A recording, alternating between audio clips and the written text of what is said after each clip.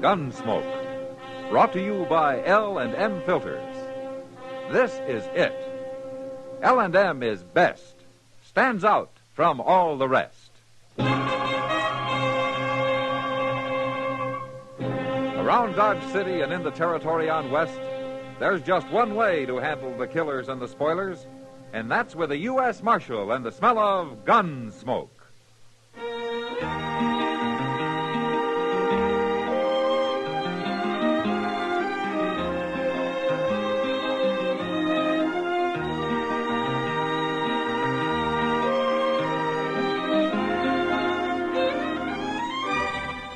Gunsmoke, starring William Conrad.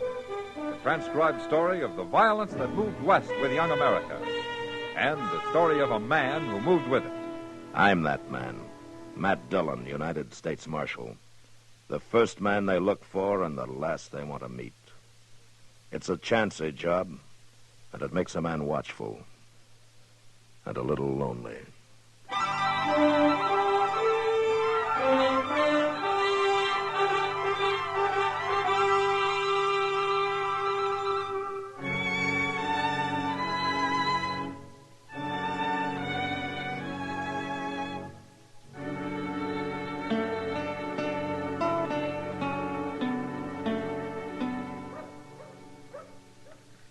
What time's that stage supposed to be here, Chester?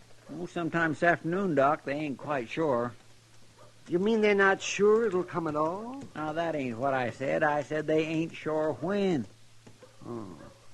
Well, I've heard of stages that don't come at all. Gracious, you ain't very cheery today, Doc. What's the matter, lose a couple of cash patients last night? No, I didn't lose any patience last night. I lost $50 at Faro. Ah, well, what's $50 to a rich man like you? Oh, yes, which if you and everybody else paid your bills once in a while, I'd be a rich man. Hey, there she comes, Doc. Oh. Golly, I hope Mr. Dillon's on it. You mean you're waiting here and you don't even know he's coming? He'll be there. And with Big Jim Kelly, too. Kelly? Who's that? For pity's sake, you sure are ignorant, Doc. Ignorant of what? Thieves and murderers and scallywags? Big Jim Kelly is wanted for burning down a hotel in Wichita. Yeah, arson. Arson?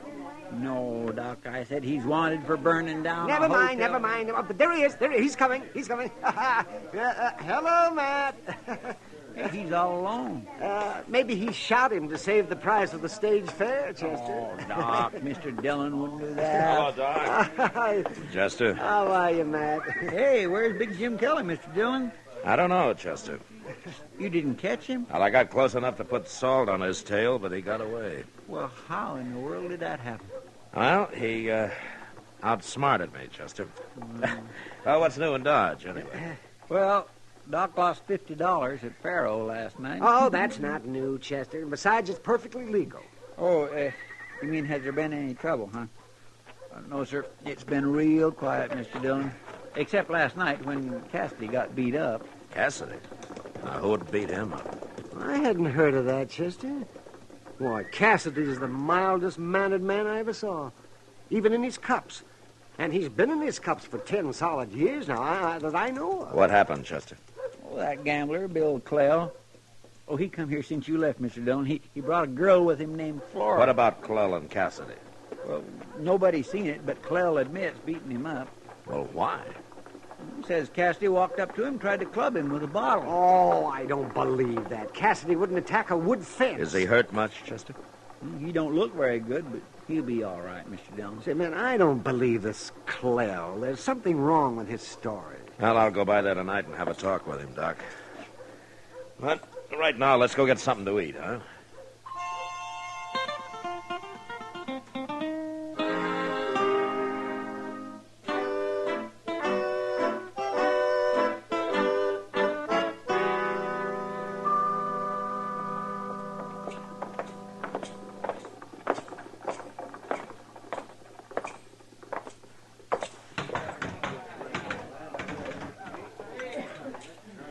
Well, do you see Clell anywhere, Chester? No, sir, I don't. I guess he ain't come in yet tonight, Mr. Dillon. Yeah. Look, you go get your beer. I'm going to go over and say hello to Kitty over there. Okay, sir. But you come tell me when he does come in, huh? Yes, sir, I will. Okay.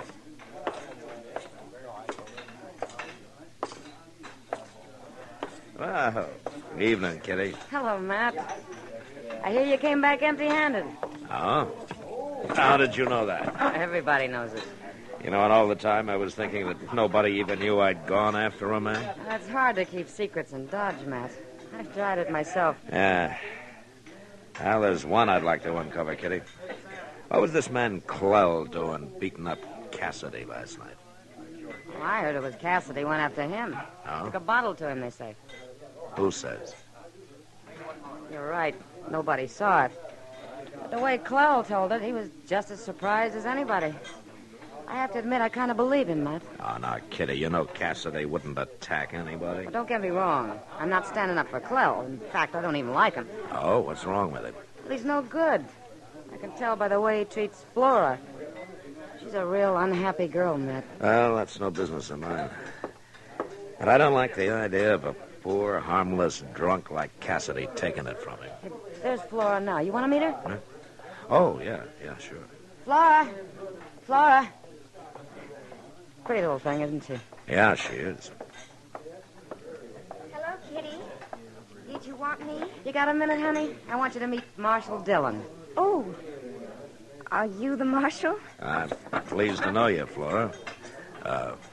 Want you to sit down? Thanks. But I can't stay long. Mr. Clell will be in directly. Uh-huh. You, work for Clell, Flora? My job's to steer people over to his faro table and then try to keep them there. You know. Yeah. How long have you known Clell? All my life, I guess. What? Oh, he sort of adopted me when I was 5, when my mother died. I'm only 18 now, Marshal. Well, that's mighty young. You, look a little older than that. I wish I was 10 years older. Oh? Why? Then maybe I could get away from him somehow. Oh, please, don't tell him that. No. Of course I won't. He married me last year. Oh? Oh, there he is now. He just came in. I'd better go. The tall man, Matt. The black derby.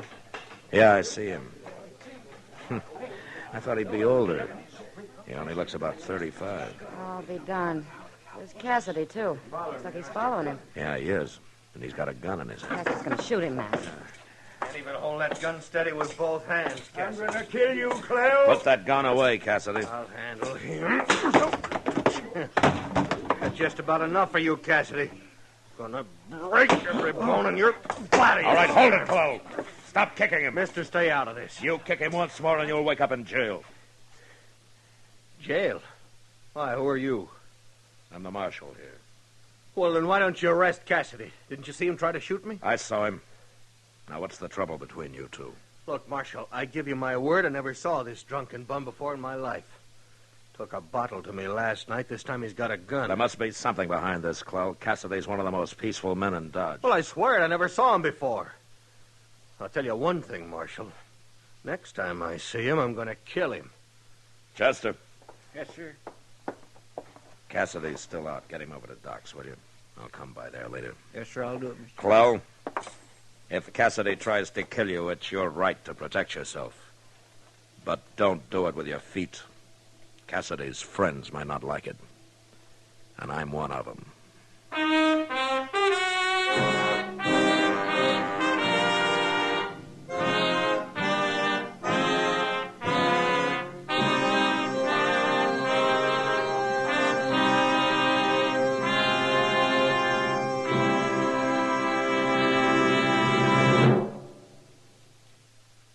King size or regular, L&M is best. Stands out from all the rest. This is it, L&M filters. It stands out from all the rest. Miracle tip, much more flavor. L&M's got everything. It's the best. Yes, L&M is best. Stands out from all the rest. L&M stands out for flavor. Flavor. The miracle tip draws easy. You enjoy all the taste. L&M stands out for effective filtration. Filtration. No filter compares with L&M's pure white miracle tip. L&M's got everything. It's America's best filter cigarette.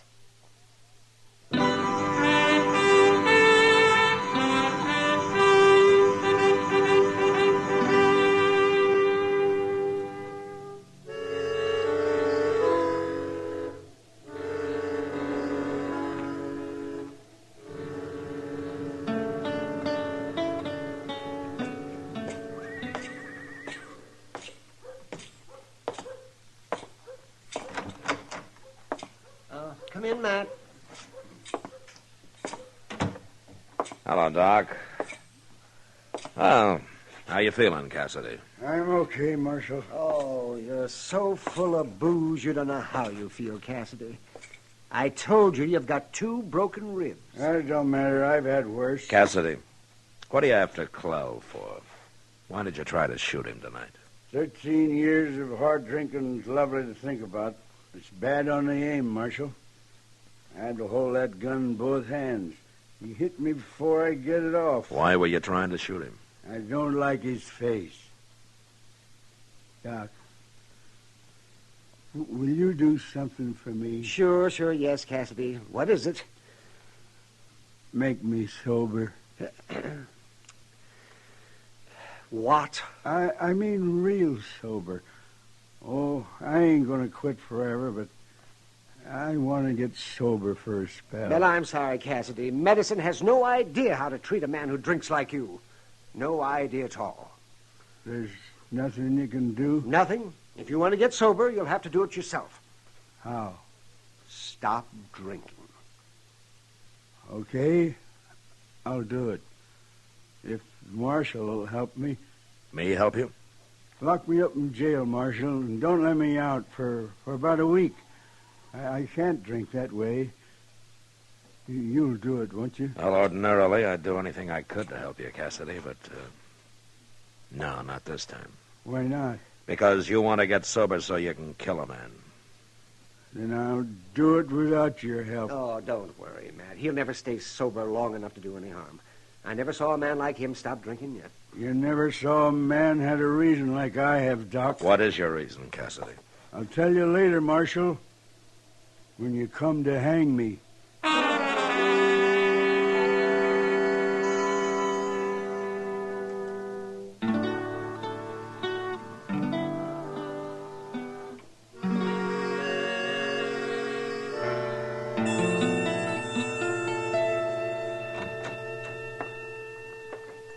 Morning, Mr. Dillon. Morning, Chester. Oh, where's the mail? Well, it's in, but they ain't got it sorted out yet. I'll go back and get it later. Okay. You expecting something important? No, nothing special, Chester, but you never know. Sometimes I think we'd be better off if there wasn't no mail, no telegraphs, no trains, no stages, no nothing like that. Well, I wish we had more. And maybe we could find out what happened to Cassidy. He's been missing a whole week now. Oh, for heaven's sake, Mr. Dillon, I plumb forgot. That's the first thing I meant to tell you. Well, how could I forget that? I swear I must be getting old. It seems like every time I start... Chester, what did you forget? About Cassidy. I seen him in the street just now. You did? Well, where is he? I want to talk to him. He was leaning on that building right next door. Drunk? No, sir, he didn't look it. He looked plumb sober. I'll go see if he's still there, will you? Yes, sir. Yeah. There he is. Cassidy! Hey, Cassidy! Come here a minute. He's coming, Mr. Dillon. Come on in, Cassidy. Marshal wants to say hello. I ain't got much time, Chester. Well, you got a minute, ain't you? Close the door, Chester. What do you want, Marshal? You had everybody worried, Cassidy.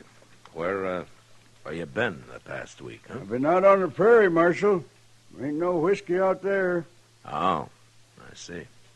Well, you look fine. I ain't had a drop since I left Doc that night. How are your ribs? I breathe hard, but that don't bother me. Mm-hmm. I see that you got a gun in your belt. I have. I can shoot it with one hand now. Still after Clell, huh? You can hang me later, Marshal. It don't matter. But right now, you can't do nothing but talk. Why don't you tell me what this is all about, Cassidy? We're friends, aren't we? You was always a friend to me, Marshal. And I don't like to cause you no trouble, but I can't help it this time. It's just gotta be. Well, okay, Cassidy. You don't want me to help you, but I'm going to do it anyway. You can't help me. Yes, I can. Now, give me your gun. No, Marshal. No, you got no right. Now, Give don't. me the gun. There. Buy me another one. Chester, Yes, sir. lock him up. Lock me up? No, you can't do that. It ain't legal. I ain't done nothing. To stop you from killing a man's plenty legal, the way I look at it, Cassidy. All right, put him in his cage, Chester. Come on, Cassidy, and don't you try nothing. No, wait, no, you can't lock me up. Clell might get away. You want me to carry you? All right. All right, I'll tell you, Marshal. I'll tell you. Leave him be, Chester. Well, go ahead, Cassidy. Tell me. Who is Clell? 13 years ago, Marshal, down in New Orleans, Clell run off with my wife. He did. And then how come he claims that he doesn't know you? He don't know me. I changed my name, and I only seen him once before. My wife told me she was leaving, and I watched him get on the riverboat. Clell, my wife, my little girl. Your little girl? Flora was only 5 then. Flora? You mean Flora's your daughter? She don't remember me. I don't want her ever to know that, now the way I am. Promise you won't tell her? No, of course I won't. But Clell's married to Flora now. What happened to your wife? Yeah, they got married, but later I heard she ran off. She had to get away from him. I think she's dead, Marshal. I think she killed herself. Look, Cassidy, shooting Clell isn't going to help anything now. I ain't going to kill him because of me, Marshal. I'm doing it for Flora. I can tell.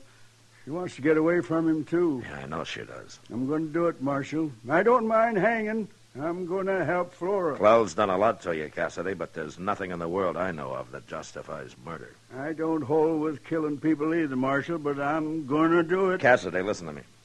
If I get Flora away from Clell, would you be satisfied? How are you going to do that? Will you leave him alone if I do? I told you it's for Flora I'm thinking about. The other thing, that's too long past. I buried that in 1,000 whiskey bottles, Marshal. Okay, I'll see what I can do.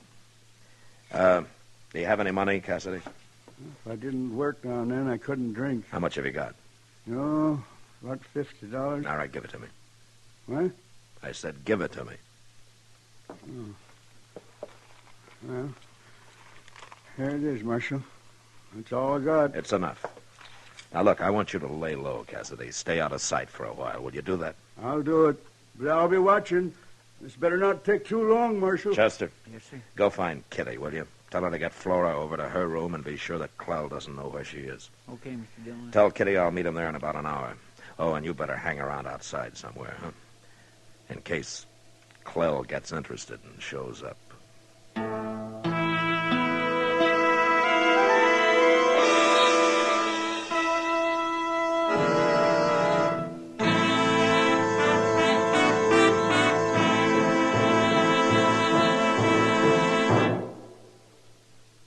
L&M is best, stands out from all the rest. L&M's got everything. Everything? Yes, everything. L&M stands out for flavor. The miracle tip draws easy, lets you enjoy all the taste. And L&M stands out for effective filtration. No filter compares with L&M's pure white miracle tip for quality or effectiveness. L&M stands out for highest quality tobaccos, low nicotine tobaccos, L&M tobaccos, light and mild. L&M's got everything. Everything? Yes, everything. King size or regular, it's America's best filter tip cigarette.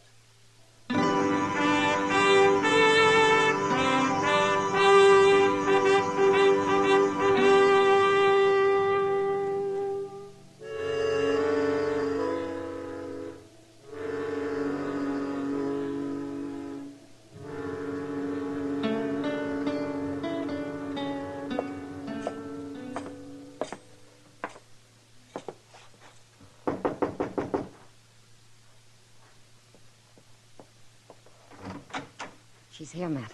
Come on in. Oh, thanks, Kitty. Ah, hello, Flora.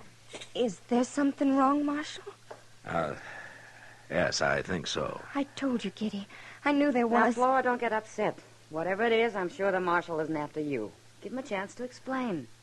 Is it about Mr. Clell, Marshal? It's about you, Flora. But I haven't done anything. No, you haven't done anything, Flora, but I'm going to help you do something. I don't understand. Tell me, if you were alone, free from Clell, where would you go? Oh, I tried to run away before, but he caught me. He beat me something terrible. Well, he won't catch you this time, Flora. Now, where do you want to go? Can you find a job in St. Louis? I'd like to go to New Orleans. Mr. Clell says I was born there. I'm sure I could find something to do there. I always wanted to go. Okay, here's $100, Flora. Now, that'll get you to New Orleans and keep you till you find work. $100? Oh, Marshal, I can't take that. Yes, you can. Now, go on, take it. Why are you giving it to me? Well, you're young. You've still got a life ahead of you. That's reason enough. It's no use, Marshal. Mr. Clell would never let me go. Where is Clell now? At the Long Branch gambling. He'll be expecting me there soon. All right, then you'll have to hurry. There's a train out at 1 o'clock. That'll only give you about a half hour. But I can't go like this. What about my things? Go get what you need. Kitty will help you. Sure I will. Come on, Flora. But if Mr. Clell finds I'll me... be at the depot. If Clell does find you, it won't do him any good. I'll see that you get on that train alone, Flora.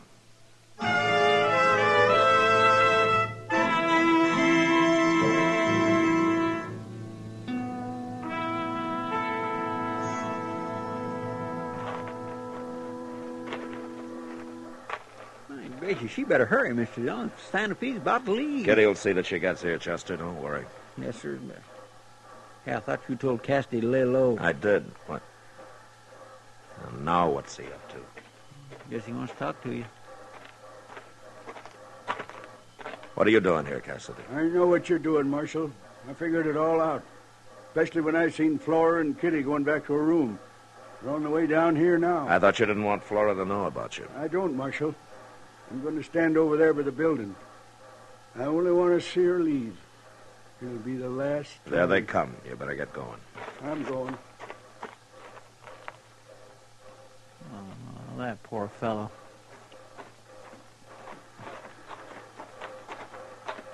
Come on. Marshal. Take Flora's bag, will you, Chester, and throw it on the train for her? Sure. Here, give me your bag, Flora. I'll take care of it for you. Thanks, Chester. I'll go find you a seat. I thought we'd never make it, Matt. Oh, you barely did. Well, Flora, we'll say goodbye here. You better follow Chester. Goodbye, Marshal. I don't know why you're doing this, but... Well... I just can't seem to say anything. You don't have to. Good luck. Goodbye, honey. I'm awful happy for you. You'll make out fine. I know you will. I kind of hate to leave you, Kitty. You get going. Train's about to leave. Go on now. All right. Goodbye. Goodbye. You're a good girl, Matt. Yeah, she is. And I'm kind of wondering myself why you're doing this. Well, I'll tell you, Kitty. Later. You're about to leave. Now, she'll make it. What about Chester? He's still in the car there. It doesn't matter. He's always wanted to go to St. Louis. And he... Matt, look. What? It's Clell. He's after her. Hey, you stay here, Kitty. Yeah, hurry, Matt. Flora, don't you get on that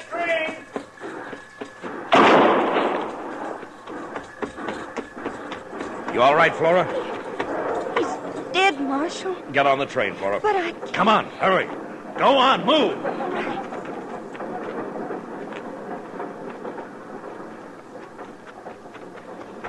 Cassidy shot him, Mr. Dillon. I seen him through the train window. Yeah, I saw him, Chester. Now, here he comes now. Watch him. Yes, sir. I killed him. I killed him, Marshal. Here's my gun. Take it. I should have locked this gun up. You went back to the office for it, didn't you? I thought something would go wrong, and it almost did, too. I'd have stopped him, Cassidy. You wouldn't have killed him, Marshal. He can't ever follow her now. You're under arrest, Cassidy. You can hang me. I don't care. Only one thing, Marshal. Yeah, I know. Chester, I'll lock him up. You go buy him a bottle, will you? He's been sober long enough. No, Marshal. That's what I was going to say. I kind of like it this way.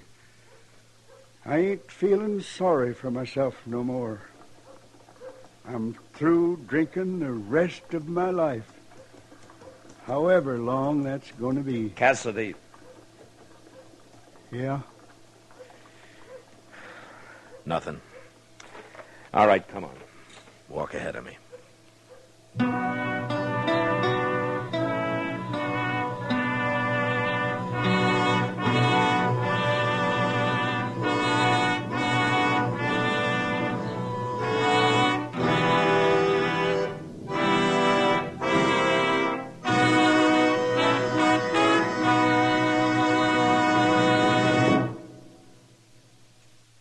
Now our star, William Conrad.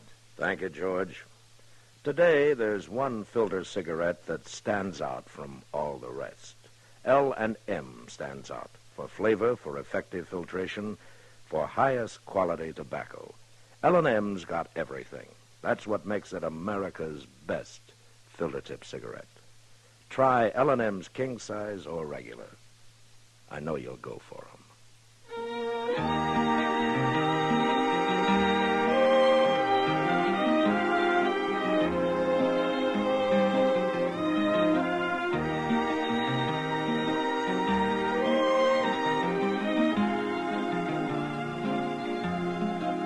Gunsmoke, produced and directed by Norman MacDonald, stars William Conrad as Matt Dillon, U.S. Marshal. Our story was specially written for Gunsmoke by John Meston, with music composed and conducted by Rex Corey. Sound patterns by Tom Hanley and Ray Kemper. Featured in the cast were Lawrence Dobkin, Eleanor Tannen, and Ralph Moody. Parley Bear as Chester, Howard McNear as Doc, and Georgia Ellis as Kitty. Put a smile in your smoking. Try Chesterfield today. Instantly, you'll smile your approval of Chesterfield's smoothness. You want them mild. We make them mild. Mild and mellow, with the smooth, refreshing taste of the world's best tobaccos. Instantly, you'll smile your approval of Chesterfield's satisfaction. In the whole wide world, no cigarette satisfies like Chesterfield. Put a smile in your smoking. Try Chesterfield today.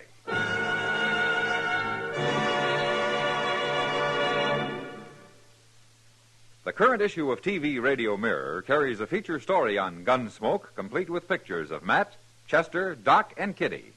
It is available at your local newsstand.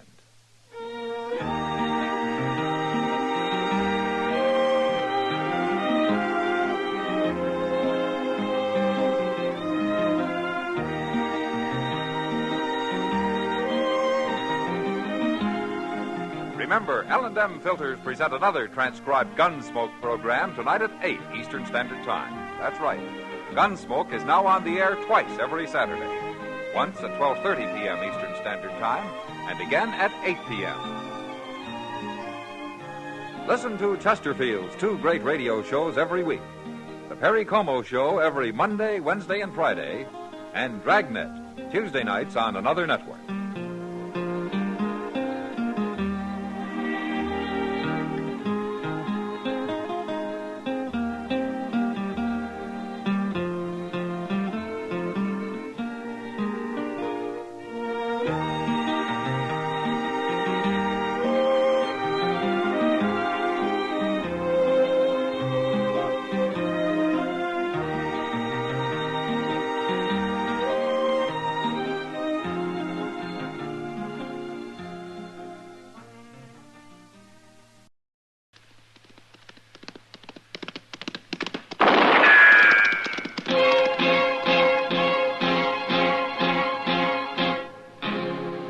Gunsmoke, brought to you by L&M Filters. This is it. L&M is best, stands out from all the rest. Around Dodge City and in the territory on West, there's just one way to handle the killers and the spoilers, and that's with a U.S. Marshal and the smell of Gunsmoke.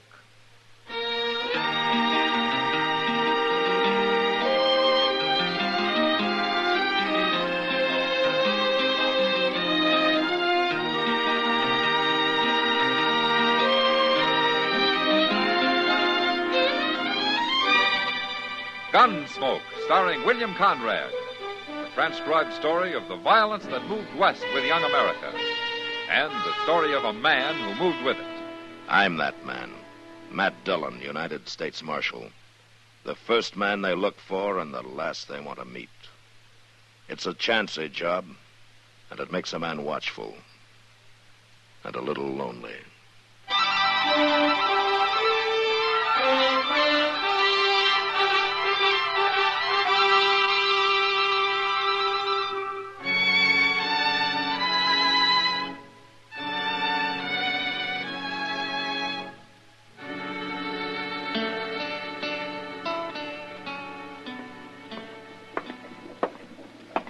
Miss Bell? Yes? I'm Jim Buck. I'm driving the stage from here on into Dodge. Oh. What happened to the other driver? I always spell him here. He told me to look out for you. Oh, that's kind of him. And kind of you, too. You're awful young to be traveling alone. I'm 17. Well, now, I take it back. Are we about ready to leave? As soon as I get the other passenger away from that bar over there. They told me I'd be alone on the rest of the trip. Well, miss, I don't know this fella. Says his name's Bassett. But if he's drunk, I promise you he ain't riding. How do you expect anybody to ride sober if you're driving, Jim? Marshal Dillon, what are you doing in Pawnee? Oh, I had some business up this way, but I'd sure like to get back to Dodge. You got any room? Sure have. Oh, this here's Marshal Dillon, Miss Bell. How do you do, Marshal? Miss Bell? It's Linda. All right, Linda. When are you leaving, Jim? Soon as I round up that Bassett fella. Well, get him, whoever he is. Huh? And drive easy, will you, Jim? I wore out a horse getting this far, and I sure need some sleep. I'm glad you're riding with us, Marshal. I don't like the looks of that fella Bassett. But you two climb in now. We'll pull out of here in 5 minutes.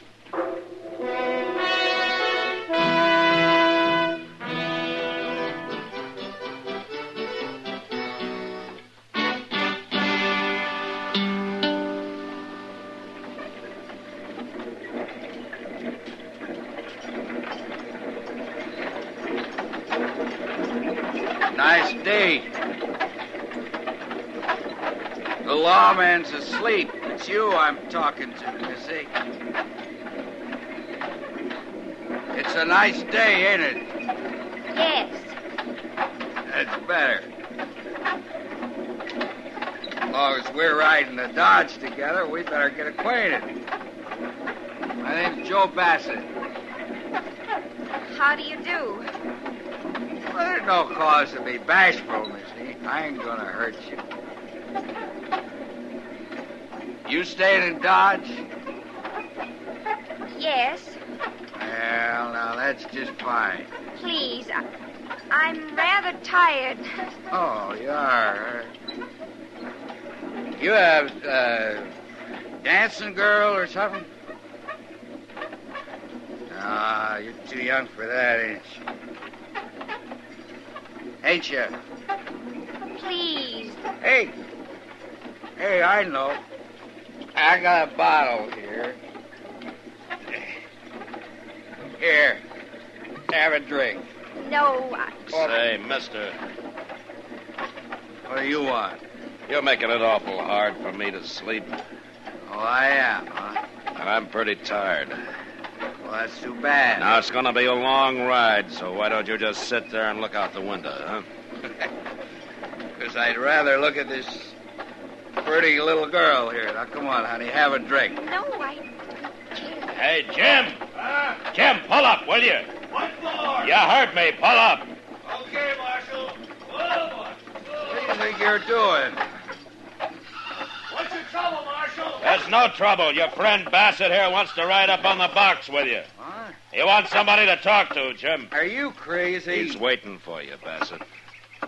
I'm staying where I am. You're holding us up. Now you get moving. All right. I will. My arm. You should have left your gun where it was. All right, now get outside. Hurry it up. I'm going. But you're gonna wish you'd never seen me. I'm wishing that already. Give me a hand, driver. All right. My arm's all numb where to kick. I'm sorry for the delay, Linda. Marshal. It was worth it, though. Maybe now we can both get a little sleep, huh? Well, I can certainly use some. What'd you say? I said I can certainly use some. Oh, yeah. Yeah.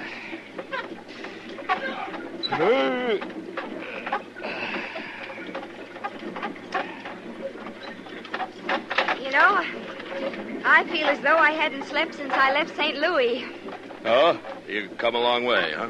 Oh, it'll be worth it once I reach Dodge. How's that so? I'm meeting my fiancé there, Marshal. Oh, well, maybe I know him. Oh, he hasn't been there long. His name's Lou Paxton. Lou Paxton, huh? Yeah, well, what does he do? Well, I don't really know. I met him in St. Louis. It was only for a few days. Uh-huh. I see.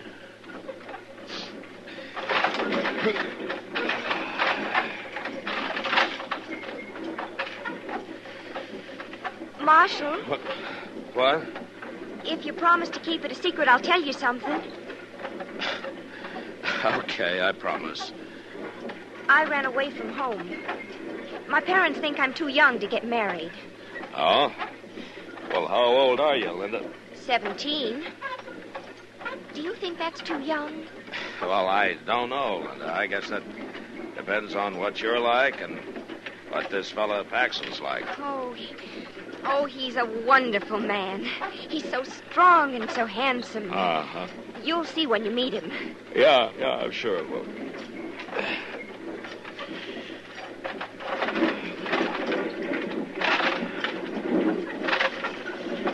Marshal, Yeah. are there a lot of men in Dodge like that man, Bassett? Oh, why do you ask, Linda? Well, he frightens me. He's not going to forget what you did to him just now. Oh, well, you let me worry about Bassett, huh? I don't like him. Well, I don't like him either, but why don't we forget about him and try to get a little sleep, huh?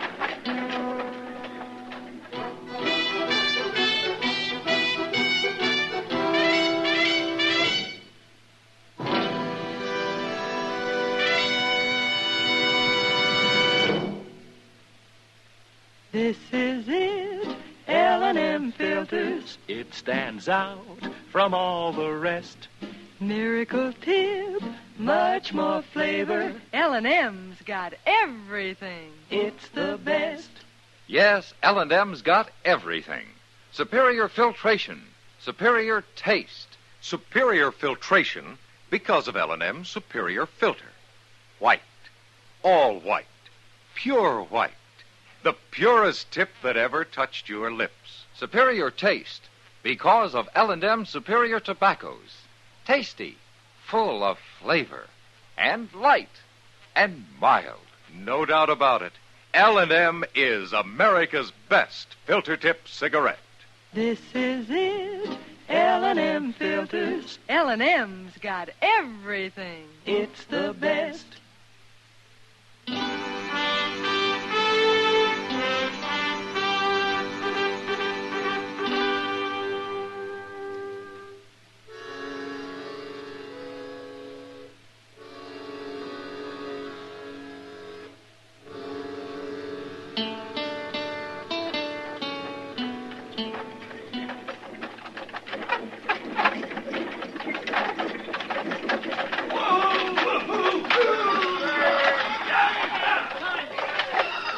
Well, here we are, Linda. I don't see Lou. Oh, we'll find him, all right.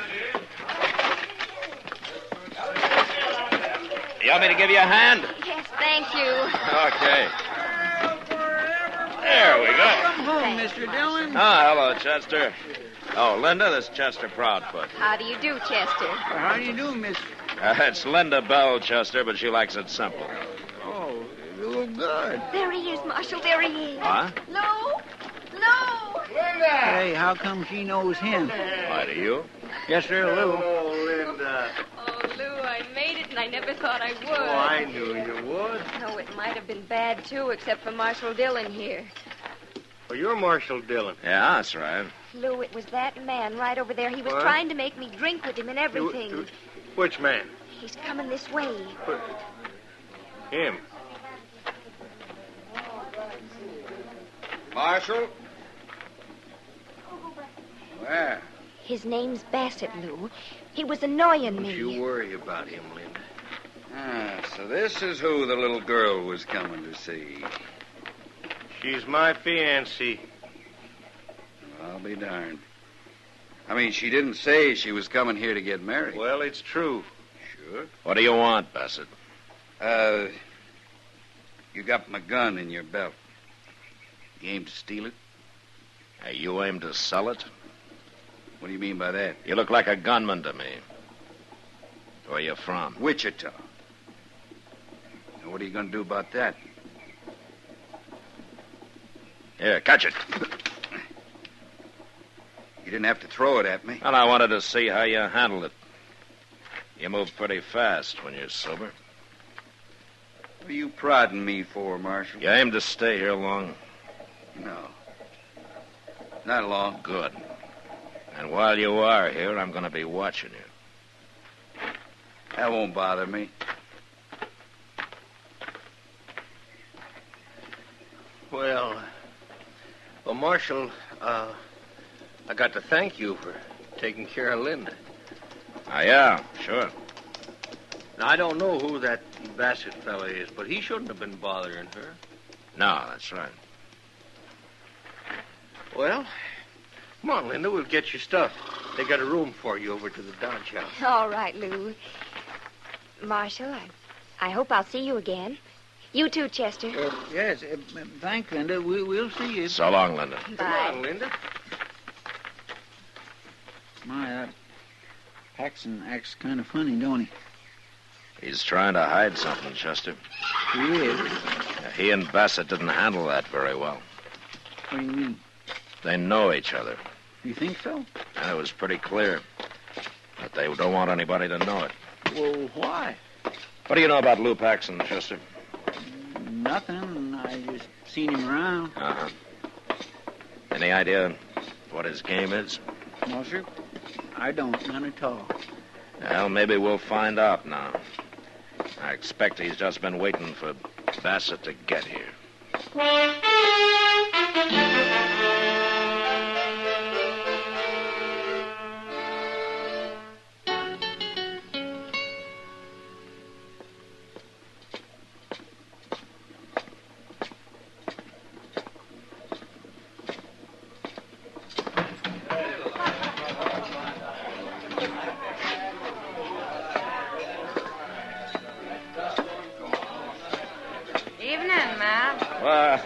Hello, Kitty. I heard you got back this morning. Yeah? Sit down. Oh, thank you. You know, you've been gone most 2 weeks. You know something? It seems a lot longer than that to me. I also heard what happened on the stage. Oh? You did? Yeah. Linda told me. Linda? Now, how come you know her? She's sitting right over there. What? Well, it kind of surprised me, too. The Paxton brought her in this afternoon and made Sam give her a job. Sam didn't like the idea much. She's only 17, Matt. Yeah, I know, Kitty. What's this Paxton up to, anyway? Well, I don't know, and I don't care. But you got to get that girl out of here. This is a terrible place for her. That's not my affair, Kitty. Since you're the only one who can do it, it is your affair. Now, Kitty, I can't interfere in a thing like this. Why? Because nobody's stolen anything or killed anybody? Because there's no law against it? Is that why? No, that isn't why, but... But nothing. You know what can happen to that little girl. Look at her, Matt. She's scared half to death right now. You wait till midnight. Wait till it starts to get really rough in here. You know what some of these horn-handed, drunken wild men are likely to do? You can't let it happen, Matt. You got to get her out of here, and if you're any kind of a man at all, you do it right now. Well? Well, Kitty, All right, ask her to come over here, huh? Sometimes I get a feeling that maybe you're not all bad, Matt Dillon. Yeah. I'll bring it back.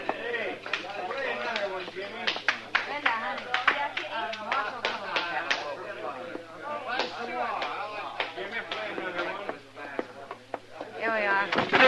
Ah, hello, Linda. Kitty said you wanted to see me, Marshal. Yeah, that's right. Sit down, won't you? All right. You don't have to be scared of the marshal, Linda. Oh, I'm not really. But, well, tonight I feel scared of everybody. Then why do you stay here, Linda? Lou says I've got to. Why? He says it's to keep me out of the way. Oh? Out of the way of what? I don't know. But if I'm here, he knows where I am, and he can always come to find me. But I don't like it here, Marshal. I'm not used to men like these. Linda, I want you to go back to your room, and I want you to stay there. Oh, I can't, Marshal. Lou'd get angry. You don't have to tell him about it. But he'll find out. He'll find out all right, Linda. As soon as I explain things to Sam here, he'll find out from me.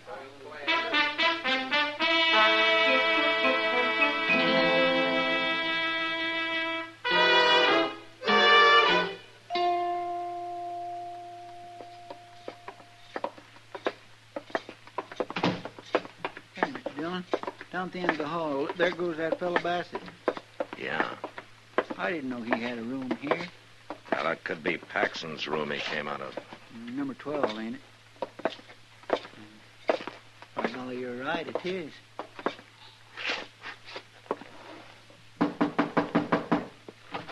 Now, listen here, Oh.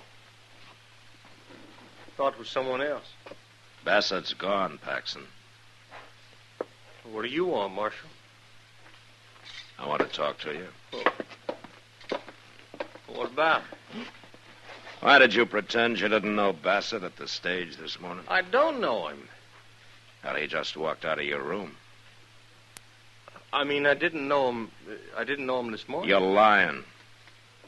Now, Bassett's a gunman, Paxton. What's your business with him?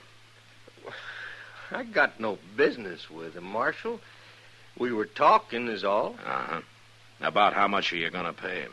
I got nothing to do with him, I tell you. All right. Now, I don't know who you're after, but this time I'm going to stop the trouble before it starts. Chester, when's the next stage leave? Not till day after tomorrow, Mr. Dillon. But there's a Santa Fe out in the morning. I'll be there to see that you're on it, Paxton. I can't leave, Marshal, you've got no right to make me... You're leaving, and you're leaving alone. What? A man who'll put an innocent 17-year-old girl to work in the Long Branch isn't going to keep her if I can stop it. I got her out of there, Paxton, and I told Sam she's not to come back. Well, I got good reason for her being there. Oh, and what are they? Well, it's none of your business. Marshal, you're interfering in something you got no right. As far as Linda's concerned, maybe I am, but I'm doing it anyway. That you and Bassett are different. And I'm going to run him out of town tomorrow, too. You're making a mistake, Dillon. If I am, you can stop it. What's that mean? Start talking. No. Okay. Come on, Chester.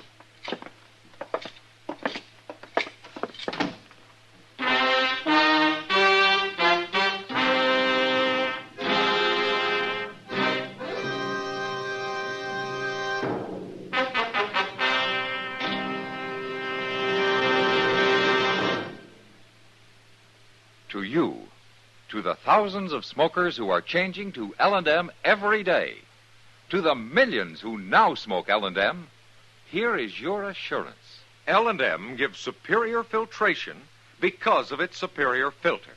Superior taste because of L&M's superior tobaccos. Yes, L&M tobaccos are tasty, full of flavor, and light, and mild. And L&M's superior filter is the purest tip that ever touched your lips. It's white, all white. Truly the miracle tip, because when it's added to L&M's superior tobacco, it actually tones up the taste actually improves your enjoyment of this great cigarette. Yes, L&M's got everything. Superior taste, superior tobacco, superior filter. That's why it's America's best filter tip cigarette. Try L&M today.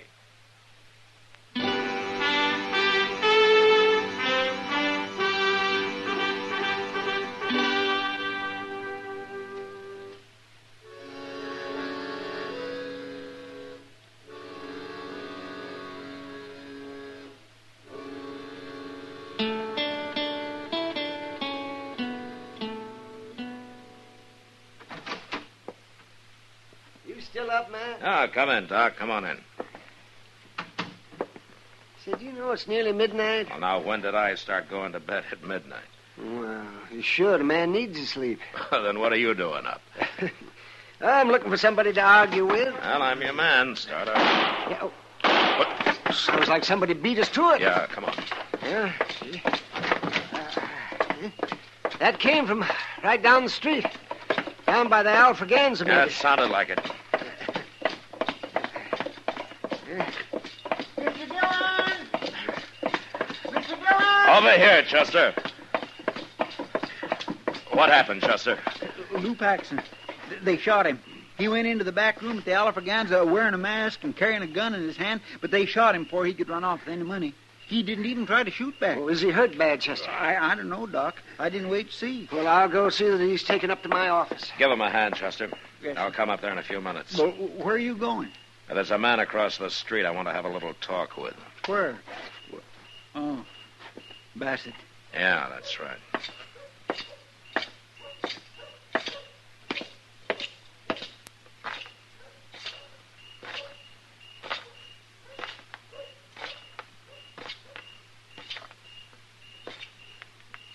Evening, Marshal. What are you doing here, Bassett? Watching. Watching for what? Not for anything. Just watching. You working with Lou Paxton? Why? He just got shot. Dead? Why don't you go find out? Ain't nothing to me, Marshal. You know, Bassett, I was going to run you out of town tomorrow, but now I think I'll keep you around till I find out what this is all about. I ain't done a thing. And you're not going to, because I'm going to lock you up right now. I never been in jail in my life, Marshal. A lot of men haven't, even men like you. But you're going now. No. No, I ain't. You leave your gun alone. Then get out of here and leave me alone. There's been one shooting already. That's enough. Now, I'll take your gun, Bassett. Not likely.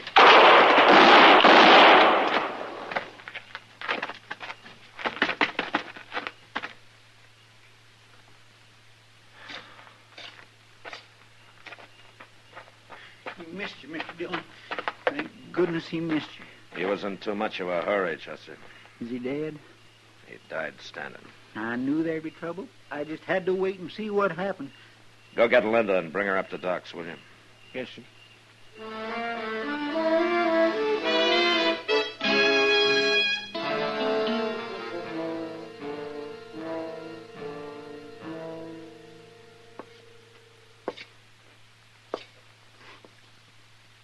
How is he, Doc?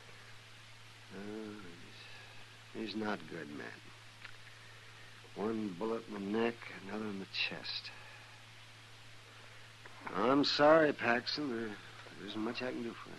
No. No, I can't live this way. Not for long. Paxton, Chester's gone for Linda. She'll be here directly. That poor little girl. How did you expect to hold up the Alfraganza like that? Was Bassett supposed to help you? Him? No. He was just waiting for the money. What? I tell you, it don't matter. It's what he come here for. We robbed a stage up north. And I run off and I spent the money in St. Louis. And he followed me here. He found me. No wonder you didn't want to tell me what it was all about. He said he was going to hurt Linda if I didn't get the money, so I figured she'd be safer where there was a crowd around. Bassett's dead, Paxton. Is he? So am I. Just a moment.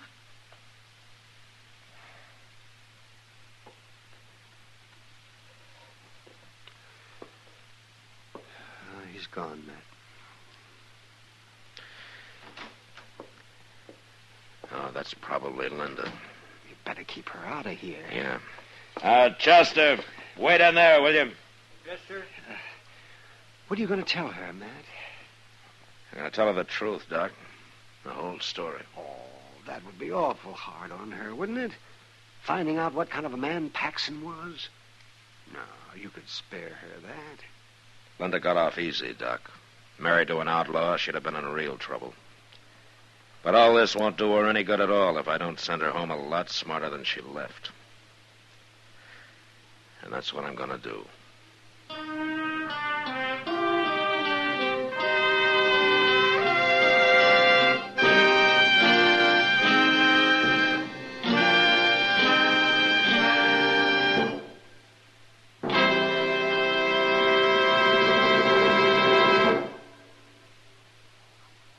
And now our star, William Conrad. Thank you, George. You know what I like about L&M's is they're mild and mighty easy on the draw. When you get right down to it, no filter stacks up with L&M's pure white miracle tip for quality or effectiveness. Darn good smoke. See for yourself. L&M stands out from all the rest.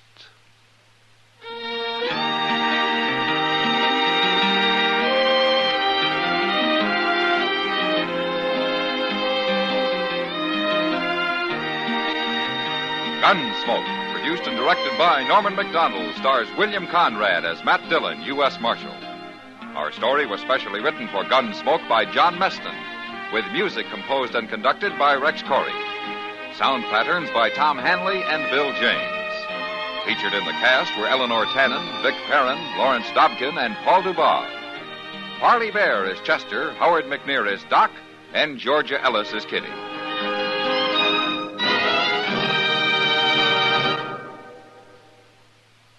Put a smile in your smoking. Next time you buy cigarettes, stop. Remember, only Chesterfield is made the modern way with Accuray. This amazing quality detective electronically checks and controls the making of your Chesterfield, giving a uniformity and smoking quality never possible before. For the first time, you get a perfect smoke column from end to end. From the first puff to the last puff, Chesterfield smokes smoother. Chesterfield smokes cooler. Chesterfield is best for you. Next time you buy cigarettes, stop. Remember, Chesterfield is made the modern way with Accuray. Put a smile in your smoking, just give 'em a try. Light up a Chesterfield, they satisfy. Remember, listen again next week for another transcribed story of the Western frontier. It's America growing west in the 1870s. It's Gunsmoke, brought to you by L&M Filters.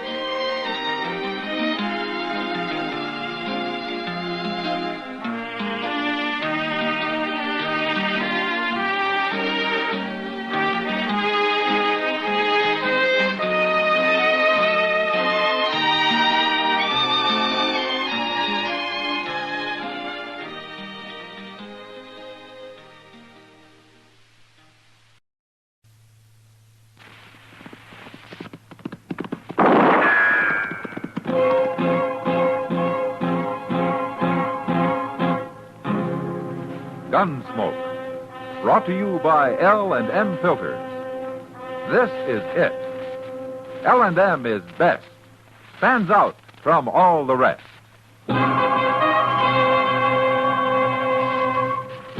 Around Dodge City and in the territory on West, there's just one way to handle the killers and the spoilers, and that's with a U.S. Marshal and the smell of Gunsmoke.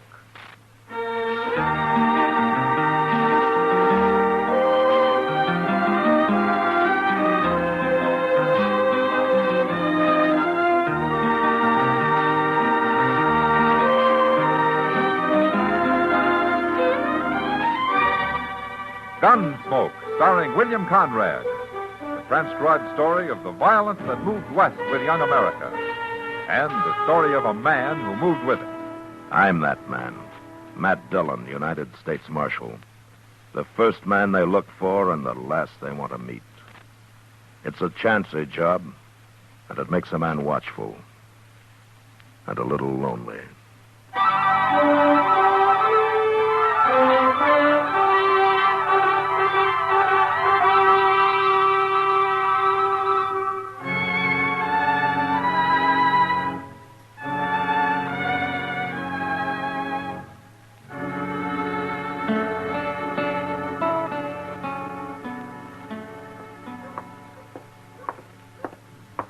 Shucks.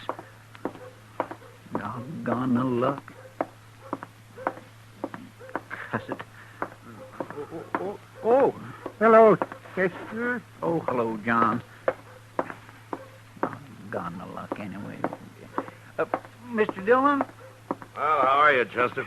How long you been standing here? Oh, not long. I'm waiting to go to dinner with Doc, if he ever comes out of his office, that is. Well, have you been here a half hour? No, not that long, I don't think. Why?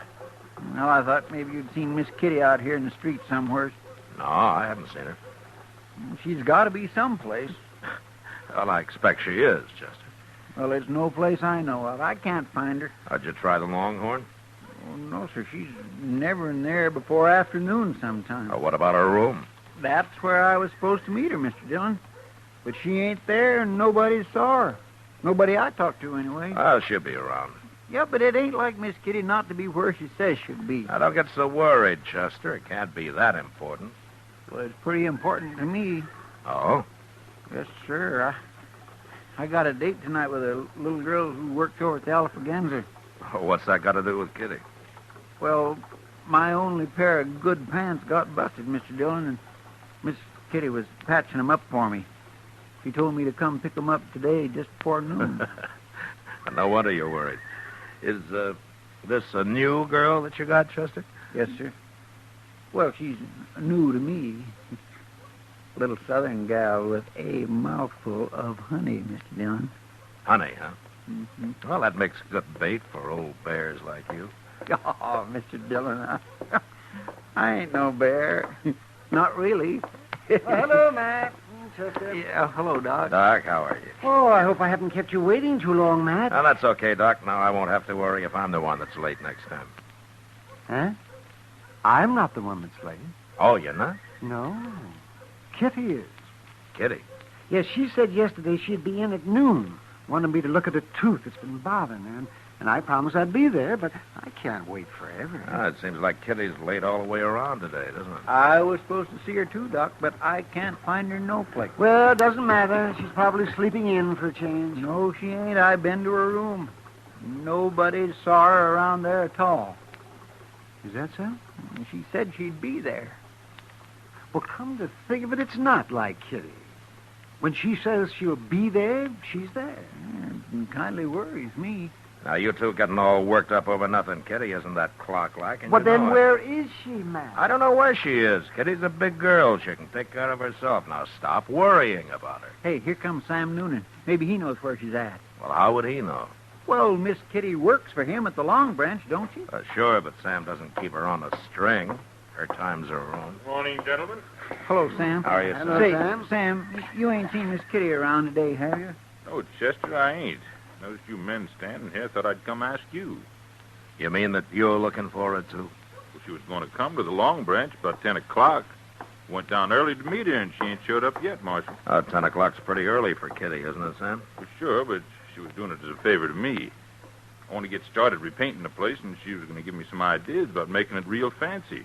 She said she'd be there, and I got a man waiting to go to work on it this afternoon. You know, it beats me. Kitty takes one morning off, and everybody in Dodge is out looking for her. Well, I don't know about everybody else, Marshal, but I do know when Kitty says she'll do something, she does it. That's just what we've been saying, Sam. Where do you think she's got to, anyway? I ain't gone looking for it, Chester. I've just been waiting. Matt. Yeah, what, Doc? Kitty might miss one appointment, but she'd never in the world miss 3. Who saw her last? You, Sam? What time did you leave the Long Branch last night? It was early, Marshal. It was real early. Oh, why? Where did she go? Well, she was talking to some dude from back east. I never saw him before, and they both disappeared about 10 o'clock. I don't know where they went. She didn't come back? That's the last I seen of her. Yeah. Who is this dude? You know his name? No, I don't. He was a tall, thin fella, had fancy clothes. That's all I know. I don't trust them dudes and never did. Well, maybe we better find him and talk to him. Well, where are we going to find him? The Dodge House, Chester. A man like that wouldn't stop anyplace else. Look, Doc, you better go ahead and eat. I'll join you if I can.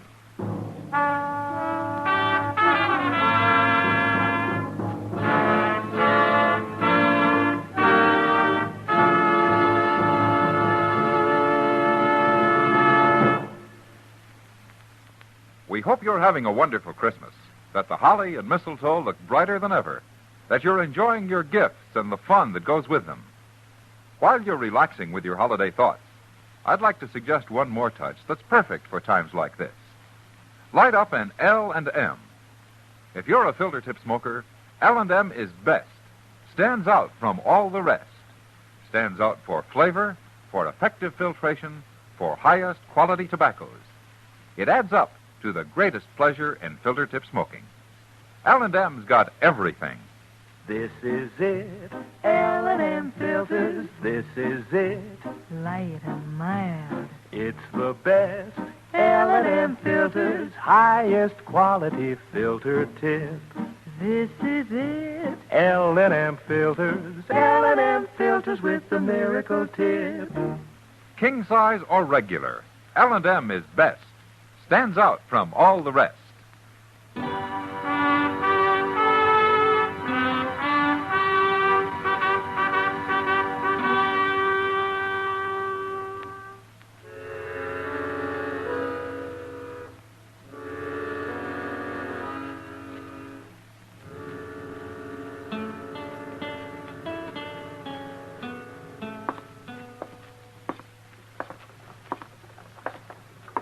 Say, maybe this fella got her outside and knocked her in the head and robbed her, Mr. Dillon. Kitty doesn't carry money on her, Chester.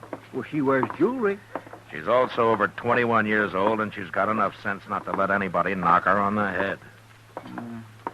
And if he did, I suppose somebody would have found her by now. Yeah, sure. Hey, look. There's Mr. Doby himself at the desk in there. Oh, good.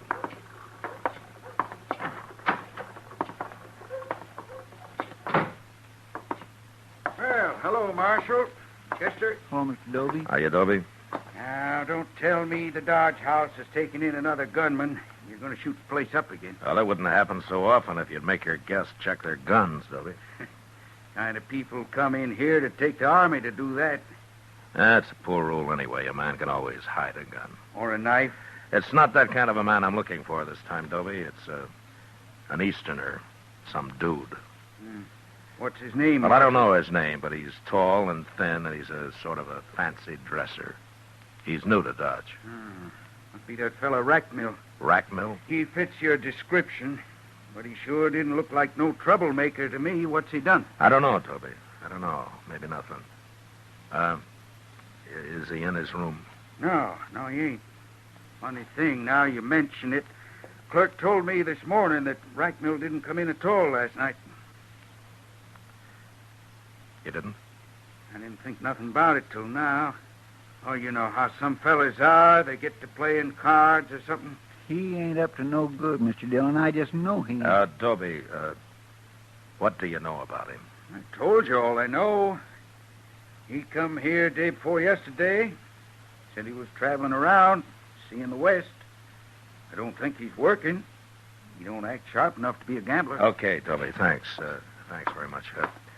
Look, if he does come in, don't say anything about my being here, will you? Not a word, Marshal. But I'll send somebody after you if you want. Good. I gotta go find that clerk. I ain't paying him for me to stand here all day. Well, what are we going to do now, Mr. Dillon? Look, I tell you, Chester, you go down and check the stage, huh? I'm going to go over to the depot, and I'll see you back at the office. You think he might have kidnapped her? Well, we'll know when we find her, Chester.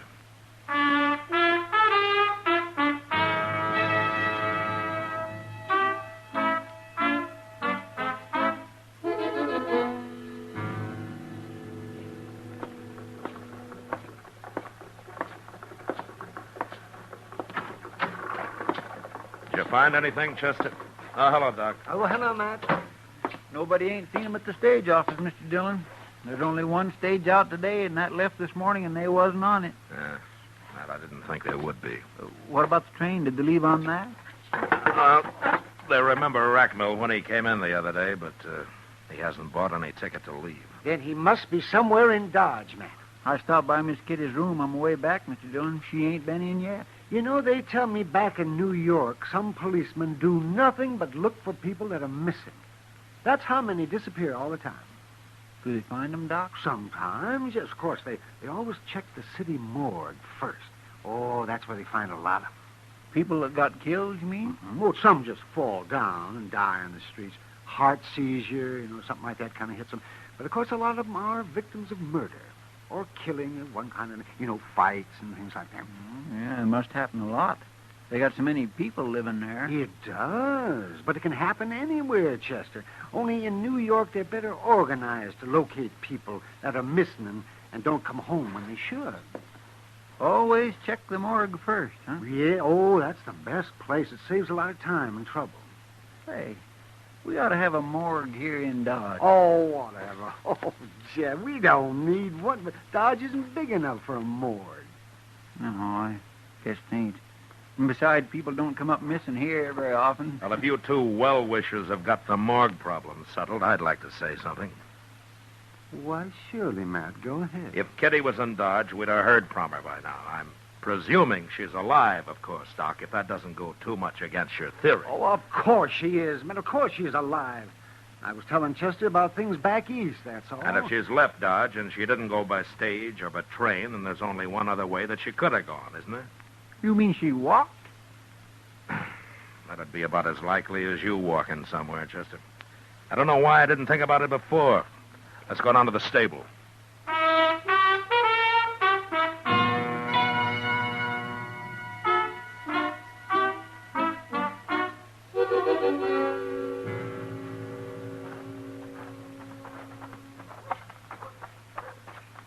I don't know why I didn't think about them going horseback either, Mr. Dillon. I guess maybe it's because I say that fellow Rackmill's a dude. Horses don't seem his style. We don't know that much about him, Chester. What if he went alone? What if he didn't take Miss Kitty with him after all? Well, he can go anywhere he wants to. Alone.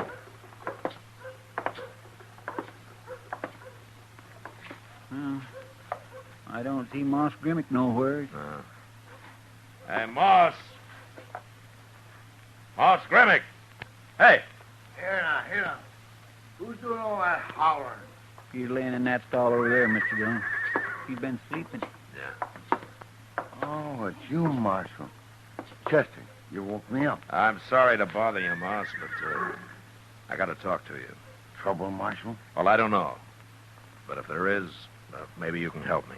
Always willing to help, Marshal. Tell me, have you rented out any horses lately, Moss? Last night or today? No, I haven't. Business has been mighty slow all week, Marshal. No, you haven't. You sure? Well, you mean saddle horses, don't you? Yeah, sure. I thought so. No man's gonna make a getaway in a buggy, is he? In a buggy? What, do you rent buggies? Not often, but I did last night. By golly, I'm glad you reminded me. He ain't brought it back yet. That fellow still got my buggy, Marshal. Who was it, Moss? Oh, some stranger. I never saw him before. Was he an Easterner? He ain't from around here, not in them clothes. Did he, have anybody with him? Yeah, he had a girl. She waited outside for him. I didn't pay no attention to her. It was a good moon last night, and they was going for a little drive. But I want my horse and buggy back, Marshal. You think they went and stole it? Tell me, Moss, did he say where they were going? He said something about Indian Spring. Asked me how far it was. I told him 20 miles. He figured that was too far, but said maybe they'd drive down Parkway. What'll I do, Marshal? Oh, what time was it when they took the buggy? 10 o'clock, maybe? There's nothing down toward Indian Spring I know of, Mr. Dillon. There's hardly even any ranches down there. They must have run into trouble of some kind. Maybe that's it, Marshal. I'll tell you. I didn't bother to mention it since they wasn't going far, but one of the iron rims is off the left wheel on that buggy. Could be they hit a rock and the wheel busted. Yeah, maybe. But it doesn't take all night and half a day to walk 20 miles. But don't worry about your buggy, Moss. We'll find it.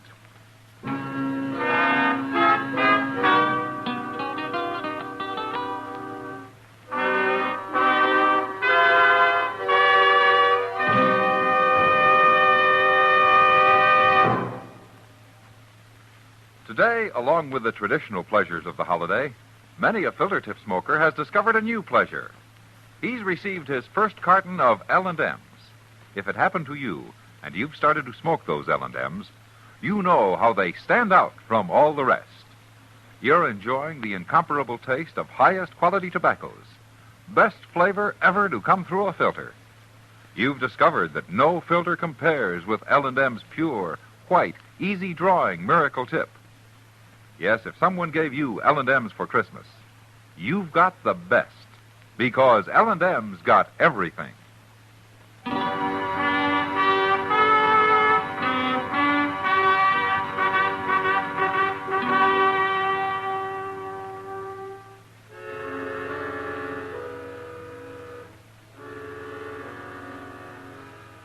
There was no trail going to Indian Spring, so all we could do was start out in the general direction and then ride back and forth across the prairie till we found the buggy tracks. That took an hour, but from then on it was easy. We covered the first 10 miles fast, so fast that we almost missed where the buggy had stopped and a woman's footprints led away from it. We followed these for a mile or two, and then up ahead we suddenly saw puffs of smoke coming from a clump of box elder, Indian style. That must be Miss Kitty in there, Mr. Dillon. Yeah. Well, is she signaling or what? Well, it looks like it. And she must be in trouble. Maybe. That rack mill fellow must have put her out and just left her to starve. Now, why would he do a thing like that? Well, he's not going to get far enough in that buggy for me not to ask him personally, Chester. But first, we'll take care of Kitty. There she is. She sees us. She's waving. Hi, Miss Kitty. Oh, she's all right, Mr. Dillon. She ain't hurt. Oh, look. Over evermore.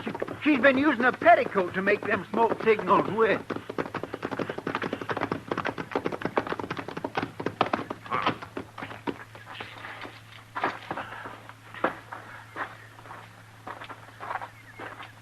See my smoke signal? How you found me? No, we tracked you, Miss Kitty. Sure is good to see you. What's the matter with your ankle, Kitty? Oh, well, I turned it. It's not that swollen. How'd you know? Well, I could tell by your tracks back there that you were favoring it. I never noticed that. Well, that's why I had to stop walking, Matt. I knew it'd get worse and I'd never make dodge on it. I figured I was better off here than out in the prairie where I couldn't even build a fire. Well, that was smart of you, Kitty. Look, you can ride on one of our horses back, and we'll go double, huh? In this skirt? Oh. Well, one of us can wait here with you while the other one goes and fetches a buggy, okay? No, that'd take too long. I'll make it. I can ride side saddle if we don't go too fast. Okay. You must be hungry. Oh, You know, we didn't think to bring anything to eat. I'm starved. At least I've had water. There's a tiny little spring under that rock over there. Yeah. You're lucky you had matches, too. I wish I'd had a gun. It's alive with rabbits around here. Well, you could have trapped some if you'd stayed here long enough. I'll show you how someday. Thanks. But I hope I never need to know how. Oh, Chester, will you go get our hat and stuff and then throw some sand on that fire? All right, sir. And I'll have me a drink of water while I'm at it. Then we'll get started for Dodge, Kitty. Yeah, the sooner we get there, the sooner you can eat. A side of beef and a sack of potatoes would make a good start. And I come to think of it, I missed dinner myself. I'll join you. I'm sorry I'm so much trouble, Matt. Nah. As long as you're safe. You know, you had everybody worried. Me and Chester and Doc, Sam Noonan. I know. I've been thinking about it. Matt? Yeah. I turned up missing, so you scout around and finally tracked me down clear out here in the prairie and find me standing around on one foot in a bunch of little trees playing Indian. And you don't even ask me how I got here. I know how you got here. Well, sure, of course. With Jim Rackmill and that fool buggy. Part way, anyhow. But that's not what I mean, man. Well, if he'd been out to kidnap or murder you, I guess you'd have mentioned it before this, wouldn't you? Oh, so silly. I feel like a fool telling it. Well, go ahead, say it. It can't be that bad. Rackmill's an Easterner. He's never been out here before. And we got to talking, and he said he'd like to see the prairie in the moonlight. It was my idea. We rent a buggy and take a drive for an hour or so. Anything to get out of that smoky saloon for a while. So we did. And he tried to hold your hand. And you got mad. And you slapped him. And you jumped down and you started walking. How'd you know that? I know you, Kitty. You know, sometimes you've got a terrible temper. Well, I paid for it this time. Honest, Matt, that's all he did. Tried to hold my hand. I believe it. You know, but you'd have been smarter if you just slapped him and let it go at that. You could have ridden back to Dodge in style. Why'd I have to act like a schoolgirl, Matt? I don't know, Kitty. Some people grow up slow. But I'll tell you one thing. It's a lot better than growing up too fast. Well, thanks for that anyway, Matt. Hey, look out yonder, Mr. Dillon. Look what's coming. What? It's Rackmill in the buggy. I forgot all about him. Where in the world's he been all this time? Well, looks like we ain't gonna have to run him down after all, don't it? Well, he didn't do anything, Chester. He tried to hold my hand. Well, he sure looks wild now. Now, listen, you two. You stay out of this. Leave Rackmill to me. I'll handle him. Come on, Chester. Let's ease up those saddles, huh? Yes, sir. Miss Kitty. Miss Kitty, are you all right? Am I all right? I've been going crazy trying to find you. It was dark, and you disappeared so fast, and then I finally saw the smoke a while ago. You did, huh? How'd you know that smoke wasn't Indian? Well, I didn't know. In fact, I thought it must be. I had to make sure, Miss Kitty. Well, dude, you're a pretty brave man, Mr. Rackmill. Oh, I knew it wasn't Indians as soon as I saw them. Have they been bothering you, Miss Kitty? What? Come on, Miss Kitty. Get in the buggy. Aren't you forgetting I got out of that buggy once? We'll talk about it later. Take my arm. Take it. Well, I'll say one thing, Mr. Rackmill. You're sure right about going crazy. Please, Miss Kitty. No. I like it here. I've been real comfortable. I'm going to stay. Learn how to trap rabbits.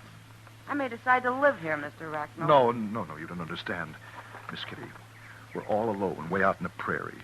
I don't like the looks of those men. I've got to get you out of here. You've got to get me out of here. You. Please be sensible before it's too late. It's already too late.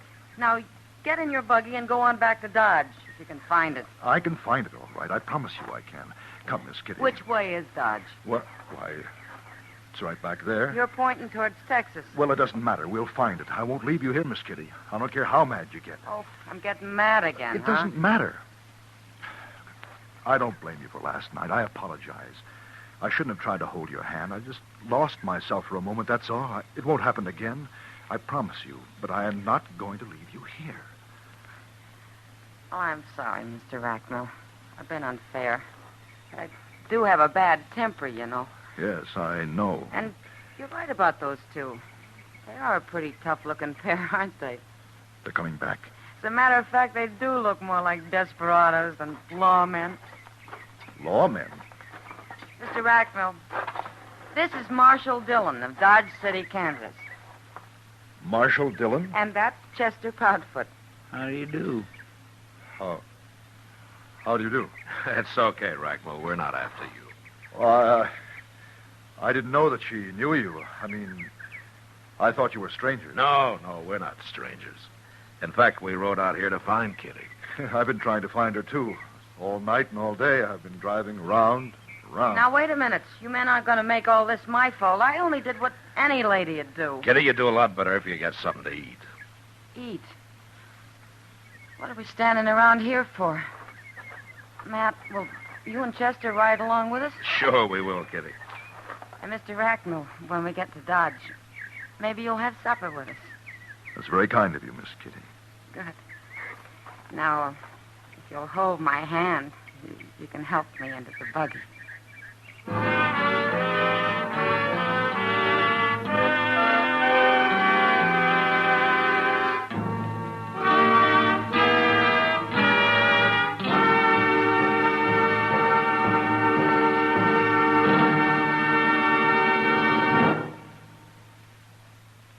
And now our star, William Conrad. Thank you, George. Speaking for all the folks who make and sell Chesterfields as well as L&M filters, Liggett & Myers Tobacco Company, there are 1,300,000 retail dealers and more than 6,000 wholesale distributors. I sincerely hope this is the merriest Christmas ever for you and those close to you.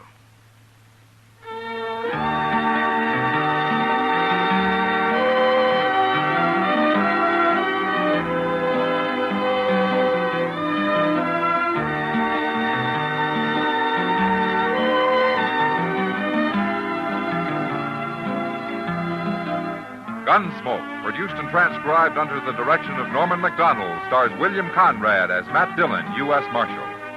Our story was specially written for Gunsmoke by John Meston, with music composed and conducted by Rex Corey. Sound patterns by Tom Hanley and Ray Kemper. Featured in the cast were John Daner, James Nusser, Barney Phillips, and Vic Perrin. Parley Bear is Chester, Howard McNear is Doc, and Georgia Ellis is Kitty. Join us again next week as Matt Dillon, U.S. Marshal, fights to bring law and order out of the wild violence of the West in Gunsmoke.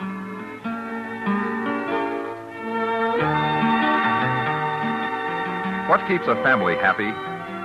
You'll agree if you look at the happiest families you know that it takes more than Dad's paying the bills.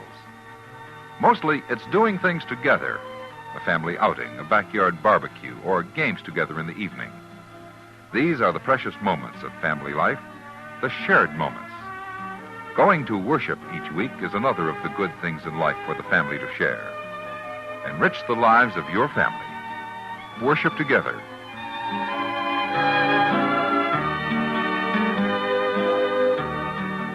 Remember, listen again next week for another story of the Western frontier when Marshal Matt Dillon, Chester Proudfoot, Doc, and Kitty, together with all the other hard-living citizens of Dodge, will be with you once more. It's America growing west in the 1870s. It's drama. It's Gunsmoke. Brought to you by L&M Filters. This is the CBS Radio Network.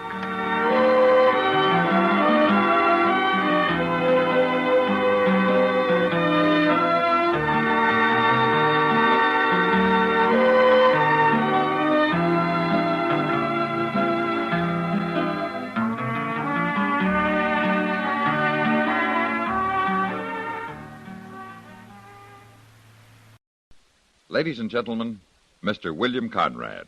Good evening. Tonight is a special night for us here in the studio, for it's with this show that we start our 8th year of the Gunsmoke series. This means that for nearly 400 weeks, Matt, Chester, Doc, Kitty, and all the other citizens of Dodge have been occasional visitors in your homes. All of us connected with Gunsmoke want you to know how much we appreciate your interest, your loyalty, and we sincerely hope that you'll continue to be with us each week in the future. And now, Gunsmoke.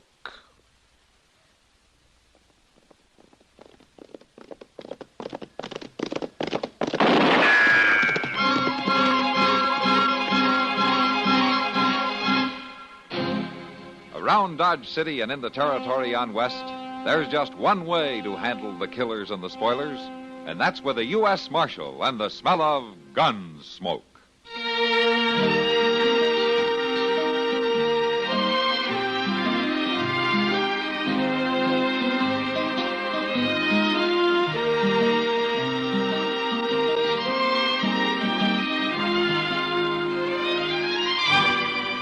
Gunsmoke, starring William Conrad.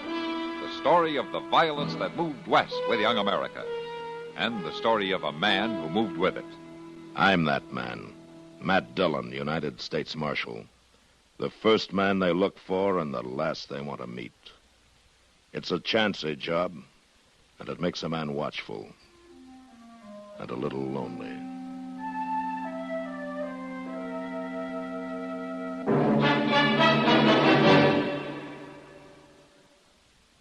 This is Frank Knight speaking for the world's most honored watch, Longines. When the West was being won, Longines was there. Old records show sales of Longines watches in the silver mining towns of Colorado and Nevada, the gold mining areas of California. A fine gold watch, preferably a Longines, was one of the first luxuries purchased by a lucky prospector, for then as now, the name Longines identified the world's most honored watch. Longines watches won their first World's Fair Grand Prize in 1878, won grand prizes in Paris, Brussels, Philadelphia, and at many other places. Right now, Longines watches are winning comparable successes in the accuracy competitions in European national observatories. Today, you needn't make a gold strike to own a Longines. Many beautiful models for ladies and gentlemen are priced as low as $75. Here's a suggestion. For Mother on Mother's Day, why not the Longines watch? Your authorized Longines Whitnell jeweler will be honored to serve you.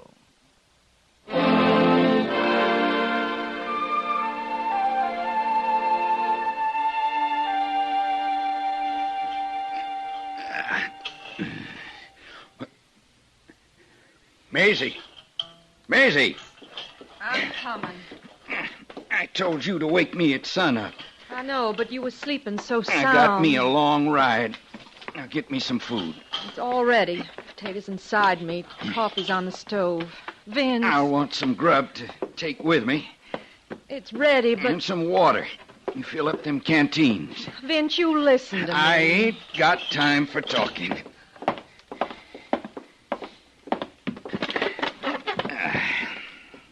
Pour the coffee. It ain't no good, Vince, you riding off like this. There. I'm going to get that marshal. It won't do no good. You can't bring Billy back. He's dead, Vince. Let him rest. He's dead, all right. Hung by the neck until dead. Turned in by that marshal in Dodge.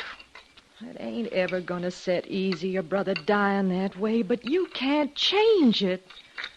More shooting ain't gonna change it. I promised him.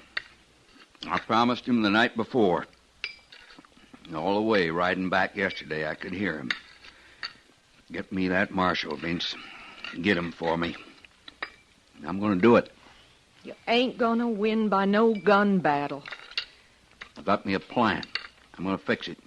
There ain't no way to fix things with guns. You shoot him, you'll hang. He's going to make me kill him. You ain't talking sense. Oh, yes, I am. He's going to make me kill him. He's going to draw first. He's going to arrange it all himself.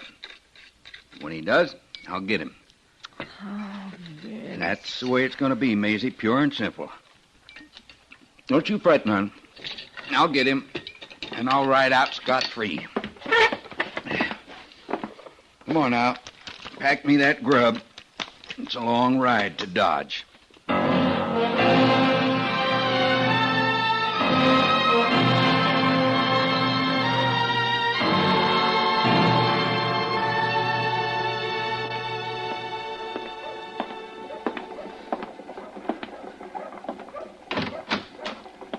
You the marshal? Yeah, that's right, Matt Dillon. What can I do for you? Well, now, Marshal, I was kind of figuring that maybe I could do something for you. Oh, is that so? Now, what's your name? Vince Wiley. I'm glad to know you, Wiley. What's on your mind? I'm thinking about settling near here. Buying me a ranch, maybe. Yeah, that's good. How do I come into it?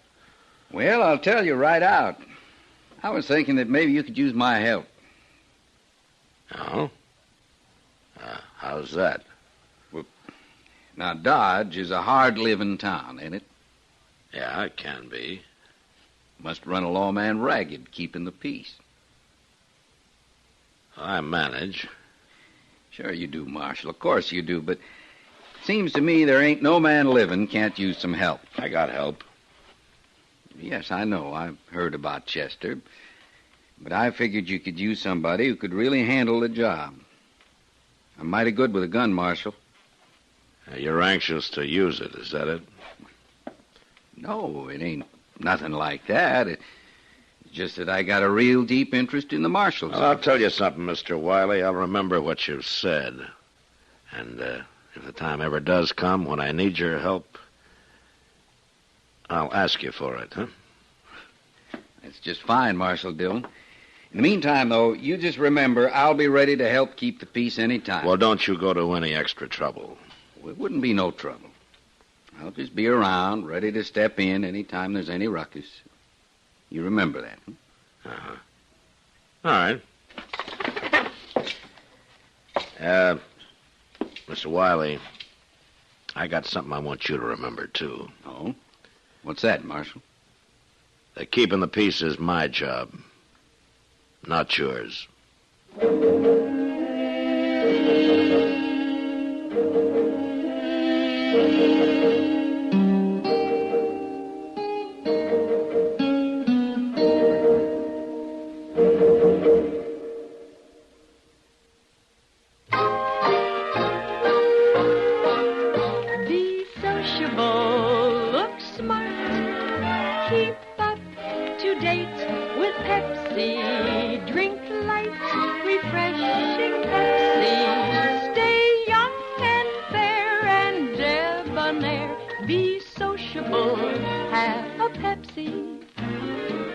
When friends drop in, let your hospitality show you're sociable in the modern manner.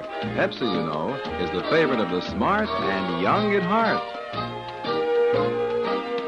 Be sociable, look smart, keep up to date with Pepsi. Drink light, refreshing Pepsi. Stay young and fair and debonair. Be sociable, have a Pepsi. Have you tried a Pepsi lately?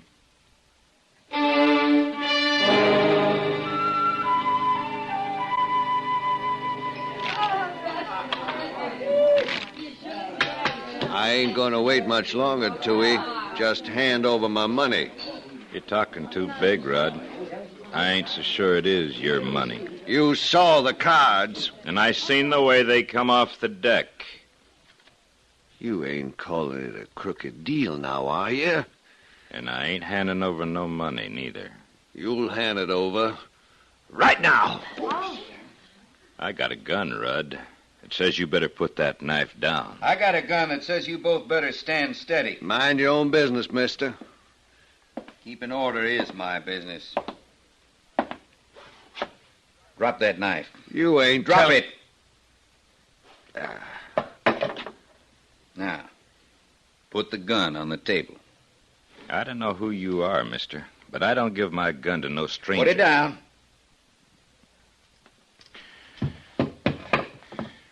That's better. I'm going to turn these things in at the marshal's office. You can pick them up when you're ready to leave. All right, what's the trouble here? Oh, Marshal, I was just coming up to your office. I got a gun and a knife for you. What happened? Marshal, there was going to be bloodshed, sure. One man there drew a knife, the other one drew a gun. So you stepped in and disarmed him, huh? Why, sure. You wouldn't have wanted me to just stand there looking on, would you? Marshal, how about getting my knife back? I guess I better keep it, Rudd, until you're ready to leave. I'll keep your gun, too, Tooey. All right, Marshal. I'm glad you see it my way, Marshal. Yeah. All right, you two men, get out of here and cool off. Go on.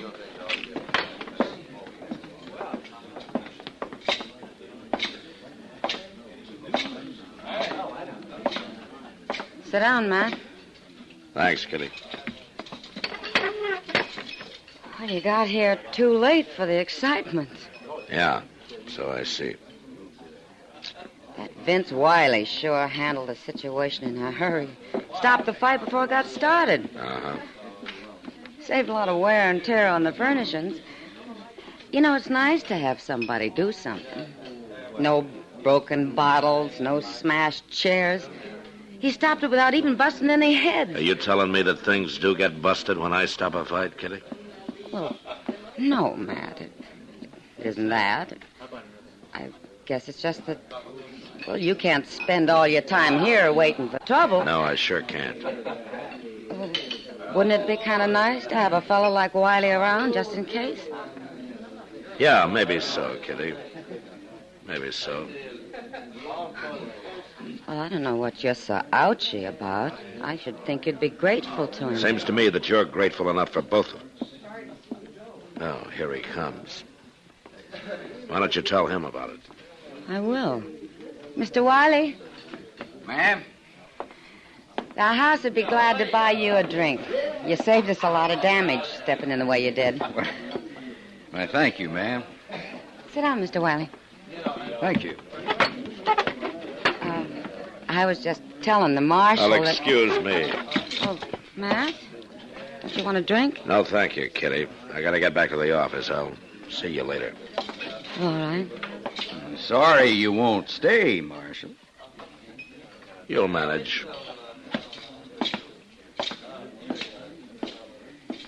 You know, Miss Kitty, I think the Marshal's kind of put out with me. Oh, well, he's got a lot on his mind. No, ma'am. No, I think it's just that he don't appreciate me. But he will. I aim to see that he does.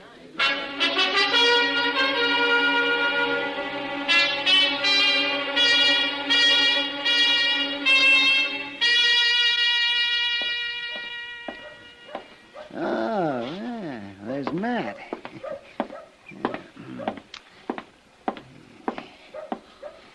Hello, Matt. Huh? Hello, Doc. Yeah, I guess I just closed my eyes for a minute there. Well, why don't you sit down? Yeah, well, I don't mind if I do.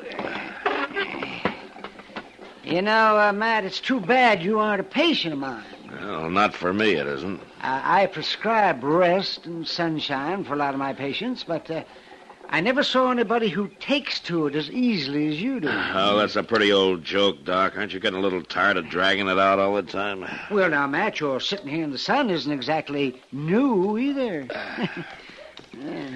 I'm kind of surprised to find you doing it these days, though. Oh? Just what does that mean? Why, the way that young fella's keeping himself busy doing your job, I wouldn't think that you'd want to get caught just sitting around. Wiley, you mean? Of course, Wiley. If you don't know who I'm talking about, Matt, well, you're the only one in town who doesn't. Yeah. Yeah. He's been mighty busy. He stopped a street fight this morning. He sent a couple of drunks packing yesterday, and... Matt. Yeah, Doc? What do you think he's up to? I'm not quite sure. Well, he's not doing your reputation any good. That's one thing. Maybe that's what he's after, Doc. It could be. Oh. Looks like there's trouble over there that you might have to stop. Yeah. Yeah, I wonder what Dobie and Chester could be so head up over. Well, we'll find out if they don't start fighting before they get here. Oh, I don't know there, Mr. Dobie. You're just plain apple-headed. Well, I know what I see, Chester. Well, ain't nothing to it at all. That fella ain't done nothing to amount to nothing since he come to town. What's the trouble, Chester? Mr. Dillon, Mr. Dobie here says you got a new deputy. And he's doing a fine job, Marshal. But he ain't no deputy, is he, Mr. Dillon? No, Chester, he isn't. Well, if he ain't, he ought to be. He sure is keeping the peace in this town like it's never been kept before. Why, he ain't doing nothing at all. That wily fella steps into a fight now and then. Don't amount to nothing. He stops things before they get a chance to start. That's what we need around here. A firm hand. A firm hand. Why, that Wiley ain't nothing but a busybody. Just this morning he run old Newt Price out of town. Newt? Yes, sir. And everybody knows old Newt never done nothing to hurt nobody in his whole life. He was drunk. Well, forevermore, what if he was? All right, never mind, Chester. But Mr. Dillon, Mr. Dobie and the folks is talking like this Wiley fellow's doing a better job than you are. I said never mind, Chester. Well, all right. And I tell you, Marshal, you ought to give some thought to this man Wiley. He's protecting property in this town for a change. I'm giving him some thought. Well, I'm glad to hear it. Good day, Marshal. Prune-faced old gossipy. Why, Mr. Dillon, ever since that... Let it go, Chester. That Wiley fella ain't done nothing but put on a big show picking on drunks. Well, he seems to have a lot of people talking about it. Yes, sir, he sure does. And I just can't figure out, though, why he'd want to put on an act like this. I can't either, Chester. But I'm sure going to find out.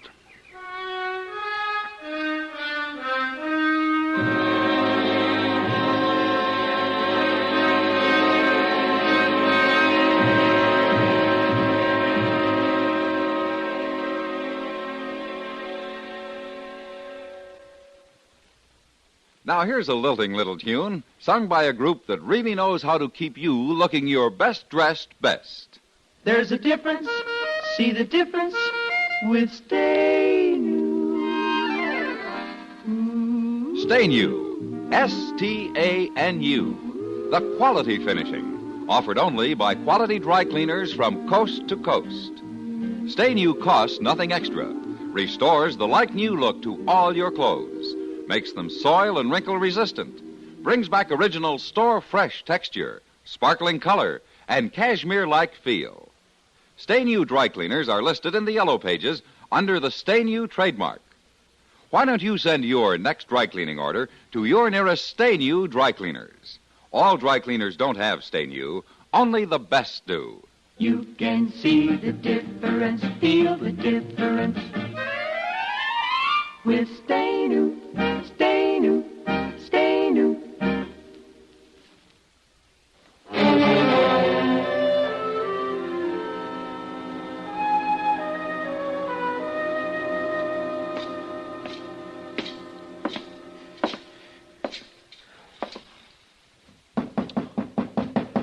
Who's there?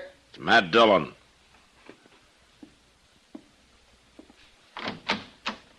Hello, Marshal. I want to talk to you, Wiley. Sure you do. Come on in. You, come to take me up on my offer, after all? I've come to tell you to quit going around town acting like the law. I'm just trying to help out. I don't want that kind of help. Well, I don't know, Marshal Dillon. There are a lot of citizens in this town who seem to like what I'm doing. Well, I'm not one of them. It ain't likely that you would be. Just what are you after, Wiley? After? Is it my job that you want? You want to be the marshal? Is that it? No, I don't want to be no lawman. But I wouldn't mind fixing it so you wasn't no lawman neither. You don't want my job, huh? You want me? Is that it? Makes you nervous now, Marshal, don't it? No. I've had men come gunning after me before. Well, you see, Marshal, that's where I'm different. I ain't gunning for you. At least not right out. Well, whatever it is, you're through. I don't know what you mean. I'm just telling you to move on. Well, now, Marshal, I tell you to get me out of town, you're going to have to shoot me. Well, that's up to you. No, it ain't, Marshal. It's up to you. And I ain't going to draw on you. It ain't healthy to draw first. I had a brother that done that. He done it. He killed a man. And the marshal took him in for murder. Ah. So that's it. Yes, sir, that's it. I didn't take in a man named Wiley. I'd remember that. And I took a small advantage of you, Marshal. I just sort of changed the name from Wilson. Wilson? Billy Wilson? That's the one. He drew first, and they hanged him a little bit ago, remember? He was guilty of murder. Well, I ain't going to take no chance like that. No, sir, I ain't going to draw first. You are. When I kill you, it's going to be all nice and legal like. Now, you listen to me, Wiley. Ever since you come to town, you've been trying to show me up. You've been trying to goad me into a fight. Looks like I come pretty close to doing a fair job, too. Well, it isn't going to work. Yes, it is. And there ain't nothing you can do about it, Marshal. I ain't breaking no law. I'm helping you keep the peace, ain't I? You start complaining on me, folks will think you're afraid for your job. You're wasting your time. I got plenty of time. I'm not going to give you a pat hand, Wiley. If you kill me, it'll be murder. And then they'll hang you just the way they hung your brother. No, your scheme isn't going to work. Oh, I'll find a way to make it work, Marshal. I'll find a way.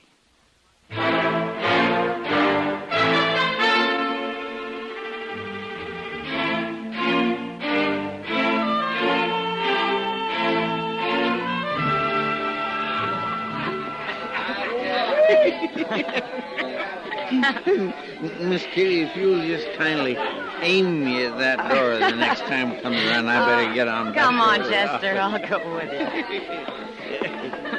Oh, thank you. There we go. Miss Kitty, you better watch that door. It hit me from behind. Chester, you sure you can make it back to the office? Well, my land, of course I can.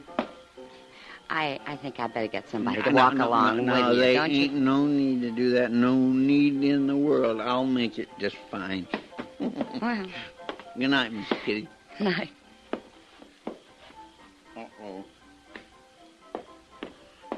Miss Kitty? Yeah? You watch that door. It's downright dangerous. Oh, I will, Chester. Good night. Night.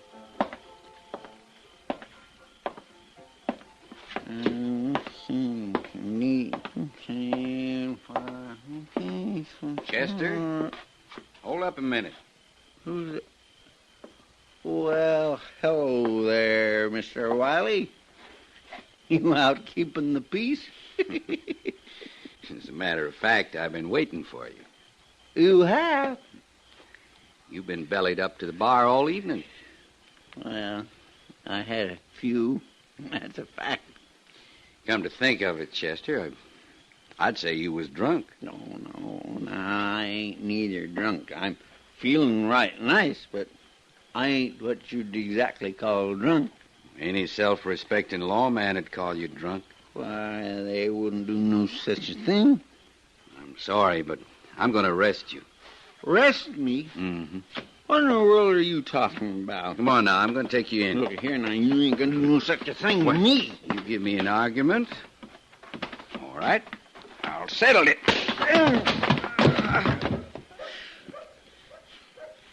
Now, maybe the marshal might feel like coming to look for me.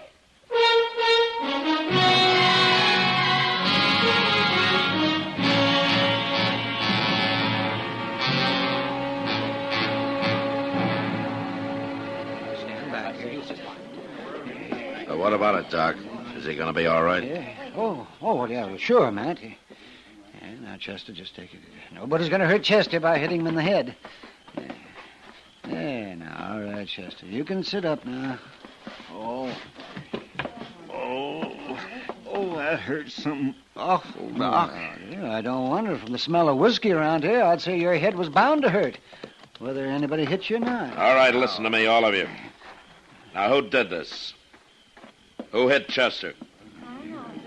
No. Didn't anybody see who did it? No need to ask anybody, Marshal. I did it. You pistol whipped him, huh, Wiley? Just didn't seem I had no choice, Marshal. Your own assistant gets rowdy out in the street. Rowdy? Chester was never rowdy in his life. Well, now, I don't know about Shut that. up, Dobie. Okay, Wiley. Okay. You've been looking for a fight with me ever since you came to town. Well, now you got one. All right, Marshal. Just remember, I ain't gonna draw first. Nobody's gonna draw, Wiley. I'm just gonna beat you blue.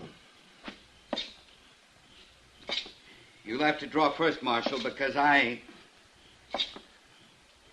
You'll have to draw Well, go ahead, draw.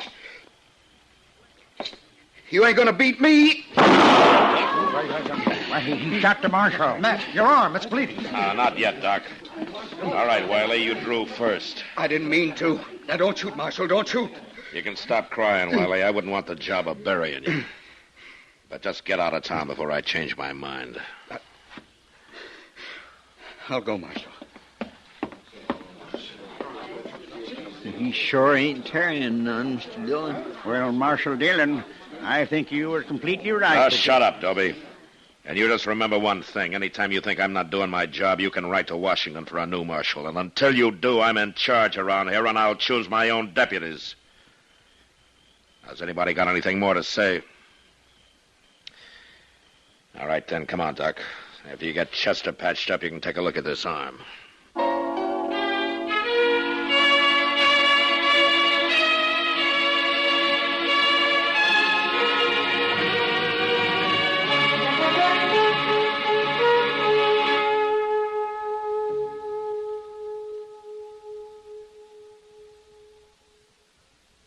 Tibet in the news.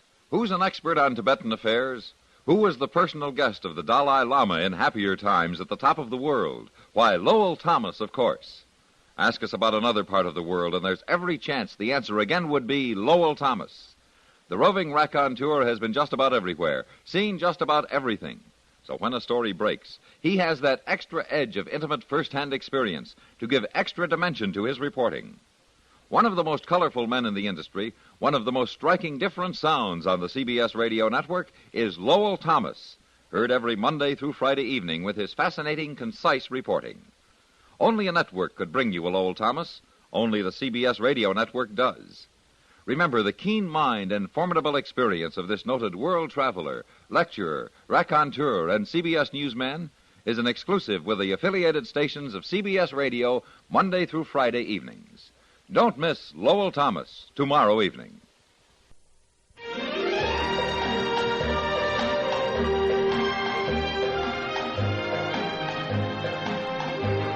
Gunsmoke, produced and directed by Norman McDonald, stars William Conrad as Matt Dillon, U.S. Marshal. The story was specially written for Gunsmoke by Marion Clark, with editorial supervision by John Meston. This is George Walsh inviting you to join us again next week for another story on Gunsmoke.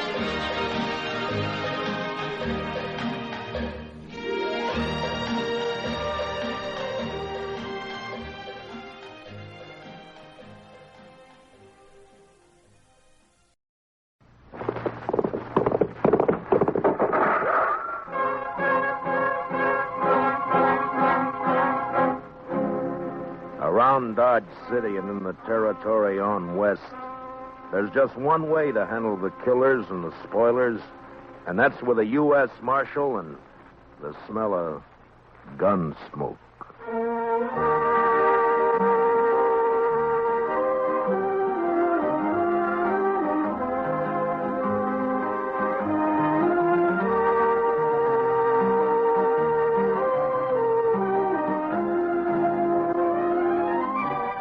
Gunsmoke, starring William Conrad. The story of violence that moved west with young America. The story of a man who moved with it. Matt Dillon, United States Marshal.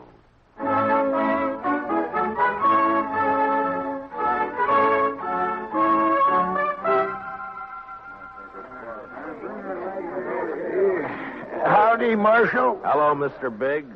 Can I give you a hand? No. This is the last batch here. Hey, wait till the flies get to these buffalo hides in the morning and be enough vultures overhead to keep the place in the shade for a week. Yeah. You'll sure have your hands full by tomorrow night. It looks that way. When these boys turn them hides into cash, they'll bite the corks out of every bottle in town.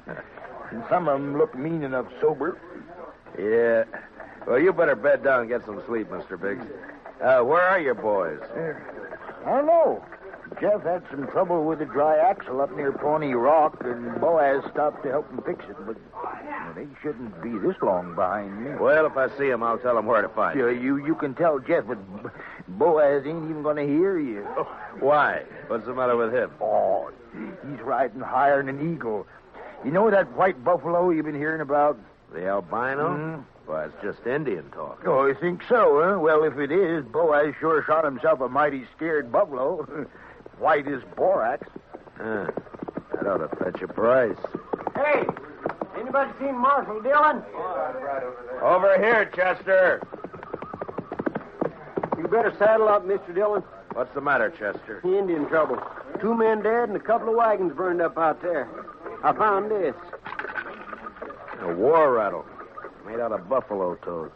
Arapaho. Well, they haven't been making any trouble. Well, these did. I was topping a hill when I saw the wagons go up in fire. It was Indians, all right. I saw one ride off. That's funny. I never heard of Arapahoes attacking at night. How far out, Chester? 10 mile, maybe, toward Pawnee Rock. Pawnee Rock? Marshal, my sons was coming from there. Easy, Mr. Biggs. Lots of wagons in the territory. Marshal, I didn't see another wagon between here and Pawnee except the ones we had, but the Indians killed my boys. There's only one way to make sure, Mr. Biggs. Saddle up and ride over to my office. I'll be with you as soon as I can get my horse.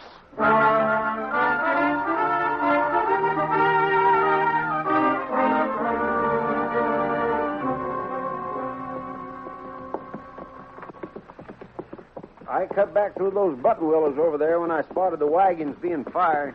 We must be close to it, then. Just over there. Right down yonder. See him? Yeah. I see him. We rode up and dismounted. The last glint of hope in Mr. Biggs' eyes died. His boys were there, all right. And it wasn't nice to see. I'll kill him. I'll get him for this. I'll murder every redskin in the territory. We got to bring your sons in, Mr. Biggs. You know what the morning's going to be like. You don't want to leave them out here. Now, come on. Hey, look. Down there by the stream. Yeah, 4 of them. And they're not saddle horses. Mr. Biggs. Mr. Biggs. You recognize those horses down there?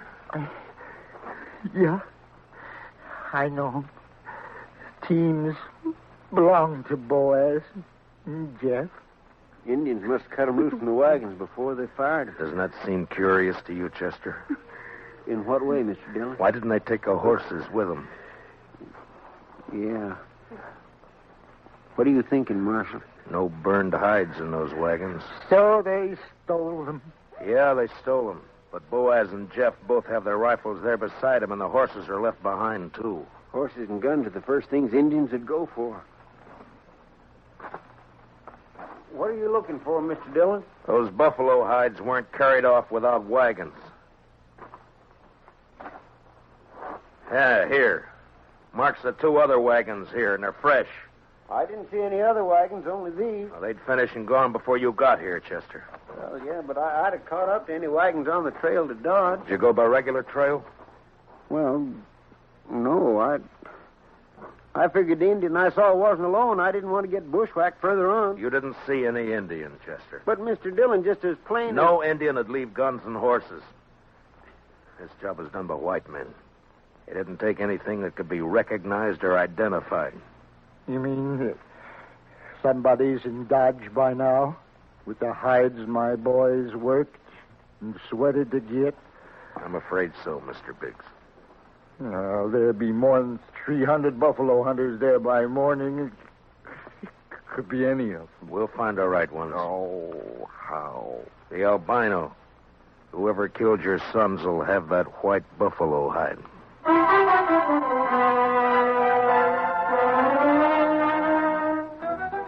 It was almost sunup when we got back to town, and more wagons had jammed the main street lining up for the unloading barns. I rode down the line, looking them over one by one. Howdy, Marshal. Some of the men would take their money, drink it up, and drift away. Few would stay long enough to be buried on Boot Hill. Then suddenly a wagon driver up ahead pulled out a line.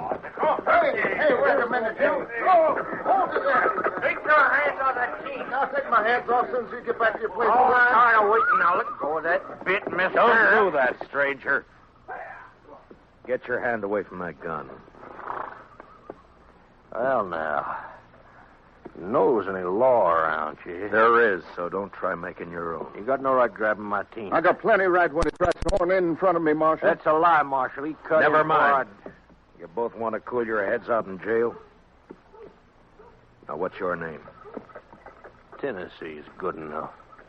A lot of people from Tennessee coming into the territory. Most of them are pretty peaceful. That sounds like you're saying I'm not. You move pretty fast for that gun. Man can lose his temper. You lost yours 4 times, according to the notches you've carved into that gun butt, but don't try for number 5, not here. How about you? What do you call? Charlie Kell. Charlie Kell, huh? They ever call you Chuck? No. Heard of a Chuck Kell a couple of years back, come from Kentucky. Not me. Man I heard about was a gunfighter, so he never wore gloves. See, you don't either. It's pretty rough on the hands. Thanks, Marshal. I'll make sure to take better care of them. Yeah, do that. I'll be around a while, Marshal. Maybe we can have another talk. Anytime. They'd need watching. But what I wanted now was a white buffalo hide. Searching the wagons wouldn't do. There wasn't time, and a search had let the killers know that something in the hides they'd stolen could be identified. The time to find out would be when the buyers checked them. I got Biggs and Chester to cover 2 of the unloading barns, and I covered the 3rd one. And then finally daylight came, and the haggling started. Son, you want to sell those hides? Better learn how to handle your skinning knife a little better. They're as good as any. And full of holes, they ain't. Give you $4 a hide for the bunch. You gave that last fellow 8. He looked tougher than you. 6. I'll take 6. 4. Take it or leave it. You think you can rob me, mister? Watch your mouth, boy. Here, none of that. Let me go! Easy, son. Go!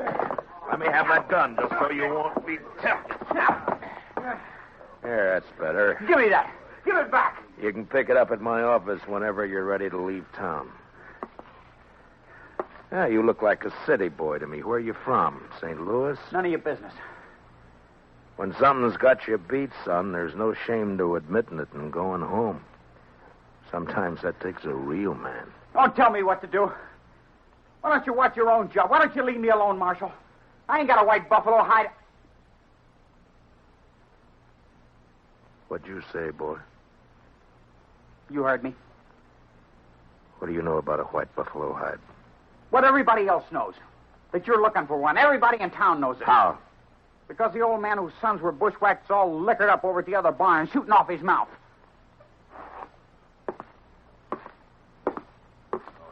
Don't go away mad, Marshal.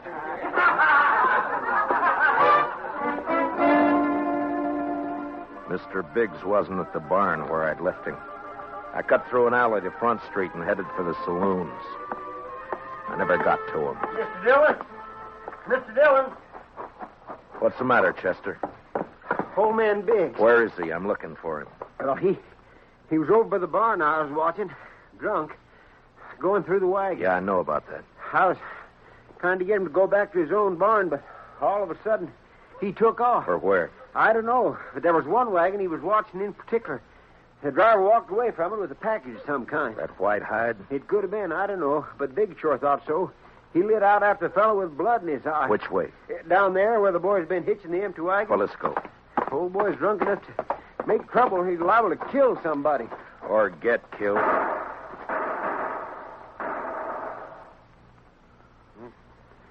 Too late, Mr. Dillon. Yeah. It came from there behind that row of wagons. You stay here, Chester. Be careful, Mr. Dillon. When I rounded the corner wagon, Mr. Biggs was sprawled across a wagon tongue, his eyes dead and open, staring at the ground. And standing over him was Tennessee, a smile on his face, and his gun extended to me butt first. Looks like I'm in the mighty trouble, Marshal. He's dead, Tennessee. That's more than a mite. You take my gun for a while. You mean until after you hang? Wasn't figuring it'd be that serious. Not when a drunk follows me out here and throws down on me. If you're figuring on self-defense, forget it. Look at his gun. It isn't even cocked. Well, it's out of his holster, Marshal. That's enough. Law don't say I have to wait till he kills me.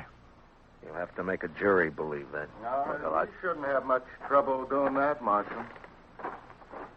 What are you doing here, Mr. Kell? Oh, I just happened to follow Tennessee out here. Why? Well, you broke up our little argument in town. Thought I'd get him alone here. See if maybe he was still nursing a grudge he wanted to settle. But the old man beat me to it. Now, Tennessee here ain't exactly a friend of mine, as you know, but I hate to see any man hang when he ain't guilty. Is that your personal verdict, Mr. Kell? That's right, Marshal. The old man threw down on him, and Tennessee had to kill him in self-defense. Chester. Yes, sir, Mr. Dillon? Which one of them had the package? This one. This is the fellow the old man was after. All right, Tennessee, where is it? I don't know anything about a package.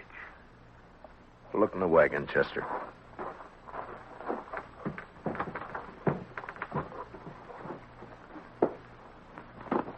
See anything? Nothing here. I reckon you can give my gun back to me now. All right, Tennessee. Here. Thanks. But if you decide to use it again while you're in Dodge or any place else in Kansas, I hope I'm there when you do. Well, now, don't you fret, Marshal. I'm sure you will be.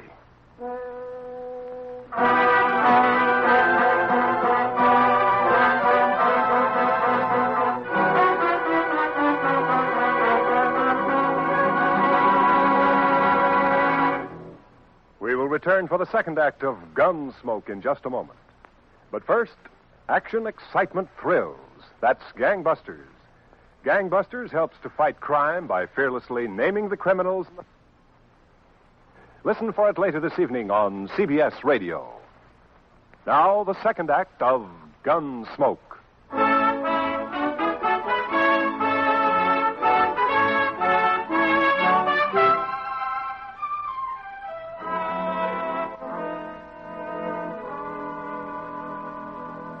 Just before sundown, we buried old man Biggs and his two sons up on Boot Hill. By the time the service was over and I rode down, darkness had fallen, and everything was going full blast. The town was roaring. Seemed like a good man, old Biggs. He was, Chester. So were his boys. Yeah, but there are too many men like Tennessee and Cal coming in, Mr. Dillon. They won't last, Chester. They'll keep coming, but they won't last. They'll take a gun and go against a man, but they won't sweat. They won't take root and build. We still going to look for that hide? Yeah. Or just what do you want me to do, Mr. Dillon? Tennessee and Kell will be in town, but their wagons are back there with the other empties. Ride back and look them over.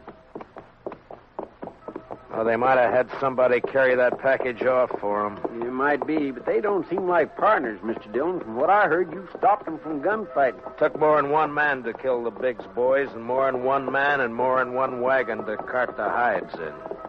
Well, you mean they staged that trouble just for you? Just for me. After they heard I was looking for that white hide. Well, why do you figure that, Mr. Dillon? When gunfighters start for their guns, nothing stops them, Chester.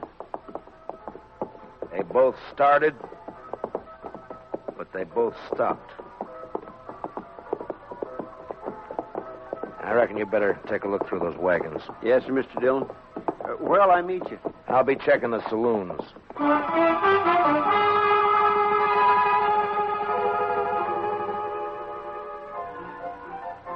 One by one, I made the stops. The Long Branch, the Alafraganza, the Texas Trail. And one by one, they got quieter as I went in. As though each place was holding its breath, waiting for something to happen. The last place was a Mexican hangout. A long, dark walk.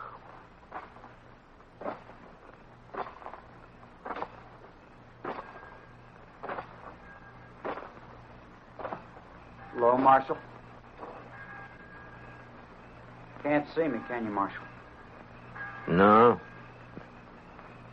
No, I can't see you, son. Too bad. Because I got another gun. They sell them around here. And I ain't going back to St. Louis. You'll fire once, son, and if you don't kill me with that, and I'll kill you. I'll gamble on that, Marshal. Marshal!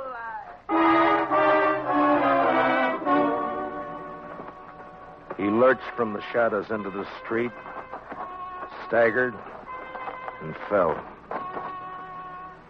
And then he rolled over on his back, and his eyes struggled for a minute like they were trying to remember something. And then he went blank. Well, he was right about one thing. He wasn't going back to St. Louis. Well, what do you know? The marshal's real handy with a gun. Stay out of this, Kel. But I may have something to talk over with you later. Meaning what? If you don't know it, then you got nothing to worry about. I've been hearing a lot about how fast you are with a gun, Dillon. Anything to it? I'm still alive. Yeah. This your hobby, shooting kids? He was old enough to try to kill me. I don't like it, Marshal. That's too bad, Mr. Kell. The Chuck Kell I heard about would have loved it. They said he'd killed 2 kids under 16, one of them his own brother. No, you didn't hear the whole story, Marshal. The Kell you heard about killed a marshal, too.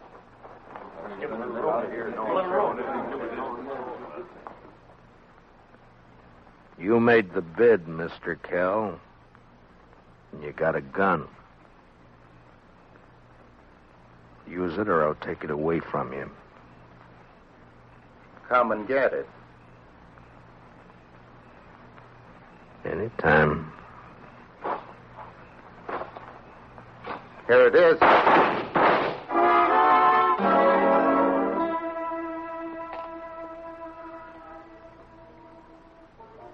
How you feeling, Mr. Dillon?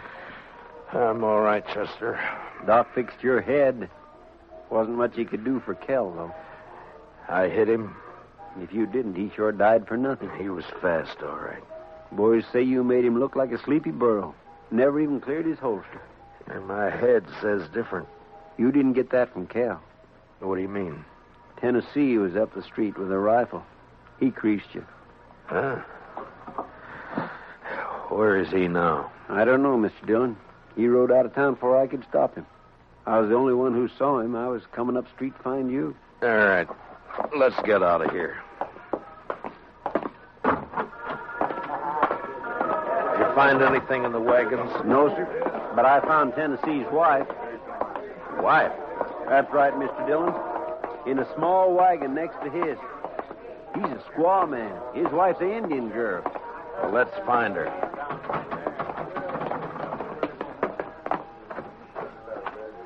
All right, Chester. Which way? Edge of town, Mr. Dillon. Well, let's go.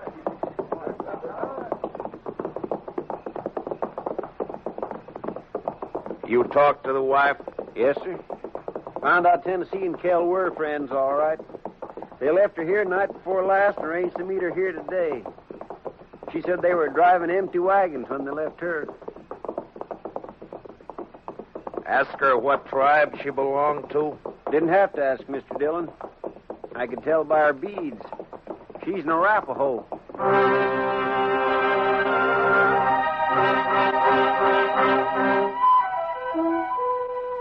She was there, all right. Crouched by the wheel of a wagon. Her face was bloody, and she stared into a small campfire, rocking back and forth without a sound. She wasn't beat up when I left her, Mr. Dillon. Where's your husband? He gone. Gone where? He gone. Tell me which way he went, and I'll bring him back to you. No. You lawman.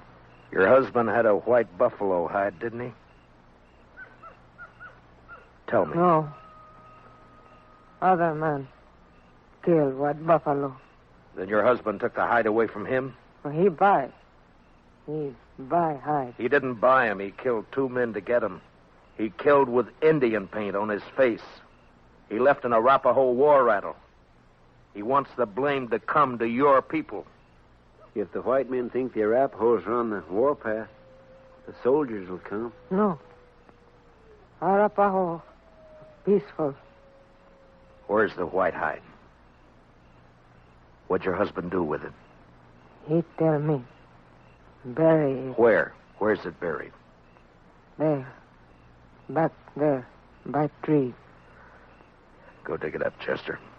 And then stay with her till I get back. You going after him, Mr. Dillon? Yeah, as soon as she tells me which way. All right, Mr. Dillon. You're white man. No good. Now tell me which way he went. You let him go. He not come back. I can't let him go. If I do, the soldiers will come after your people. He beat you, and he ran away from you. Now he'll bring death to your tribe unless I get him. Where did he go? He ride to where moon sleep. I rode east. Tennessee'd had about an hour's start, but I figured to make up most of that before sunrise. The prairie was open and flat except for an occasional roll, and the Arkansas River would keep him from cutting south. His best bet for a fresh horse would be Kinsley, and I rode hard for it. It was just turning daylight when I rode in.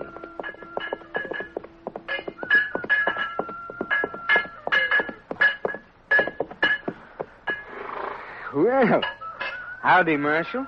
Morning. Good morning. Got a place I can water my horse? Trough right there. Just let him loose. He'll find it. Thank you. Looks like you come a long way. Dodge. Another fella here just a few minutes ago been riding hard, too. He come from up Pawnee way, though. Tall, dark, riding a vinegar roan? Yeah, that's right. You get a fresh horse here? Had to send my boy out the corral to get one for him. He'll be back soon. You mean he's still here in town? Yeah. Asked about breakfast, so I sent him over to the widow Hilliard's place. Right over there, across the road. Thank you. I'll be back. Say, you after that fella, Marshal?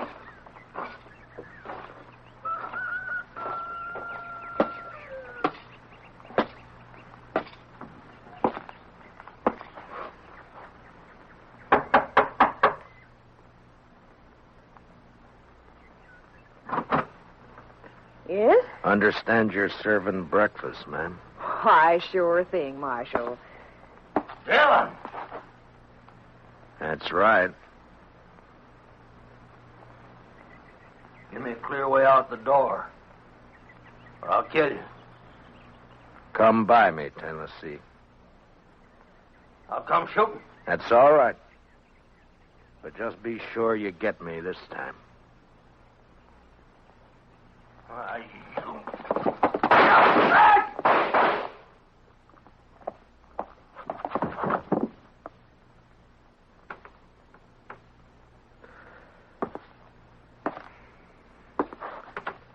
You hurt, ma'am? No, I'm all right, Marshal. He looks kind of dead. Yeah.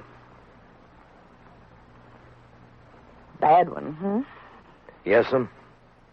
Gunfighter. Thief. Killer. What's your name, Marshal? Dillon, ma'am. Matt Dillon. I'm sorry about... Marshal. When my husband brought me out here 15 years ago, Indians burned this place down 3 times. I'm used to killing. You want to carry him out? I'll go fix you that breakfast.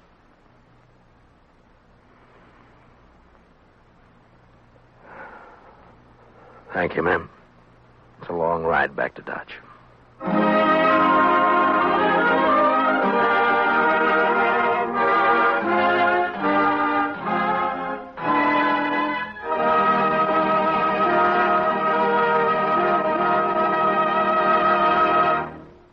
Gunsmoke, transcribed under the direction of Norman MacDonald, stars William Conrad as Matt Dillon, U.S. Marshal.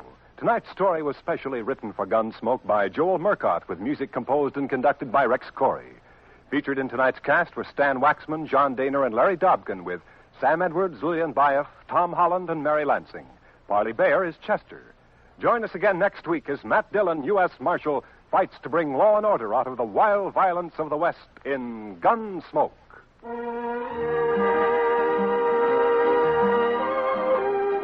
Something new in CBS Radio Newsroom coverage, World News with Robert Trout presents as a special weekly feature an interview with a crack CBS Radio News correspondent.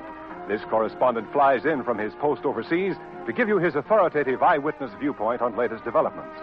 Tomorrow afternoon on most of these same stations, World News with Robert Trout. This is Clarence Cassell speaking. And remember, from now to November, you'll find intensive, impartial campaign coverage on the CBS Radio Network.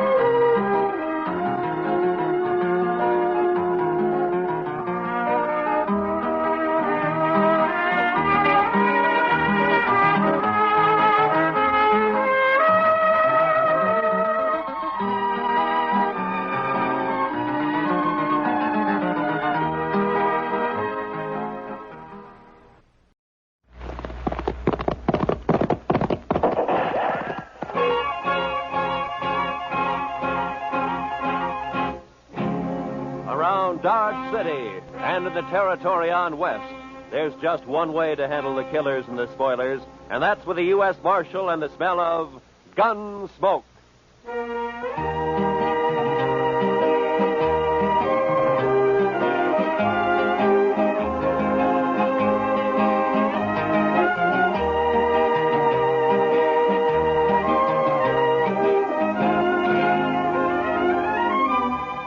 Gunsmoke, starring William Conrad. The story of the violence that moved west with young America. The story of a man who moved with it. Matt Dillon, United States Marshal.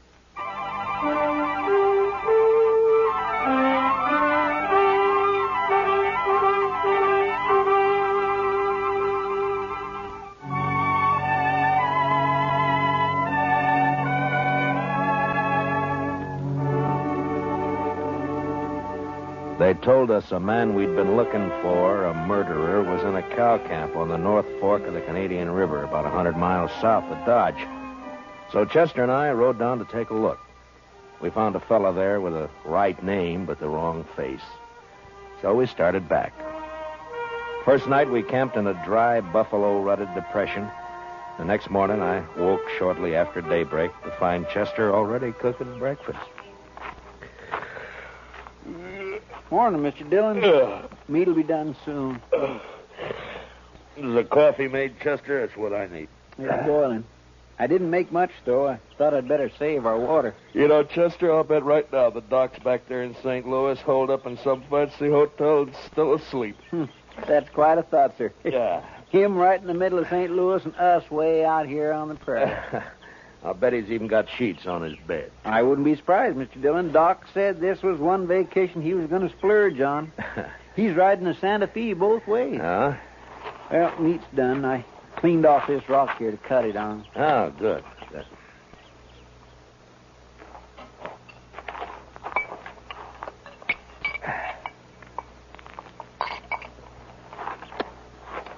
Well, you got it warm anyway, Chester. Well, now, meat shouldn't be overcooked, Mr. Dillon. That takes the taste clean out of it. Now, then we ought to be able to taste everything about this steer. Eggman's disappointment. How's that, Mr. Dillon? Never mind, Chester. How come you woke up so early this morning? Oh, I always do. Seems as soon as it gets daylight, my feet start to sweat, and then I just got to get up. Well, that's as good a reason as any, I guess. Wow. Looks like we got company, Chester. What? Oh. Where? Right out there, heading straight for us. Oh, yeah. Some cowboy, probably. I don't know. He doesn't ride quite like a cowboy. Why, it's just a kid, Mr. Dillon. Yeah, it sure is. Sure needs a haircut. What? Say, Mr. Dillon, it's a girl. What could she be doing out here? I'm carrying a rifle, too. Well, get on, miss, and have some coffee. Who are you, mister? Hi, this is Chester Proudfoot, and I'm Matt Dillon. How do you do? You rustlers or what? Not exactly. I'm the U.S. Marshal out of Dodge, ma'am. U.S. Marshal? Oh, that's good. It is? Why? I need help, Mr. Marshal. My daddy's awful sick. Sick? Well, where is your daddy? We got a homestead about a mile over that rise back there. Oh, what's he sick with? It's his leg, Mr. Marshal. A horse threw him and his saddle both in the corral, and then it stepped on his foot. And now his whole leg's all funny. He's got a fever, too. Mr. Dillon, that sounds like it. Yeah, I know, Chester. Tell me, miss, when the horse stepped on him, did it cut his foot, break the skin anywhere? Just a scratch. Tore his boot off, though. Oh. Please, Mr. Marshal, please come see him. I'm scared, the way his leg is and everything. Well, sure we'll come. Your mother with him now? I don't have a mother, Mr. Marshal. Oh. Well, then, what are you doing out here if your daddy's sick? We ran out of meat about 3 days ago, and I don't have anything to feed him. Oh. All right. Chester, I'll ride back with... what is your name, anyway? Tara Hantry. Oh. I'll be 16 next January. Well, that's fine. We'll go back to the Hantry place, Chester. You scout around for some meat. All right, sir. And if you don't find any antelope, shoot the first calf you see. Anybody's calf. I'll do it, Mr. Dillon.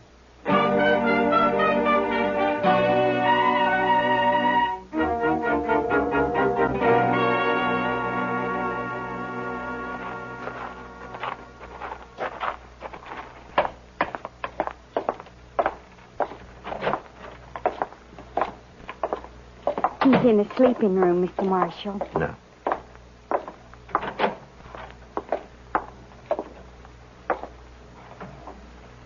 Daddy.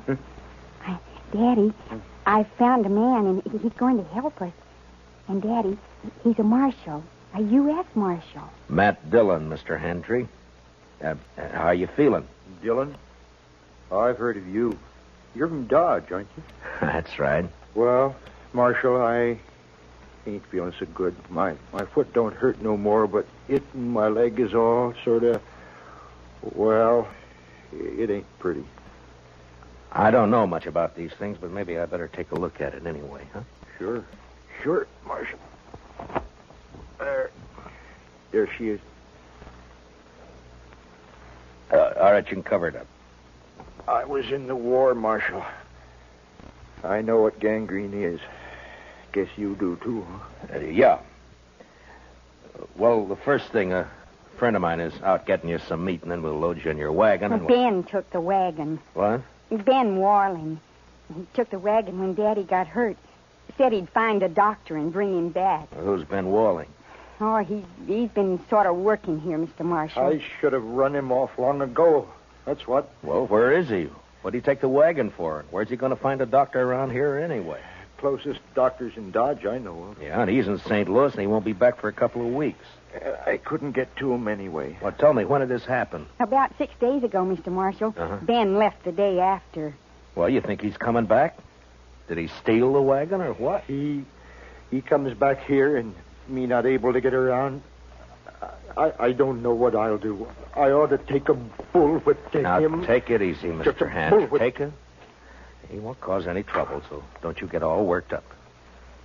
Tara, we'll let him get some rest, huh? All right. We'll have some food for you soon, Mr. Handtree. I ain't very hungry. Tara, what's he so riled up about this Ben Walling for? What's between them? Oh, it's nothing, Mr. Marshal. Daddy's sick and... that's all. Look, Tara, you asked me to help you, didn't you? Yes, but... You trust me, don't you? All right, Mr. Marshal. Daddy hates Ben because Ben... well, Ben likes me. Oh, I see. He even wanted to marry me. Said he would. How do you feel about Ben, Tara? You like him? No. Of course, it's time I had a man and all that, but I'm afraid of Ben, Mr. Marshal. It's like there's something wrong with him. He's always sneaking around when you don't expect him. Makes me uneasy, like. Well, we won't worry about Ben now. You stay here in case your daddy wants anything. I'll go outside and wait for Chester. Mr. Marshal, I'm awful glad you're here. We'll see it through, Tara. Don't you worry. I won't. Now.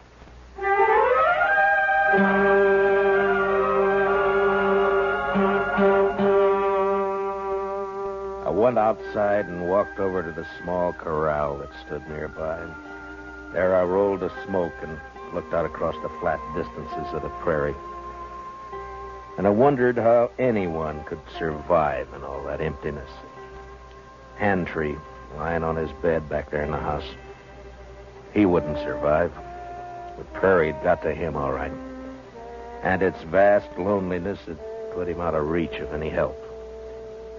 And Tara, what could she do out here in this endless land of grass? I was glad to get my mind off it when Chester rode in with an antelope across his saddle. We hung it on the corral, dressed it, took a hind quarter into Tara, and we went back outside and sat down. Yes, sir. She's a plucky girl, Mr. Dillon. Yeah, fine girl, Chester. Yeah, but this Ben fella, I just don't understand his going off with the wagon like that. Well, it doesn't matter much now. Handtree won't last more than a day or two, anyway. It's that bad, is it? Yeah, blood poisoning, Chester. As soon as it reaches his heart, he's done for. Well, isn't there any way to stop it? Yeah, sure. Cut his leg off. Oh. Too bad Doc isn't here. Yeah. Would that stop it, Mr. Dillon? Cutting his leg off, I mean? I don't know, Chester. I don't know. Maybe too late anyway. Well, I sure wish we could do something for him. I don't take to just sitting around and waiting for a man to die. Well, nobody does. It isn't right somehow. That poor fella and Tara. Why, Mr. Dillon, that girl will go crazy out here all alone. All right, Chester. What do you want me to do about it? I'm not a doctor. Now, shut up. Well,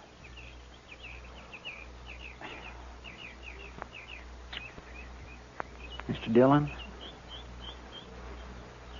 you could do it. I know you could. Do what? Be a doctor. Long enough to save Mr. Hantree's life. Are you anyway. out of your head? No, sir. Then what are you talking like that for? The most I ever did was doctor a horse for the colic. That's fine training for this, isn't it? I know. I couldn't do it. I just plain don't have the spirit. But you do. Oh, why didn't I leave you back in Dodge? It wouldn't have mattered anyway, Mr. Dillon, because you would never just stand by and let a man die. Let's go talk to him, Chester. Yes, sir, Mr. Dillon.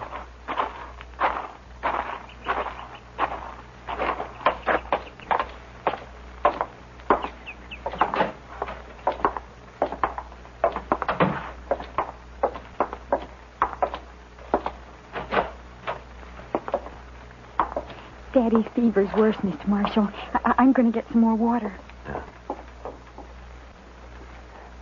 How do you feel, Mr. Hantry?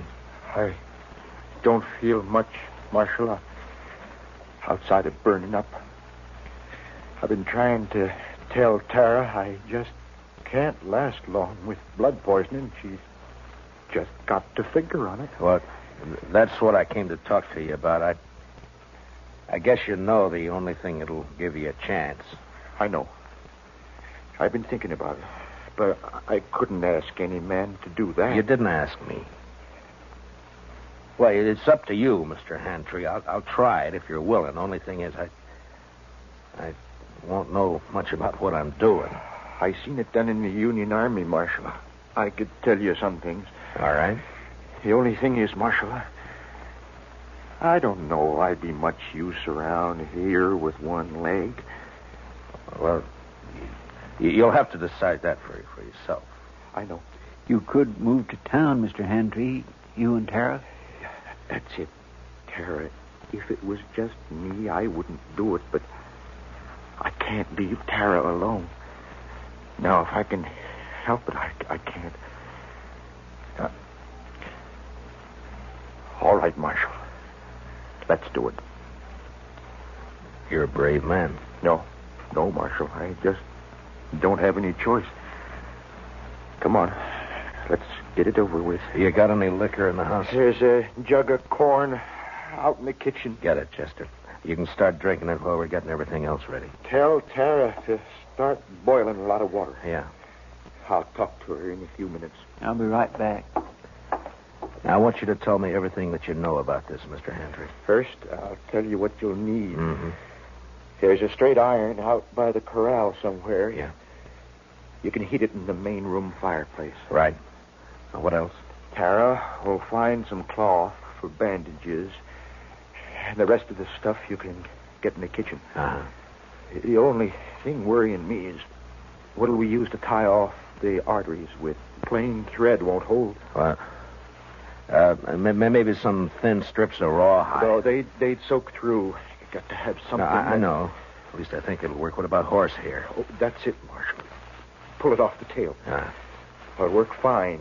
Here's the jug, Mr. Hantry, and I brought you a cup, too. Pour me some. I want to get good and drunk. Here you are, Mr. Hantry. Thanks.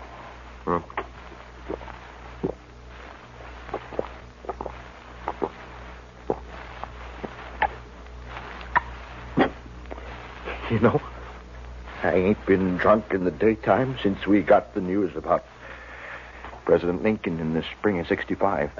You better have your talk with Tara before that takes hold. Ask her to come in, will you? Come on, Chester. We got work to do. Yes, sir. Good luck, Mr. Hantry. Thanks. Well, Marshal? Yeah? Marshal? I'll try to make it easy for you. Yeah, sure.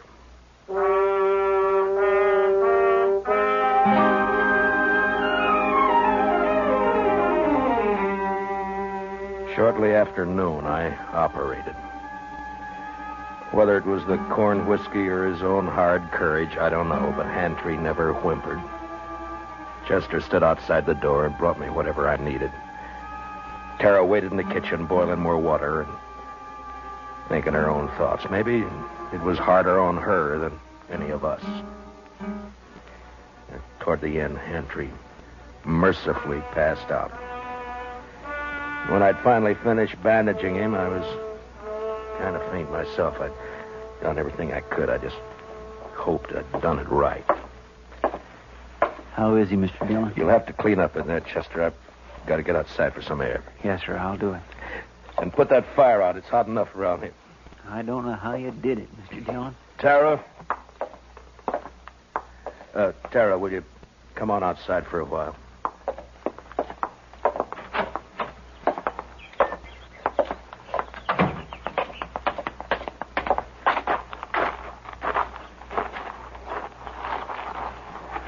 Is Daddy all right?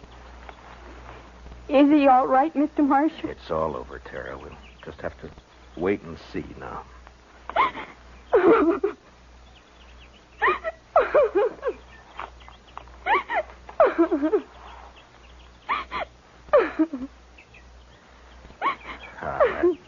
There now, Tara.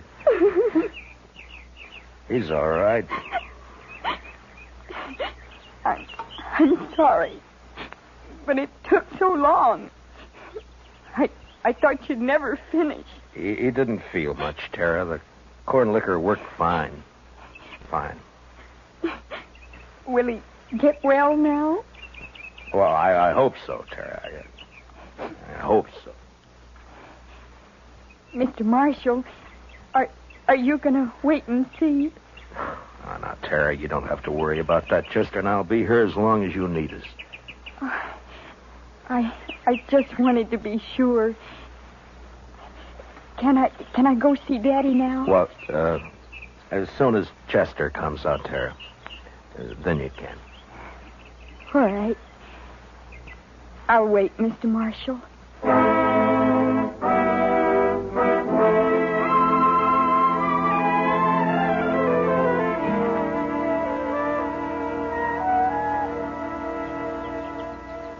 It beats me, Mr. Dillon, how he can just lay there so quiet and peaceful. It's only been 4 or 5 hours, Chester. The liquor hasn't worn off yet.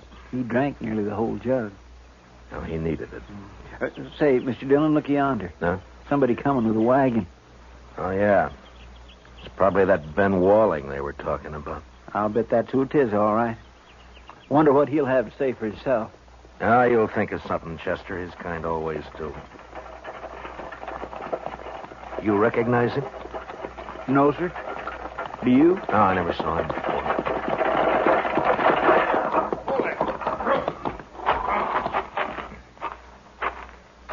Hello. What are you doing here? You Ben Walling? How'd you know?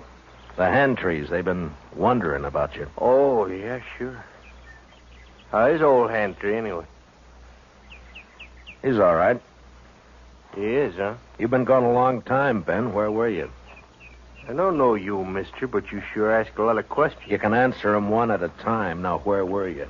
Who are you anyway, mister? I'm a U.S. Marshal. Ain't no U.S. Marshals around here. There is now. Generally, I'm in Dodge. Your name Dillon? It is. Well, what are you doing here, Marshal? Tara ran into us, asked us to help. Seems the only able-bodied man around here took off in a wagon. I went to fetch a doctor. Is anything wrong in that? Not at all. Where is he? Well, first night the horses ran away, and I've been chasing them ever since. I didn't catch him till this morning. And then I've been gone so long, I thought I'd better get back to you right away. I was worried about Tara and old Hantry, of course. I see. Well, you better get your horses unhitched, Ben. You can see Tara later. She's in with her father now. Gonna be all right, huh? I was kind of worried about that foot. Looked to me like it might have poison in it. It did. What do you mean it did? I took his leg off about noon today. You what? Mr. Dillon did it all by himself, just like a regular doctor. Oh, but how'd you know what to do? You might have killed him. Somebody had to do it, Ben. It's a sure thing Tara couldn't. You're blaming me, ain't you? Well, I did everything I could. Didn't my fault those blasted horses run off. Hantray's pretty sick, Ben. I wouldn't bother him for a day or two if I were you. Oh, I won't bother you. Oh, now look, Marshal. You can leave now. I'll handle everything here. We'll leave. As soon as Hantray's able to take care of himself again. All right, stay as long as you like. I don't care. Mr. Dillon, Yeah. I think that Ben is a no-good liar. You're right on both counts, Chester. And I'll tell you something else. You see that saddle over there? Well, that belongs to Mr. Handtree. Yeah, I know. I looked at it this noon. Somebody cut the cinch strap on it. Cut the cinch strap? Mm-hmm. No wonder that bronc bucked him in the saddle off Bull. Well, do you think Tara did it? Oh, my goodness gracious, no, Mr. Dillon. Tara'd never do a thing like that to her own... It was Ben, wasn't it? That'd be my guess. He figured the old man would get hurt, maybe killed. Why, sir? So he'd have a free hand with Tara. Why, is that low down... Mr. Dillon, let me arrest him. Not yet, Chester. There's plenty of time. All right, sir. I'll wait.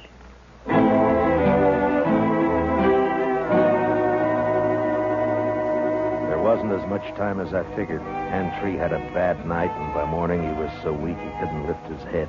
I tried to take his pulse, but I could hardly find it. Maybe I'd operated too late. Maybe the poison had already moved up into his body. I didn't know. I had no way of knowing.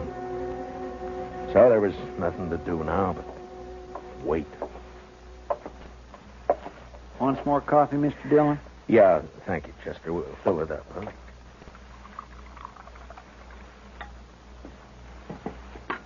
Tara won't eat anything at all, sir. She just sat there by his bed, hasn't slept a wink I know of. Well, it's her father, Chester. He's all she's got. I never thought much about it before, Mr. Dillon, but seeing Tara, I kind of wish I had a daughter.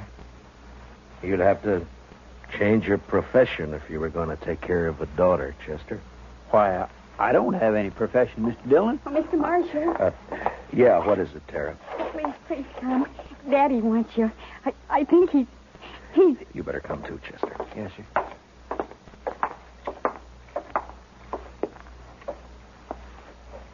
It's Matt Dillon, Mr. Handtree. Can you hear me? Marshal, I can't hold out no more. Now, don't say that. Keep fighting, man. You'll pull through. No, Marshal. I'm going to die. Oh, Daddy. Daddy. Tara. It's about Tara, Marshal. Don't leave her here. Ben Walling, he's no good. He'll try to keep her. Now, don't you worry about Ben Walling, Mr. Handtree. I promise you he won't get anywhere near Tara. Now or ever. Thanks, Marshal. He's a bad one. Tara can't stay here alone. She can't work this place. It's a bad way to die. Not knowing. Now, I want you to listen to me. Listen to me now. Yeah? I promise you something else, too. I'll take care of Tara. I'll see she's all right. I'll see she's cared for. Now, I promise that. I thank you, Marshal. I sure. Where's Tara? Daddy, I'm right here. Daddy. Tara. Come on, Chester. Daddy. Daddy.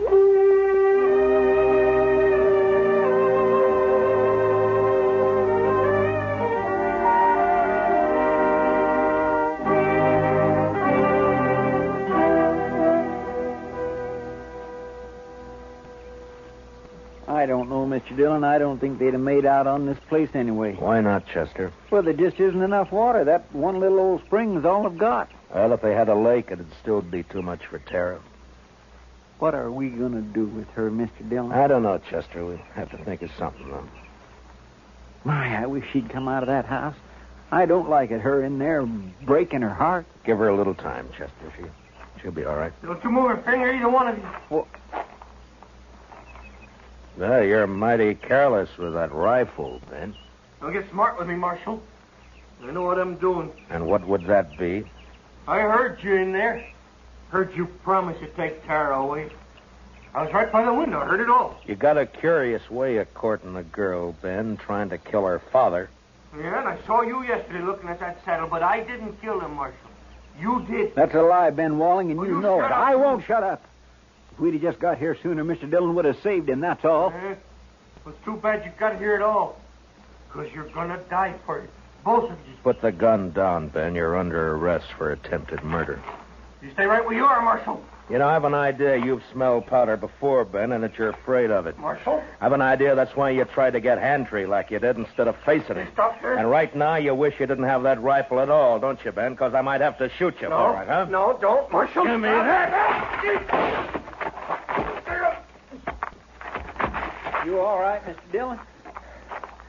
You didn't even try, Chester.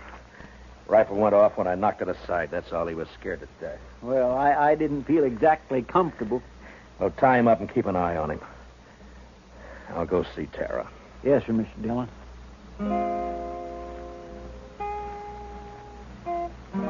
Late that evening, we buried Hantry out on the prairie, out in back of the little homestead. They would die now, too, and fall apart without him. The next morning, we loaded everything we could get into the wagon. With Tara beside me, we started out for Dodge. Ben Wallen never said a word. Chester led his horse, and they rode along ahead of us. I had plenty of time to tell Tara all about Dodge and how there were some good people there and how we'd find her a home and a family. She sat there, tight-lipped. She didn't say much, but she never once looked back.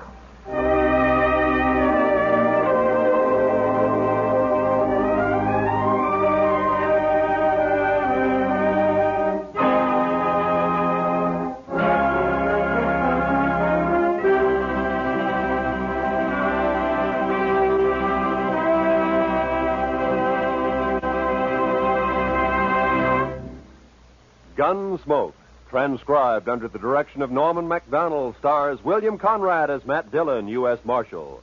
Tonight's story was specially written for Gunsmoke by John Meston, with music composed and conducted by Rex Corey.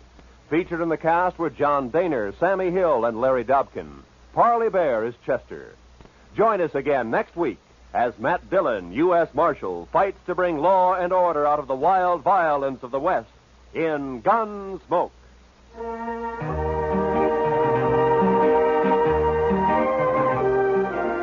case you didn't know, Jack Benny and his gang begin their new season tomorrow night. Jack, Mary, Don, Dennis, and Rochester welcome a new member to the team, the head man of CBS Radio's Club 15 show, Bob Crosby. Roy Rowan speaking. Remember, the top dramatic show of them all, the Lux Radio Theater, is heard Monday nights on the CBS Radio Network.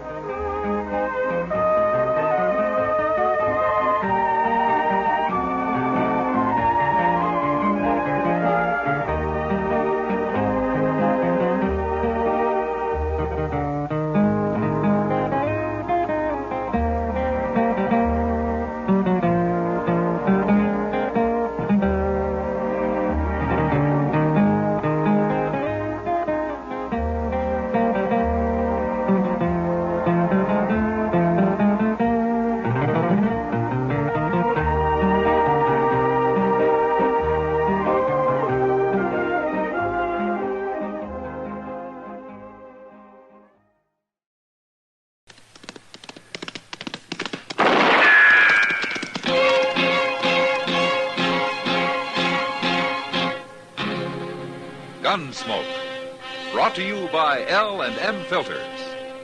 This is it. L&M is best, stands out from all the rest. Around Dodge City and in the territory on West, there's just one way to handle the killers and the spoilers, and that's with a U.S. Marshal and the smell of Gunsmoke.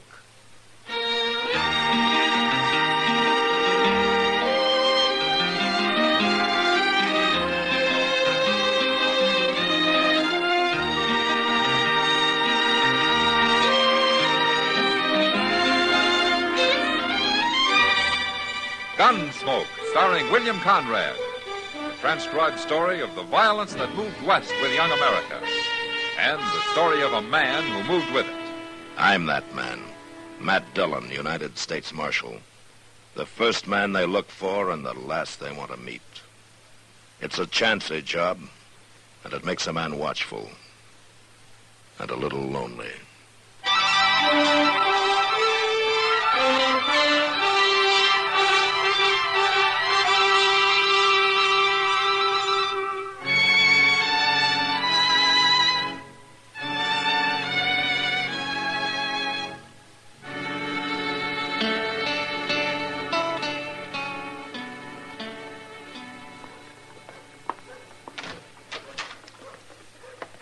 Hello, Chester. Oh, come on in, Doc. Where's Matt? He ain't here. Say, where have you two been the last couple of days? I haven't seen either one of you. Well, I just got back from Hayes City. Mr. Dillon sent me there to fetch some government papers. And you know what? I took the Santa Fe both ways, You Doc. did? Oh, well, that beats riding. But where's Matt, you say? He left a note, but he didn't say exactly where he was at. Well, you mean he's out of town? That's what the note said. It seems somebody told him where he could find Jack Brand. Jack Brand? Well, what's he doing around here? I don't know. I guess Missouri got too rough for him. Why don't they handle their own outlaws instead of chasing them into Kansas for Matt to catch? Mr. Dillon says Brand's got 3 of his gang with him. You mean Matt's gone out alone after 4 men? Well, if I knew where he was, I'd go help him, Doc. Oh, well, there's nothing you can do about it, Chester. It worries me, though. That last holdup the gang pulled, they say 4 men got shot down. Well, maybe they've quit. Maybe that's why they came to Kansas. Now, when you ever hear of a bunch of outlaws quitting? No, I guess not. I guess I was just talking to myself, Chester. Chester! Oh. Chester! Oh, that's what you're doing, Doc. Where is he? Well, there he is, sitting on that wagon. Oh, yes. Well, who's that with him? Some fella give him a ride, I guess. Hello, Mr. Dillon. Hello, Chester. Doc. Hey, you lose your horse, Matt? We left our horses out at Bauer's ranch and borrowed this wagon. One of his riders will bring him in tomorrow. Who's this with you, Mr. Dillon? You've seen his picture, Chester. Oh, my goodness. It's Jack Brand. Let's get on, Brandon. You first. Sure. How come you let him drive the wagon, Mr. Dillon? To keep his hands full, Chester. Here, take my shotgun and lock him up. Yes, sir. Where's the others? I thought he had 3 men with him. Well, tell him, Marshal. Tell him where they are. They're in the wagon, Chester. Out of that canvas. Well, are they all dead, Matt? All 3 of them? They're all dead, Doc. Bloodiest marshal I ever saw. It's just a wagon load of meat to him. That's enough, Brandon. It ain't hardly enough. I never seen such killing. What happened, Mr. Dillon? It doesn't matter. They put up a fight and I had to take them. Well, I'll tell him what happened. Your lawman here hid himself in the grass and just waited for us to come out of that cabin. And then he yelled, so naturally we headed for cover. Who wouldn't? He just laid there and he cut loose of the shotgun. Tore up 2 of the boys that way. Then he stood up and he cut down Hank Smith with a 6-shooter. How come you got out of it, Brand? I jumped back in the cabin and I give up.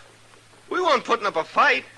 He spooked us yelling like that. Make any man jump. Oh, I suppose you're trying to say that you wouldn't have shot him. We tried to shoot him. Who wouldn't? Any man's got a right to defend himself. Oh, well, I never heard of resisting arrest called self-defense. I never heard of no marshal shooting down everybody on the landscape. Lock him up, Chester.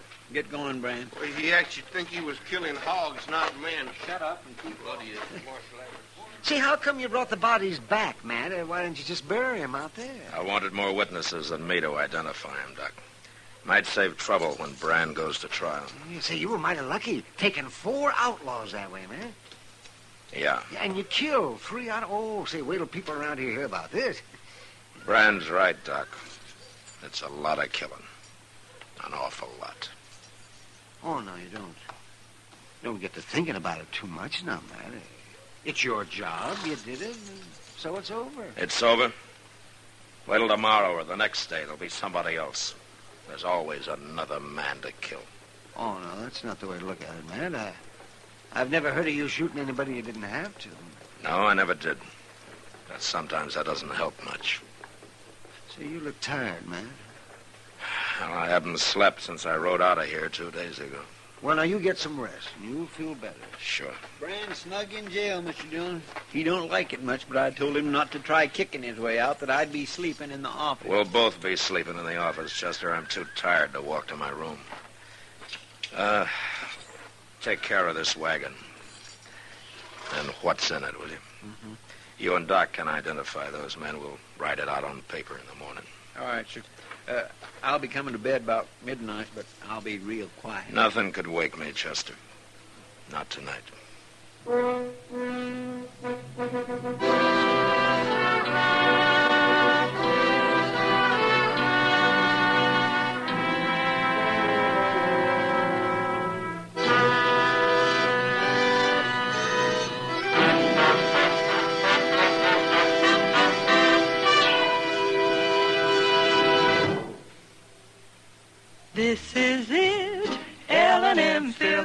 'cause it stands out from all the rest.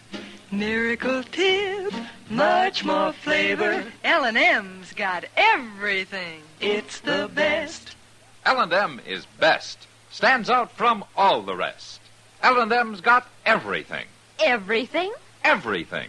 Best flavor? L&M stands out for flavor. The Miracle Tip draws easy. Lets you enjoy all the taste. Best filter? L&M stands out for effective filtration. No filter compares with L&M's pure white Miracle Tip for quality or effectiveness. Best tobaccos? Highest quality tobaccos. Low nicotine tobaccos. L&M tobaccos. Light and mild. Every way, L&M is best. Stands out from all the rest. How easy they draw. How mild they are. L&M is sweeping the country. It's America's best filter tip cigarette.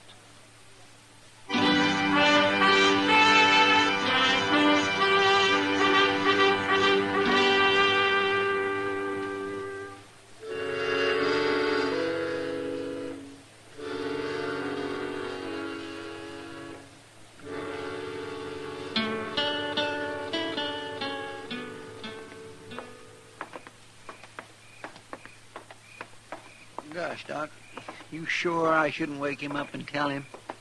It can wait until morning, Chester. Matt's too tired to do anything about it tonight, anyway. I guess you're right. Of course I am. Okay. Good night, Chester. Good night, Doc.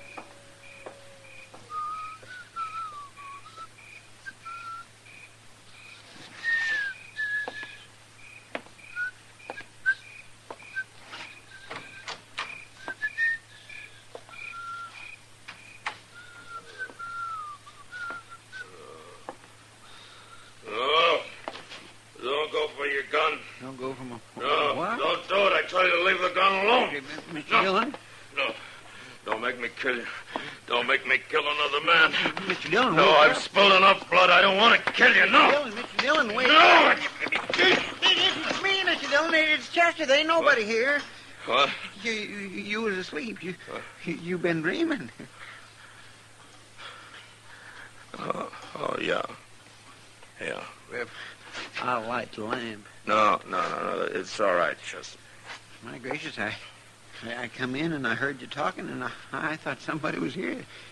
That moonlight ain't too bright. I couldn't see good at first. Sure. I had to yell at you a couple of times before you woke up. You was dreaming you was in a fight, I guess. Yeah. Yeah, that's what I was dreaming. Nightmares like that, they're just terrible, ain't they? There's a bottle in the desk drawer over there. Chester, get it for me, will you? Yes, sir, I know where it is. I used to have nightmares sometimes when I was a boy, but I don't get them much no more. Here it is, Mr. Dillon. A good stiff drink will do you good. Thanks, Chester.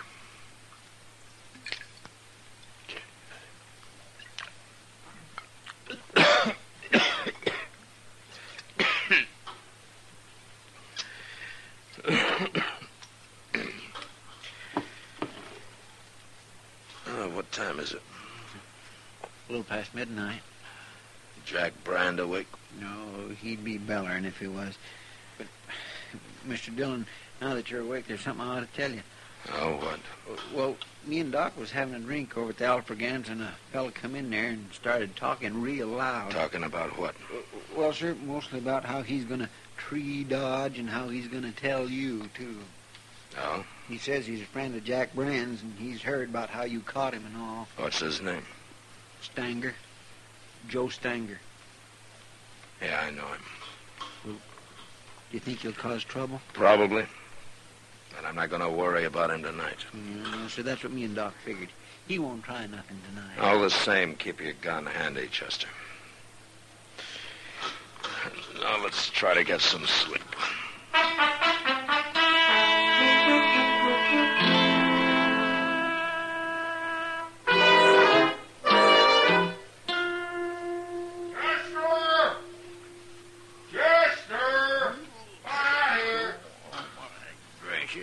What's that Brand hollering about now? Oh, go shut him up, Chester. It's hardly dawn. I swear I'd like to throw a bucket of water on him. Oh, shut up, Brand. I'm coming. Time, too.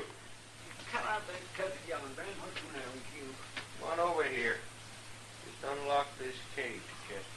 What? I'm holding a gun on you. Can't you see it? Where'd you get that gun? Behind that. Come on over here, I said. Well, the keys ain't over there. They're hanging on the wall down here. Don't take your own sweet time about it. I've been in this chicken coop long enough. Drop it, Brand. What?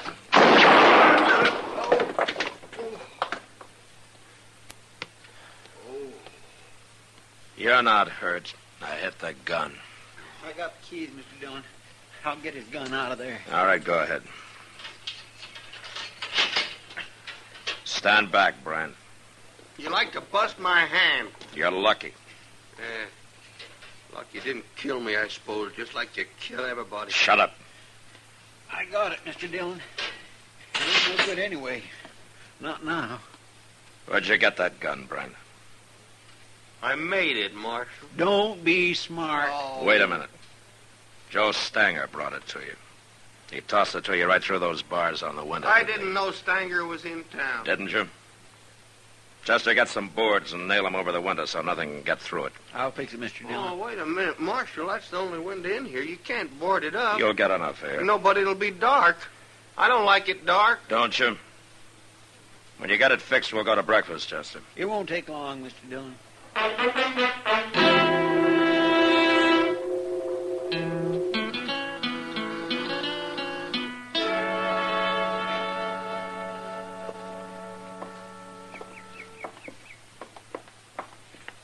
Well, it's been some time since I've been out on the plaza this early in the morning, Mr. Dillon. Oh, weren't you up gambling all night last Saturday, Chester? Oh, well, that's different.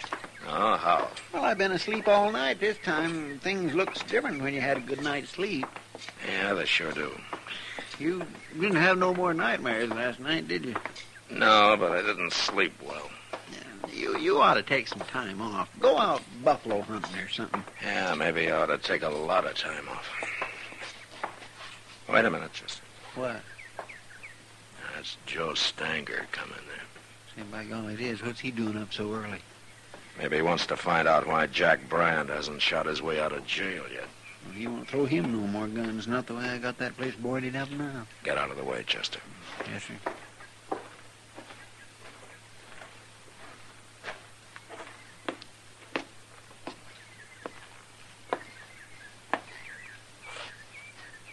Morning, Marshal. You're up early, Stanger. Train leaves for Abilene in about an hour. Going to Abilene? I'll be back next week. Jack Brand will still be in jail. I heard you caught him. Good friend of yours, isn't he? Sure. But I ain't part of his gang. I never was. Yeah, I know. Of course, there ain't much gang left now. No. You're a pretty rough man, Marshal. When I have to be. Don't it ever bother you, killing people the way you do? Stanger, I shot a gun out of Jack Brand's hand this morning. You come by the office later and I'll give it back to you. Now, what would I want of a smashed-up six-shooter? It's yours, isn't it? I'm wearing mine. I ought to throw you in jail, too. What for? To get you out of sight, if nothing else. I wouldn't go to jail, Marshal. Not without a fight, I wouldn't. I ain't afraid of you. You want to try it? Go ahead. Go ahead, draw. No. What's the matter, Marshal? I thought you liked killing men. What's holding you back? You're going to have to fight me sooner or later. Get out of here, Stanger. Go get on your train. Wait till I tell everybody about Matt Dillon. How he's lost his nerve. Get out, I said. Well, I don't want to shoot down a man that won't draw. Not today, anyway. But I'll be back, Marshal. Next week.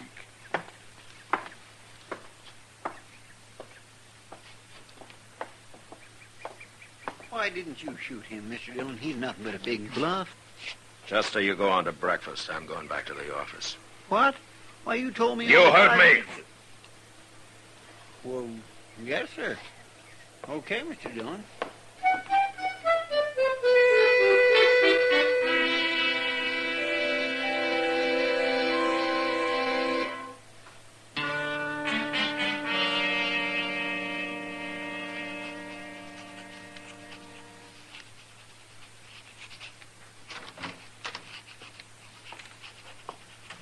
I brought you a can full of coffee, Mr. Dillon. Thanks, Chester. I'm going to put it right here. What you doing, writing a letter?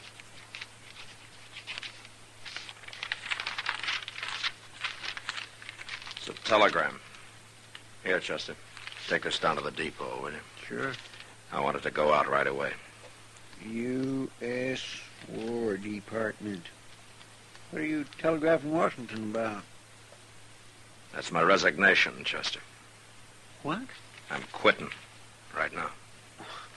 Why, you can't do that. I've done it. Oh, I don't believe it. You're funny. A man can quit a job, Chester. I've quit jobs before. Well, I know, but this is different. What's different about it? The government doesn't own me. But think what'll happen if you ain't marshal here. There are other men can be marshal. Mr. Dillon. What? You ain't doing this because of, well, what Joe Stanger said.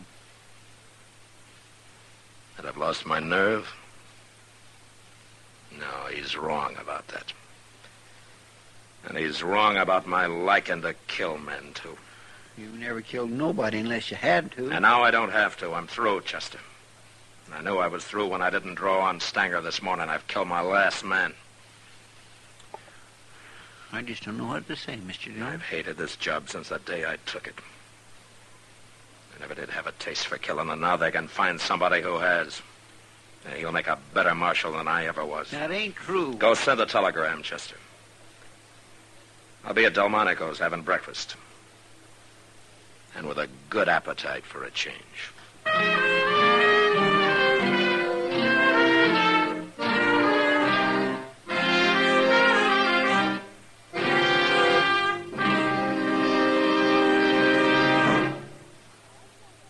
I've got L&M. I've got L&M. I've got L&M. And L&M's got everything. Best filter. No filter compares with L&M's Pure White Miracle Tip for quality or effectiveness. Best flavor. The Miracle Tip draws easy. Lets you enjoy all the taste. Best tobaccos. Highest quality tobaccos. Low nicotine tobaccos.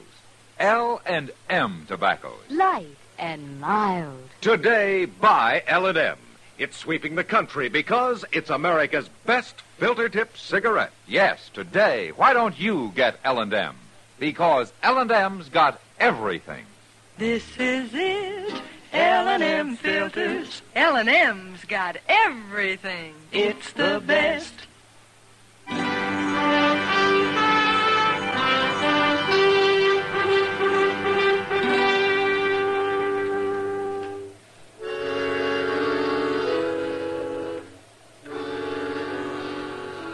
After breakfast, I went to my room and got some of the sleep I'd missed the night before.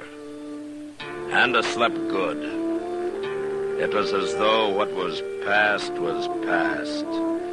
and none of it bothered me now. I didn't have to face it happening over and over again. And when I woke up, I felt better than I had in years. I even felt a little cleaner somehow. There wasn't going to be any more blood on my hands. Washington, as usual, was pretty slow answering my telegram. A week later, I still hadn't had an answer. But I didn't care. I'd quit, and that was that. I even began to enjoy myself for a change.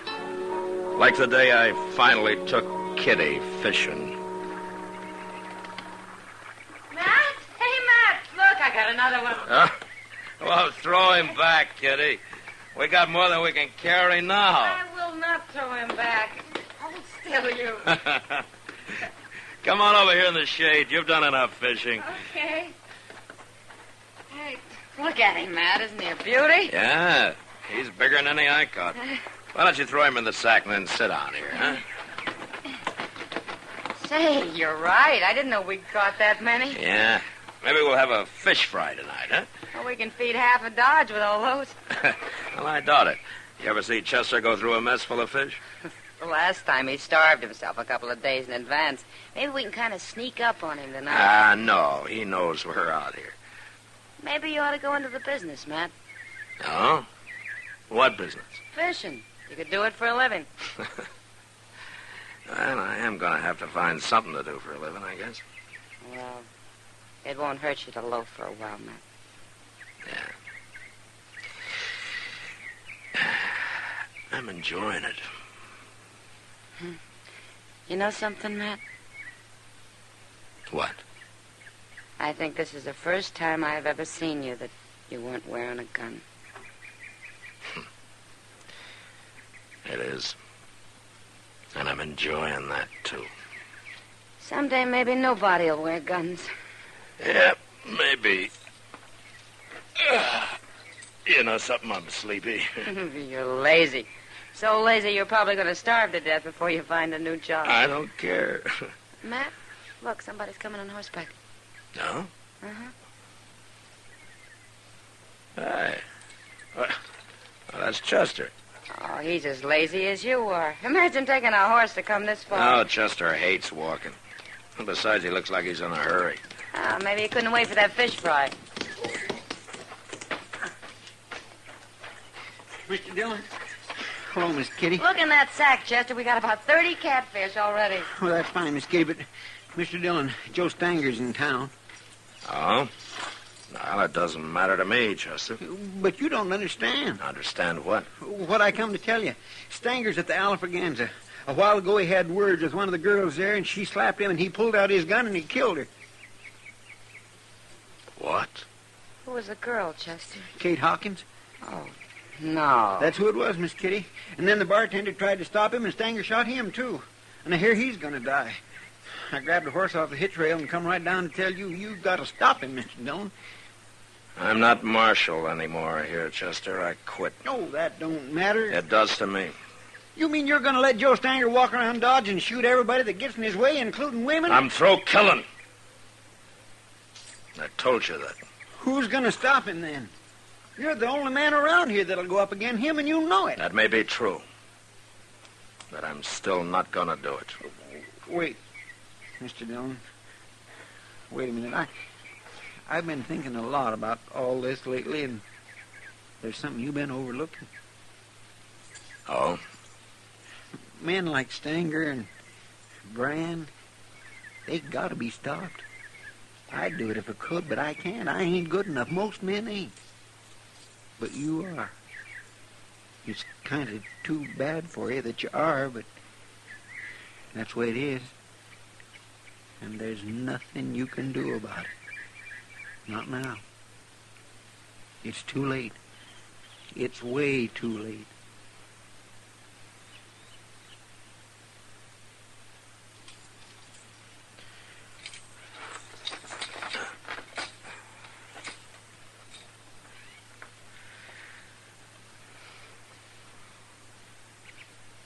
Give me your gun, Chester. Chester. Want my holster? I'll carry it in my belt.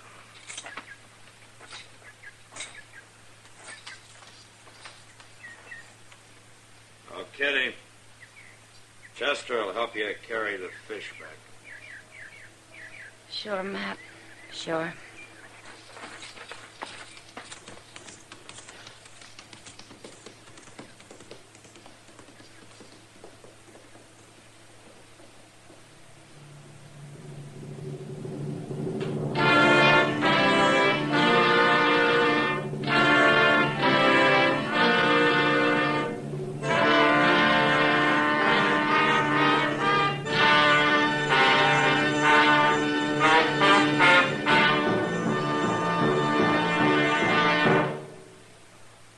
And now our star, William Conrad. Thank you, George. Mild and plenty quick on the draw. That's L&M for you. And the pure white miracle tip on the business end of every L&M filters out everything but the taste of the world's finest tobaccos.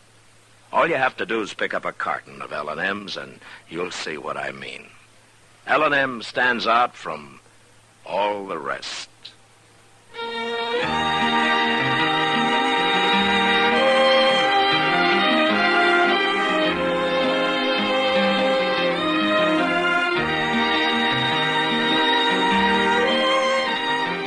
Gunsmoke, produced and directed by Norman Macdonald, stars William Conrad as Matt Dillon, U.S. Marshal. Our story was specially written for Gunsmoke by John Meston, with music composed and conducted by Rex Corey.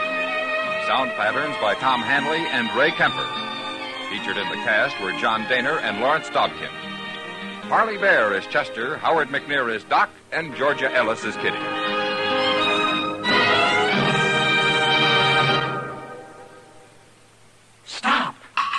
Start smoking with a smile, with Chesterfield, smiling all the while, with Chesterfield. Put a smile in your smoking, just give 'em a try. Light up a Chesterfield, they satisfy. Put a smile in your smoking. Buy Chesterfield. So smooth, so satisfying. Chesterfield. You'll also enjoy Chesterfield's great radio shows. Perry Como sings all the top tunes on CBS Radio every Monday, Wednesday, and Friday. Jack Webb stars in Dragnet on Tuesday nights. Check your local listings. Listen to Gunsmoke again next week, transcribed for L&M Filters.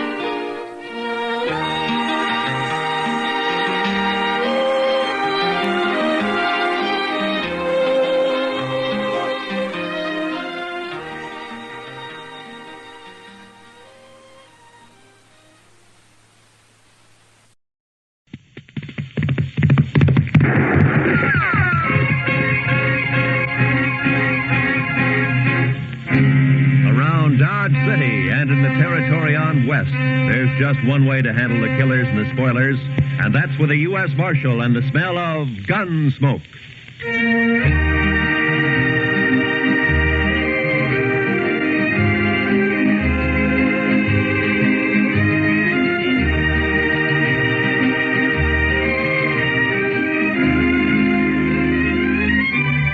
Gunsmoke, starring William Conrad. The story of the violence that moved west with young America. The story of a man who moved with it. Matt Dillon, United States Marshal.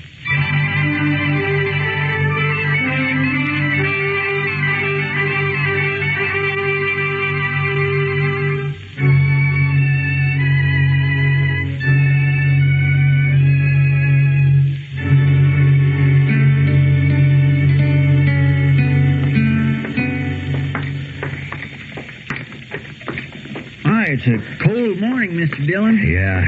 I'm ready for spring, Chester. The tail end of winter always gets on my nerves. Well, it shouldn't be long now. The worst of it's bound to be over. Well, I hope so.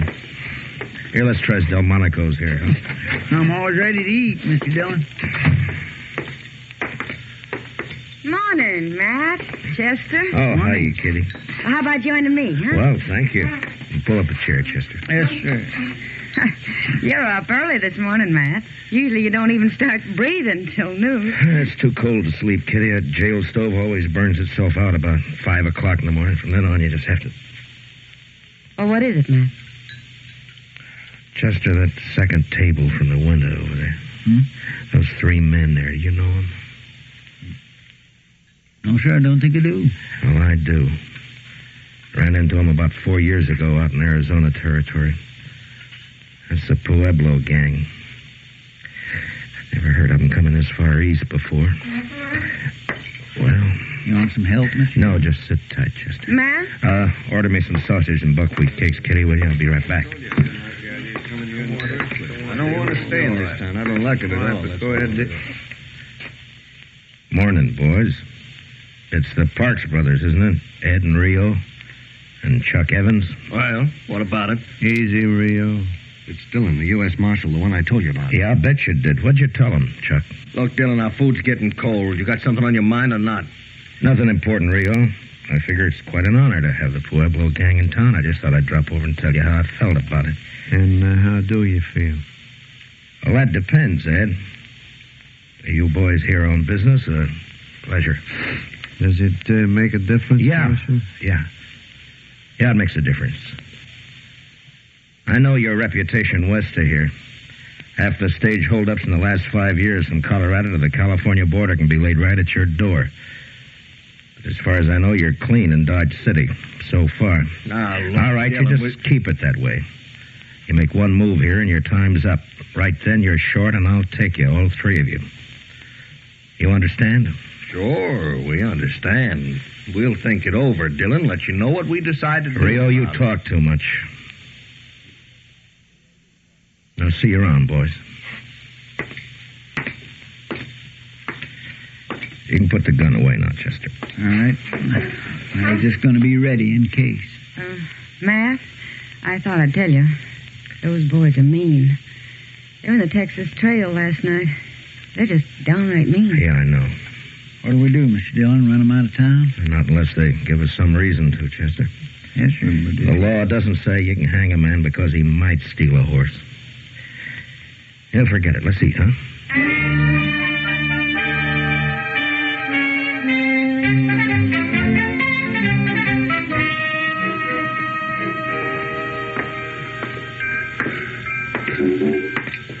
Our old train just about ready to pull out, looks like. Yeah, it's on time. It's 3 o'clock. Be in St. Louis tomorrow night, Chicago the next day. If the engine holds up. They don't break down so much anymore. They're getting them worked out so they're pretty dependable. Yeah, I guess so.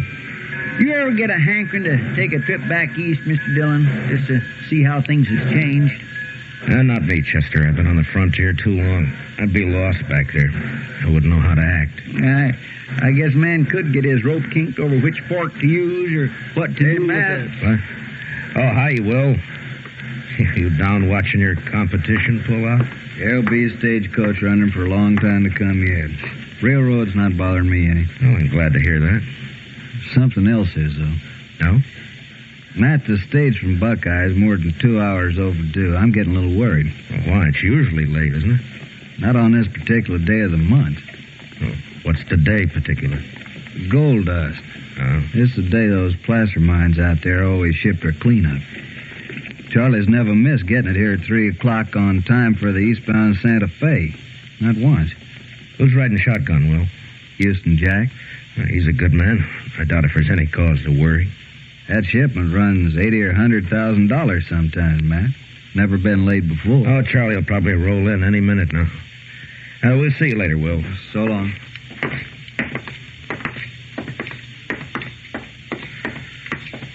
What do you think, Mr. Dillon? Same as you do, Chester. Let's ride out and meet that stage.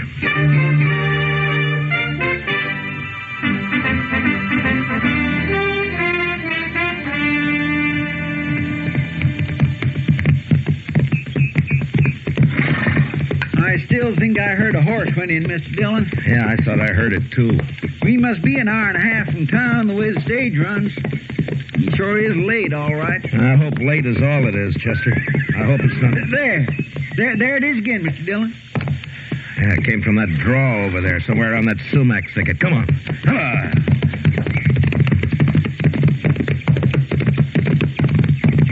Look, Mr. Dillon. Wheel tracks leading off the trail. Yeah. Running at a dead gallop and out of control.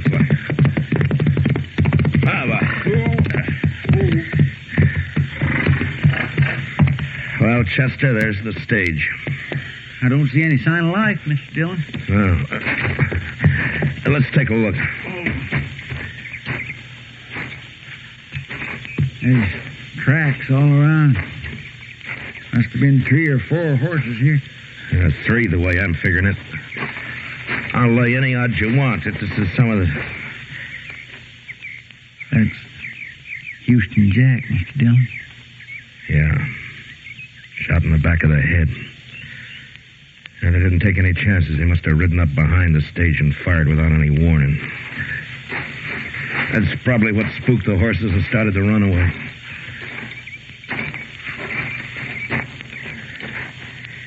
Yeah, they shot the lead horse.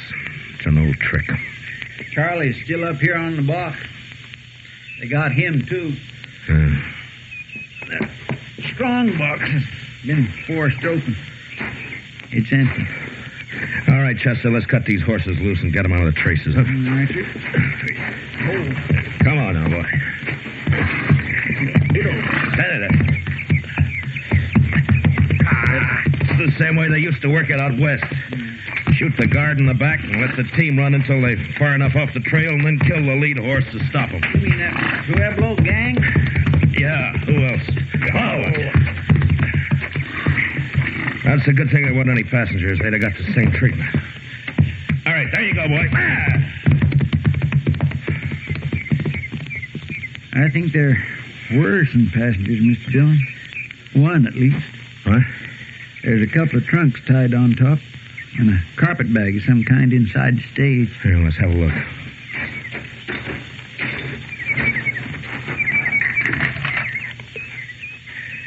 Well, the only bodies are the guards and the drivers. Say, maybe one of the gang was riding as a passenger. They wouldn't leave trunks behind it. What is it? There's stuff in the carpet bag. Belongs to a woman. There's no woman here? Yeah, I know. Well, and they must have taken her. Yeah. It's almost dark. Come on, Chester, let's try to pick up their trail.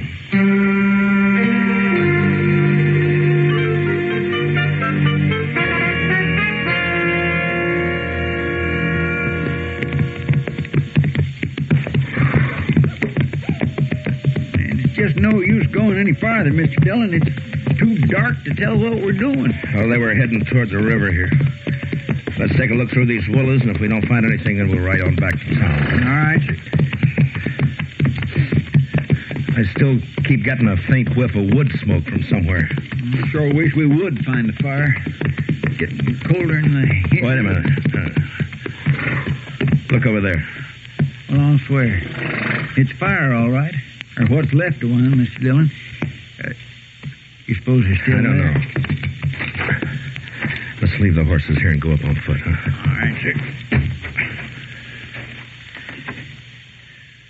Well, there's nothing moving. No signs of life. They couldn't have left too long ago. That fire would have burned itself out. Well...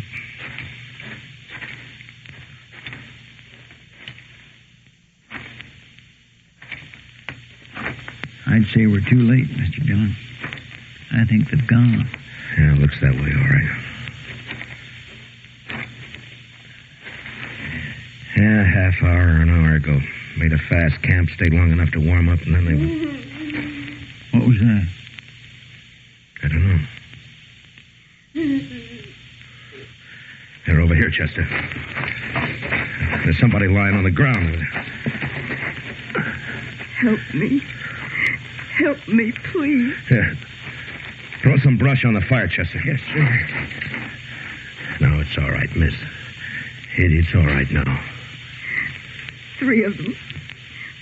Robbed the stage. Killed the driver and the guard.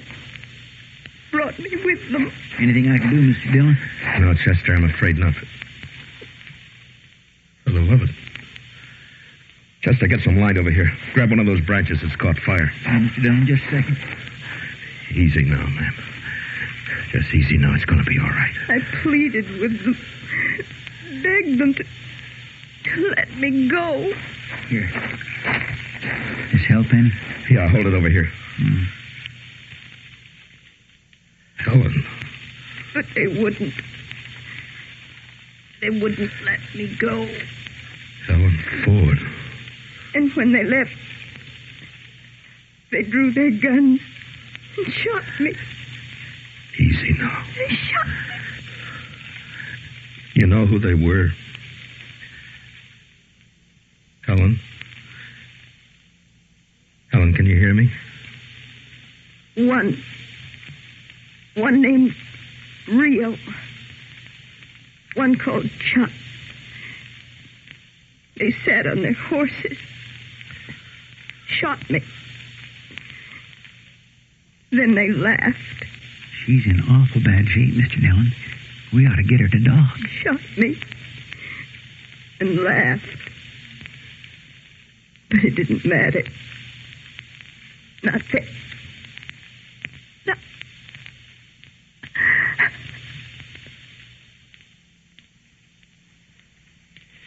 Well, I guess it's too late now. Yeah, it's too late. I'll carry her back to Dodge. Get me your saddle blanket, will you, Chester? You knew her, Mr. Dillon? A long time ago. Then things happen the way they do. Later, she married Bill Ford and went out to Colorado. It's a long time ago. I didn't expect I'd ever see her again. It's a bad thing, Mr. Dillon. Yeah. Yeah. And I'm going to see him hang for it.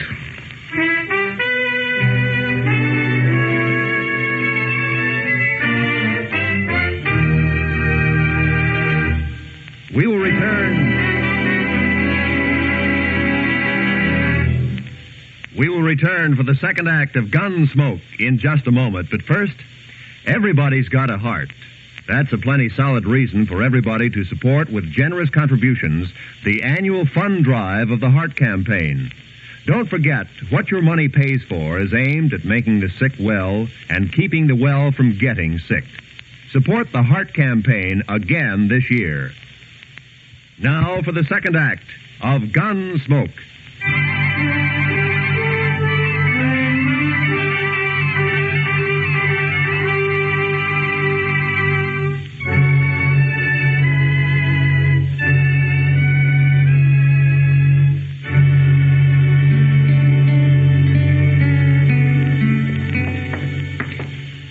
Over here, Chester. We'll check the livery stable first. Yes, sir. They could have pulled out, of course, but I'll lay odds they came straight back into town. It won't take long to find out. Now, let's go in.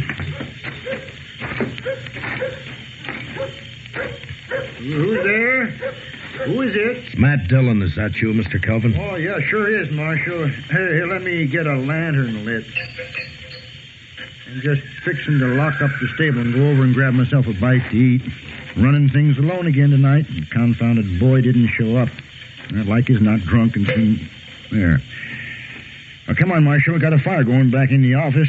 Come on back. Set us. I'd like to, Kelvin, but we don't have time. I'm looking for some horses. Well, I got 'em, Marshal. You want to buy, trade, or hire? Just look. Yeah.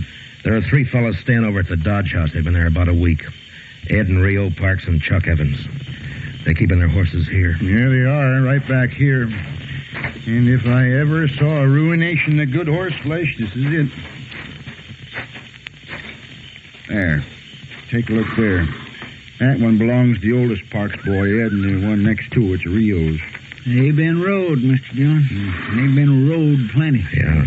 What time did they come in, Kelvin? Oh, about an hour ago, more or less. They're gone since forenoon, just come back a little while ago.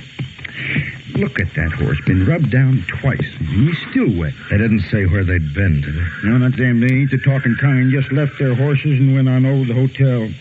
Well, wherever they was, though, they must have been riding like the devil himself was chasing them. Well, maybe he was. Thanks, Mr. Kelvin. Yeah. Yeah.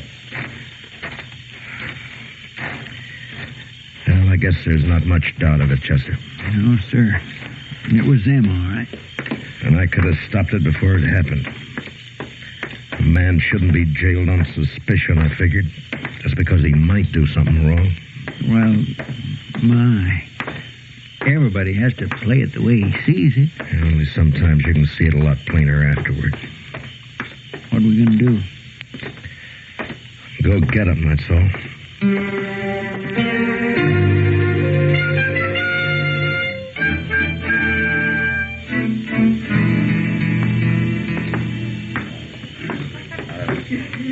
Well, where do we start looking? The Texas Trail.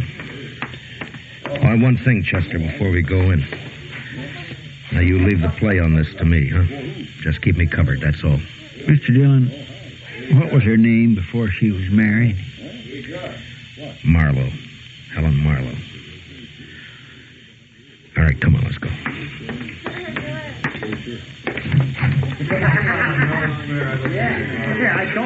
Well, it was a real dull evening up until now. How are you, Matt? Chester? Hi, Miss Kitty. I'm looking for the Pueblo gang. Have any of them been in here? Why, yeah. One of them's here now. Leo Parks. He's over there at the faro table. Huh? Well, what's wrong, Matt? What happened? Now, they held up the Buckeye stage. Killed Charlie and Houston Jack. And a passenger. A woman. Helen Ford. Ah. All right, Chester. Oh, be careful, Matt. Yeah, sure, Kitty. Just cover me, Chester. That's all. Yes, sir. 500 says I've got the car. That's too much for me. Are you going to cover me or not? What's the matter? You all a bunch of pikers? Maybe they haven't been out robbing stagecoaches, Rio. What do you mean by that?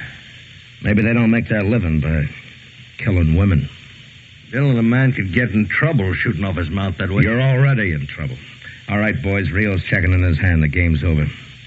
You can slide out at the end of the table over there. You're under arrest for murder, Rio. Don't know what you're talking about, Dillon. Murder. A murder that you're going to hang for. Now, where are the other two? Go find them if you want them. I'm going to as soon as I finish with you. I said you're under arrest, Rio, and I get your hands up. Supposing I don't? You're not going to make any play. You don't have the guts. Shooting a man in the back is more your line, Rio. You're killing a woman. Now get your hands up. That's better. All right, Chester, get his gun.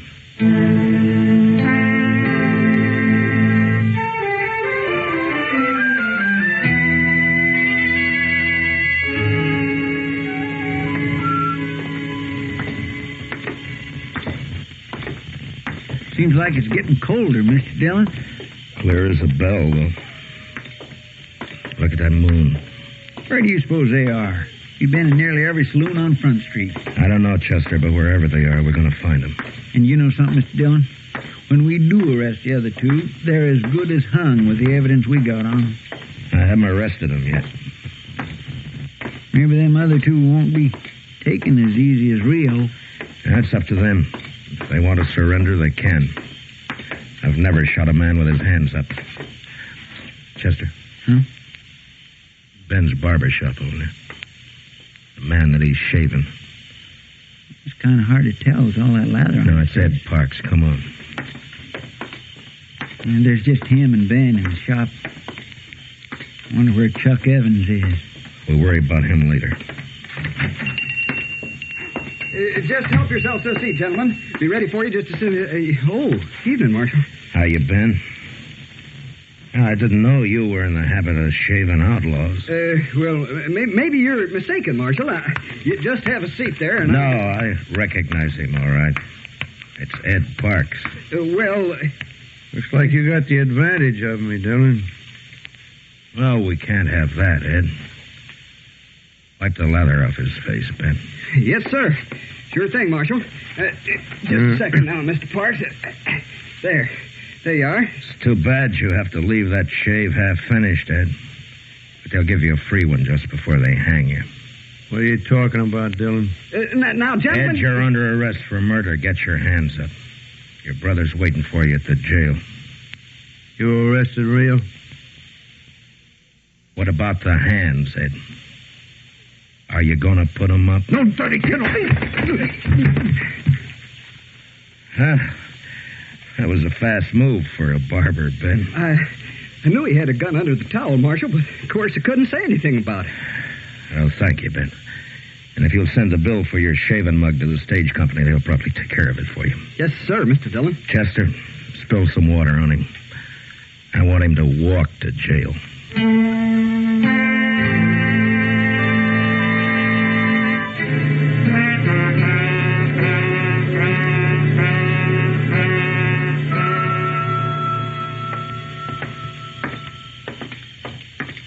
I'll bet Chuck Evans got clean away, Mr. Dillon. The word must have got to him. Well, he had to do it awful fast. The clerk said he checked out of the hotel less than 10 minutes ago. Kelvin? The light must hurt his eyes. He never keeps a lantern burning. Afraid of fire, maybe. Kelvin? Are you there, Kelvin? Yes. Hey, what's wrong? Who is it? Matt Dillon. Oh. Strike a light. A man could fall over something in this stable and break his neck. All right. I just don't get excited. I'm used to it myself. I know just where everything is and don't see any point in wasting oil when Now, what's on your mind, Marshal? Chuck Evans. Is his horse still here? Yes, indeed. It most certainly is. As a matter of fact, he's back there saddling up right now. Good. I told him it seemed like a fool time of night to start out on a trip. You can't reason with anybody that treats horses the way that bunch does. I guess not. Kelvin! But... Well, go on, answer it. Yes? What is it? Give me a hand back here, will you? Tell him yes. All right. I'm coming. What's this all about, Marshal? Nothing to get yourself worked up about. Just stay right here and stay out of the way. All right, Chester. Yes, sir. He's got a lantern back there at the stall. Yeah. Now, you were right about one thing, Chester. He's trying to leave town. Give me a hand with this, Kelvin. I can't seem to get the... You going somewhere, Chuck? Now, look, Dillon. You got nothing on me. Lay off. The Parks boys are in jail. I don't know anything about it, Dillon. You can't prove a thing, and you can't shoot me. I'm not even wearing a gun. It's hanging there on the saddle horn. Yeah. So I see. If the other boys did something, I don't know anything about it. You're a liar, Chuck. And you're a coward. You've got no call to talk like Shut up. Now, you're under arrest. Chester, get his gun off his saddle. Look out, Mr. Dillon. He's got another gun. I'll kill you, Dillon. Say, help me. You're scared, Chuck. You're too scared to shoot straight. Help me.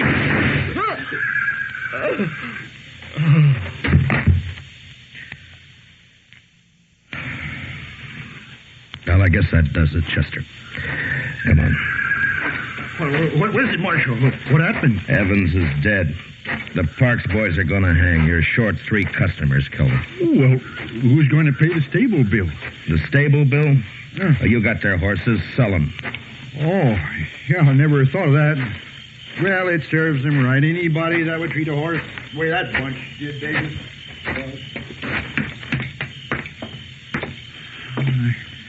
Guess it's over, Mr. Dillon.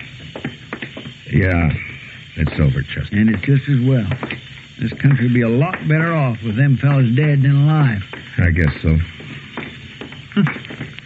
Even the moon looks brighter. Yeah. Mr. Dillon, you're still thinking you should have jailed him on suspicion, aren't you? No, I'd have half a Dodge in jail if I started that. No, Chester, it's the kind of a chance a lawman has to take. Yes, sir. Whether he likes it or not. Yes, sir. But I'm not liking it much right now. In the morning, I'm going to have a talk with the preacher about holding a service for Helen. It's about all I can do for her now.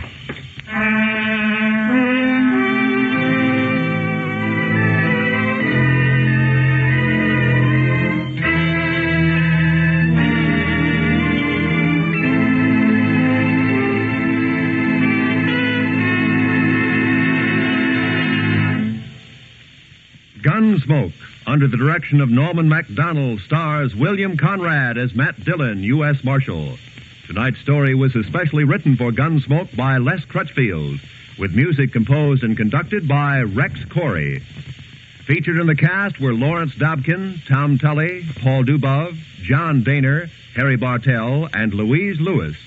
Parley Bear is Chester, and Georgia Ellis is Kitty. Gunsmoke is heard by our troops overseas through the facilities of the Armed Forces Radio Service.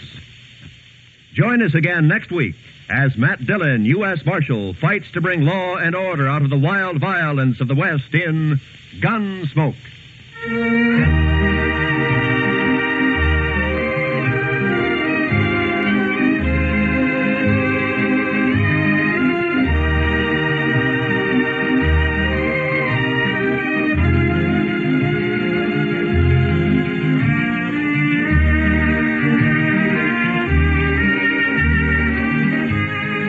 Godfrey. Yes, starting tomorrow on most of these same CBS radio stations, there will be more Arthur Godfrey and his gang, presented by CBS Radio for our Sunday listeners. Folks who are regular Arthur Godfrey fans know there's been a 30-minute roundup of Arthur Godfrey time Sundays at the Star's address.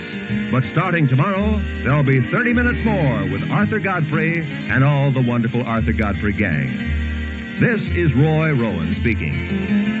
And remember, Lionel Barrymore's your host on the Sunday Night Playhouse on the CBS Radio Network.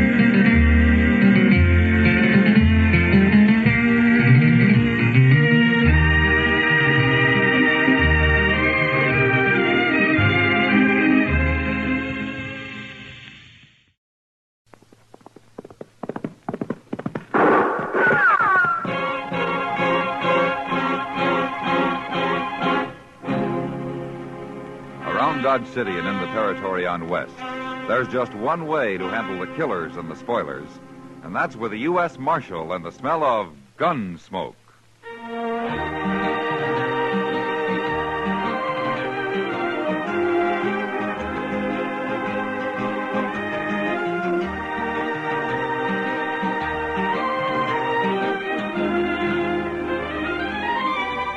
Gunsmoke, starring William Conrad.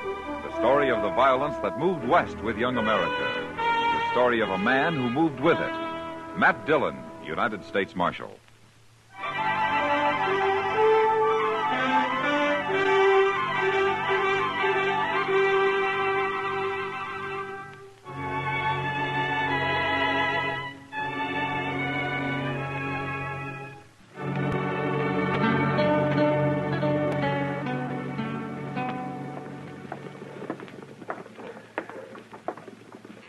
Mind if I sit here and watch the plaza with you, Mr. Dillon?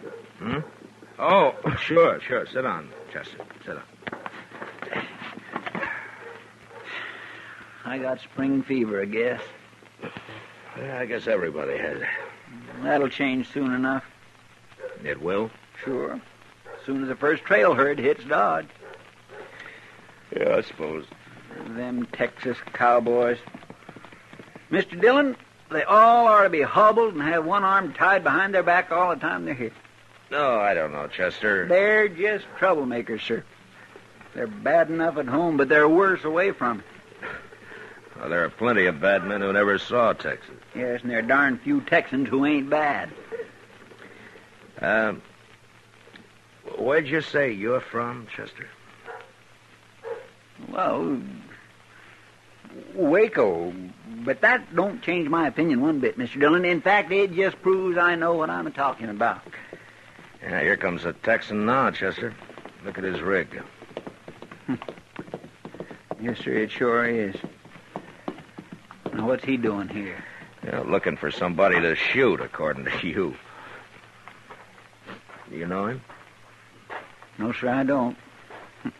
But then most everybody I knew in Texas has been hung by now. I'm looking for the U.S. Marshal. You wearing a star, so maybe you're him.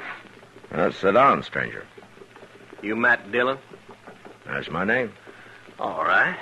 I'm Phil Jacks. I'm with a herd of 3,000 San Saba cattle about 5 days' drive from here. Name of the trail boss is Dolph Quince.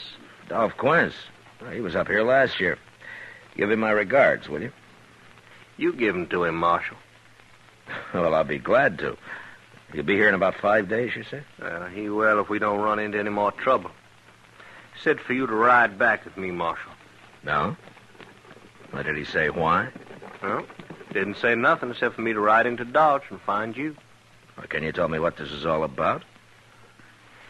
It's about Kansas, Marshal. Kansas? We don't like it. Well, for heaven's sake, if you don't like it, why don't you stay in Texas instead of coming up here raising all kinds of trouble, getting people's backs up, drinking, shooting, carrying I haven't on? even said hello to you, mister. Oh, I know it, and let's leave it that way. Chester, what's got into you anyway? It's been mighty peaceful around here lately, sir. Now the first Texas herd ain't even over the horizon, and already there's trouble.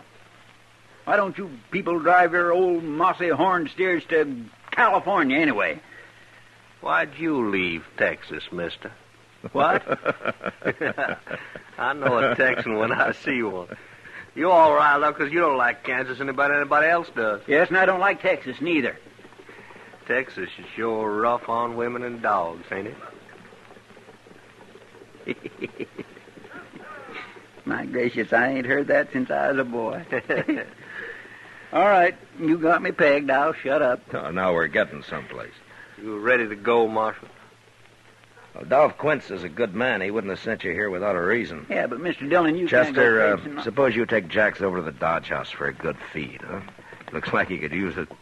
I'll get ready and I'll meet you there in about an hour, huh? Yes, sir, but what about me? Well, like you say, there won't be any trouble till the Texans arrive. I'd like for you to stay here anyway. Yes, sir, Mr. Dillon. Come on, Jacks. It's just down the street. Oh, don't shoot him, Chester. I'll never find that herd alone. I ain't to buy him a drink first, Marshal, and just temper him down a little. Now, say, that's not a bad idea at all. Take your pick, Mr. Jacks. We have a goodly number of very choice saloons here in Dodge.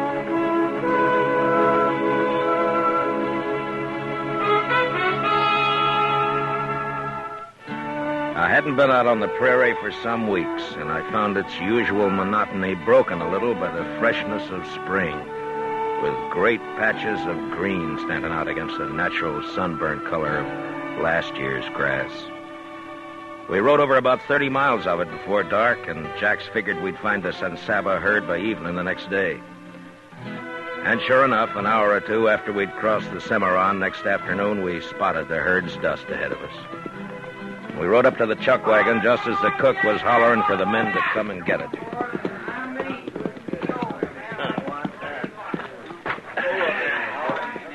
Just drop your saddle anywheres, Marshal. I'll turn your horse in with a remuda. Yeah, all right. Thanks, Jack.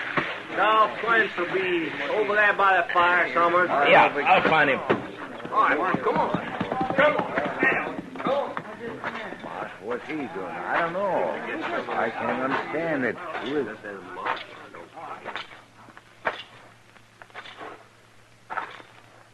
Hello, Dolph. How are you, Marshal? There's fresh meat in camp. Ask the cook for a plate. Thank you. Yeah, I'll go with you. I need some more coffee.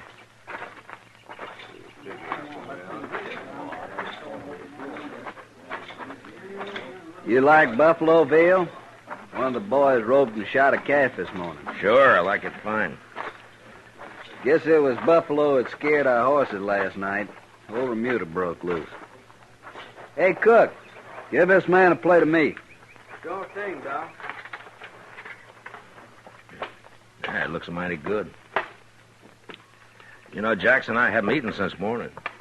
Give me some coffee, will you? Yep. Thanks, cook.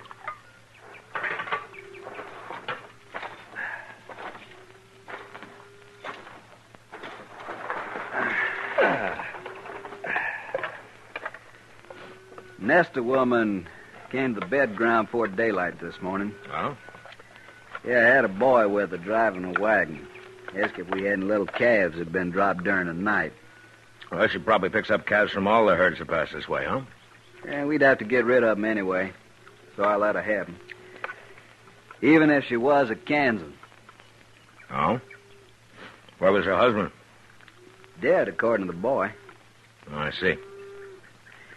You know, if there'd been a Kansas man asked for calves, I don't think I could have talked these boys into allowing it. Oh, is that so? It sure is, Marshal. Say, you got any tobacco? Mine's a mite dry. Oh, yeah, sure. Oh. There you are. Here. Fix yourself a smoke. Thanks, Marshal.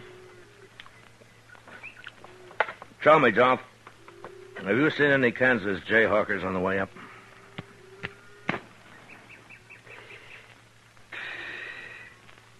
How do you know, Marshal? Well, just a guess. 2 nights ago, some of them jayhawkers managed to sneak up on Snyder over there when he was out on guard. They stripped him and flogged him and then stampeded the cattle. We had our hands full for the next few hours, or we might have caught up with them. I see. Any trouble since? Not yet. Dolph, the ordinary Kansan hates jayhawkers as much as you do. They're nothing but shifty, murderous criminals. They got started on the Missouri border during the war, and they got the taste of blood in their mouths, and, well, now it's like they got no place to go. We can show them a place. They're bandits, that's all. You got bandits in Texas. That doesn't make every Texan one, does it? It's kind of hard to make the men see that, Marshal. Yeah, I know. I'll join you, if you don't mind. Sit down, Jack. Yeah. I've been complaining to the Marshal about our welcome here. I hear the trail drivers buying off jayhawkers, $2 or $3 a head. You see, 3,000 head, that cost us. I ain't paying nobody nothing. Well, they ain't asked us yet, but I'll kill the first one I see anyway. Maybe they won't bother you again, huh? Marshal, every dollar I got's in these cattle and all the money my relatives and friends could raise, too.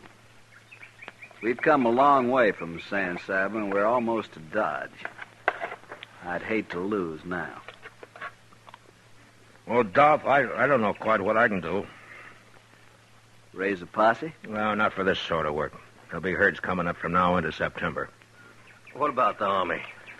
Well, they're out chasing the Indians, as usual. Well, figured I'd have to ask anyways. One reason I wanted you to come down here was to ride with us a few days, get to know the boys a little. They're in a bad temper, and when they hit Dodge, they're going to be looking for Kansas scalps. I'll ride with you. I figured you would.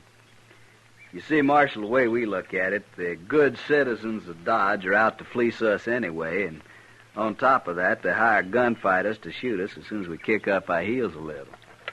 All in all, it makes for bad feeling. Well, there's some misunderstanding on both sides, I guess. Yeah, you and I know that. But they don't. Oh, say, Dolph, I nearly forgot. What? A stranger rode up the Remuda over there and asked for a job. I told him to eat first. Must be crazy. Where is he? I'll go get it. Dolph, I'd like to stand guard tonight, huh? No need for that. Well, if I'm riding with you, I'll do my share of the work. All right. You go out with the second watch. The Wrangler will give you a night horse. Thanks. Yes, Dolph. This here's Dolph Quince, trail boss. Mr. Quince. Quince will do. Well, my name's Studer. Carl Studer. You lost? I don't know what you mean. Well, do you know we're only 4 days' drive out of Dodge? I was wondering if you could use a hand. For 4 days? That'd help. You must be awful hungry. I thought maybe you'd be driving past Dodge. Well, I'm not. We'll feed you from here to Dodge if you work. I won't pay you anything, though. I haven't got the money, and I don't need a hand anyway. Thank you. Hey, by the way, where are you from? Colorado? And you ain't a Kansan? No. Good. Maybe the boys won't tear you apart. You'll be on the third watch tonight, Studer. All right. There's the sort of man spends his whole miserable life just looking for salt pork and sundown. Yeah. If that's all he's looking for. What do you mean? Oh, it's just an old habit of mine, Dolph. I wouldn't still be alive if I trusted everybody on first sight. You don't trust this fella? No, he's probably all right. But still, I'd keep him in camp, unless it's daylight. How come? I wouldn't put him on night guard, Dolph. All right. Marshal, I always thought I led a hard life. Till now, I think you beat me. Well, I got shot at more than you, that's all. Maybe that's it. You better stretch out somewhere. You'll be out singing to those cow brutes in 2 hours. Yeah. Well, I'll see you later, Dolph. Breakfast at 4. You'll find it don't take long to stay all night at this ranch.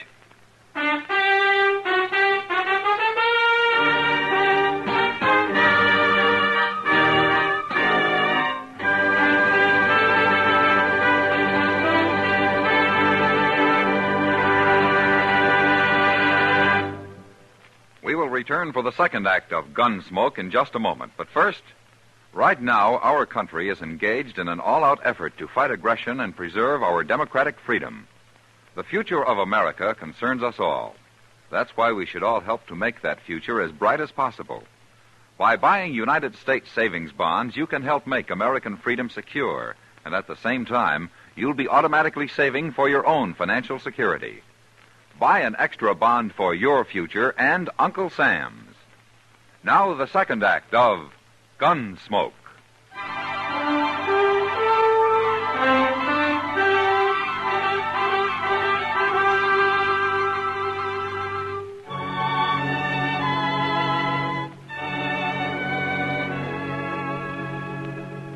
I didn't have much chance that night to get to know the boys. On guard, 2 of us rode around the herd in opposite directions, singing or humming a little to let the cattle know where we were. And after 2 hours, we were relieved by the third watch. But at breakfast the next morning, the men treated me a little less like a gunfighter hired to shoot them when they got to Dodge. After the cattle had grazed for a few miles and we got them on the trail, I started to forget I was a lawman myself. Jackson and I were right in the swing of the herd when Dolph Quint loped up behind us. Hey, how's it feel to be a trail hand, Marshal? There's nothing to it. If I could sleep all winter like you do. When would you spend your money? I already offered to trade jobs with the Marshal. Dolph, you know where I found him in Dodge. Hanging a horse thief, I hope. Yeah, not likely. Sitting idle in a chair, taking in the sun like an old man. Don't let it fool you, Jax. I've seen him move. Hey, you 2 crossed the Cimarron yesterday. What's it like? Oh, the water's gone down. You won't have any trouble. I was also thinking about the sand. It was sound where we was, Doc. Then we'll cross right there. You go up ahead and ride point, Jax. Lead us to it. Take that new fella Studer with you. I don't need him. I want him up front where I can see him. Okay. Hit him off. First crossing I tried last year had a quicksand bottom. It would bog a saddle blanket. Nah? Did you lose many cattle? 30 head. Couldn't even dig their tails out. Yeah. You know, Dolph, I sometimes wonder if it's worth it to you, driving cattle up here. Texas is bankrupt, Marshal. The war broke us. All we got is these wild, longhorn cattle. Yeah, I know. But maybe there'll be an easier way someday. We'd starve waiting for the railroad. I suppose so. Anyway, this San Saba herd of yours is the first to reach Dodge this year. The prices are high. You ought to profit $20 a head. I hope so. What's Dodge like now? Been a year since I was there. Well, it's double its size. They got a new restaurant, a place called Delmonico's. Got about 5 new saloons. Well. A new barber shop. With money in your pocket, Dodge could offer high-class entertainment. Almost anything you want. The boys will be glad to know. Hey, it's up ahead. Come on, hurry! Look, we got a blanket. It's starting to stampede. Yeah. Is that Jack's horse running loose? Yeah. There's Jack's lying on the ground. They shot him, Marshal. Yeah. The man with the blanket, that's Studer. I'm going after him, Dolph. You take care of Jack's. There go the cattle. Head off. Get him, Marshal. Get him alive. I'll get him.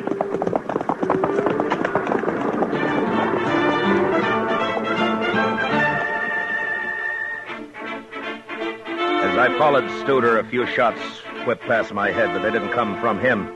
They came from behind a small rise he was headed for. Whoever was shooting was still too far away from me to worry about.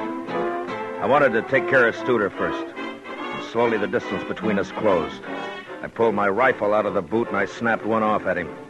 He threw up his hands and pitched forward out of the saddle.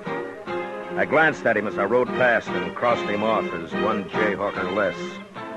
When I reached the rise, I jumped off my horse and ran up it on foot. Near the top, I got down and I crawled.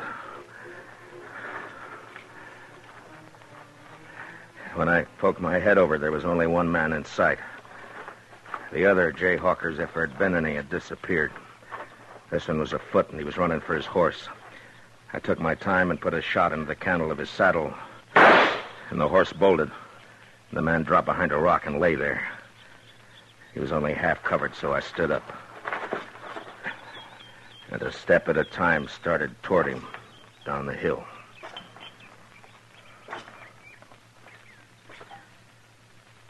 That's far enough, mister.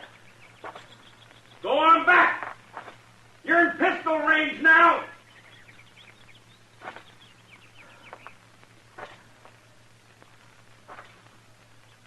Stand right there, you.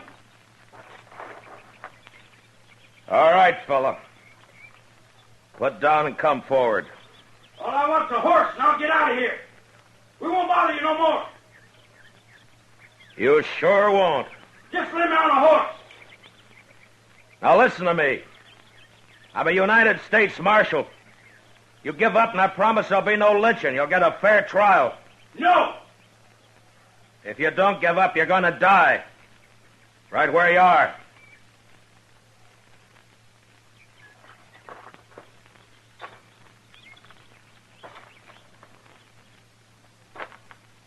Let it go, I'm warning you. I'm coming after you.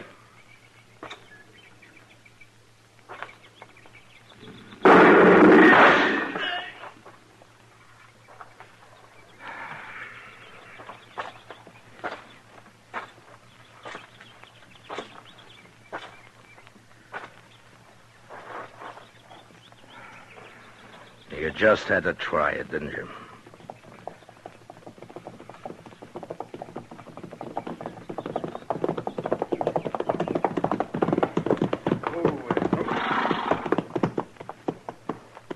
You leave a bloody trail, Marshal. Yeah. I brought Snyder with me. After the whipping they gave him the other night, I figured he deserved to be in on this. Guess I'm too late.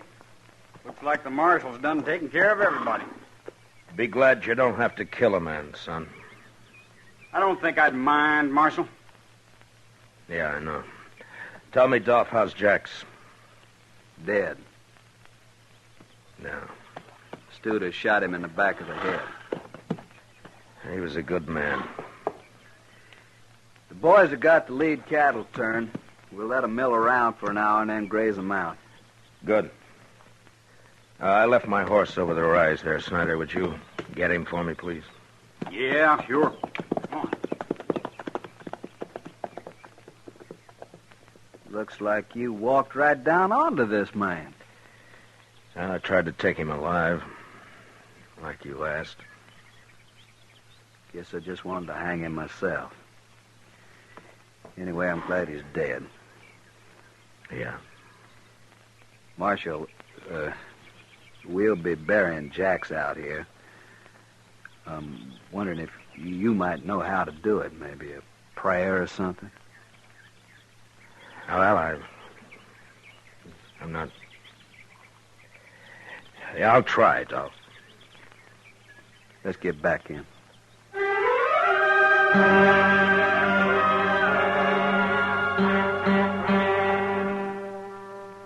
When we got back to where Jax had fallen, the cook had driven the chuck wagon up and was busy fixing coffee for the men, even though it was far from noon. The cattle were spread out and feeding now. And one by one, the men rode up, sober and quiet, with just a glance at Jax where he lay covered by his saddle blanket. The grave was soon dug, and with the end gate of the chuck wagon for a headstone, Phil Jax was placed in the ground and covered with prairie earth. Their hats in their hands, the Texas men watched in silence.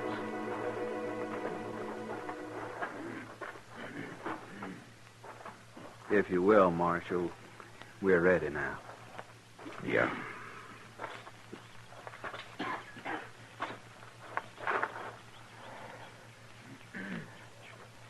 We brought nothing into this world. Neither may we carry anything out of this world. The Lord giveth, and the Lord taketh away.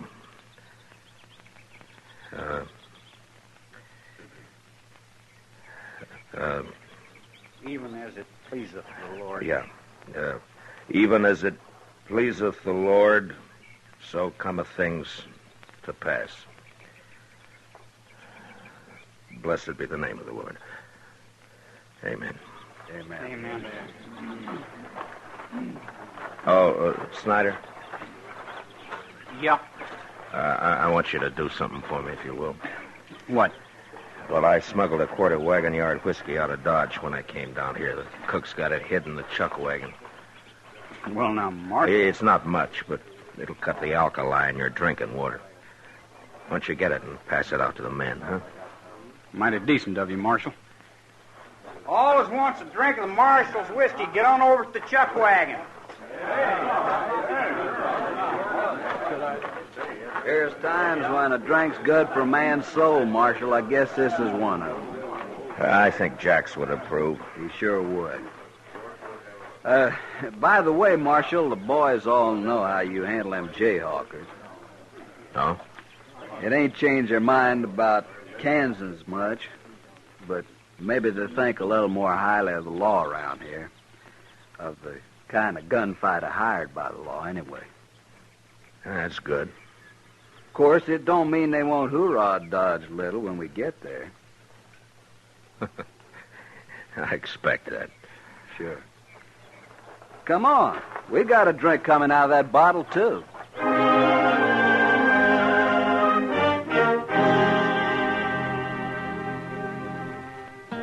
3 days later, the San Saba herd reached Mulberry Creek, about 10 miles south of Dodge.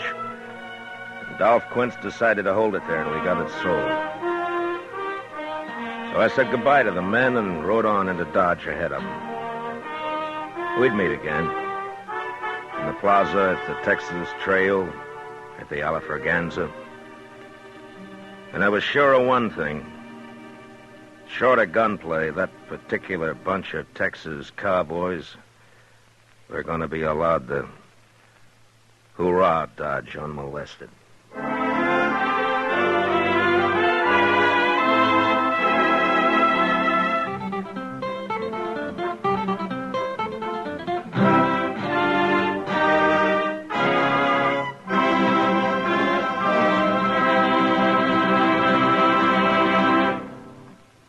Gunsmoke, under the direction of Norman MacDonald, stars William Conrad as Matt Dillon, U.S. Marshal.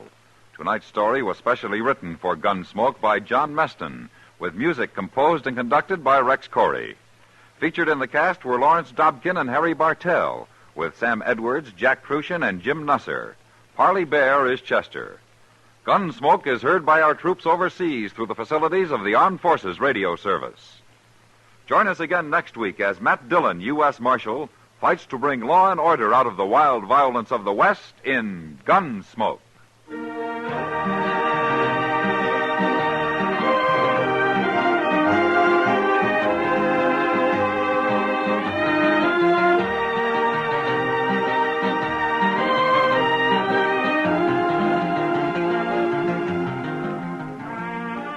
Tomorrow evening, the Edgar Bergen Show with Charlie McCarthy presents a drama titled The Blue Egg of Happiness as its own comical Easter observance.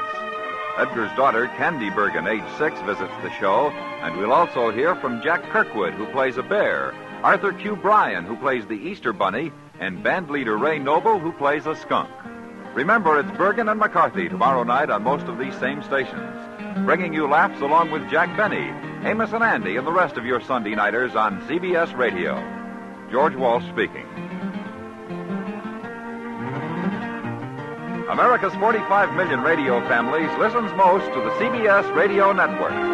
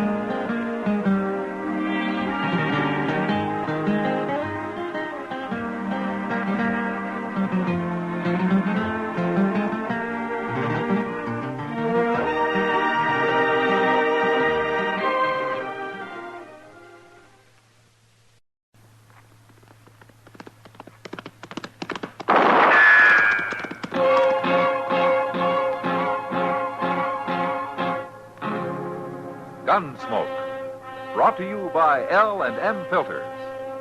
This is it. L&M is best, stands out from all the rest.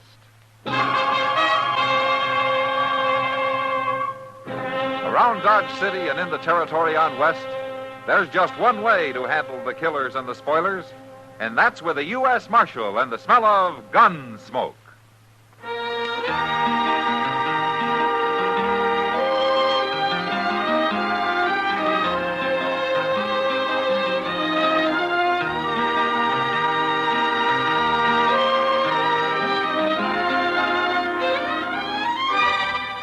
Gunsmoke, starring William Conrad, the transcribed story of the violence that moved west with young America, and the story of a man who moved with it. I'm that man, Matt Dillon, United States Marshal. The first man they look for and the last they want to meet. It's a chancy job, and it makes a man watchful and a little lonely.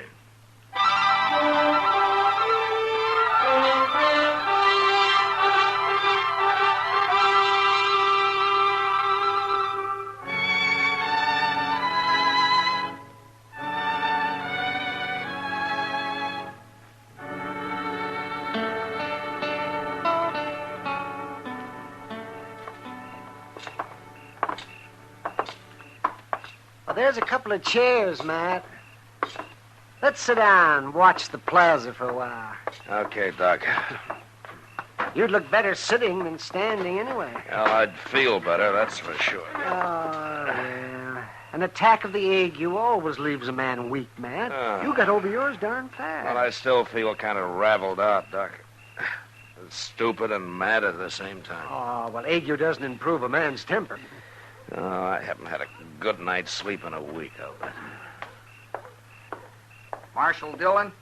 Yeah. Marshal, you don't know me, but I've seen you around lots of times. My name's Jake Bewley. I've seen him, too. Hello, Doc. You know. Oh, what can I do for you, Bewley? I heard you was in the market for a good horse, Marshal. Yeah, I'm always in the market for a good horse.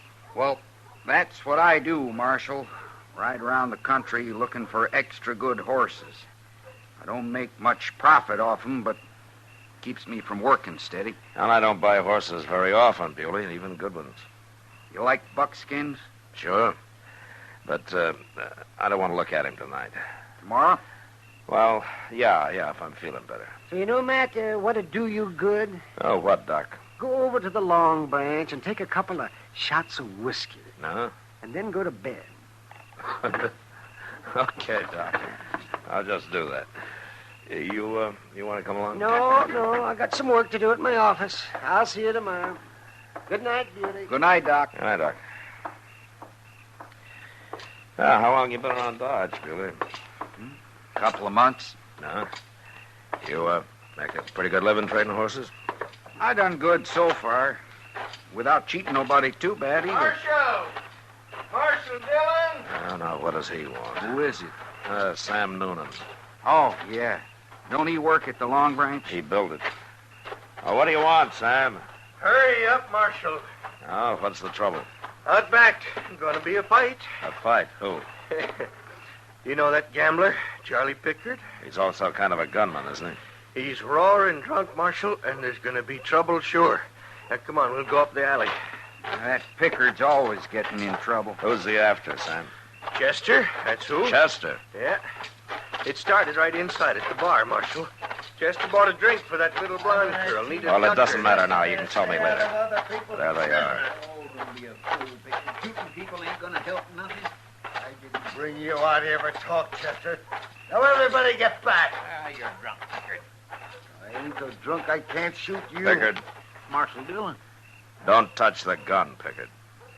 What are you doing here, Marshal? I'm stopping a fight. I ain't gonna fight you. All right, then give me your gun. Take it. I ain't that drunk. Chester, Yes, sir. throw him in jail. Now, wait, Marshal. Shut up. Take him around the other way, Chester, out the next alley. I'm going inside for a minute. Then I'll be over. There ain't gonna be no fight. I think I'll go to bed. I'll be around with that buckskin in the morning, Marshal. Yeah, sure. Sure, Buick. It ain't fair to put me in jail, Marshal. I ain't done nothing. You're drunk and you were about to shoot a man, Pickard. I'm doing you a favor throwing you in jail. That's true, Pickard. All right. Put me in jail. But wait till I get sober, Chester. Wait till tomorrow. Oh. I'll get you. You'll see what I'll do. You're not going to do anything, Pickard. All right, take him along, Chester. I'll follow you, Pickard. Go ahead. Walk slow. It won't be so easy next time. Marshals. What are they going to have marshals around for? Oh, you won't forget it by morning. No, I won't. You'll see, Chester. All right, Sam, tell me now, what's this all about? Well, I started to tell you, Marshal. Chester bought a drink for Nita Tucker at the bar in there. You know her. Yeah, I've seen her around. Well, she's really Pickard's girl. He kind of watches out for her, you know. Yeah. Or she don't seem to like it much, but that don't stop him. And he's real jealous if anybody gets anywhere near her, especially if he's been drinking, like tonight. So he was going to shoot Chester because he bought Nita a drink, huh? Yeah. Well, that's a great reason for killing a man. Oh, that Pickard can be awful mean, Marshal. It wouldn't surprise me a bit if he makes more trouble tomorrow when he's sober. And I'll keep him in jail till he forgets about it. Can't keep him there forever. No, but I can always run. Come from that alley there. Yeah, come on. Must be Chester. Hey, looky, Marshal. That's Pickard. Chester shot him. What's the matter with you, Chester? Did he knife you or something? Here, come on. Stand up. Come on. Pickard's dead, Marshal. Are you hurt, Chester? What happened? Come on, tell me, what happened? I got hit. And here's Chester's gun, Marshal. Laying right at his feet. Did he jump you? Is that what happened? No. No, he didn't jump me. Well, then why did you shoot him? I didn't shoot him. Somebody hit me. Well, that don't make sense. Of course you shot him. This here's your gun. It's been fired. I didn't shoot him. Somebody jumped out from back of that rain barrel and hit me. Eh? You ain't bleeding nowhere. Well, he hit me back here, behind my ear. Didn't knock me out for long. I heard the gunshot, but I couldn't do nothing. Who was it, Chester? I didn't see him. I started to turn, and then he hit me. You're going to have a hard time proving that, Chester. I didn't kill him, Sam. He swore he was going to get you tomorrow.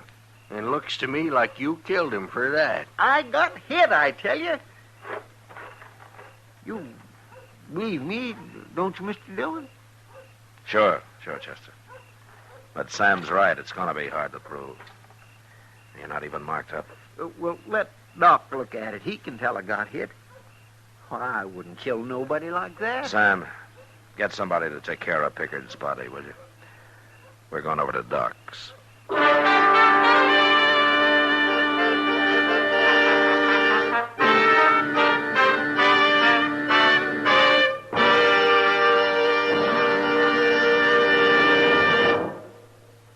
This is it, L&M filters. It stands out from all the rest. Miracle tip, much more flavor. L&M's got everything. It's the best. Yes, L&M is best. Stands out from all the rest. L&M stands out for flavor, flavor, flavor. The miracle tip draws easy. You enjoy all the taste. L&M stands out for effective filtration, filtration, filtration. No filter compares with L&M's pure white miracle tip. L&M's got everything. It's America's best filter tip cigarette.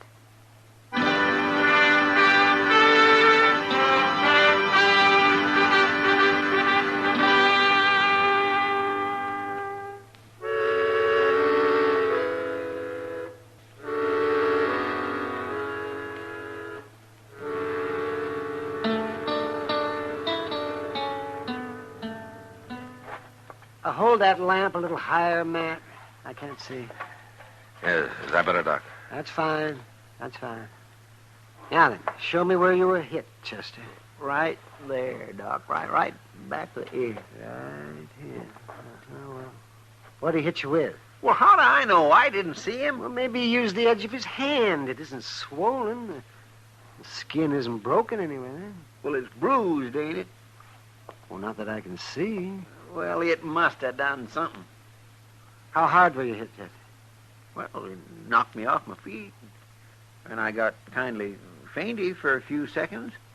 Long enough for him to take my gun and shoot Charlie Pickard. That's pretty hard, ain't it? Yeah. You can put the lamp down there, man. Okay, Doc. You're saying you can't testify I got hit, ain't you, Doc? You want me to lie for you, Chester? No, I wouldn't ask you to do that, Doc. It's too bad Sam Noonan had to be there, isn't it, Matt? Oh, Sam likes Chester, but he thinks he did it, and he'll testify against him. Well, how can he, Mr. Dillon? He didn't see it. No, nobody saw it. Well, then they can't hang me, can they? They can't hang you, Chester. But prison, huh? Maybe for life. We'll find out who did it. Oh, there's no way in the world to find out. Now, wait a minute, Chester. You're giving up too easy. Tell me. You and Doc, you don't really think I done that, do you?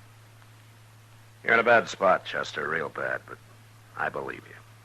What about you, Doc? Oh, of course I believe you, Chester. Thanks, Doc. And you too, Mr. Dillon. I'd feel awful if you didn't believe me. Well, worrying about it won't help, Chester. Well, I gotta worry about it. If we don't find out who done it, I'll have to stand trial. And I won't have a chance if I do. Are you going to put me in jail, Mr. Dillon? No, of course not. You'd better stay around the office, though, huh? There's going to be enough talk about it as it is. All right, sir. What was the girl's name? Nita Tucker? Yes, sir, that's right. But why? Well, maybe she knows who wanted Charlie Pickard dead. I'll be back later.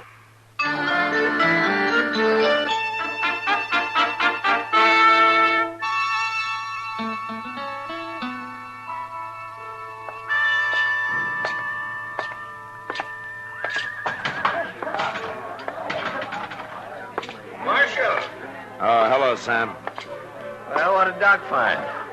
Nothing visible. Did you put Chester in jail? I'll have a shot of whiskey, Sam. Looky, Marshal. I'm as sorry about this as anybody.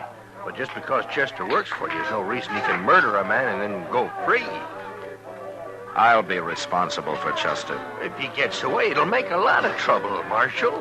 You think Chester did it, don't you? Of course I do. And I don't like him not being in jail. Sam, that's Nita Tucker sitting over there with Kitty, isn't it? Yeah, that's her. But she didn't do it. Oh? Well, she hated Pickard, but you're not going to try to hang this on her, Marshal. No, sir. I'll stand up for her. She's a good girl. I got the drink, Sam. I don't need it.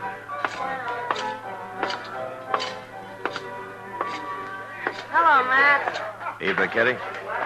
You know Nita Tucker, Matt? No. How do you do? Marshal, sit down. Thank you.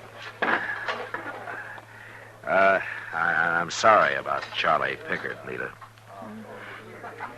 Sounds terrible, Marshal, but I'm not very sorry. I hated him. Charlie didn't treat women very good, Matt. Well, that wouldn't excuse murdering him, though. I'm not so sure. Marshal, you're not thinking I had anything to do with it, are you? Now, Chester says he didn't do it, and I believe him. I wouldn't kill anybody, even him. Where were you when it happened? I was in here. She was at the bar, Matt, and I was standing right next to her. Okay. I guess that clears you, Nita. Tell me, who else hated Pickard? A man like him has enemies, Marshal. There must be a lot of them. Anybody in particular? Not that I know of. Look, I'd like to help Marshal. If Chester didn't do it, it isn't right. He should be in jail. No, it sure isn't. It looks bad for Chester, don't it, Matt? Yeah, Kitty, it does. Well, good night. Good night, Nita. Good night, Matt.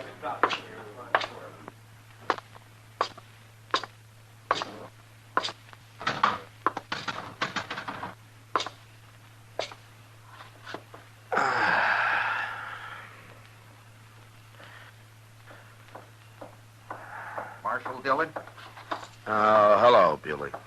I heard about Chester, Marshal. I'm awful sorry about it. Oh? He's always seemed like such a nice fella. Sure is too bad. Yeah. People are going to wonder why you don't lock him up. No, they are.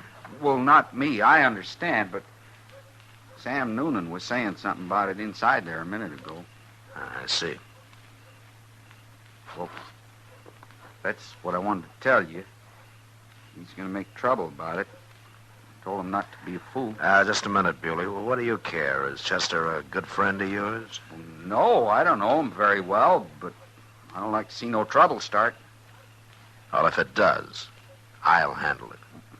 I know you will, Marshal. I just wanted to tell you what the talk is. I'll bring that buckskin by in the morning, huh? Okay. Good night, Bewley. Good night, Marshal.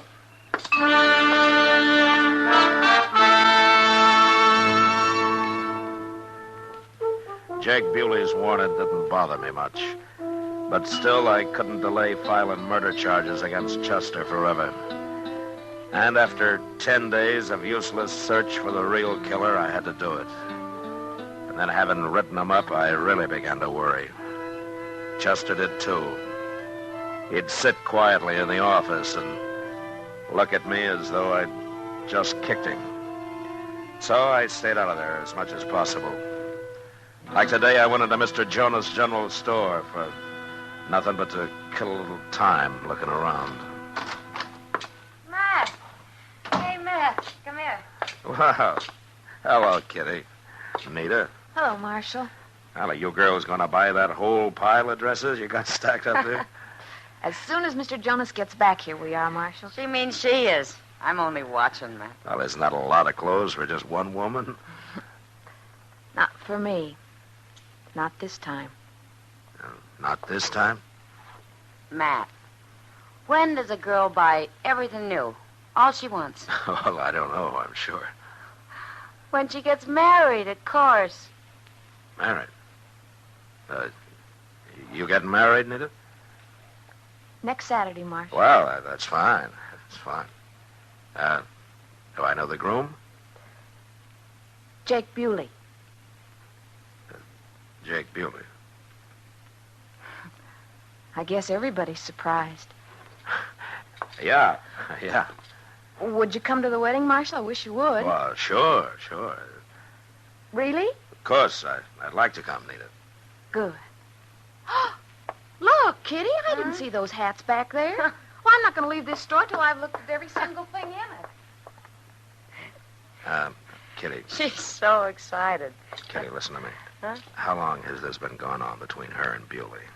A month or so, I guess. What? I thought she was Charlie Pickard's girl. Pickard thought she was, too. But she and Bewley used to meet on the sly. He never did find out. And he sure can't stop him now. No, he can't. As bad as it is for Chester, I'm glad Charlie Pickard got shot. Well, there are other ways it could have been handled. Kitty, I'm going to tell you a secret. A secret? Well, that's what I want you to call it when you tell it to Nita. Tell Nita what? And I'm going to let Chester leave Dodge tonight. What? I'm going to ride out of town with him, and as soon as he's gone, I'm coming back and arrest Bewley. Bewley? You think he did it, Matt? Well, he could have. He had a good reason to. I'm going to find out for sure tonight. Anyway, tell Nita that I have a witness that nobody knows about but me. But, Matt, if Bewley believes that, won't he wonder why you're letting Chester run away? Well, not if he hears my witness won't be back in Dodge for a couple of days. And that I'm afraid Sam Noonan will form a lynch mob before then. All right. But you're asking a lot, Matt. By telling Nita this could ruin her one chance to be happy. Now, she wouldn't be happy with a murderer, Kitty. And if Bewley's innocent, I promise you that nothing will happen to her. Okay, Matt. I'll do it. All right, good. Now, Chester will be riding out of Moss Grimmick's stable about midnight tonight. With me.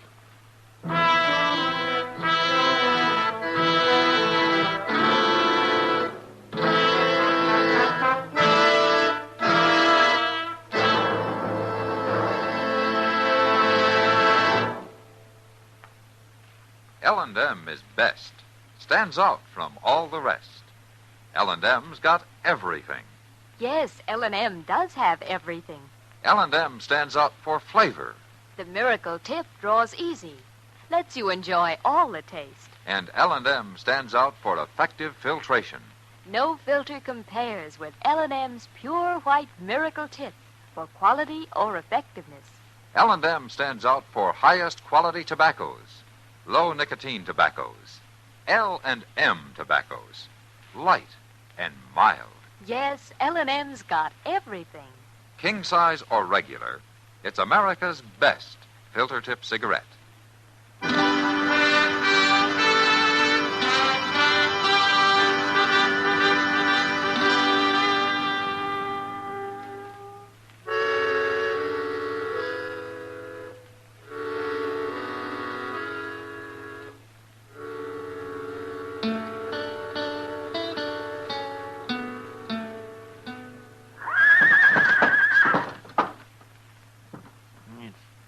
Pretty near 12:30, Mr. Dillon. Yeah. Guess there ain't no use waiting here much longer. No. And I was hoping he'd come into the stable, Chester. We'd have a better chance at him that way. Yes, sir. Well, it's me he's going to be after. I'll go out first. I'll cover you the best I can, Mr. Dillon. Now, look, he doesn't know which direction we're going to be taking, so I expect he'll be hiding pretty close to the stable. Mr. Dillon, you're risking your life just to keep me out of jail. I'm catching a murderer, Chester. No, sir, that's only part true. You're catching a murderer. Now, I'm going to lead my horse out the main door now. You stay here in the shadows. And I'm going to turn back and call to you so that he'll know it's me that's out there. Well, ain't there some other way we can catch him, Mr. Dillon? I swear I don't know what I'd do if anything happened. I'm going to go now. Yes, sir.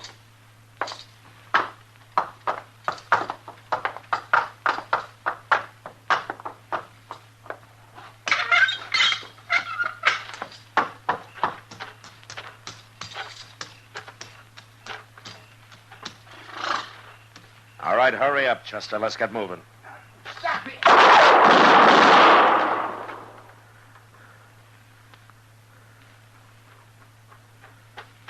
He's in that alley, Mr. Dillon. I seen his gun flash. Don't shoot, Chester. Wait a minute. Come on.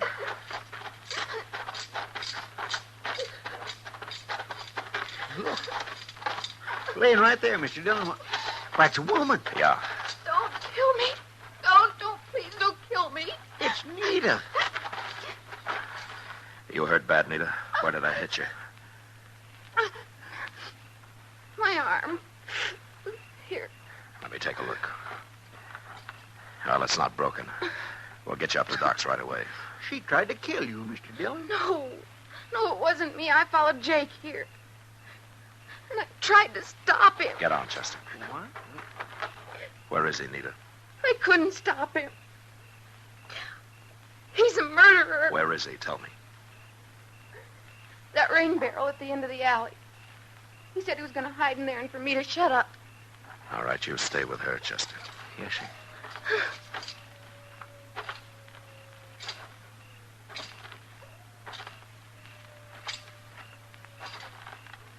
I'm taking no chances, Bewley. I'm going to start blowing holes in that barrel. No. Don't shoot. Look. My hands. Can't you see them? All right, keep them up. High.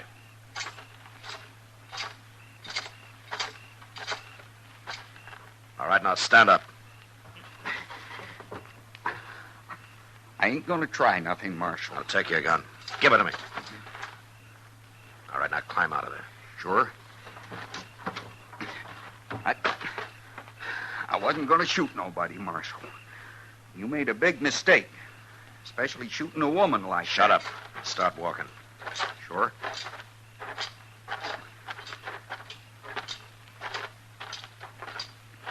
Jake? Shut up, Nita. I told you not to do it. I told you. Too bad you wasn't killed. She was the one tried to do it, Marshal, not me. Well, but I only run and hid to protect her, sort of. You're not making much sense, Bewley. Take him to jail, Chester. Listen to me, Marshal. No. Get going. Come on. Move, Bewley. Go on. And you better walk straight. Won't do no good. You can't keep me in jail. Yeah, you'll be saying that a month from now, Bewley. Can you walk all right, Nita? Let me rest a minute. When I can. Yeah, sure. I guess you won't be coming to the wedding after all, will you, Marshal? No, Nita, I guess I won't. Here, I'll carry you up to Doc's.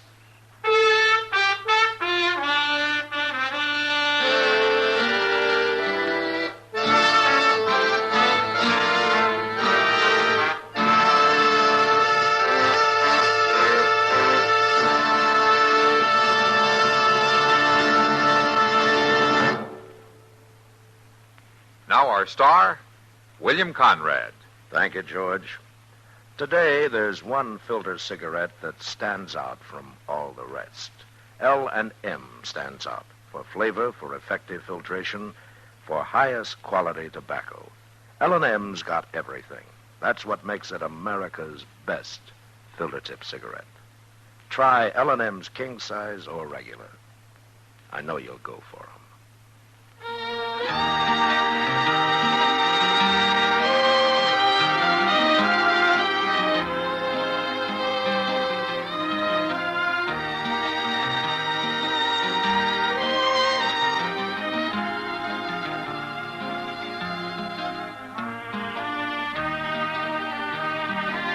Gunsmoke, produced and directed by Norman McDonald, stars William Conrad as Matt Dillon, U.S. Marshal. Our story was specially written for Gunsmoke by John Meston, with music composed and conducted by Rex Corey. Sound patterns by Tom Hanley and Ray Kemper. Featured in the cast were Vic Perrin, Lawrence Dobkin, James Nusser, and Joyce McCluskey. Harley Bear is Chester, Howard McNear is Doc, and Georgia Ellis is Kitty.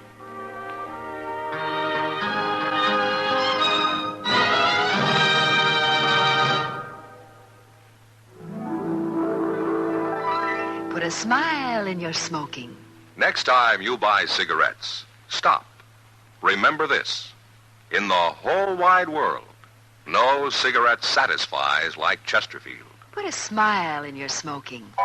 Instantly, you'll smile your approval of Chesterfield's smoothness. You want them mild. We make them mild. Mild and mellow, with the smooth and refreshing taste of the right combination of the world's best tobaccos. Put a smile in your smoking. Try Chesterfield's today. Listen to Chesterfield's two great radio shows every week. The Perry Como Show every Monday, Wednesday, and Friday, and Dragnet, Tuesday nights on another network.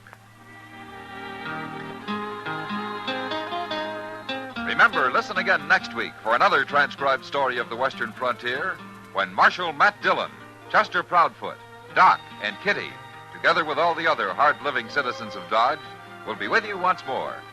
It's America growing west in the 1870s. It's drama. It's Gunsmoke. Brought to you by L&M Filters.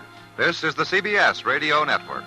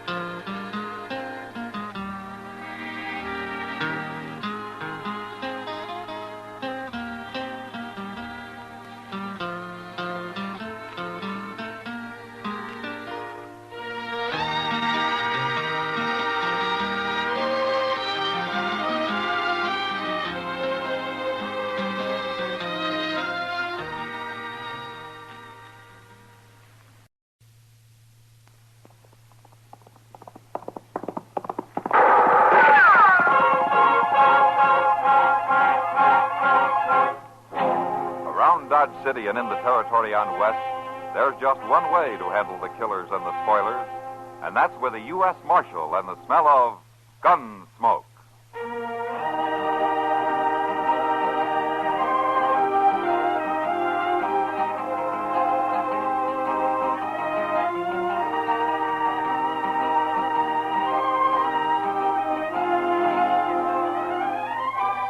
Gunsmoke, starring William Conrad. The story of the violence that moved west with young America. The story of a man who moved with it. Matt Dillon, United States Marshal.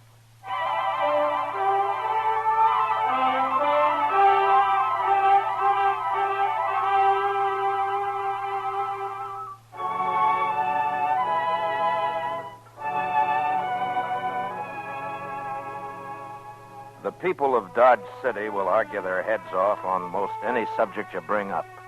But one thing they all agree on is the climate. They don't like it. In the fall, it's too windy and dry, and in the spring, they cuss the mud. And all through the winter, they say it's too cold and business is bad because the trails are closed. And now summer comes along, and they figure it's too hot and dusty. The town's overcrowded with trail drivers, and the flies are so bad they carry you off alive.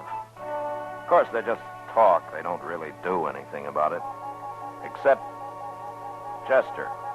Sometimes Chester turns into a man of action. Chester, what are you... By hokies, I finally got him. Got what? That cussed fly. Oh, fuzzy. Well, I don't care, Mr. Dillon. I killed all of them in here except that one, and he kept pestering me continual. Smart as a fox. I couldn't lay a hand on him. So you haul out a gun and blast a hole the size of your fist through the roof of the office, huh? It did sort of make an opening up there, didn't it? Oh, well, it'll be handy when the rain starts. We won't have to go outside for our drinking water. Well, I'll get up there and fix it, Mr. Dillon. I didn't even stop to think. No, I guess not. I reckon it's this heat. I swear I have never seen it this hot and dry. No, not since last summer. No, it's worse, Mr. Dillon. Every pump on the plaza is dry. Only place you can water a horse is that trough back of the livery stable. I remember one summer in Newton, summer of 71 or 72, I think it was, while the heat and the bugs... Is this Marshal's office? I'm the marshal, son. Come on in. And shut that doggone screen door, quick. My name's Brian Beck, Marshal. My father and I got in town this morning. Oh? We brought a herd up from the Big Bend country. Oh, Lazy Bee Bar? Yes, sir, that's our brand. I saw some of your riders around town trying to wash the dust off of their tongues. Have a rough trip? Yes, sir. Half the water holes are dry, fences across the trail in North Texas, but that's not what I came in about. Oh? The fact is, Marshal, I'm trying to head off some trouble. What kind of trouble, son? Well, you see, the colonel, my father, is a fine old man, but sometimes he just doesn't get along with people too well. Colonel? U.S. Cavalry, 25 years, retired. Oh. You see, that's the trouble, sir. He tries to treat the cowboys like an army command. They don't like that. This morning, when he paid him off, one of them warned him to go armed while he was here. Told him he was going to shoot him on sight. Oh, which one? Bud Stark, the range boss. Short, stout fellow with a... Oh, yeah, I saw him in the Texas Trail a while ago. Marshal, my father was probably fast with a gun once. He thinks he still is, but he's not. He wouldn't have a chance.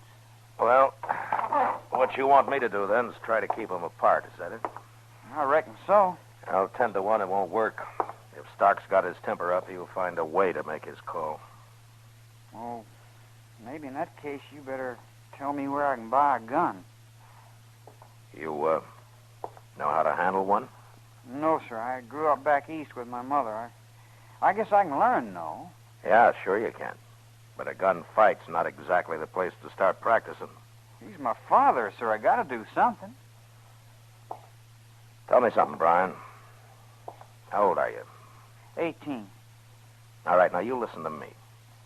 Don't go buying any gun, and don't go messing around Stark. I'll look into it and try to straighten things out. But you get this through your head, Brian. Whatever happens, you stay out of it. You understand?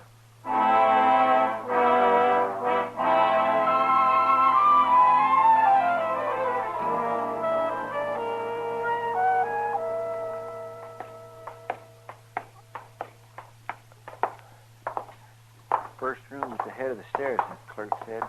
This must be it, Mr. Dillon. Yeah, I guess so.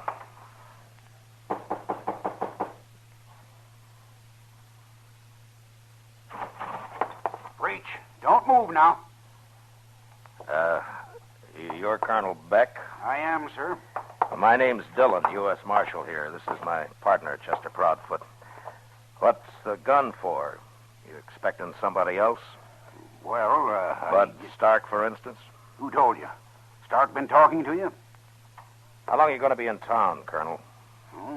3 or 4 days, maybe a week. Long enough to sell my herd and long enough to call that mouthy little foreman's bluff. Well, why don't you just limit it to selling the herd? I think you've been misinformed, Marshal.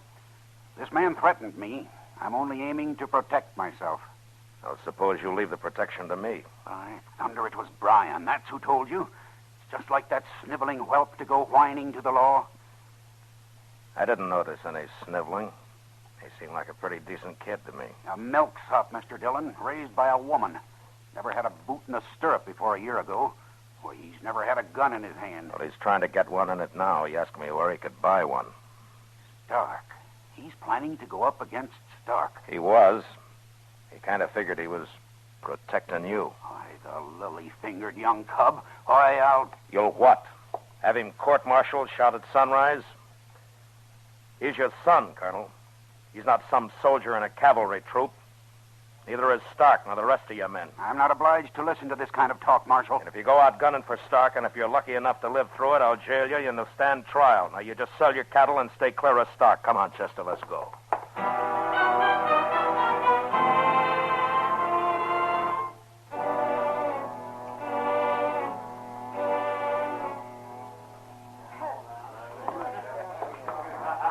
Place sure is crowded. Hot, too. Last January, you were looking forward to this, Chester. No, I must have been loco. See him anywheres, Mr. Dillon?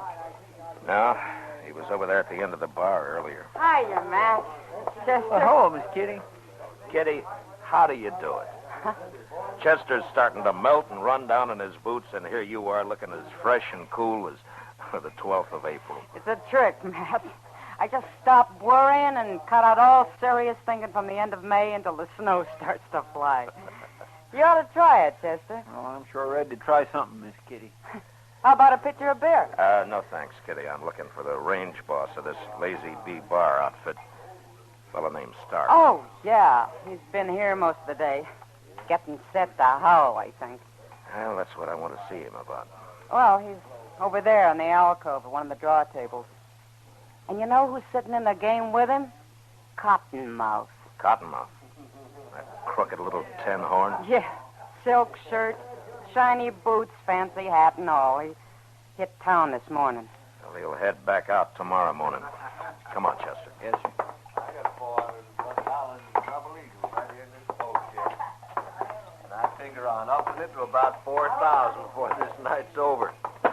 Anybody ain't figuring on seeing the game through might as well pull out right now. Words like that, Mr. Stark, do nothing but arouse my natural enthusiasm. I regard them as a clarion call to a battle of wits. Cut the cards. Yeah, you better cut him, Stark. Dillon. And with Cottonmouth in the game, it wouldn't be a bad idea to count him. Marshal, you are maligning a reformed man. Well, you'll have to reform in some other town, Cottonmouth. You got till tomorrow morning to get out of Dodge. And this time you stay out. No, I just don't get what you're up to, Marshal, breaking up a friendly game of cards this way. Stark, with Cottonmouth in it, it won't be friendly and it won't be a game. I'll take my chances, Marshal. All right, suit yourself. You've been warned. But before you start this friendly game, I got something to say to you. All right, say it. We'll take a little walk, if you don't mind.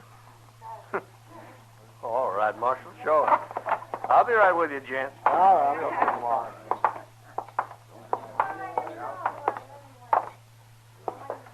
Stark, I understand you threatened Colonel Beck this morning. Oh, he come a-crying to you, huh? You know him better than that. Yeah, I reckon so. Well, now, supposing I did, Marshal, maybe I wasn't the only one making threats. Beck was going to have me strung up and horsewhipped. Like I told the Colonel a few minutes ago, Stark, I don't stand for any grudge killings here. There's people might call it self-defense. I wouldn't, and I'm the one who will be calling it. If you pull that gun on Beck, it'll be a long time before you see Texas again. All right, Stark. You can go on back to your game. Yeah.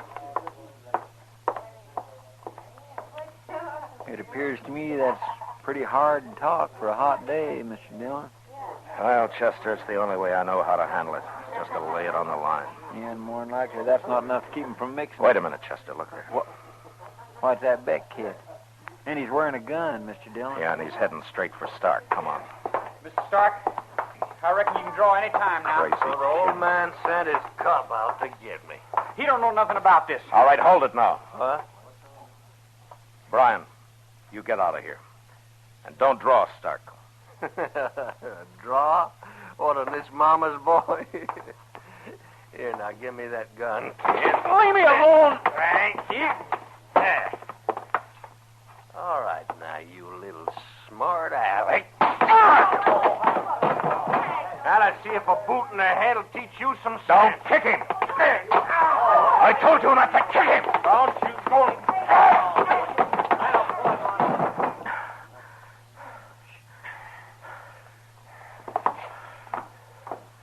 You had no reason to hit me, Marshal. That kid called me. You heard him. Forget it. Now go on back to your game.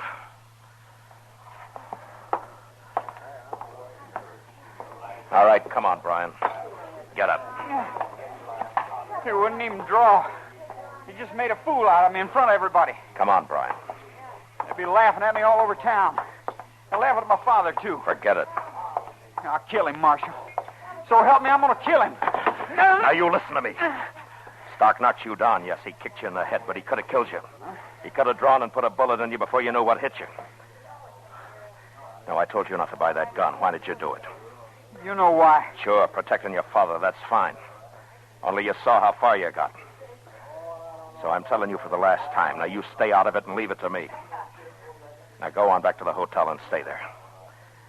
Do you hear me? Yes, sir. All right. Here's your gun.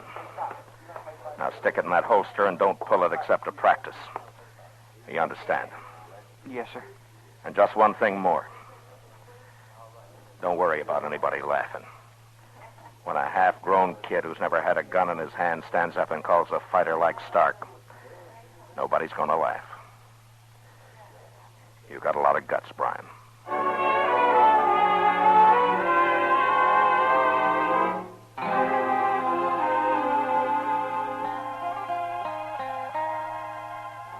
Well, Mr. Dillon, you think they're going to stay away from each other? Stark and the Colonel? I don't know, Chester.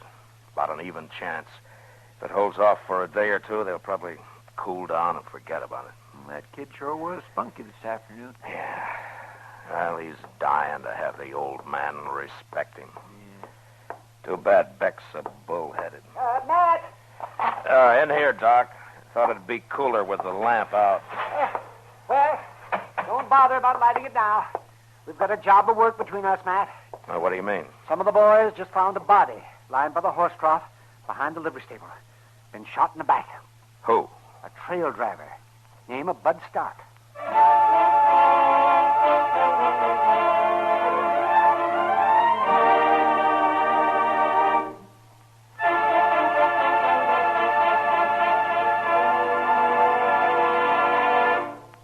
We will return for the second act of Gunsmoke in just a moment. But first, there's no place like home, and there's no place like your home.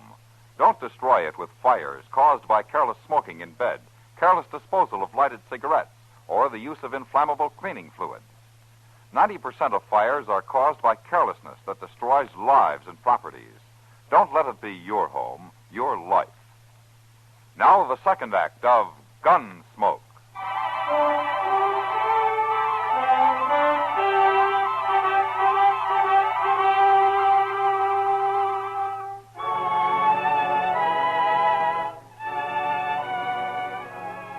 The livery stable is down at the east end of the plaza, across from the Dodge House. And the watering trough is out back at the edge of the corral. Stark was lying face down in the mud, and his horse was standing a few yards away with the reins trailing on the ground. Some of the boys from the railroad yard held lanterns so Doc could see to work. The flares of heat lightning were coming a little closer together. A light breeze had sprung up, but there was no smell of rain in it. The air was hot and dry. Hold that light down just a little bit lower there. Will you, Ed? That's fine. That's fine. It's a bad business, Mr. Dillon, shooting a man in the back that way. Must have slipped up behind him while he was sitting there on his horse waiting for it to drink. Yeah, it looks that way. Well, as soon as Doc gets through there, Chester, you better go through his pockets. Collect all of his effects for the nearest of kin. Yes, sir. Well, he can get at it right now, Matt. There's nothing more I can do here. No.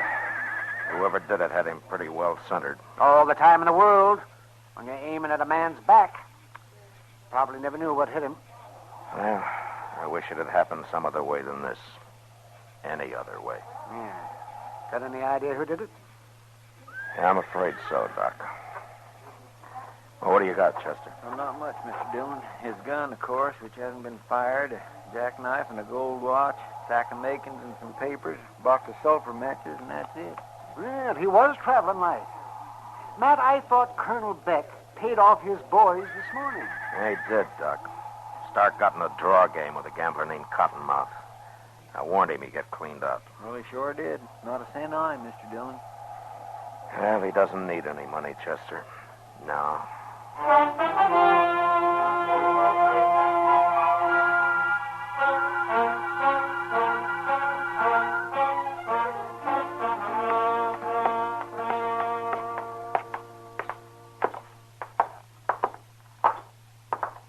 Think we'll have any trouble, Mr. Dillon? The odds are against it.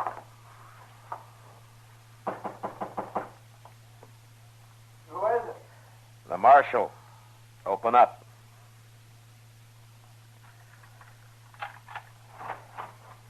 Oh, I was about asleep, Mr. Dillon. I couldn't figure who was knocking. Where's your gun, Brian? Well, it's over there on the bureau. What do you want it for?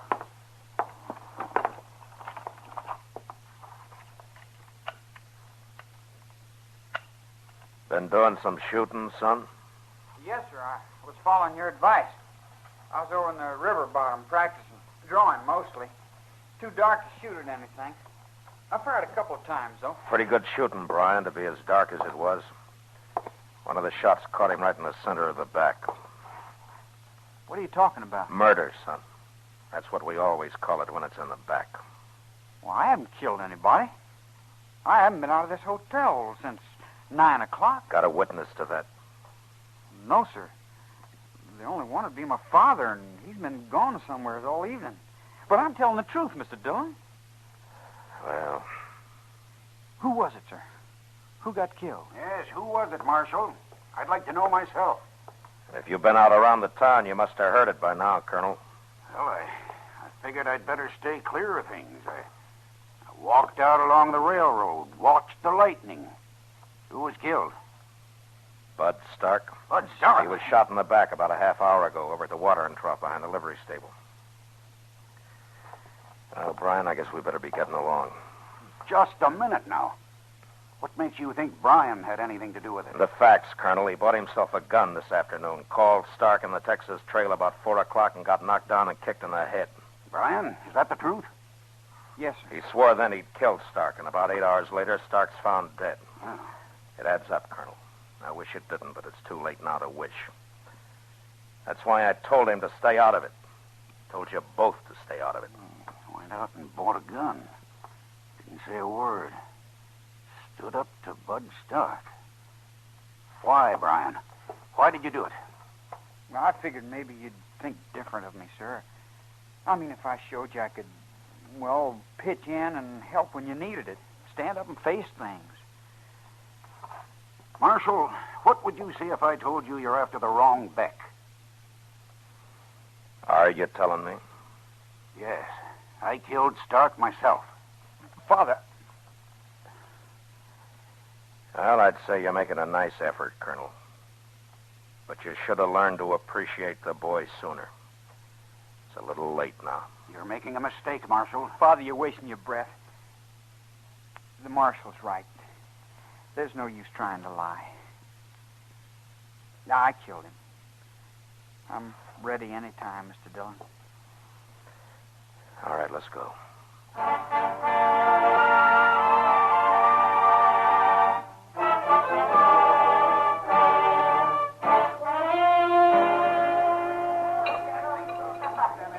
Matt, I'm buying. No, I guess not. Thanks, Doc. Might say this is on that fellow Stark. It'll come out of my coroner's fee. Yeah. Fine. No, I don't see what you got to be so glum about, Matt. An hour after a killing, and you've got the killer locked up tight and snug in jail. Oh, relax. Your job's over. Yeah, I guess so. I sure wish it had been anybody else but that kid, though. I liked him. Figured he was all right. And then he... In the back, Doc. Well, he's only a young'un. You can't blame him too much. I got him bedded down for the night, Mr. Dillon. Put him in the corner cell. It's a little cooler back there. Oh, thanks, Chester.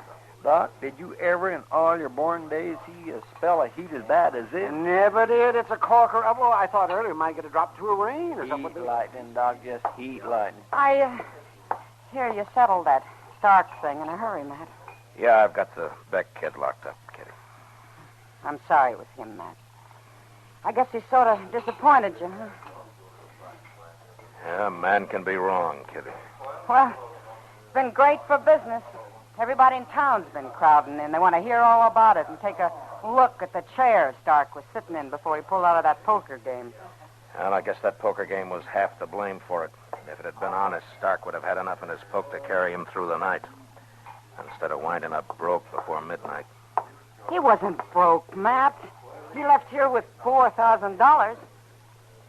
He what? Sure. That's why he broke up the game and pulled out. When he'd made what he said he'd make, he quit. Cottonmouth almost had a stroke. Most of it was his money. But Stark didn't have a cent on him when we found him. He was... Kitty's Cottonmouth still here? Yeah, he's back over there in the same game. He went out to eat, but he Chester. Yes, sir. Come on. You think he might have, Mr. Dillon? Maybe. Fish makes the sociability. Gold is still a cheap commodity, and you can't carry it off in your pocket. My bet's in, so let's put up a shutter. That's exactly the way I look at it, Cottonmouth. Dillon. Well, I still got till morning. That's what you said. Did I? How's your luck running? Oh, not too bad. I've had a few good hands. Better than they were when Stark was in the game, huh? Oh, we couldn't touch him. Took $4,000 off the table. He was pretty lucky. Not too lucky. He's dead. Yeah, I know. It's too bad. I figured that kid would get him. There's trouble with a green kid like that. They don't have any sense. Can't tell what they'll do. Yeah, sure. Where were you when Stark was shot? Well, I was over at Delmonico's getting a bite to eat. How do you know you were? What? Nobody seems to know exactly when it happened. How do you know where you were? Well, I was there about when it must have happened. Either there or back here in the game again. You weren't near the livery stable? Marshal, I know you don't like me, but that's no reason to try hanging a thing like this on a man. Were you over at the stable, Cottonmouth? No, I wasn't anywhere except where I told you. Straight up to Delmonico's and straight back here. I see. And where'd you get the mud on your boot heels? What do you mean? Every pump in the plaza's been dry for days. Dust 6 inches thick. There's only one mud puddle in town at that horse trough back of the stable where Stark was killed. You couldn't stand to see that money get away, could you? No. Look, I tell you, Marshal, you're just... Cottonmouth, you're under arrest. Look out, Mr. Dillon! Oh.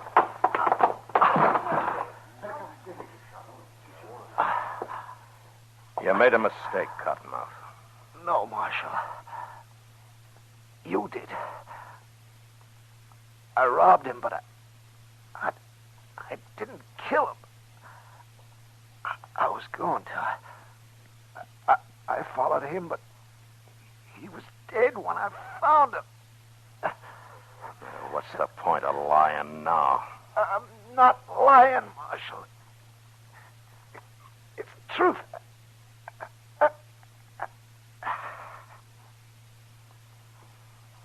You're dead, Mr. Dillon. Yeah.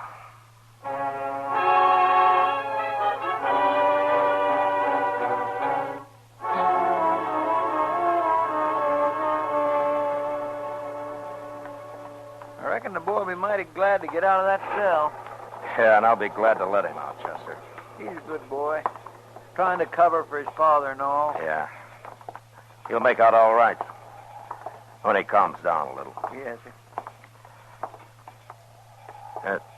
Wait a minute, Chester. What is it, Mr. Dillon? Listen. Say, that's coming from the back of the jail. Yeah, come on. Quiet now. There's a couple of horses tied there. Yeah, sure. For the getaway.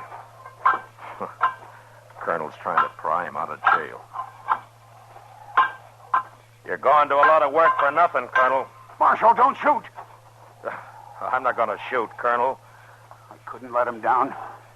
Even if he did murder Bud Stark. It's all right, Colonel. Everything's all right. This is his last chance. I'm sorry, Brian. You'll have to face it out. Listen to me, Colonel. No use to lie anymore, Marshal. I saw him. What? I was out walking along the railroad like I told you. I saw Brian come up behind Stark and shoot him. Oh. I can't admire a man doing that. But he's my son. I tried to protect him. I've done what I can. Now they'll hang him. Is this true, Colonel? He's not a bad boy. He was just trying to help me. Just trying to help me. I guess it is, Chester. Yes, sir. But what about Cottonmouth? It looks like Cottonmouth wasn't lying after all. And he got himself killed for nothing. Well, he tried to kill me. And he would have killed Stark. Too bad he didn't beat Brian to it. Yeah.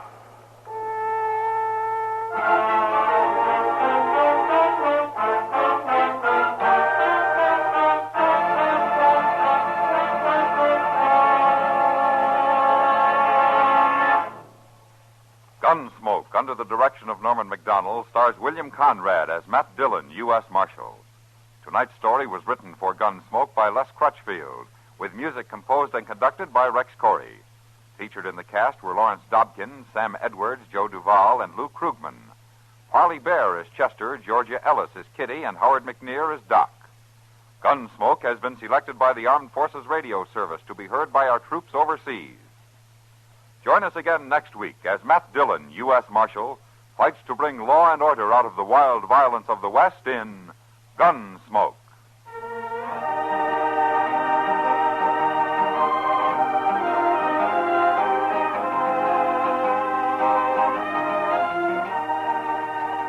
Sunday night, you are cordially invited to escape via CBS Radio. Yes, every weekend for drama that will take you right out of this world, listen for Escape at the Star's Address. This is George Walsh speaking. Sunday nights, Dick Powell is rough, tough Richard Diamond, private detective, on the CBS Radio Network.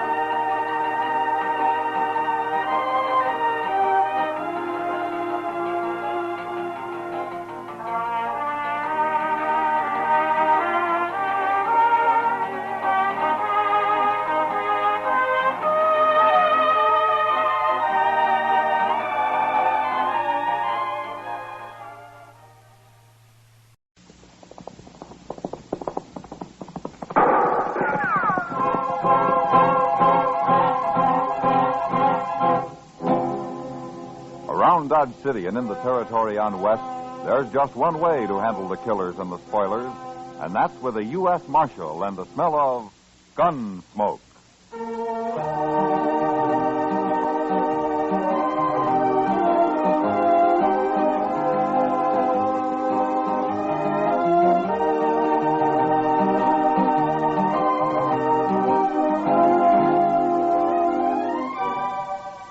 Gunsmoke, starring William Conrad, the transcribed story of the violence that moved west with young America.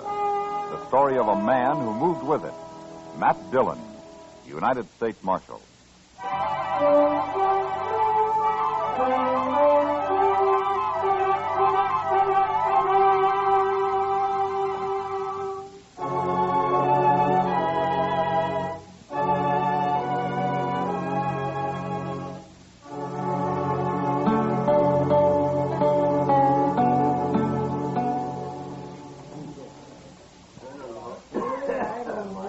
That's Harry Pope over at the bar there, Mr. Dillon. A little short fellow. Ah. Where'd he tell you he's from, Chester? Boston. Or near there. He's a long way from home. Yes, sir. Well, it seems his wife died, and he wanted to move somewhere else. So he come out here about 4 months ago and built himself a little sod hut out on the prairie. Planted some corn, and now he's trying to raise a few hogs. That's all. And he's scared to death, huh? Yes, sir. That's what he told me. Well, if he's going to live out here, he's got to learn. Mr. Dillon, why don't you talk to him? Maybe you could explain it to him. I'll call him over, huh? From what he's told you, I don't think anybody could explain it. It's all in his head. Harry? Hey, Harry, come here. Hello, Chester. Oh, Harry. This is Marshal Dillon, Harry Pope. How do you do, Mr. Pope? Why don't you sit down? Nobody ever called me Mr. Marshal. All right. Chester tells me you've been worried lately. It's the Indians, Marshal. They come scratching around at night, and they hoop and holler some, too. Yeah, I know. Tell me, do they do this every night? No, sir. But maybe once a week they do. Well, what makes you think they're Indians, Pope? I can hear them, that's why. I got a good stout door, or they'd have been in on me long time ago. You know what coyotes sound like? They ain't coyotes. I can hear 'em talk. Oh? Well, what do they say? They just yell. I can't understand it. But I asked Chester here if maybe the army wouldn't come out and run 'em off. Marshal, if they ever catch me outside my hut, I'll be done for. Pope, let me tell you something. If what you've been hearing was Indians, you'd have been done for a long time ago. Indians don't just scratch around at night like that, and they don't come whooping and hollering like that either.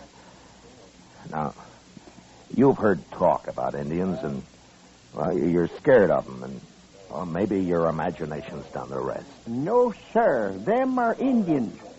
They're right there. I can hear 'em talking, I tell you. Well, then why don't you shoot them?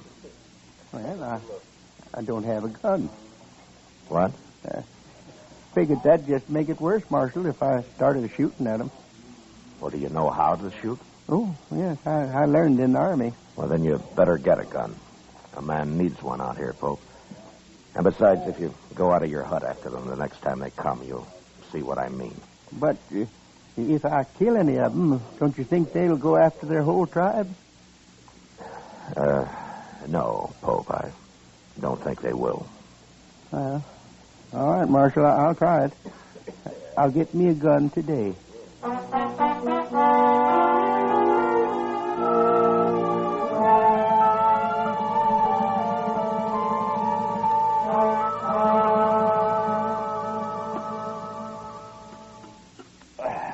Oh, say, that was good.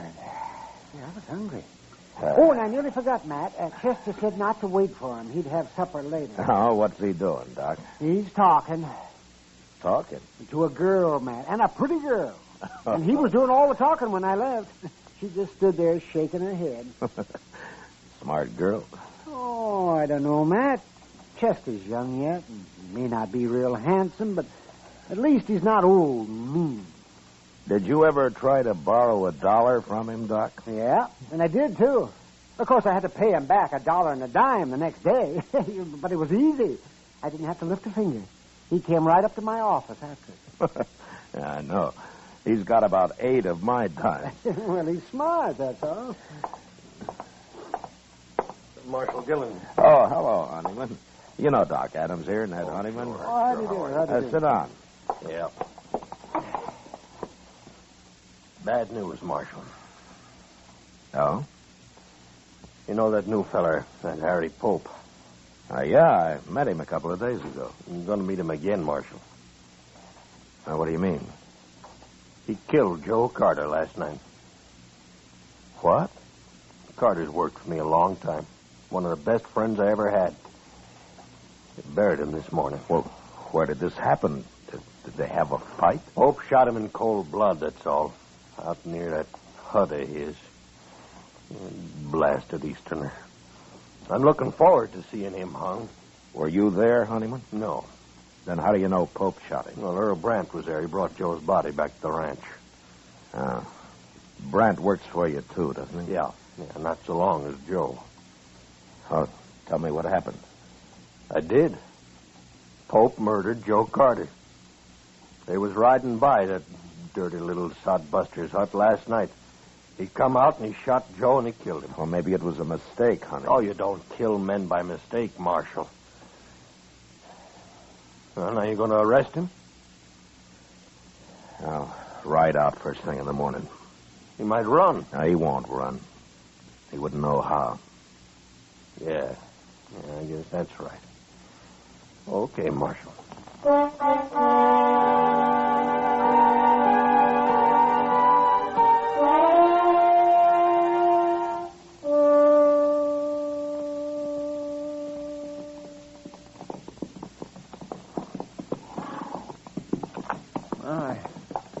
Ain't much of a place Pope's got here, is it?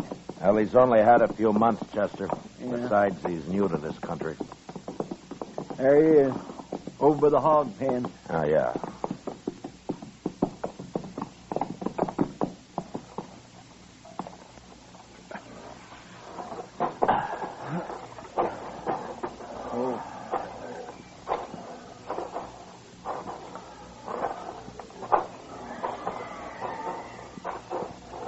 Hello, Marshal. Chester. Hello, Harry. Pope. Marshal, they was back again, all right. Night before last. Who was, Pope? Them Indians. But I came outside and shot at them, like you said, and they rode off. I just hope the whole tribe don't come out after me now. Pope, how many Indians were there? Just 2. That's all I saw, anyway. You say you shot at them. Did you hit them? Well, I couldn't tell. It was too dark. I tried to, though. Well, tell me what happened, Pope. Well, sir, I heard him just like before. So I got my gun and I loaded it. Then I yelled at them. I don't know if they heard me, but they put a couple of shots into my hut there. Then I opened the door just a little bit, and I heard one of them riding off right over that way. I took a couple of shots at him, and then the other one started shooting at me from somewhere, so I ducked inside again and waited. But they didn't come back. At least not yet, they ain't. No. I sure hope you're right about them not bringing the whole tribe, Marshal. Pope, those weren't Indians. Oh, Marshal, why do you keep saying that? I know better. They were 2 men who worked for Ned Honeyman, and one of them, Joe Carter. You killed. What? Earl Brandt was the other man. He took Carter's body back to the Honeyman Ranch. He did? I'm afraid you made a bad mistake, Pope. Oh, but how do you know about this, Marshal? Ned Honeyman told me. He could be lying. Honeyman has his faults, but lying isn't one of them. Then you believe I killed that man? It looks that way. Well, I don't know what to say, Marshal. Pope, has there been any trouble between you and these men? Oh, no, sir. No, I hardly know them. They've ridden by a few times, that's all, but I wouldn't have shot at them if I'd known who they was. Except it couldn't have been them. They were shooting at my hut first. Oh, it just don't make any sense at all. I think he's telling the truth, Mr. Dillon. You going to arrest me, Marshal? Well, the Indians that you've been hearing around your place don't exist, Pope. Indians just don't act that way. And, well, I believe you think you've been hearing them. Maybe it's getting worse with you. And so the other night you heard those men riding by and, well, you just started shooting. You think I'm crazy, don't you? I don't think you intentionally murdered Carter, if that's any help. Then you're not going to arrest me? No, I'm not. Maybe we ought to go talk to that fella, Brand, huh? No, it's better if they come to us, Chester. And they will. He and Honeyman both. Okay. Now, don't get scared and try to run, Pope. You wouldn't get very far. I won't, Marshal.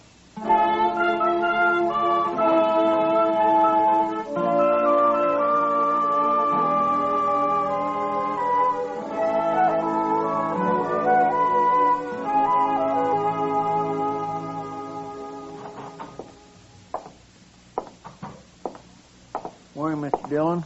Morning, Chester. You were right. They're in town already. I saw them on the way here. Oh, good. I think Brandt knows something he hasn't told Honeyman, Chester. Maybe we can get it out of him. I hope so. I sure do feel sorry for that poor little fellow, Pope, even if he is crazy. I'm not so sure he's crazy. But anyway, we'll soon find out. Yes, sir. Here they are. Good morning, Marshal. Good morning, Chester. Ned. Morning, Mr. Honeyman. This here's Earl Brand I brought with me. Hi. How do, Earl. Brand? Marshal, I figured you'd want Brandt's report from the tribe. Me and Carter was good friends.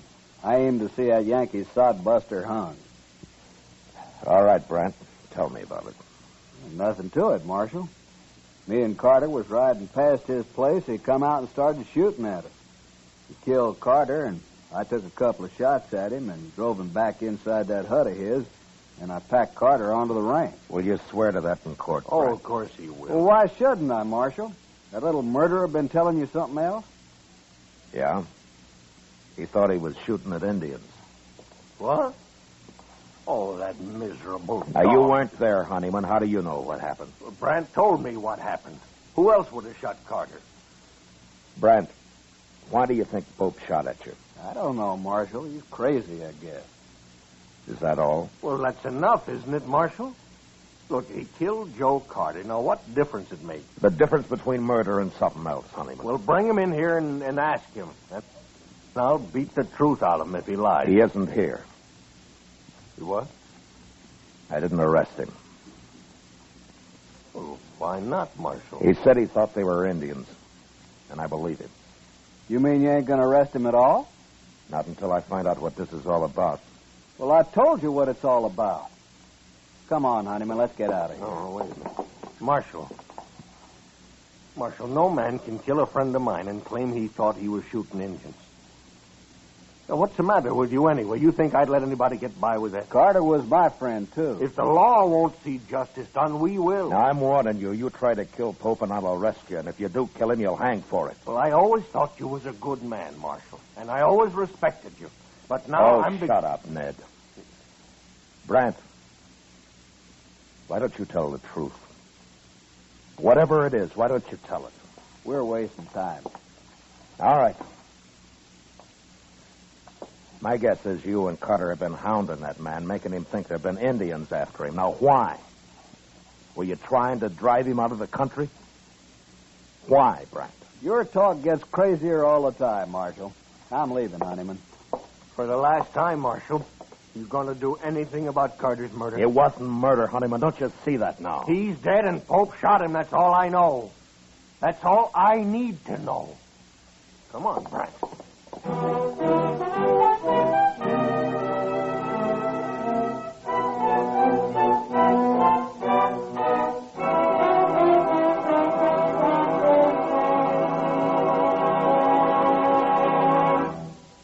We will return for the second act of Gunsmoke in just a moment. But first, tomorrow night, man your armchair action stations and join Dick Powell as Richard Diamond, private detective. There's danger in Dick Diamond's fist, dynamite to blast him through sudden lethal moments in his investigations. When he starts closing in, his enemies fight deadly and dirty. But nothing stops Richard Diamond, private detective. Hear him again tomorrow night on most of these same CBS radio stations. Now the second act of Gunsmoke.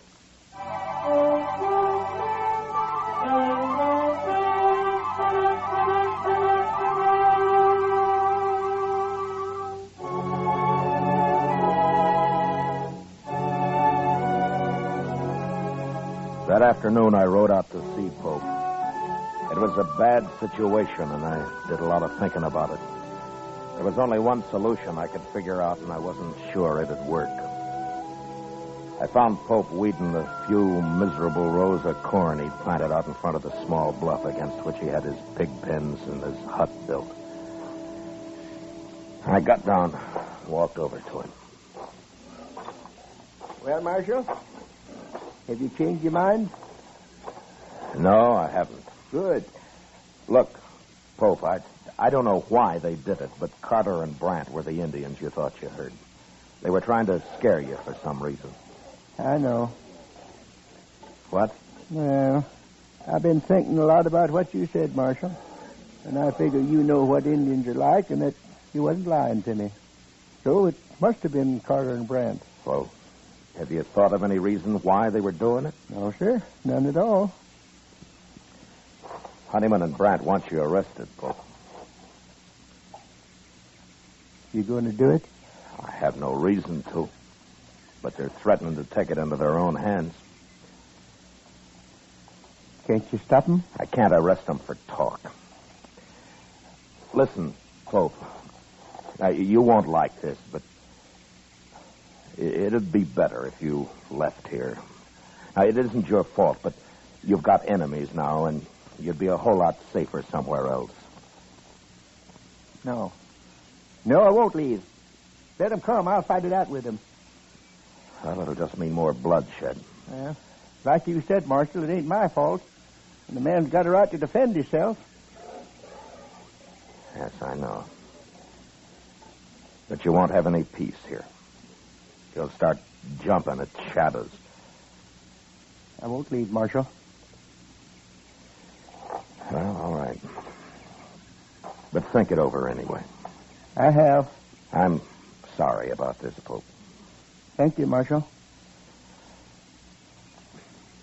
So long. Goodbye, Marshal.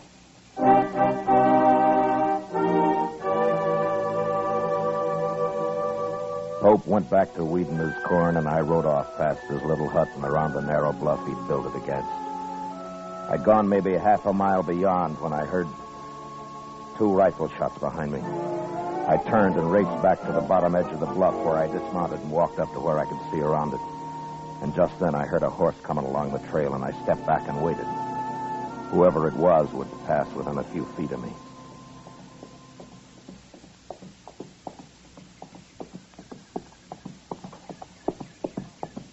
I got the drop on you, Bryant. Don't shoot.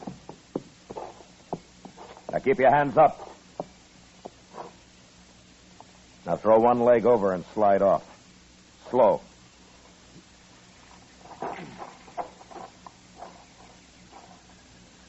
How long you been here, Marshal?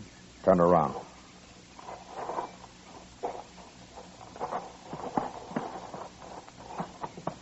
All right, you can put your hands down. I might as well tell you, Marshal. I just shot that Yankee sodbuster. Well, that's something to be real proud of, Brent. He killed a friend of mine. Pope meant no harm to either one of you. What were you trying to do to him, you and Carter? We were just having a little fun, that's all. Fun? There's no use lying now, Marshal. There never was. Well, we'd have a drink or two and ride over now and then, give him a few war whoops. He'd just sit in his hut and shake. One night I sneaked up the door. I could even hear him crying inside. He was sure scared that time. Now, that must have been a lot of fun. Not as much as next day when we'd ride back and hear all about how the Indians were after him. I even wanted the army to come out and run him off. I know. It'd been all right if he hadn't gone and bought himself a gun. I advised him to. You did? I'm sorry if I spoiled your fun, Brent. Carter's dead because of you. Does Honeyman know about this? I told him I was going to get Pope, is all. And he agreed? He just said he sure hoped somebody'd get him. All right, Brent, let's go bury him. I ain't going to bury him. Let him rot. You'll bury him. Or I'll bury both of you. Now, you take your choice. You mean that, Marshal? Get moving. Sure.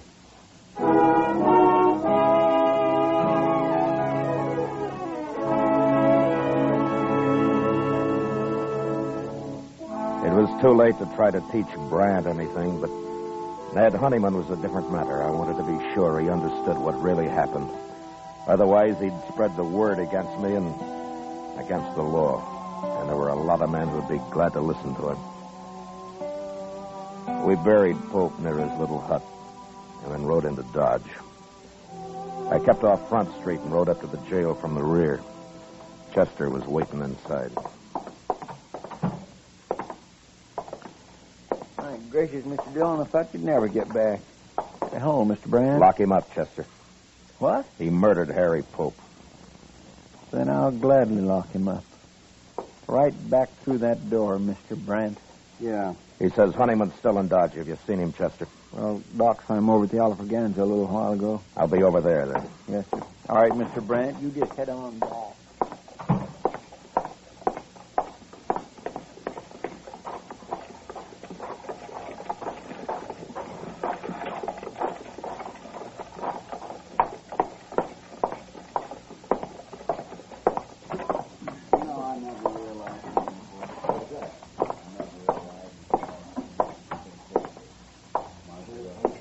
Hello, Honeyman.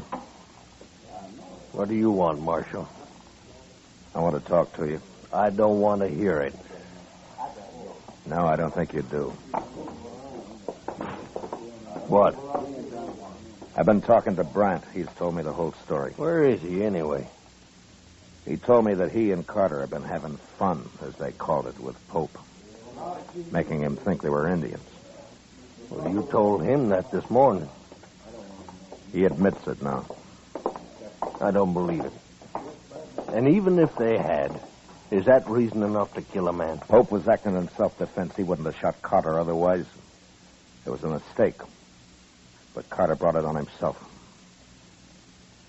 I don't believe it. Honeyman, do you want the law in this country or not? Well, maybe that depends on who's represented. It doesn't matter. The law's the same. Well, now, the law says you can't kill a man and go free. Now, don't it? It says you can't murder a man. Well, who decides which it is, Marshal? You or me? I'd like you to decide this time, Honeyman. You mean that? Yeah. All right, Marshal. You go and arrest Pope and get him hung. That's how I decided. Pope's dead. What? You wanted him killed, and he's been killed. What do you mean? You said this morning you'd take justice into your own hands, didn't you? Well, yes. Well, it worked. Pope's dead.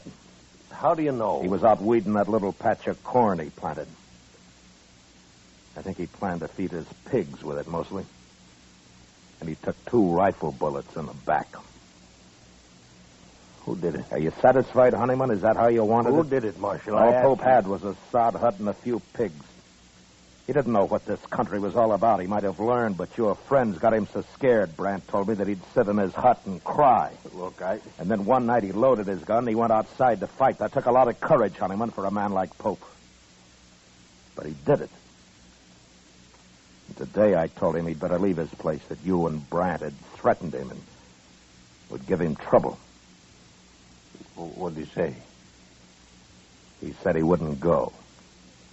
He said he'd stay and fight. And so he He did. stayed. He didn't get a chance to fight. What's a man like Pope know about protecting himself? Brandt? Shot him in the back. Twice. All Pope had in his hands was a hoe. Marshal. Well, I don't know what to say. Brandt's in jail. I'm going to see him tried for murder. And he'll be hung. Yeah, but I guess I'm just as guilty as he is. You could have stopped it. But you encouraged it. You wanted justice done, Honeyman, and fast. Well, I didn't understand. You didn't take time to. The law was too slow for you. I'm not very proud of what's happened. The law's new out here, Honeyman, and sometimes I think the only time people want it's when it seems to act the way they would act themselves if there weren't any law.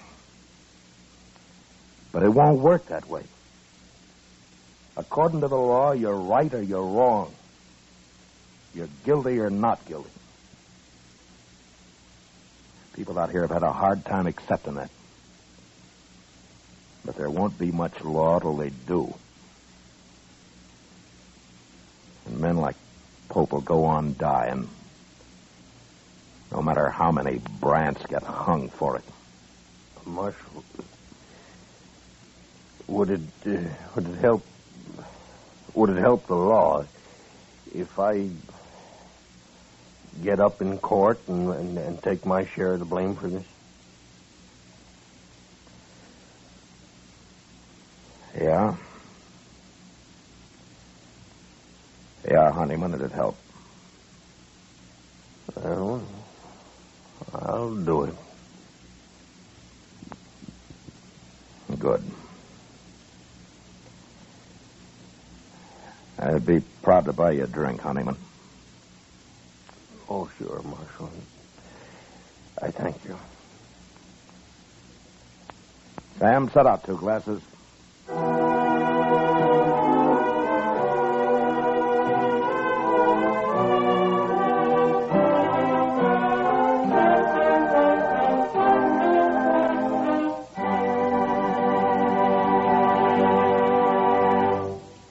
Gunsmoke, transcribed under the direction of Norman MacDonald, stars William Conrad as Matt Dillon, U.S. Marshal. Tonight's story was specially written for Gunsmoke by John Meston, with music composed and conducted by Rex Corey. Featured in the cast were Lawrence Dobkin as Ned Honeyman, Ralph Moody as Harry Pope, and Harry Bartell as Brant. Harley Bear as Chester, and Howard McNear as Doc. Gunsmoke has been selected by the Armed Forces Radio Service to be heard by our troops overseas. Join us again next week as Matt Dillon, U.S. Marshal, fights to bring law and order out of the wild violence of the West in Gunsmoke. Moliere wrote a delightful comedy about a man who was not a doctor, but whose wife kept telling everybody he was a physician in spite of himself. Here at this Monday night, when most of these same stations present the Summer Theater with screen actor Robert Young in the starring role. And remember, for suspense all summer, hear Crime Classics Mondays on the CBS Radio Network.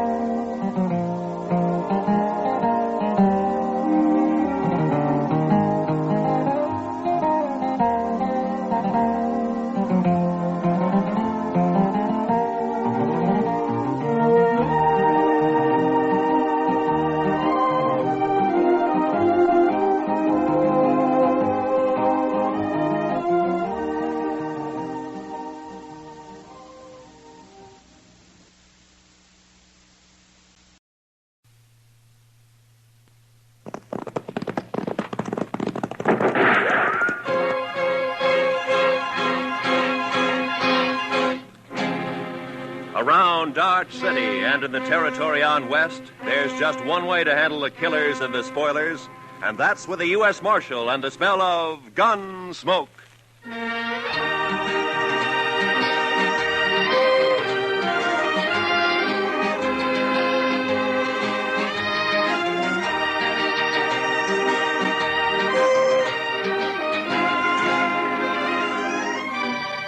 Gunsmoke, starring William Conrad.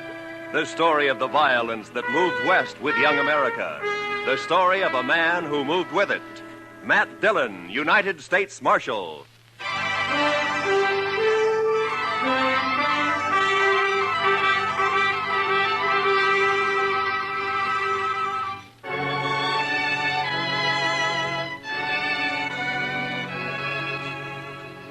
Everything was all right until about a mile north of the Cimarron. That's when my horse got a hoof caught in a frozen dog hole and broke his leg. So I had to shoot him. It made me feel awful bad. I didn't feel any better thinking about the walk ahead of me. Close to 40 miles to Dodge and carrying my saddle all the way. Guess I'd been on the trail about an hour, near as I could figure it was around 3 in the afternoon. And I had to ease the saddle off my shoulders for a rest and a smoke. And that's when I saw the stranger riding up from the way I'd come. He was tall and thin, and his horse was taller and even thinner. And they made quite a pair.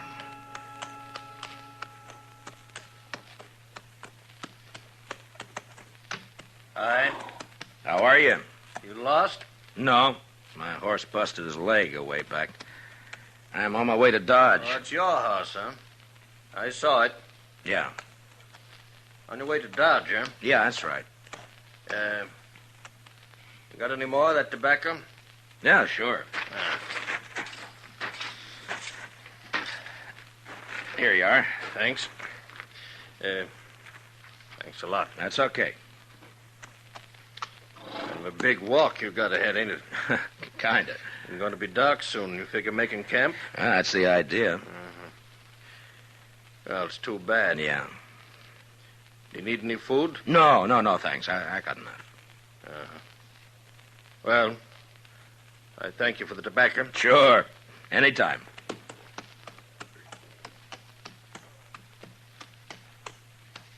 Hey. Yeah? Not saying this beast won't drop dead from the shock, but do you want to climb on behind? Save you a piece of boot leather for a while, anyway. Well, I'd be much obliged if you think that animal of yours can carry us. Well, she won't mind. should have been dead a long time ago, except she don't know it. She don't mind. Well, okay, thanks. Here, will you hold my saddle till I get up, huh? Yeah, give it here. Yeah. Can you manage the saddle? Yeah, give it him. Yeah, I got it. Now, let's go.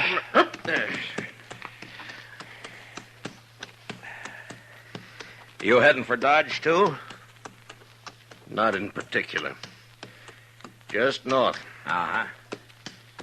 This beast'll do about 10 knots with the wind behind her, but we ain't gonna get more than 5 with this load. You ain't in no hurry, are you? Well, I was kind of hoping to get back tonight. It's Christmas Eve, you know. Oh, yeah, that's right, ain't it? Yeah.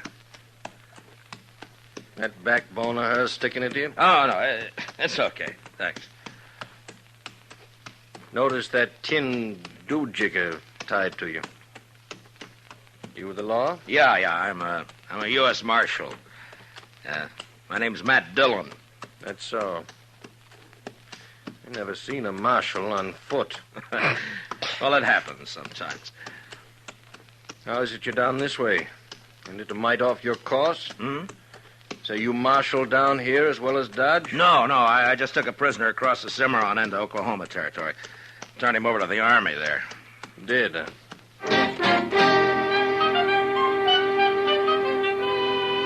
And then he shut up tight. We must have ridden a couple of miles without a word. I got to thinking about Dodge and Chester, Doc, and Kitty, and the rest of them. You know, there's something pretty special about any place at Christmas time. The backbone on the stranger's nag was just about to split me in two when he talked up. My name is Cowley. Oh? Amos Cowley. We better heave to a spell. She's breathing mighty hard. All right, hold up. Yes.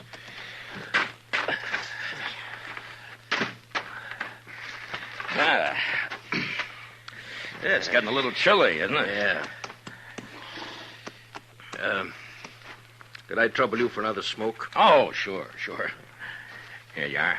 I thank you. Say,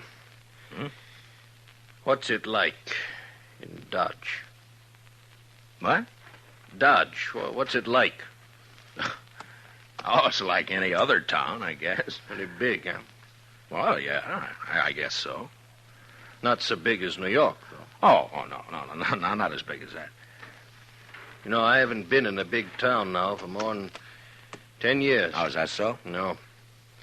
Been down in the territories, drifting. Thought I'd move up north this time. Maybe go back east. So you're from the east, huh? Some time back. Say, what's it like? What? Well, Dodge, any town. At Christmas. Same as it used to be? Well, I guess so. What do you do? Well, the same as most people, I guess. What most people do at Christmas. Well, that ain't saying a lot. What are the folks like? And what does it look like? I just kind of like to know. Well, I don't know. Well, there's Front Street. That's most of Dodge right now. Of course, it's getting bigger all the time. Do you have any kids? No, I'm not married. Yeah. Kids have fun Christmas. Yeah, they do. That's certain. And Dodge, they sometimes have a party for the kids a couple of days before Christmas. Kids like that. And then everybody gets feeling good, looking forward to Christmas Eve. Like last year.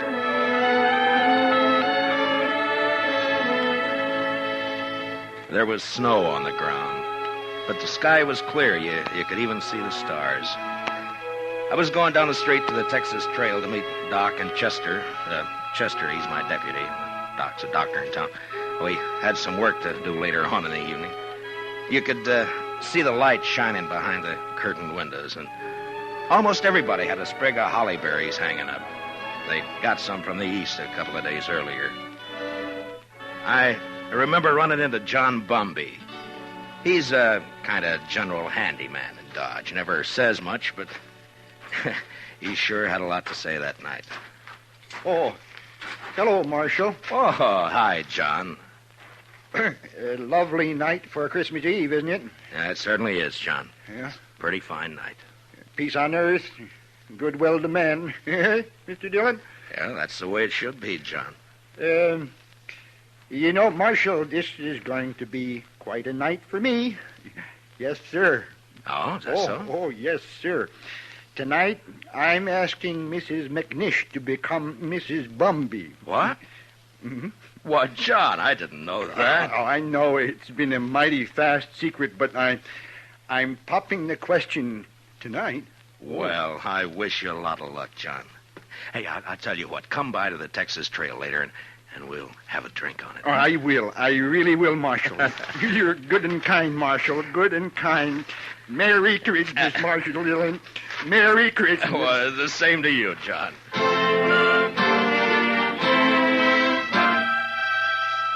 That may sound kind of funny to you, but John Bumby's a good man. A little peculiar sometimes, but good as they come. And they don't make enough like him. Of course, most everybody in Dodge suspected Doc and Ms. McNish were sweet on each other. But it just goes to show you. I'll tell you about John and Ms. McNish a little later. So I went on down the street. You know, it's a funny thing about those words, Merry Christmas. Men say it to each other, and, well, it makes them feel kind of good. Yeah, I know what you mean. Used to be a seafaring man myself. When you're on the sea and it comes Christmas, things like that can count a lot. Yeah. Well, we might as well get underway again, huh? Sure. Hey, you want to take my saddle? Give it here. Okay. Give it to me. Okay. Come. I guess you'll miss it in Dodge tonight. Won't you? Well, if you could get a little more out of this nag of yours, we might make it tonight. No, there's not a chance. She'll be on her beam ends pretty quick. She's been on a long reach since sunup. Oh. Mighty bare country up this way. All right, depends on what you're used to, I suppose. Well, mighty bare where I've been, too. It's not like the sea. That's always different. How come you left it? I always heard a sailor doesn't ever get it out of his blood. The sea? I guess you can get it out of your blood, all right. You got the right reason you can. Yeah, I guess so.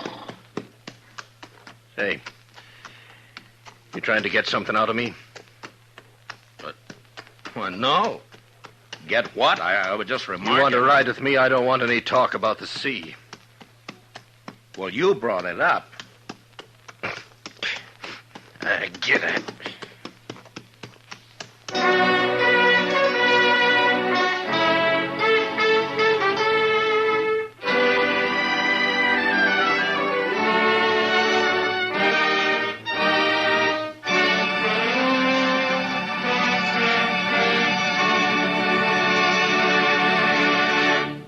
We will return for the second act of Gunsmoke in just a moment. But first, tomorrow night, Jack Benny and his whole fun-making gang make a personal appearance at a Long Beach, California Veterans Hospital. It's going to be a Christmas they'll never forget, as Benny and the bunch cut loose while they assist the folks at the hospital in trimming their Christmas tree. Be sure to join the fun tomorrow night on CBS Radio, when it's Jack Benny time all across America. Now for the second act of Gunsmoke.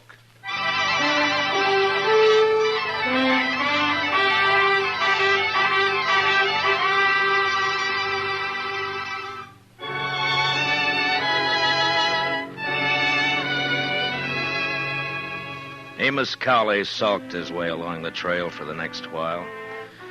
And then it was almost like he couldn't stand the quiet. Or maybe he had things on his mind. He turned his head. Go on. What?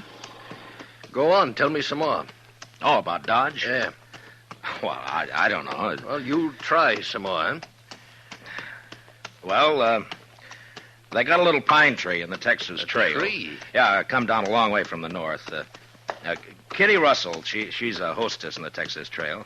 Well, she got a lot of ribbon and gewgaws and made it look real nice. That was last Christmas. A star at the top? A star? Yeah.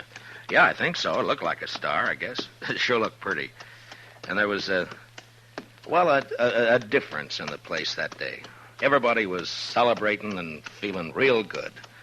The doors would swing open and somebody would come in and, maybe somebody you just knew to nod at, but because it was Christmas Eve, he'd come right up and say, hello. Oh, maybe that's a good reason, maybe not. I don't know. All right, I'll tell you. Anyhow, it was still kind of early. Just wait your turn. Kitty and Chester were standing off looking at the tree. Hi, Matt. Good evening, Mr. Dillon. Hi, Kitty. Chester. How do you like it, Matt? Christmas tree. That's Oh, that's real pretty. Only tree but one in the whole town. Yeah, Kate's got one over the Alphaganza. Oh, well, I'll have to see it later. You're next. Where's Sam? I don't know. Maybe he started celebrating too soon. Oh. Doc's taking over the bar. Yeah, that's right. You want a drink, Kitty? Sure. Oh, right away. I'll get you a drink. I'll get you. You haven't forgotten anything, have you, Mr. Dillon? Forgotten? What, Chester? There. What did I tell you, Miss Kitty? I knew just as sure as my nose that Oh, you forgot. that. No. I hadn't forgotten. Oh, well, I thought as soon as I get Sam sober enough to take care of the customers, we could go on over to Doc's like we planned. Sure, we'll do that, Chester. Here you are, Matt. Thanks, Doc. Oh. Yeah, well, it's still snowing out. No, it's stopped. Where are you going, Kitty? All right. Just want to look outside.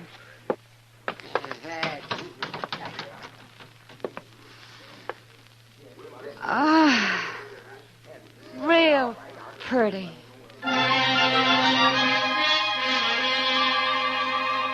Man thinks of a lot of funny things that don't mean much. Kitty standing at the door, sniffing the cold air, and the warmth inside, and the whiskey in me. It was a good feeling. And then Chester and I decided to take a bottle over to Mr. Hightower. He's the telegraph operator over at the depot. He runs a printing shop on the side. Say, Mr. Dillon? Yeah, Chester. Do you mind if I stop by the church for a minute? No, I don't mind. I just feel kind of right tonight, Mr. Dillon. Figure I ought to thank somebody for it. Sure.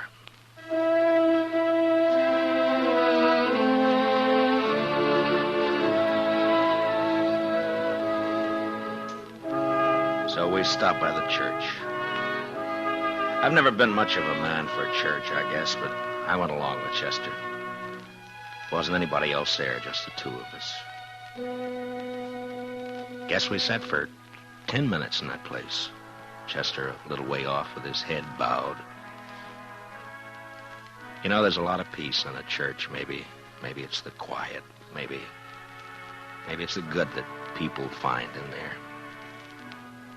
Whatever it was, it made a man feel glad about pretty much everything. I haven't been in a church since I don't know when. Oh, is that so? I heaved to. Well, she's becalmed again, mister. Okay.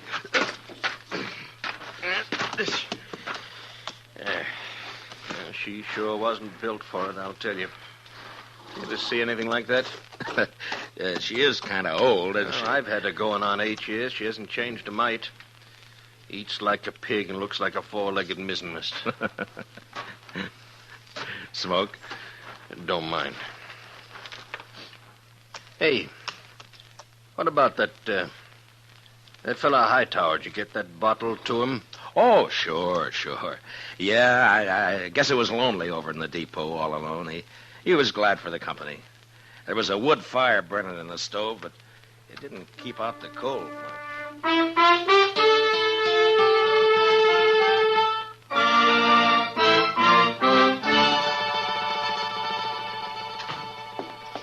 Well, how are you, gents? Merry Christmas. Well, how's it going, Mr. Hightower? Oh, slow, Marshal, slow. Bit of excitement about an hour back, though. That so? Yeah, 9:15 got stuck between here and Hutchinson. Lots of snow back there. They getting her out? Sure, they're trying, but I'm sure glad I'm not on it. It's going to be a cold night on that train. Well, it's kind of chilly in here, isn't it, Mr. Hightower? Any warmer, and I'm going to sleep. Well, say, we brought you over a bottle of Irish for company.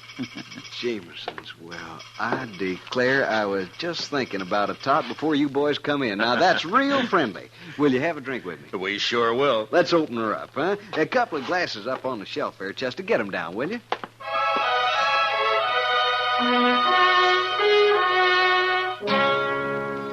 I don't know if you get an idea about the folks in Dodge or not. They're not any different than any other people, nor the town either. I guess maybe it's a pretty small place at that. The depot, the hall, a few stores, a church, Doc's office, a Texas Trail, Alafraganza, my office. Not much, but it's where you live, you know? Sounds all right. I lived in a town once back east. Small. I know what you mean. Well, maybe you'll be going back. Maybe. Say, kids, they still believe in St. Nick? Oh, sure, I Mighty suppose. few kids down where I've been. Indian kids, they don't believe in St. Nick. No reason they should, I guess. I used to believe in it, you know that? Well, I guess most people did one time or another. Hey, you figure we come maybe 10 miles? Maybe. Yeah, it's getting dark. Yeah. Well, come on. You want to ride the saddle for a bit? Oh, no. That's okay. Well, then, okay. We rode on, and I thought about last year, about Kitty, Doc, and Chester and me going over to Doc's place after Doc got tired at tending bar at the Texas Trail. It was about 1:45, and we stood around and sang Christmas carols. And I remember how it sounded that night, how it looked. The glow in the stove in the middle of the room, and frosty windows.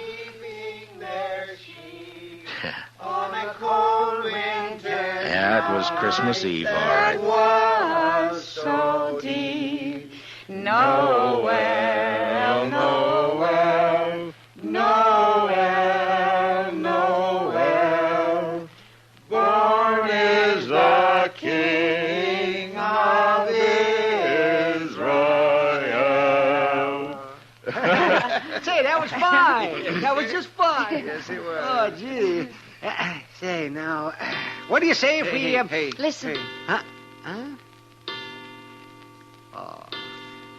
Merry Christmas. Merry Christmas. Merry Christmas. Merry Christmas. You know, I feel sentimental. That's exactly what I feel. I feel sentimental. I know what you mean, Doc. I surely know. Okay, Doc. Bring 'em out.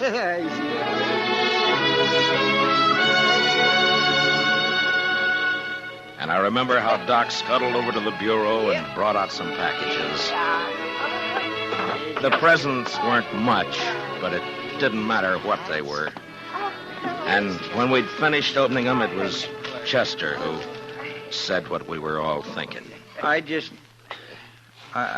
want to say, Miss Kitty, Doc, you, Mr. Dillon, I just want to say that this is the best doggone Christmas I ever had.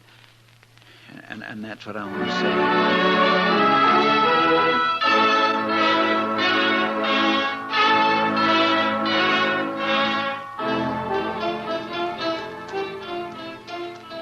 say. Say, you was going to tell me about that fella John was courting that woman. What was her name? Oh, yeah, Miss McNish. That's right. Well, she said yes, and you've never seen two happier people in your whole life.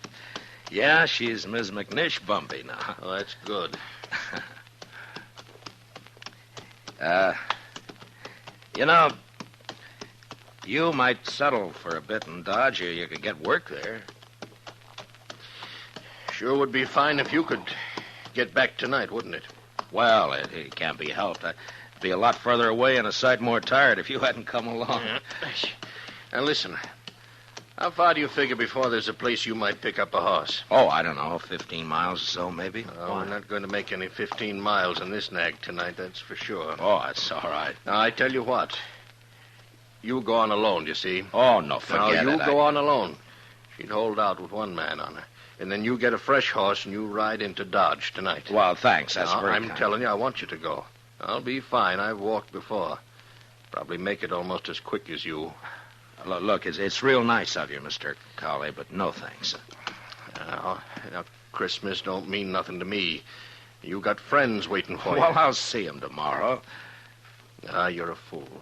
Well, that may be. All of them nice folks.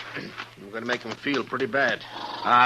Look, I'll stay. If you want to go on along, thanks for the ride. Well, might as well make camp then. I guess so. And listen, you want to tell me some more about what you was telling me before we turn in? Well, sure. I take it kindly, mister. I'll get yourself settled. I got some stuff in my pack we can eat and maybe get a fire going. Then after we eat, you can tell me some more.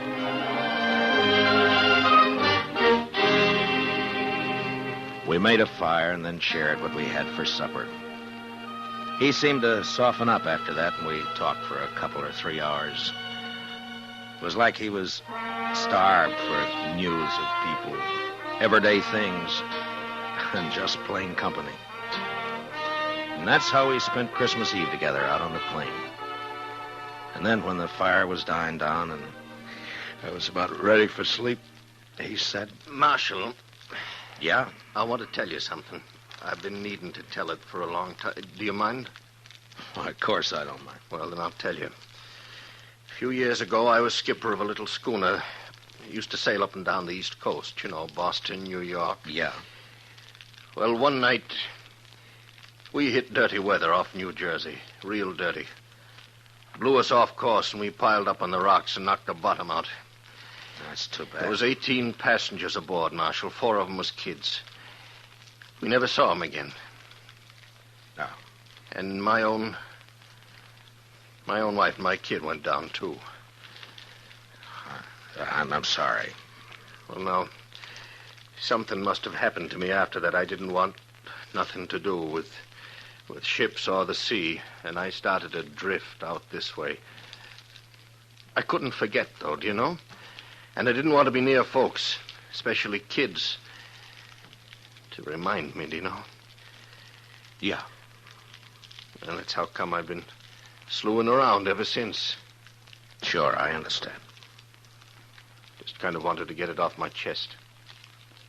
Sure. Marshal, I'd like to ride into Dodge with you tomorrow. You think I might meet some of them folks you was telling about? Oh, I don't see why not. That'd be all right. Maybe I wouldn't need to drift no more. Maybe I could drop anchor, do you know? Yeah, you might at that.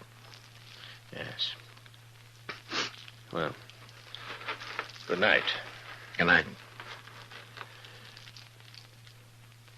Merry Christmas, Marshal. Merry Christmas, Mr. Cowley.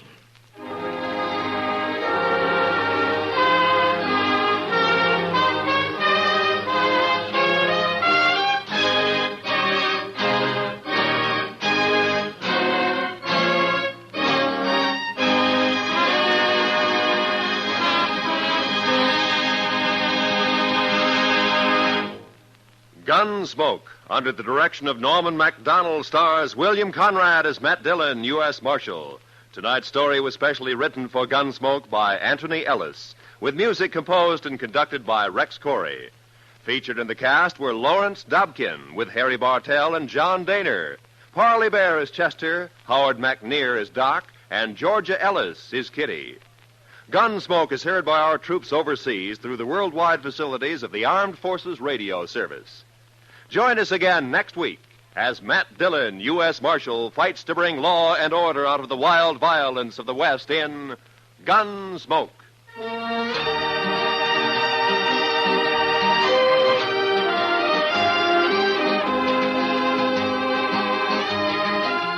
Tomorrow night, Edgar Bergen's real-life daughter, Candy, pays him and you a visit on The Edgar Bergen Show with Charlie McCarthy. Candy and Charlie hit it off fine, but Edgar has cause to regret his hasty decision to invite his 6-year-old daughter into the show, especially when she starts throwing her voice. Sounds like fun tomorrow night on most of these same stations when CBS Radio presents The Edgar Bergen Show with Charlie McCarthy. This is Roy Rowan speaking. And remember, Eve Arden, as our Miss Brooks, teaches you how to laugh every Sunday on the CBS Radio Network.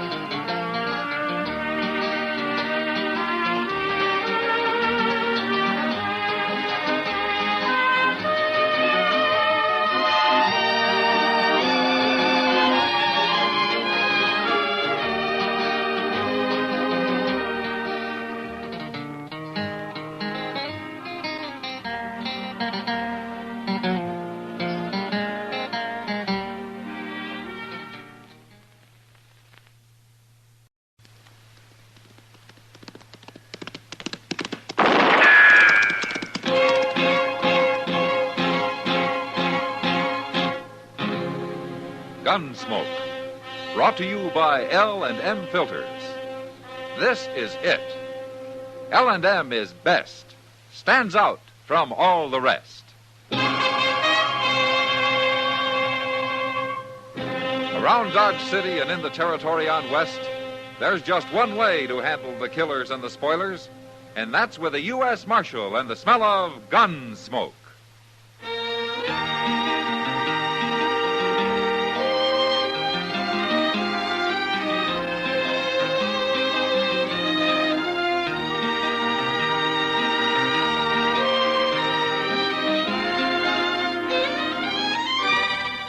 Gunsmoke, starring William Conrad, the transcribed story of the violence that moved west with young America, and the story of a man who moved with it. I'm that man, Matt Dillon, United States Marshal. The first man they look for and the last they want to meet.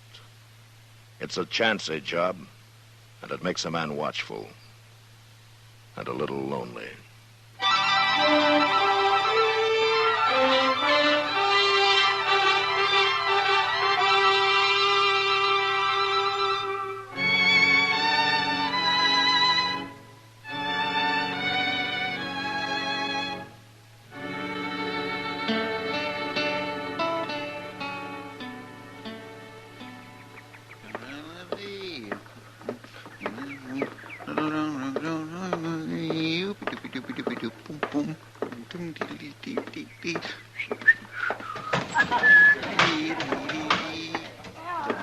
Hello, Chester. Well, Miss Kitty. What are you doing in here this time of day? I found me $1, Miss Kitty, and I thought I'd run it up at Barrow this afternoon so's I'd have some real money to gamble with tonight. Oh, now that's what I call thinking ahead.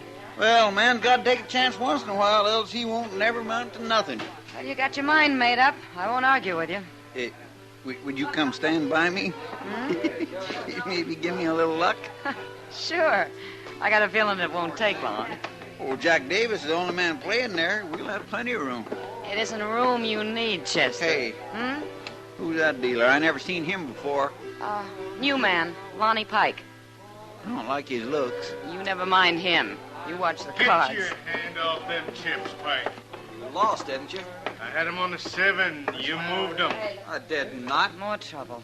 Told you to get your hand off him. I'm warning you, Pike. Here, now, you fellas can settle this without no fight. You stay out of it, mister.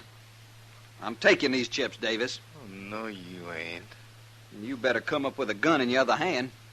Now, draw, Davis. You ain't gonna shoot me. Get that knife out of my hand. Get it out. Quit fumbling for your gun. I quit. Look. Pull that knife out of there, Davis. Go on, pull it. Yeah, that'll learn him. Hand. You've torn up my hand. If you go for your gun again, I'll tear up more than your hand, Pike. I mean it. I'll open up your throat. Hold it, Davis. What are you busting in for, Marshal? Shoot him, Marshal. Shut up. Shoot Pike. him. You lay that knife on the table, Davis. Go on, do it. I ain't gonna fight you. All right, pick it up, Chester. Yes, sir. Why didn't you shoot him, Marshal? You seen what he done to me. Now, I'll take your gun, Pike. Where is it? In my pocket there. I wasn't going to use it. I was only scaring him. It's a lie. That's right, Mr. Dillon. Pike went for his gun before Davis pulled that knife. That's no cause to pin my hand to the table. It's all tore up. It's ruined. And you let him get by with it, Marshal. You won't even shoot him. You'll pay for this, by heaven. I'll get even with you. You can bleed to death while you're standing here talking, Pike. You better go see Doc before you do anything. I'll go. But you'll see, Marshal. You and Davis both. You'll see.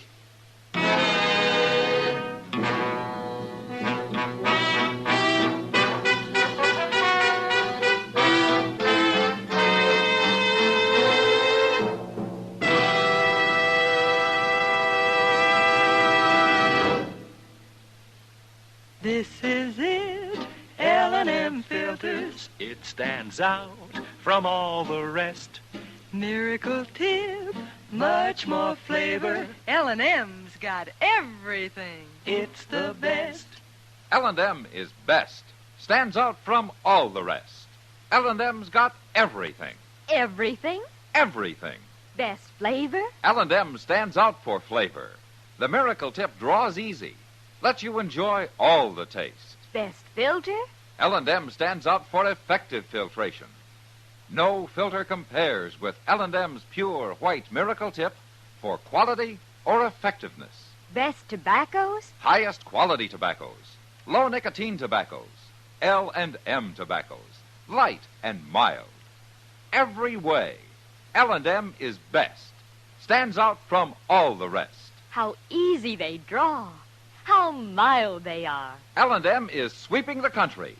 It's America's best filter tip cigarette.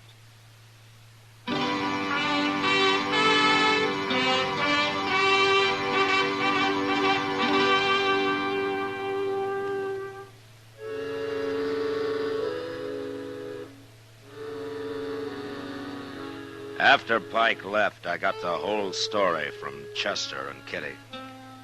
And although Davis had acted in self-defense, I didn't care much for knife men. So I ran him out of town on general principles. I'd have run Pike out, too. But the next day, he left on his own accord. And that's the last I heard of him for some time. A month went by, and I forgot about the whole thing. Until the day Chester brought word that an old friend of mine, a gambler called Cam Durbin, had come to town. And he wanted to see me at the Dodge House. Durbin seemed like a real nice fellow, Mr. Dillon. His wife's nice, too. His wife? Wasn't he married when you knew him? Well, I haven't seen Cam in a long while, Chester. I think he's been over in Wichita all this time. Yes, he has. That's what he said. They come on the Santa Fe this noon. There they are, sitting in the lobby. Oh, yeah. She's a pretty girl, isn't she? Yes, she sure is. Awful pretty. Oh, here he is, Dillon. Here's Matt Dillon. Hello, Cam. It's good to see you. Marshal Dillon, huh? Yeah, it's not much of a job, but at least I eat regular. Here, I want you to meet my wife, Tilda. I'm glad to know you, man. It's Tilda, Marshal. How do you do? Well, you surprised to see me married, Matt? Well, a man can get married, I guess. Sure he can. If you left that gun off, maybe some woman would have you. Yeah, you used to be pretty handy with a gun yourself, Cam. I had to be. Yeah. But that's over, Matt. I've gambled honest ever since my wedding day. It's a promise I made to Tilda. It was his only fault, Marshal. Outside of being the most jealous man I ever met. Oh, now, Tilda. It's true, and you know it. Tell me, Cam, what are you doing in Dodge? Oh, I'm going to run a faro table at the Long Branch, Matt. I made a deal by mail with the owner there. Oh, Sam Noonan? Yeah. I give him a percentage, but it's my game, and I run it. I don't aim to get rich no more, Matt. Just make an honest living. Mr. Dillon. Yeah, what, Chester? Look who's here. Oh. He's seen you. Yeah. Marshal, I want to talk to you. Why don't you come by the office later, Pike? I'm busy right now. You're busy, huh? Well, I ain't. Nobody'll hire me. I've been all over. Look at that hand. Can't deal with that hand. They say I'm too slow. I'm starving to death, Marshal. Oh, why don't you look for some other kind of work? I want no other work. Gambling's all I know. You're a troublemaker, Pike. I don't know why I want you in Dodge anyway. Troublemaker, huh? Well, I'll make you more trouble you ever thought of if you don't help me. Get out of here, Pike. Wait a minute. I don't know what this is all about, but I'll give him a job. No, Cam. Well, I can understand why a gambler don't want to give up his trade.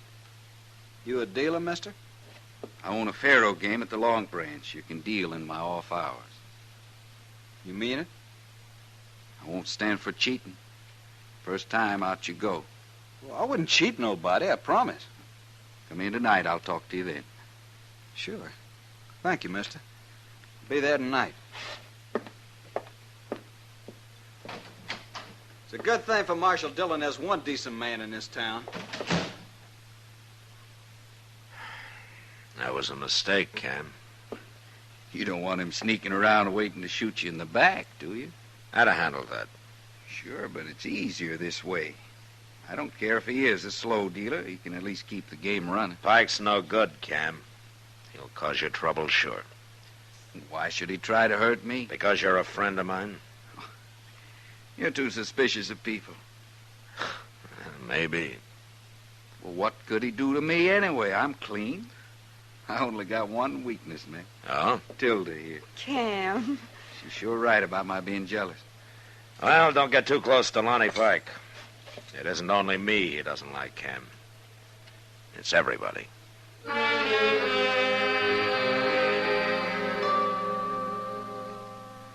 After a week or two passed and nothing happened, I began to think maybe Cam was right about my being too suspicious.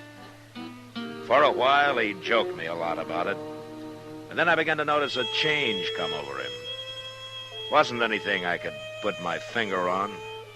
But sometimes I'd find him looking at me, and when I'd look back, he'd turn away or start studying his hands. It was like he had something on his mind that he was ashamed of. I wanted to ask him about it, but I figured he'd tell me when he got ready. And he almost did one night at Delmonico's. Doc and I had finished supper and were sitting there talking when Tilda walked up. Evening, Marshal. Yeah. Doc. Well, hello, Tilda. Won't you have a chair, Tilda? Oh, thanks, Marshal. Oh, where's Cam?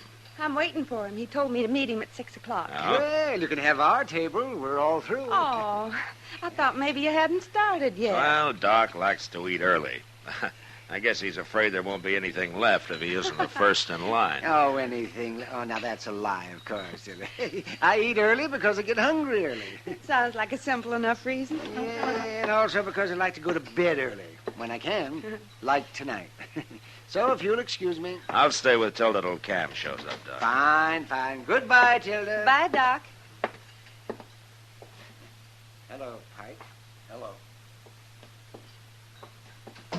That's funny. Oh, what? Lonnie Pike just stood there, took a look at us, and then left. Well, Pike doesn't exactly approve of me, I don't like him, Marshal. I wish Cam had never hired him. Well, he hasn't caused any trouble so far. I wouldn't trust him any further than I would a Yankee. Well, I guess you couldn't put it much stronger than that, could you? Oh, I'm sorry. Well, I just naturally thought you were from the South, Marshal. Well, you can't offend me, Tilda. I've lived almost everywhere. So has Cam, I swear. I get the idea sometimes he couldn't have spent more than a night in any one spot. He's been so many places. Cam was quite a wanderer before he met you. Oh, he worries me sometimes, Marshal. Oh? Why's that? Oh, I can't tell you now. What? Oh, hello, Cam. What are you doing here, Tilda? What? I said, what are you doing here? I'm waiting for you. That's so. Of course it's so. What are you talking about? You're supposed to be waiting for me at the Alacrane. Oh, my goodness. I guess I wasn't listening. I just naturally thought you said Delmonico's. Uh-huh. Oh, Cam, now that you've found her, why don't you sit on? I'll be at the Alacrane, Tilda, when you're finished. Cam? Don't worry, Marshal. I'll explain it to him.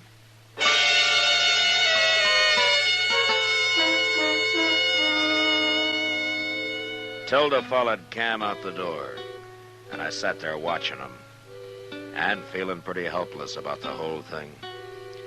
I'd seen jealousy before, and I knew what it could do to a man. But somehow I'd never been mixed up in it personally. And I didn't like it now that I was. But I figured the only thing to do was forget it. And I did.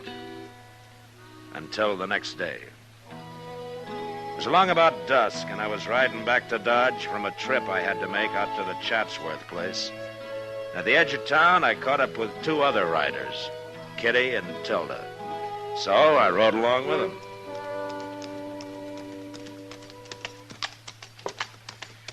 I'll bet we've been 20 miles this afternoon, Matthew. Well, it's good for you to get out once in a while, Kitty. Good for me, too. If I had my way, I'd never go near a town. Well, why don't you make Cam buy you a ranch? All that money he's winning every night. Oh, what would Cam do on a ranch? All he knows is cards and guns. Guns? I didn't think Cam ever wore a gun. Well, he doesn't anymore, Kitty. I made him stop. But he's awful good with one just the same. Yeah, he is. I've seen him. Oh, say, I forgot. I told Ma Riley I'd stop by and say hello today. That's her house there. Why don't you go on ahead with Matt, Tilda? Well, I think I will, Kitty. I'm kind of tired. I'll see you later. Sure, Kitty. Goodbye. Bye. Bye, Kitty. She's a wonderful girl, Marshal. Yeah. Well, that's not the most enthusiastic response I ever heard. I'm sorry, Tilda. I just thinking about yesterday at Delmonico's. Oh. Cam was upset about something, Marshal. It had nothing to do with you and me. Is that so? No. That isn't so. You know it. Shames you when he acts like that, doesn't it? Yes, but he doesn't always act like that. No, of course not. Oh, look. There he is, waiting for you. And Pike. Yeah. Oh, Pike's leaving. Good. Hello, Cam. How are you, Cam?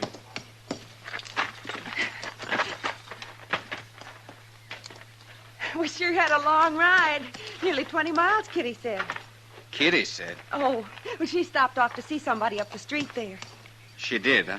Why, Cam, you don't think I've been out riding with the marshal, do you? Why shouldn't I? Well, we ran into him on the edge of town, that's all. Oh, Cam. I'll take your horse over to the stable for you, Tilda. No, you won't. I'll take it. All right, Cam. Why don't you ask Kitty if you don't believe us? She'd lie. She'd have to for her own pride. Look, Cam. I want to ask you something. Go ahead. Who's been working on you? Who's been putting all this in your head? I got my own eyes. You sure you aren't using Lonnie Pike's? Pike. Of course. That's who's been doing it. It's true, isn't it, Cam? Pike has nothing to do with this. Now you're lying. You won't admit it, will you? You're too ashamed to admit it. I don't need anybody to tell me what's plain as day. Matt? Yeah. Next time we meet, I'm going to be wearing a gun. No. No. I won't stand for this. I didn't start it, Tilda. No, Pike started it. I'm going to my room. She's right, Cam. I warned you about him. Out with my wife. I'm going to come looking for you, Matt. I'm going to kill you. Ah, you're a fool, Cam. I'll feel less like a fool when you're dead.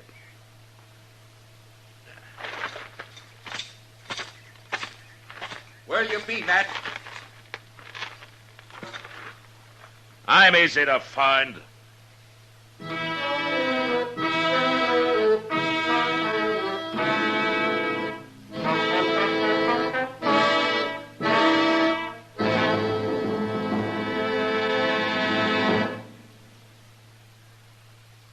I've got L&M. I've got L&M. I've got L&M. And L&M's got everything. Best filter. Notice the color of the miracle tip. It's white, pure white, to give you the purest and best filter. Best flavor. You get a rich, good-tasting, fully satisfying smoke. And that's what every smoker wants. Best tobaccos. Highest quality tobaccos. Low nicotine tobaccos. L&M tobaccos. Light and mild. Today, buy L&M. It's sweeping the country because it's America's best filter tip cigarette. Yes, today, why don't you get L&M? Because L&M's got everything. This is it. L&M filters. L&M's got everything. It's the best.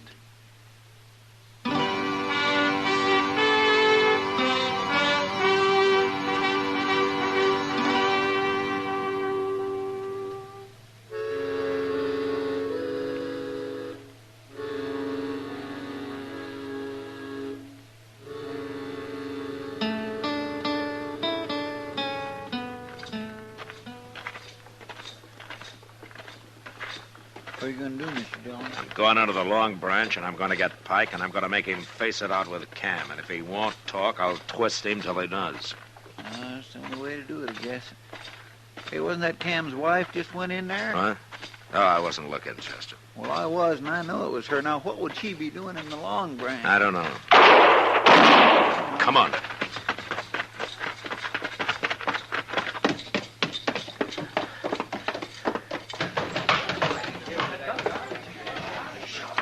Look, she's gone and shot Lonnie Pike.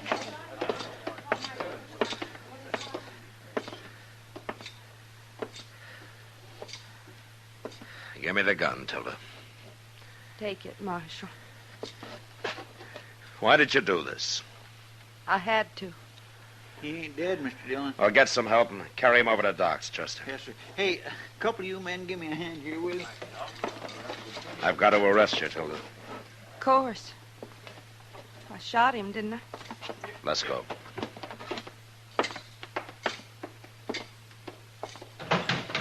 It's Cam. He's wearing a gun. Don't you say a word to him. Let me do the talking.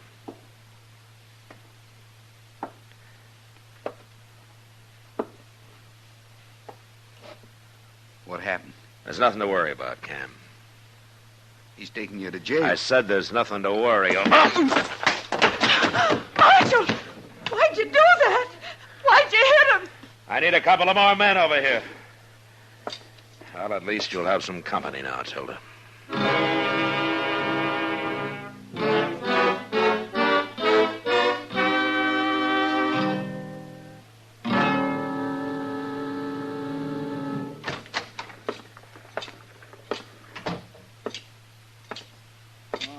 How's Pike doing, Mr. Dillon?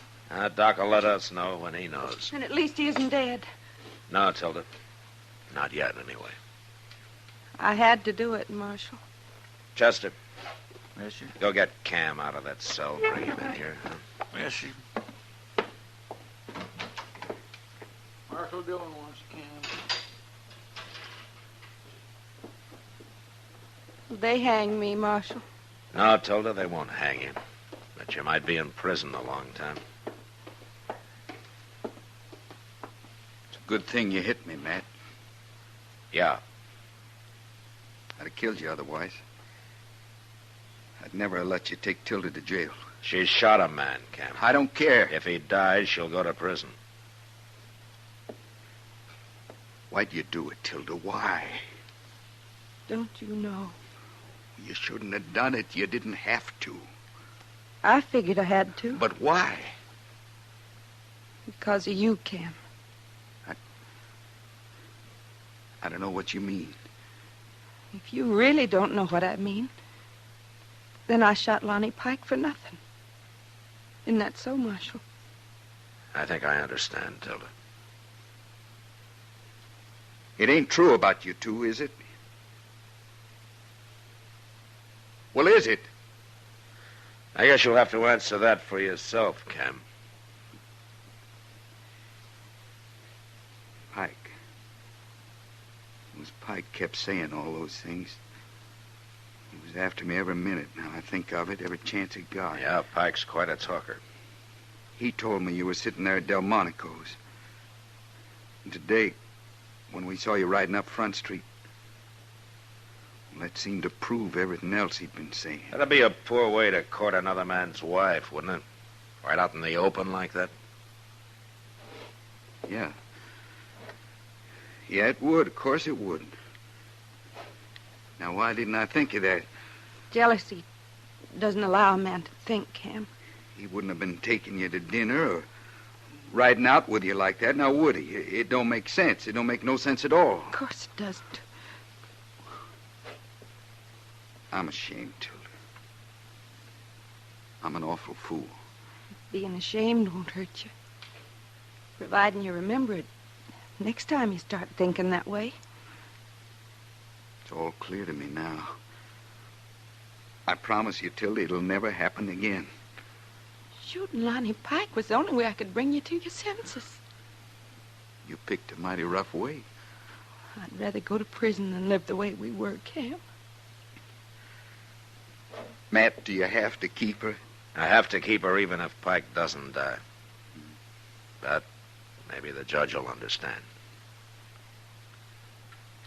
Guess I ought to tell you I'm sorry, Matt, about thinking what I did. There's no need, Cam. Thanks. Oh, Matt.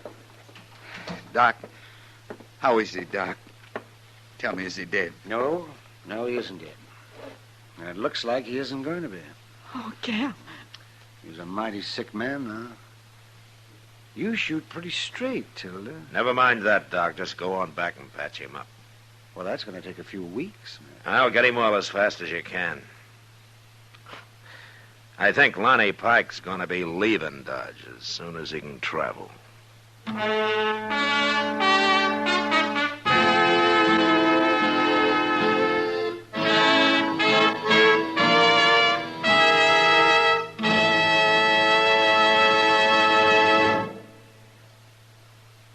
And now our star, William Conrad. Thank you, George.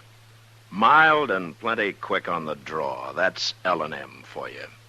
And the pure white miracle tip on the business end of every L&M filters out everything but the taste of the world's finest tobaccos. All you have to do is pick up a carton of L&M's and you'll see what I mean. L&M stands out from all the rest.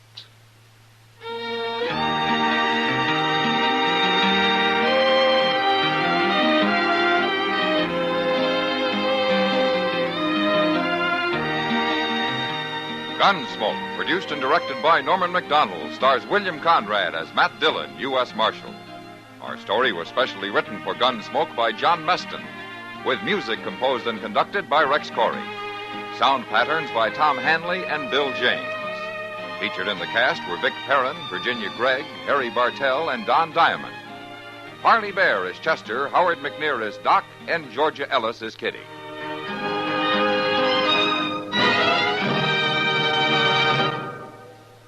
Put a smile in your smoking. Next time you buy cigarettes, stop. Remember, Only Chesterfield is made the modern way with Accuray. This amazing quality detective electronically checks and controls the making of your Chesterfield, giving a uniformity and smoking quality never possible before. For the first time, you get a perfect smoke column from end to end. From the first puff to the last puff, Chesterfield smokes smoother. Chesterfield smokes cooler. Chesterfield is best for you. Next time you buy cigarettes, stop. Remember, Chesterfield is made the modern way with Accuray. Put a smile in your smoking, just give 'em a try. Light up a Chesterfield, they satisfy. You'll also enjoy Chesterfield's great radio shows. Perry Como sings all the top tunes on CBS Radio every Monday, Wednesday, and Friday. Jack Webb stars in Dragnet on Tuesday nights. Check your local listings. Listen to Gunsmoke again next week, transcribed for L&M Filters.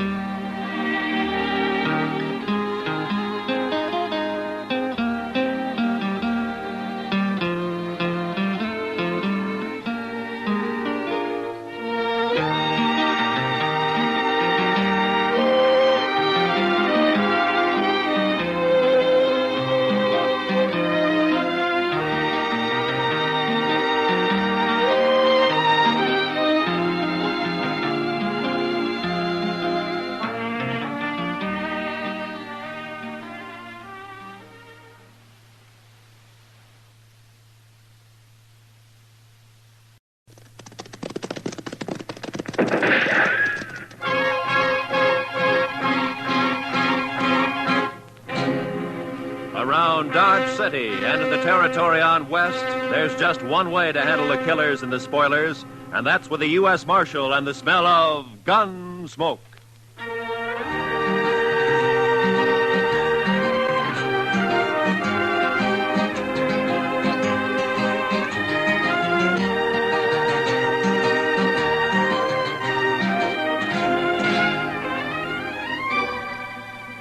Gunsmoke, starring William Conrad, the transcribed story of the violence that moved west with young America, the story of a man who moved with it, Matt Dillon, United States Marshal.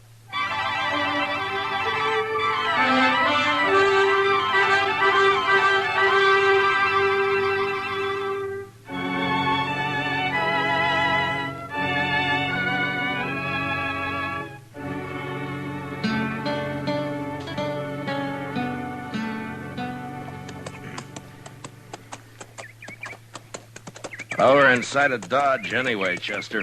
There's Ellen Henry's homestead. Wonder how she'd take to serving up a breakfast, Mr. Dillon. I'm plumb hungry. Well, I'll settle for watering the horses. I don't imagine Ellen has any extra food. No, sir. It's gone pretty hard for her since Ethan died, hasn't it? That's the talk. Look at her place. 3 lean-tos and not a green thing growing. I don't know how she makes out. Well, maybe Luther helps more than the folks give him credit for. For a son, he's not much good to my way of thinking.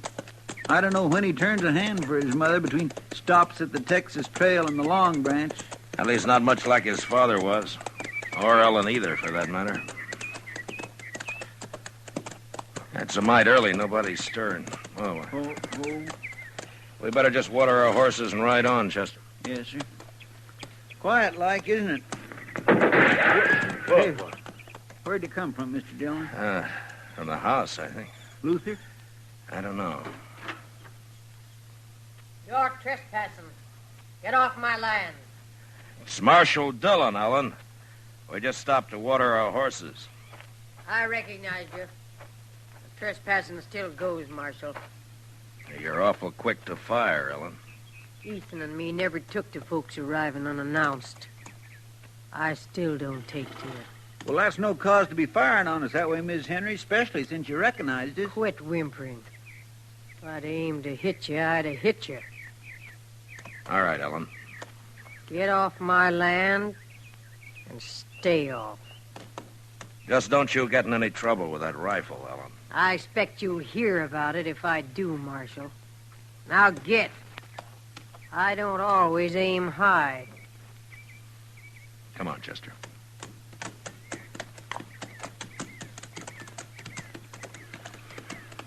How old did you say she is, Mr. Dillon? She can't be over 40, I guess. If that. She looks like an old woman. 60 or more. She's dried up. Dead inside. Remember when Ethan and her and the boy came out here, Mr. Dillon, right after the war? She was an awful pretty little thing. Mm-hmm. Luther was a little more than a baby then. No, Mr. Dillon, I was just thinking. Ethan was so proud of his homestead and his boy and Ellen. Now he's 5 years dead, the boy's gone bad. His wife and his homestead, they've just dried up. It's kind of sad, ain't it? Yeah, it is. Well, come on, Chester, let's get on into Dodge.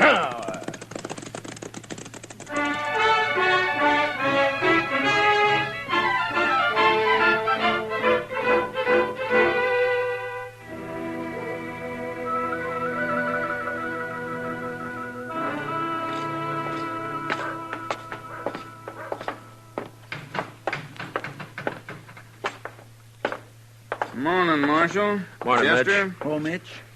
Well, what'll it be? Set up a bottle of rye, will you? Yes, sir, Marshal Dillon.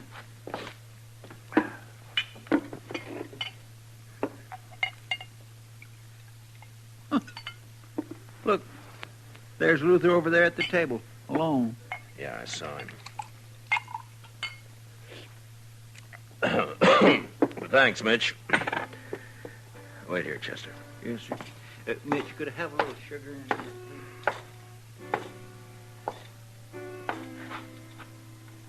Mind if I don't get to my feet, Marshal? I got the feeling if I tried to stand up straight, I'd fall over first thing I knew.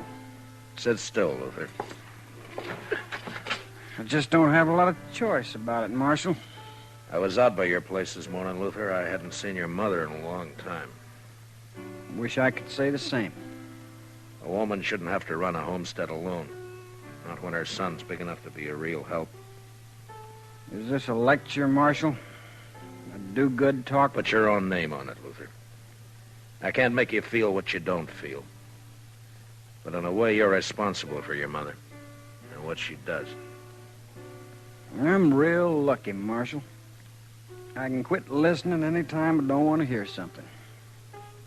Between the old lady and people like you, I quit listening an awful lot. Get it straight, Luther. I don't care what happens to you. I done something wrong?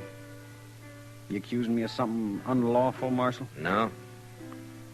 But if you have any feeling left for your mother or what happens to her, you'll do something about her. Living out there alone so much, she's gone a little crazy.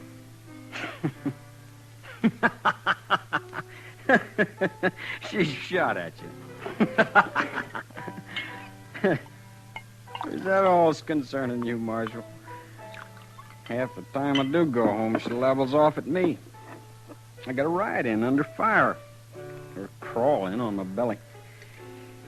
She's crazy, like you said. I swear, she's crazy. Then you ought to bring her into town. Get a keeper for her. Maybe I would. If I cared what happened to her. I don't care. I don't care at all. Well, that's up to you, Luther. Now, that's just another one of them things I didn't hear you say, Marshal.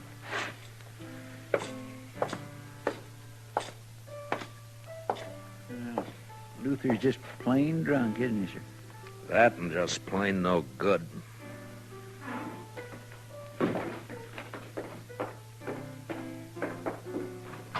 Well, whatever you said drove him right out of here, Mr. Dillon. Mm-hmm. Well, we haven't been in the office since early yesterday, Chester. All right, sir. Only Only what? Well, sir, Mitch has got a catalog in the back room, and he's not busy, and he says it's just full of things you can order straight from St. Louis. I thought well... You got extra money, have you, Chester? Oh, no, sir. Well, that is not really extra money, Mr. Dillon. It's just that... Well, Mitch swears you can get underwear from this catalog that don't rub your skin raw, and I'd like to take a look at it. All right, Chester, I'll wait. Yes, sir. Thank you. Oh, Marshal. Oh, hello, Cass. Now, what's on your mind? Talk I heard, Marshal. It's private, like maybe we go to your office. We can do our talking here. I thought you was always of a mind to get me inside there, Marshal, where you could turn the key on me. Maybe I will someday, Cass. Now, come on, speak out. Yeah, I heard talk at Luther Henry Road cattle off Carnes' place last night. Saw you talking with him just now. Wondered if you'd heard the same. Haven't heard a thing, Cass. Odd you wouldn't know. I was out of Dodge last night, all night. I wonder if it's so. Luther didn't give himself away when you talked just now. You're the one who's heard the talk, Cass. I got my rights. I can ask questions of you, Marshal. If a man's herd ain't safe, he's got a right to know. Are you worried for Carnes or for you? If Carnes' cattle can be rode off, mine can. No? I didn't know you had much of a herd. What a man has is his own business, Marshal. I'm asking about Luther and the other rider. They say there was two. If Luther's wrong with the law, I'll get him. Is there anything else on your mind? Thanks, Mitch, for letting me see the book. Not a thing, Marshal. But I don't much like your attitude. I can't see that worrying me too much, Cass. All right, Chester, let's go. Yes, sir.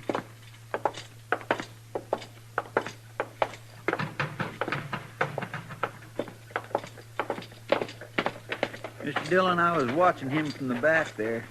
He's a sniveling sort, that Cass. Mm-hmm. Come to think of it, though, I don't know a single bad thing he's done. Know any good he's done? No, sir. Can't say that I do, Mr. Dillon. How about you? Did you find out about your fancy underwear? Yes, sir. All right, now we can tend to business, huh? Come on.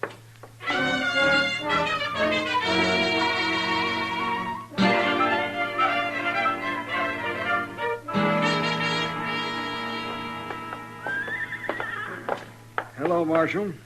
I was waiting for you. Oh, good morning, Mr. Carnes. Howdy, Chester. Well, how do, Mr. Carnes? You got the key, Chester? Yes, sir. Well, I don't see you in town much, Mr. Carnes. Only when I got business, Marshal. No. Well, come on in, won't you?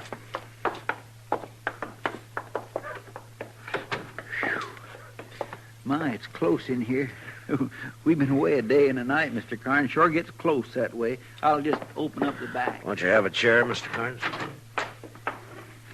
I don't have a long piece to say, Marshal. It don't take long to say some of my cattle were stolen last night.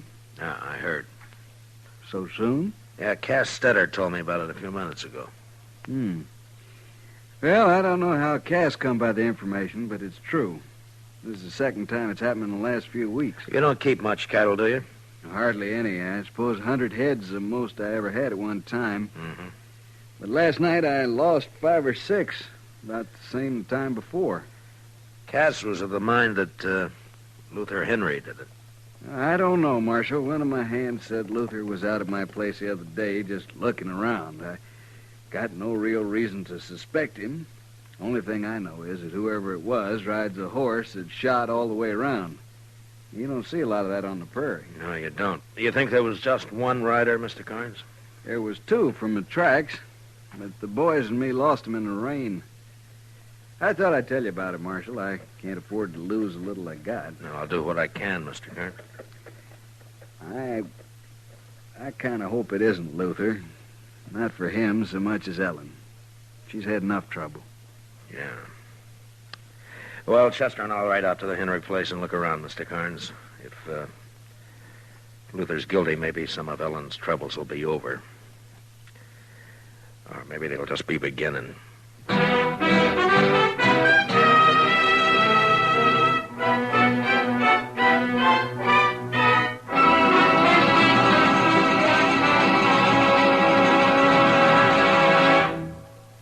return for the second act of Gunsmoke in just a moment. But first, in the 17th annual poll of Noted Daily, CBS Radio won 12 first places. The top poll award, Champion of Champions, went to The Jack Benny Show.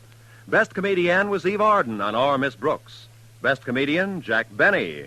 Best Master of Ceremonies, Bing Crosby. Bing also won the nod as Best Popular Male Vocalist.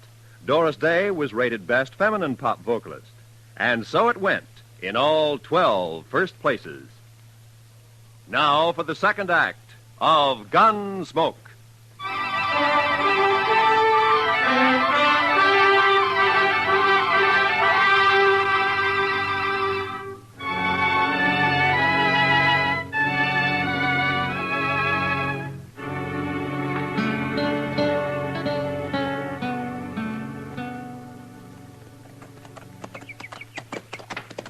I swear, Mr. Dillon, I feel like I was riding right into the camp of the enemy, coming back to Ellen this way.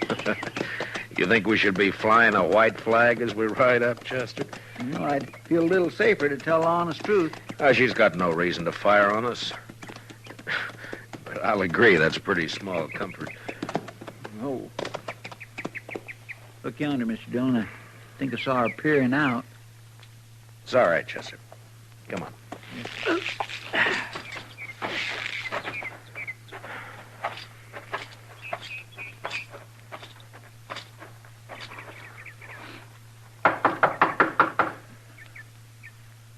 I don't see Luther's horse around. Maybe he isn't here. Well? Afternoon, Ellen.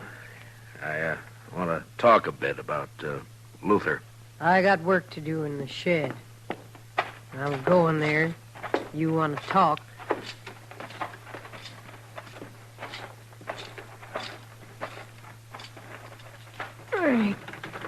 Let me help, Ellen. I'll get it.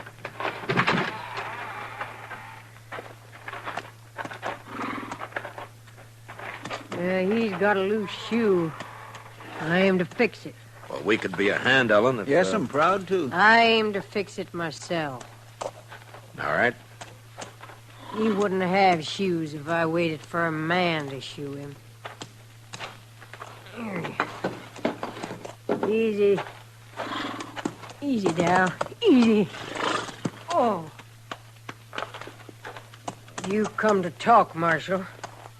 Yeah, about Luther. Come on. Open. Huh. 2 nails clean out.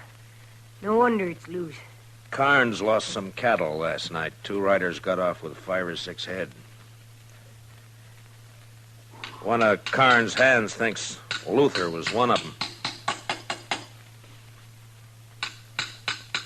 Is he around, Ellen? I told you before. He comes and goes, Luther does. Well, have you seen him since we were here this morning? Don't recall that I have, Marshal. I got other things to occupy my thought, like trying to get together enough money to go back to my people. What to do with those nails? Here they are, man. Oh. I'd admire to help you, Miss Henry. I'll do it. That's a fine horse, Ellen, a real fine horse. Shot all the way around. Come on, boy. That was Ethan's way.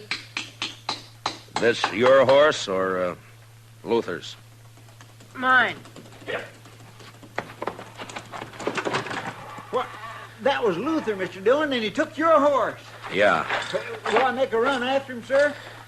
Not when he's wild, Chester. I don't want you shot or him either. I just want to talk to him. Well, he just comes and goes, huh, Ellen? Believe what you want, Marshal. I didn't know he was around. Like I said, I never know. Quit caring. Don't worry, Marshal. Luther will get his. He's had it coming to him for a long time. Well, I guess we ride back double, Chester. Yes, sir, we sure do.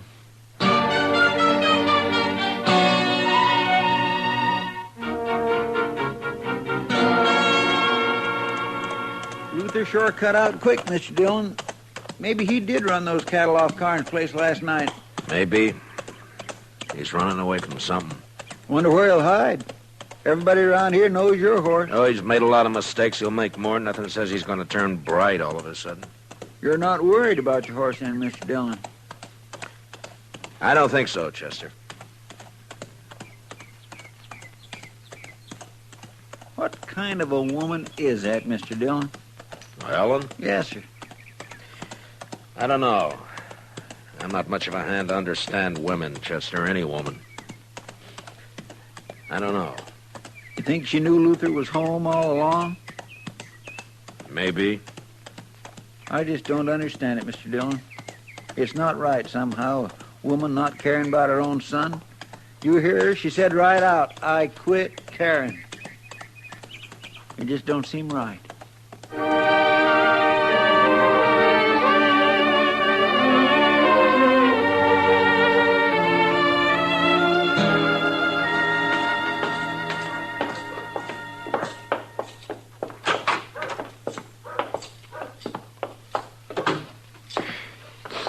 Still might close in here. I believe I'll leave them back windows up a spell, Mr. Dillon. I think I'll go up to Emil's blacksmith shop, Chester, and see if he has a horse to spare. All right, sir. There's some paperwork to catch up on if you get the time. Yes, sir. Of course, you'll want to write that place in Chicago about your underwear, the first thing. Yes, sir, Mr. Dillon. I'll be back, Chester. Well, I may not need that horse after all. How's that, Mr. Dillon? Ellen Henry's riding up the street, leading my horse. Well, bless my soul, it sure is. There's something thrown across her saddle. Mr. Dillon, it looks like... Wait here, Chester.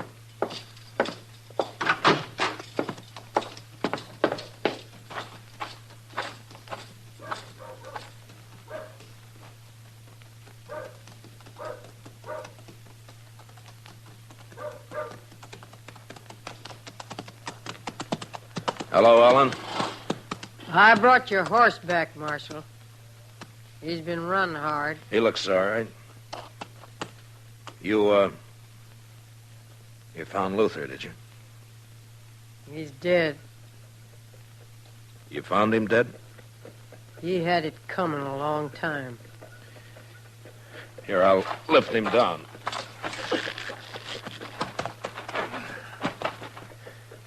Chester! Easy. Easy, Darryl. Easy.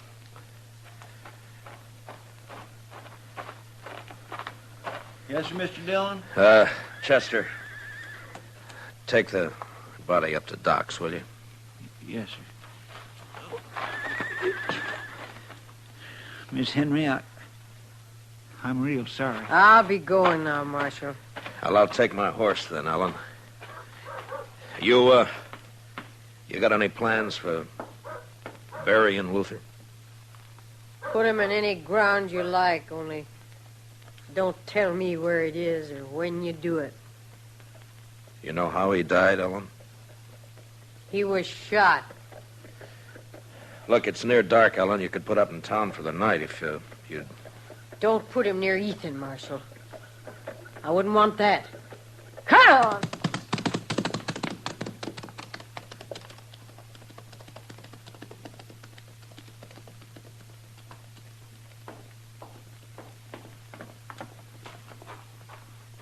Doc's working on Luther now, Mr. Dillon. He's just plumb full of holes. Yeah, I know. Poor Miss Henry. Even though she don't act like it, I just know she feels terrible. Yeah, she's grieving her heart out. Where are you going, Mr. Dillon? I don't think I expressed my sympathy to poor Miss Henry proper.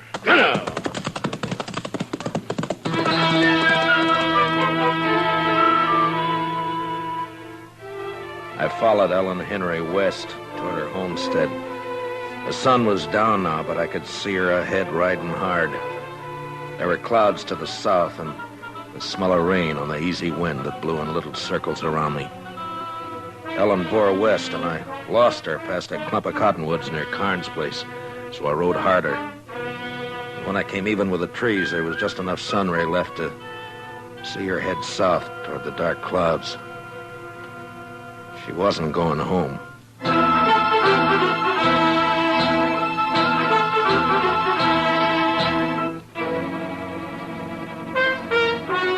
was dark now. I couldn't see anything. The storm clouds stretched black from the south and fastened over half the sky. And I rode hard against them till I saw the flicker of lantern shine ahead. It was Cass Stetter's place. I left my horse out away from the house and walked in as softly as I could. Cass and Ellen were having their talk in a cattle shed near the house. You've trusted me before about the money, Ellen. What's the rush this time? My work's done, Cass. It was done last night when Luther and me drove them last few from Karn's place over here. I want my share and Luther's. Him not cold dead yet, and you want a share. Ain't a mother entitled to whatever her son leaves? Mother? You never had no mother feel for him, and him no love for you either. Huh. Ain't you the one to talk about love, though? It takes courage to love with all of you.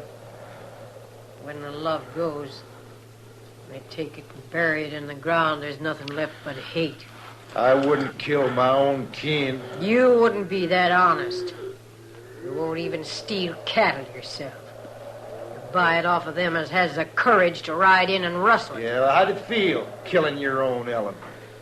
Like it'll feel killing you, Cass. If you don't give me the money here and now, like nothing at all. Luther's dead and gone because he tipped his hand, showed his face around Karn's place, talked big in the saloons. He was no use. No use at all. There's no woman in you at all. I've been dead 5 years. And your time's running short, too, Cass. I'm in a hurry. Too late to hurry, Ellen. What's it? Too late to move for guns, Sue. Well, I'm sure glad to see you, Marshal. How are you, Cass? Oh, I sure am. I guess I called a trick on Luther all right, didn't I? Yeah, you were a big help. You and Luther stole the cattle, Ellen, and brought them to Cass for pay. Is that it? Only sometimes, like now, we didn't get paid. Don't believe her, Marshal. You wouldn't take the word of one as murders her own son, would you? I don't have to, Cass. Karn's brand won't be hard to find on any cattle you got here. Cass was just slow to move 'em on, Marshal. If he'd have gone on toward Abilene with him last night like we planned... You're lying, Helen Henry. You're lying. Now get your horses. Both of you. Why are you taking me, Marshal? Well, there's some kind of a law, Cass, about buying and transporting stolen cattle. Yeah, Marshal knows his law, Cass. You know what she did to Luther, don't you, Marshal? Yeah, I know. Now, come on. You'd like it better, wouldn't you, Marshal, if one of us made a move so you could use your gun? I said come on, Ellen. I think I'd like it better if you used your gun, Marshal. I ain't going to get back east now anyway. You'd be taking a coward's way out, Ellen, if you made me kill you.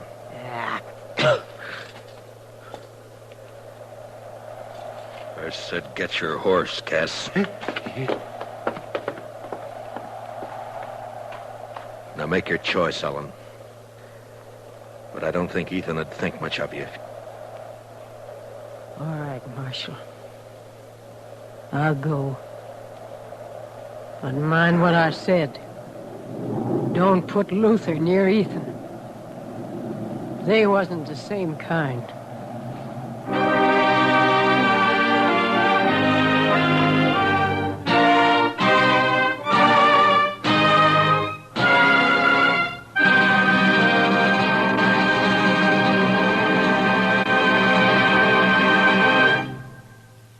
Gunsmoke, transcribed under the direction of Norman MacDonald, stars William Conrad as Matt Dillon, U.S. Marshal.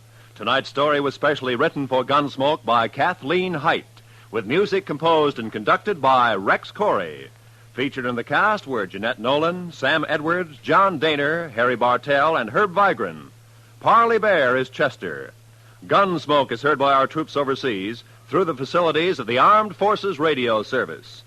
Join us again next week as Matt Dillon, U.S. Marshal, fights to bring law and order out of the wild violence of the West in Gunsmoke.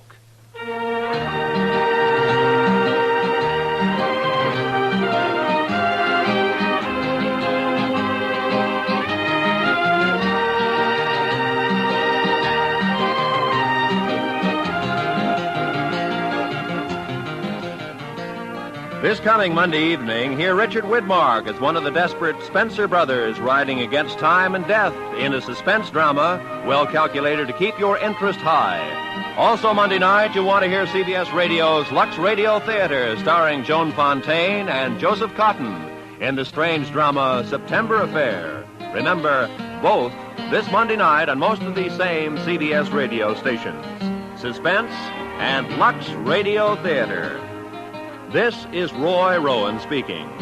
America now listens to 105 million radio sets and listens most to the CBS Radio Network.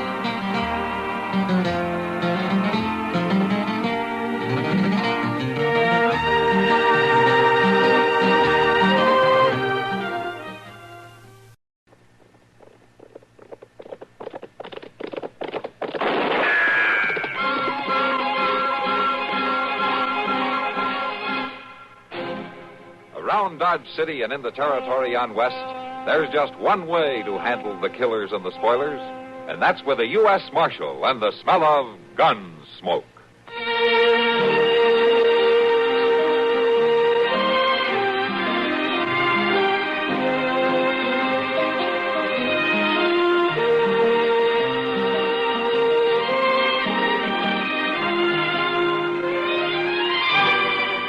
Gunsmoke, starring William Conrad, the story of the violence that moved west with young America, and the story of a man who moved with it. I'm that man, Matt Dillon, United States Marshal. The first man they look for and the last they want to meet. It's a chancy job, and it makes a man watchful and a little lonely.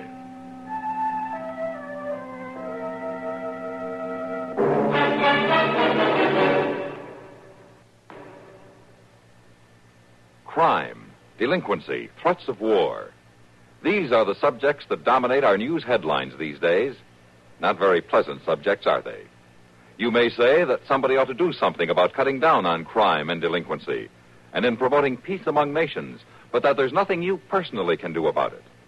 That's where you're wrong. You can wage your own fight against crime and delinquency in your own family by taking the family to the church or synagogue of your faith this week.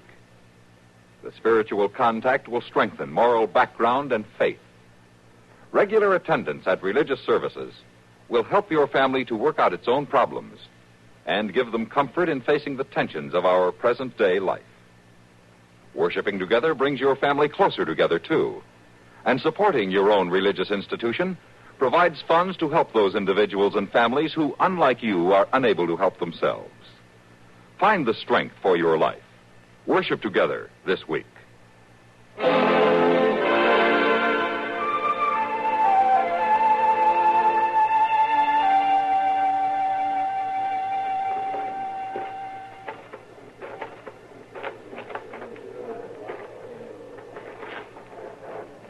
Lower it easy, boys. Earth to earth, ashes to ashes, dust to dust, in sure uncertain hope of the resurrection unto eternal life. Amen. I'll see if I can't help with the spading, Mr. Dillon. All right, Chester. I'm going to speak to Miss Henshaw.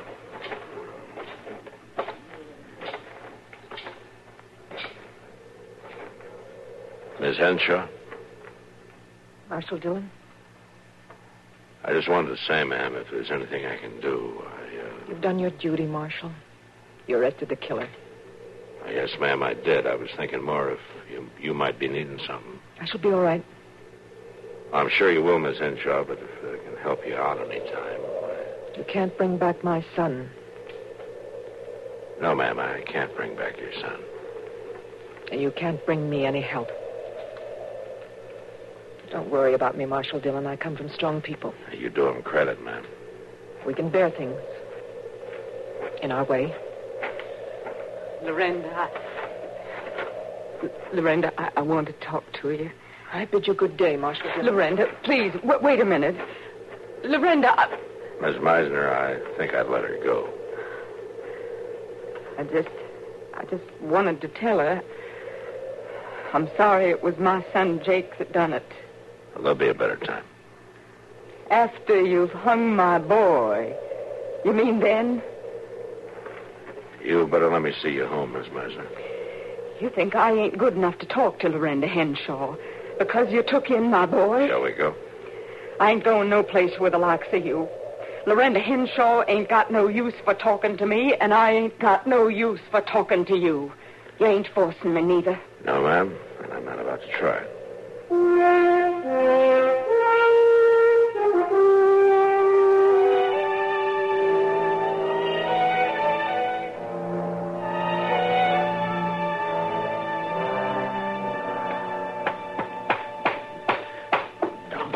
Folks and just sat on a chair straight. They wouldn't be forever twisting a leg off like this.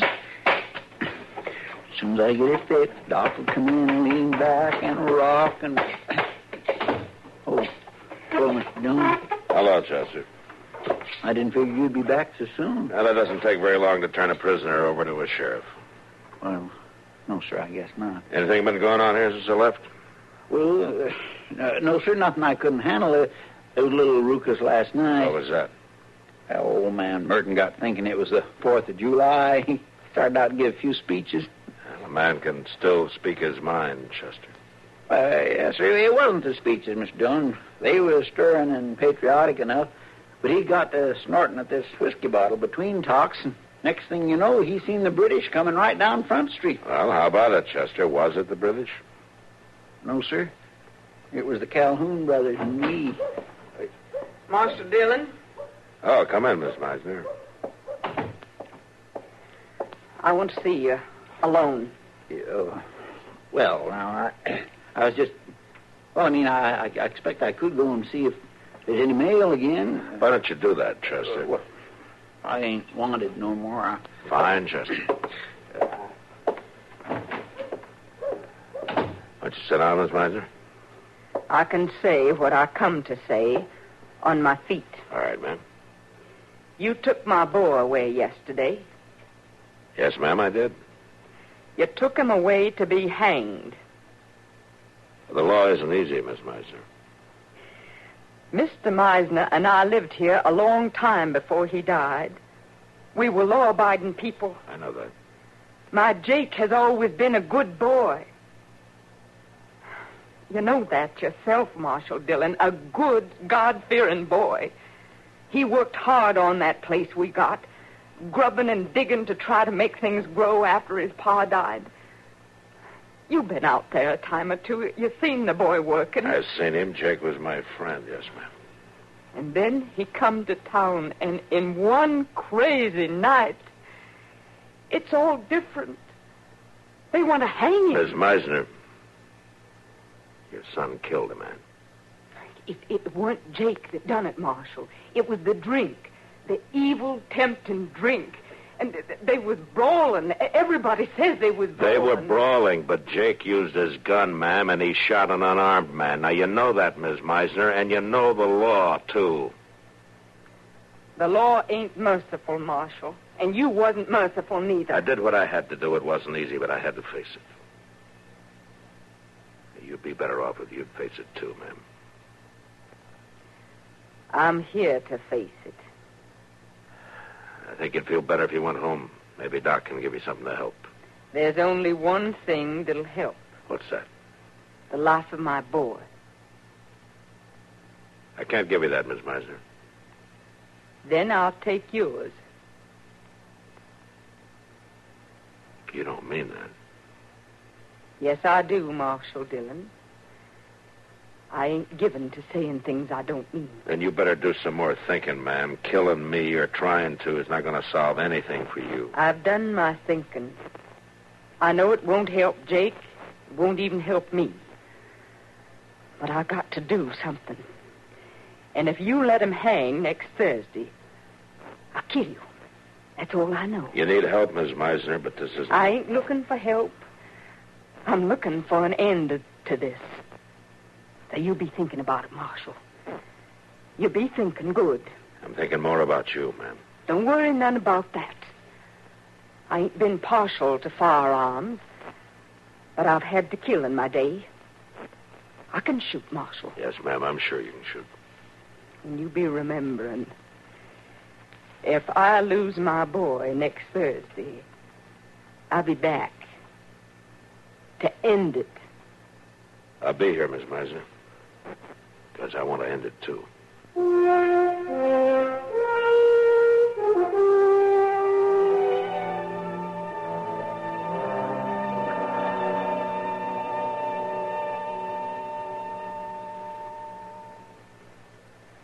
Well, the conventions have come and gone.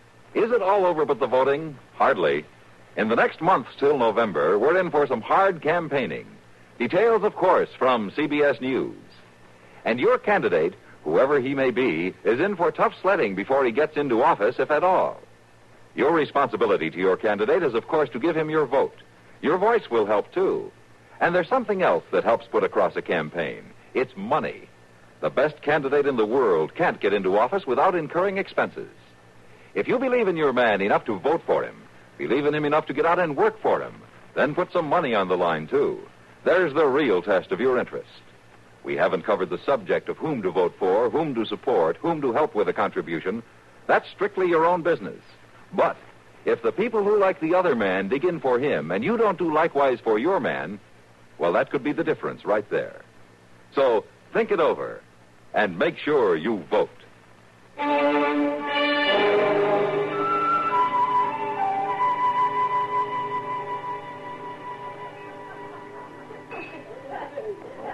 It just doesn't make sense, Matt. It's not supposed to. But Hattie Meisner, of all people, well, she's one of the steadiest, kindest women who ever lived around here. Yeah, I know it, Kitty, but this thing has thrown her completely off balance. It must have. Hattie's always been the first one to come when anybody needed help. First one to take in the visiting pastors. The first one to... Well, I just can't believe it. I wish you didn't have to.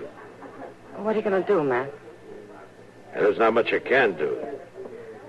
I don't suppose there's any hope for the boy. No, it's an open and shut case, Kitty. His mother doesn't know it, and I'm not going to tell her, but he lost his wild temper in brawls a couple of times before. There wasn't anything else the judge could do. Seems awful hard. Yeah. It was hard on the hen show boy, too. Yeah, of course it was. Do you really expect Hattie to come after you with a gun? And I expect she's a woman of her word. And you'll have to handle it. Yeah. You got any suggestions? Well, I could shoot her down like an outlaw when I see her coming. Now, Matt. Or I could let her shoot me. You got to think of something. Or I could leave town. Oh, you got to get serious, Matt. I am serious, Kitty. I don't know what to do. She's a good woman, but right now she's dangerous, and I got to protect her. I just as soon protect myself at the same time. Matt. Yeah? Have you talked to Doc? About this? No. It might help. He knows Hattie real well. He might be able to talk to her. I've heard she's not in a talking mood. It can't hurt to try. No, I guess not. Can't hurt to try.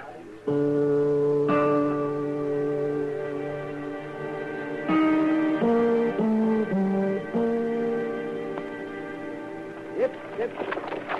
Come on, get it. Get that there. Oh, get away, dog. Come on. Hurry up. Hey, Doc, hold up. Oh, there. What's the matter, Matt? You arresting me for something? I probably should. At the rate you were driving that buggy through town, you're a menace to life and property. You're getting old, Matt. Maybe. You heading for the stable? Until you stopped me, I was. I'll ride along with you. I want to talk to you. Yeah, so come in. Yeah. Get up. What's on your mind, Matt? Hattie Meisner.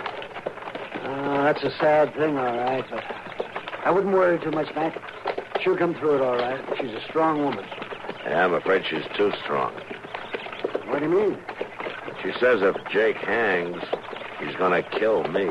Oh, come now, man. No, it's the truth, Doc. She knows he's guilty. She knows she's wrong, but she has to get it out of her system. That sounds like hysteria, but Hattie isn't a hysterical type of woman.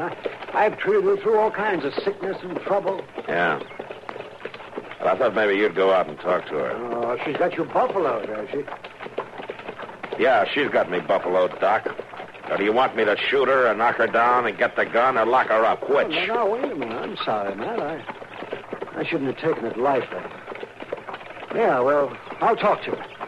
I'm not sure it'll do any good, but I'll talk to her. Thanks, Doc. You want me to come along? No, Matt. I think I'd better try this alone.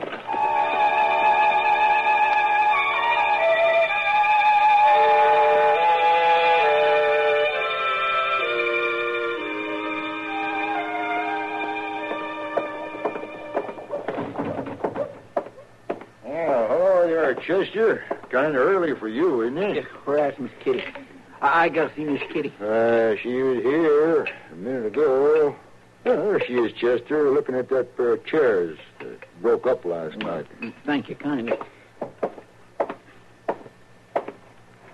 Miss Kitty? Miss Kitty. Hello, Chester. What brings you? Miss Kitty, you've got to do something. Oh, all right, Chester. What do you have in mind? It's about that woman and Mr. Dillon. Well, no, I don't know about doing anything about Matt and a woman, Chester. Miss Kitty, I ain't funning. It's that Miss Meisner I'm talking about. Oh, yeah, Chester, go ahead. Tell me about it. Well, Doc went to see her to see if he couldn't talk some sense into her and all, and he just didn't get nowhere. She's still determined, is she? Yes, Miss Kitty, she is. She says she's going to walk right up and shoot Mr. Dillon after her boy is hung. Oh, it's a shame. It's more than a shame. Mr. Dillon's just going to sit there and let her walk in and do it, too. He ain't so much as cleaned his gun about it. Well, it isn't that simple, Chester. She's a good woman. Well, my goodness, I know it ain't simple. But there must be something somebody can do. We can't all sit around and let her kill him just 'cause she's a good woman. No, we can't. You got to think of something, Miss Kitty. Now, Chester, you know I want to help. Wanting just ain't enough no more. If somebody don't do something, we're going to be in an awful fix. Now, Chester, calm down. I ain't going to calm down, Miss Kitty, till somebody does something about this. All right, Chester, all right. I'll think of something. Though I swear I don't know what it'll be.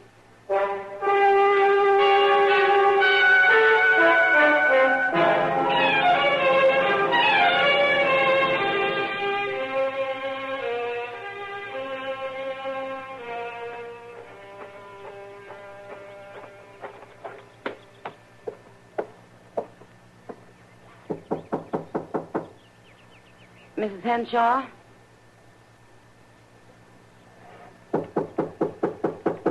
Mrs. Henshaw? You wish to see me? Yes, Mrs. Henshaw, I did. Do I know you? I'm Kitty Russell. Oh, yes. I'd like to come in for a minute. Very well, then. Come in. In here.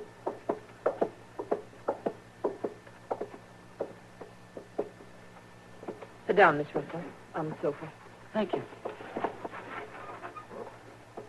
Now, what did you wish to see me about?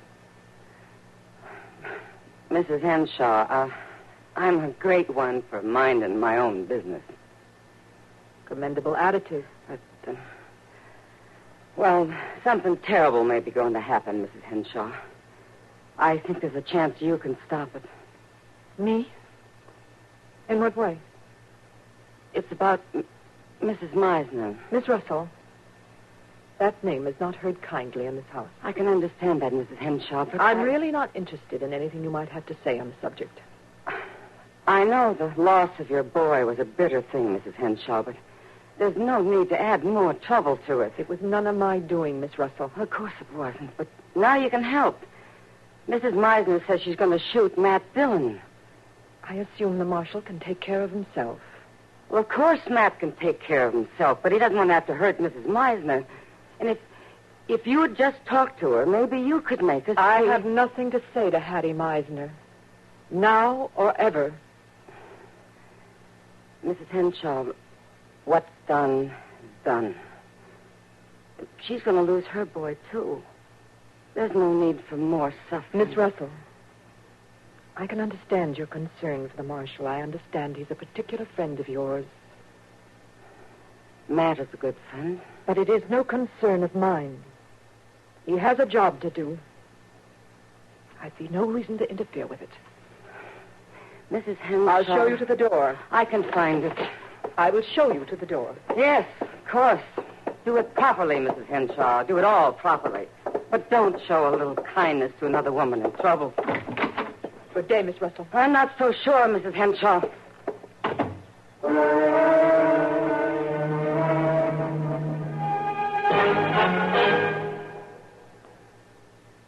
Hi, this is Dennis James. Say, remember way back when this melody was popular?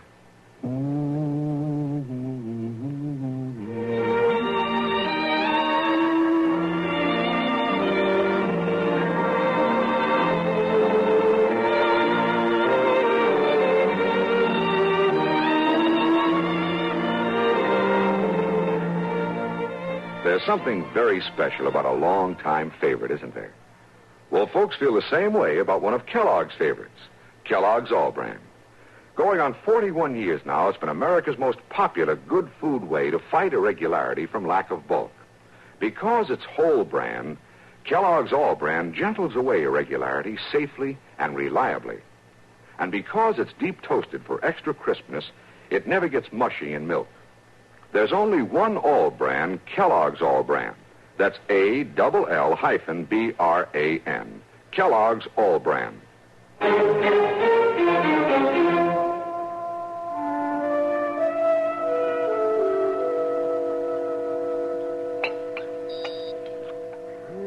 All I can say is we're all wasting our money tonight. What do you mean, Doc? Well, I should have said everybody but you, Chester. You're the only one who's eaten with any enjoyment. Chester can always eat, Doc. Well, that's what a body's supposed to do.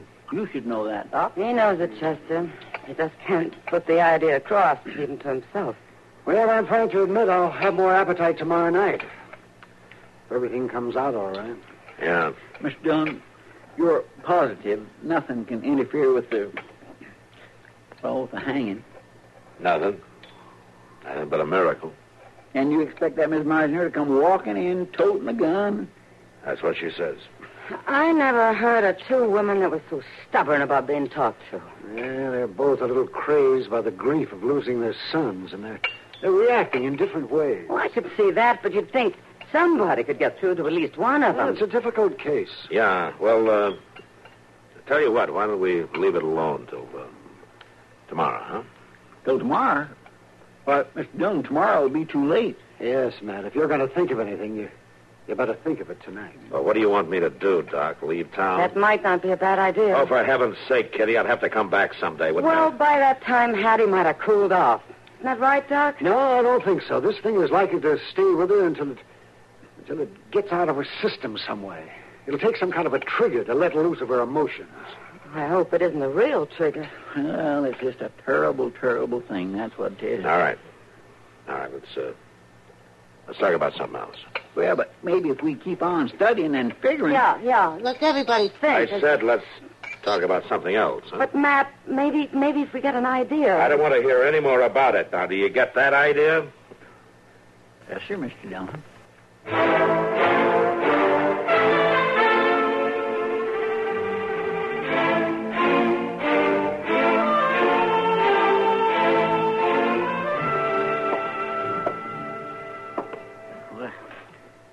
there.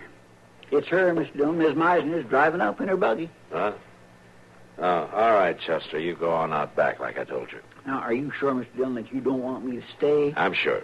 Go on now. I don't want her walking in here feeling she's surrounded. Now, go on. Get out. Oh. All right.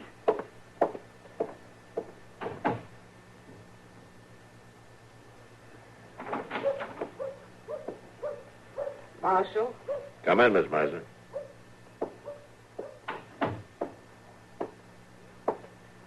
I come. Like I said. Oh. I think we could talk a little better if you'd put the gun Ain't down. no need for talking. They hung my boy this morning. Yes, ma'am. You can let him lie in peace. There ain't no peace for me, Marshal Dillon. I'd help you if I could, ma'am. I'd help Jake if I could. There ain't no helping. For me or for you. You're a good woman, Miss Meisner. You don't want us shooting on your conscience. My conscience tells me to kill the man that took my boy. I'm not going to let you kill me, ma'am. You ain't stopping me. I don't want to hurt you, but you put the gun down, Miss Meisner. Stay where you are, Marshal Dillon. I said put the gun down. I swear I'll... Hattie!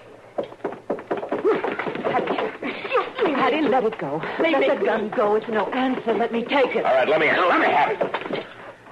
I got it, Miss Henshaw. You got no right, Loretta Henshaw. You got no right. I wasn't even good enough for you to talk to at the burying. I was wrong, Hattie. I'm sorry. Being sorry ain't bringing my boy back. No. It's not bringing my boy back either. But neither is being bitter, Hattie. Neither is being bitter. You ain't no one to talk. Maybe not. But I spent the night long on my knees about it. It's going to be hard, Hattie, without our boys. I've had hate in my heart, too.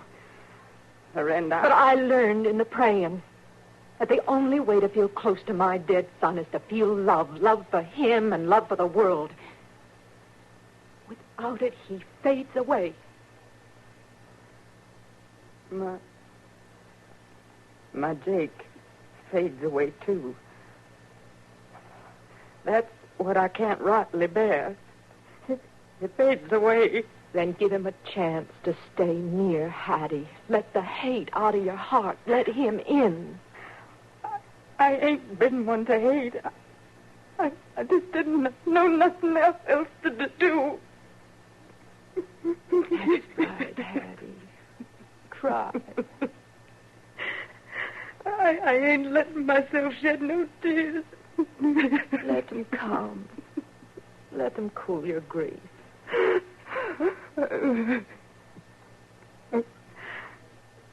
Marshal,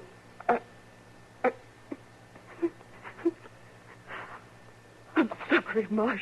I'm sorry. That's all right, Miss Meisner. I'll take her home with me, Marshal Dillon. Thank you, Miss Henshaw. She'll be all right now. Yes, ma'am. I'm sure she will. And I'll be all right, too.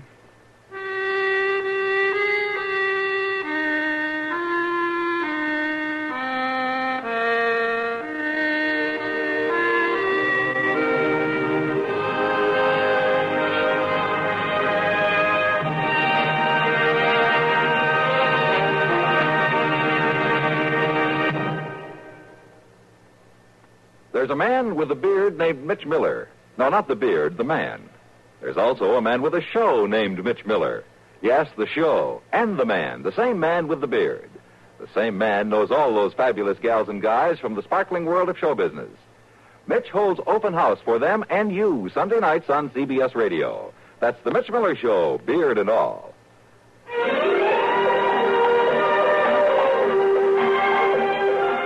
Gunsmoke. Produced and directed in Hollywood by Norman Macdonald, stars William Conrad as Matt Dillon, U.S. Marshal. The story was specially written for Gunsmoke by Marion Clark, with editorial supervision by John Meston.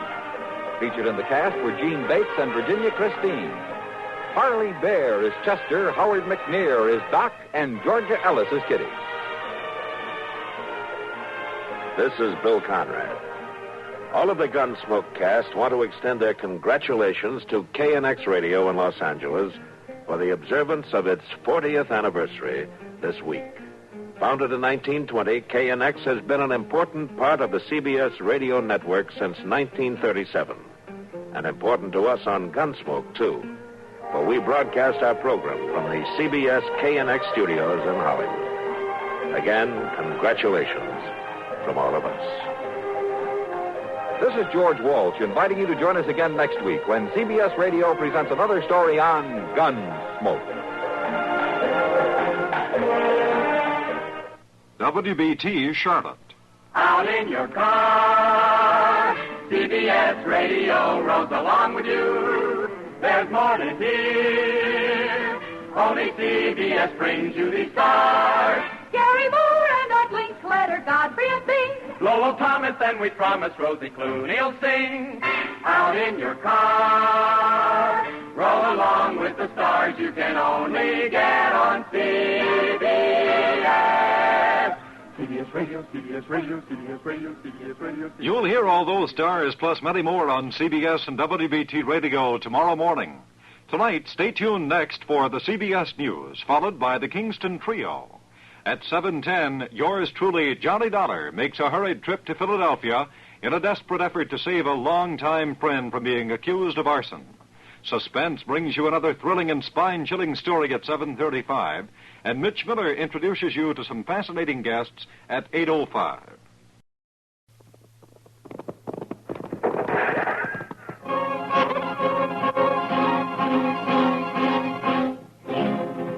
Around Dodge City and in the territory on west, there's just one way to handle the killers and the spoilers, and that's with a U.S. Marshal and the smell of gun smoke.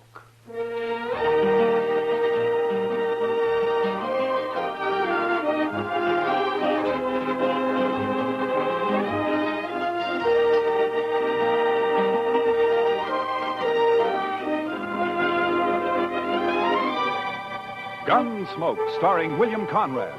The story of the violence that moved west with young America. The story of a man who moved with it. Matt Dillon, United States Marshal.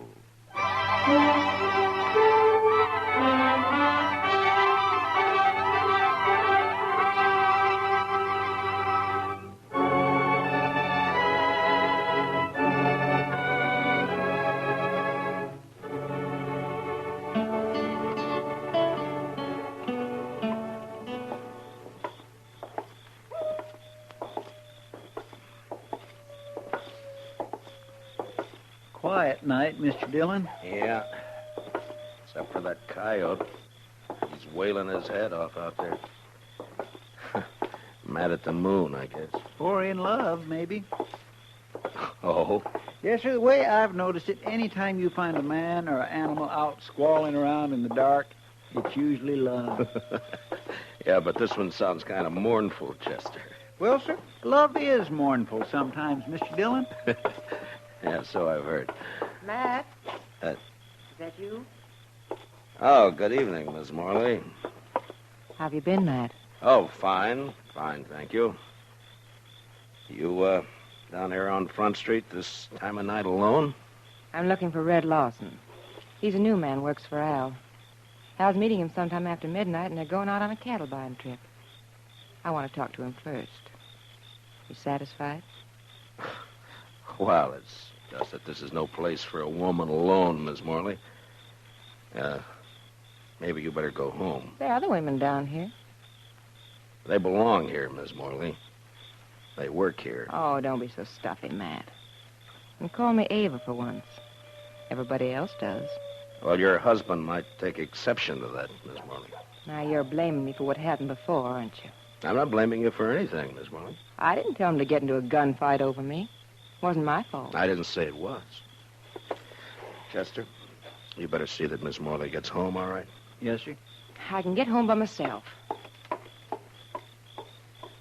My, she's pretty as a picture. It makes you wonder. Yeah, maybe you were right, Chester. With a woman like that, Love might be kind of mournful.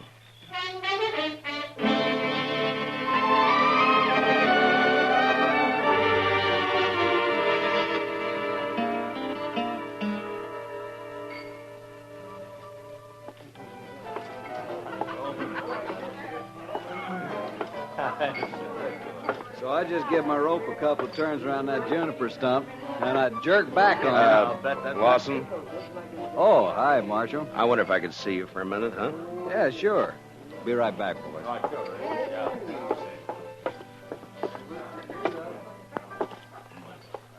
What's on your mind, Marshal?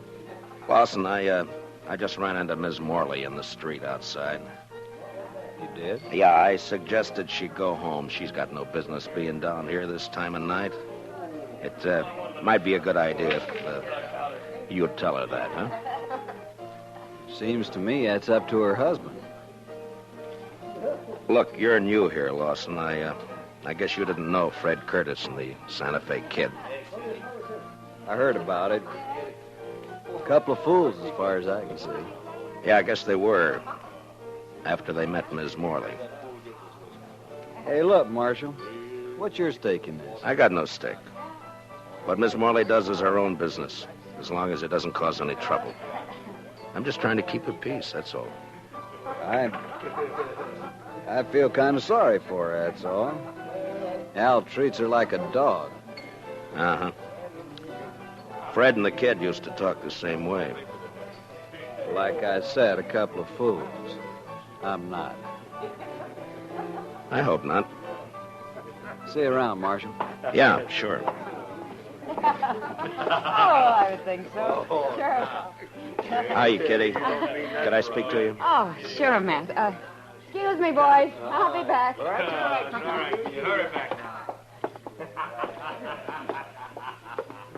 What, Matt? Kitty, has Al Morley been in tonight? Oh, no. I haven't seen him, Matt. Should he have been around? Oh, not necessarily. He and Lawson are riding out around midnight on a cattle buying trip. I just thought they might be meeting here. Oh, well, not yet anyway. Jesse Wells would know what their plans are, though. Jesse Wells? Yeah, the bartender down there at the end, the young one. You know him. Oh, yeah, sure. Why would he know? Well, he's going along. Al asked him to help out. They're going to follow the Lazy Bee roundup. Try to get in ahead of the buyers from Chicago. Oh, yeah.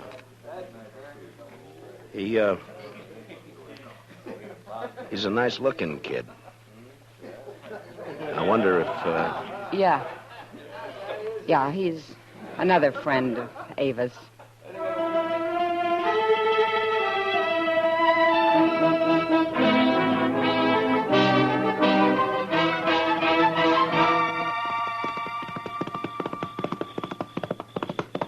Oh, boy.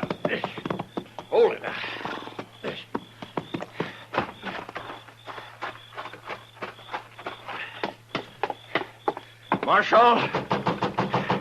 Marshal Dillon.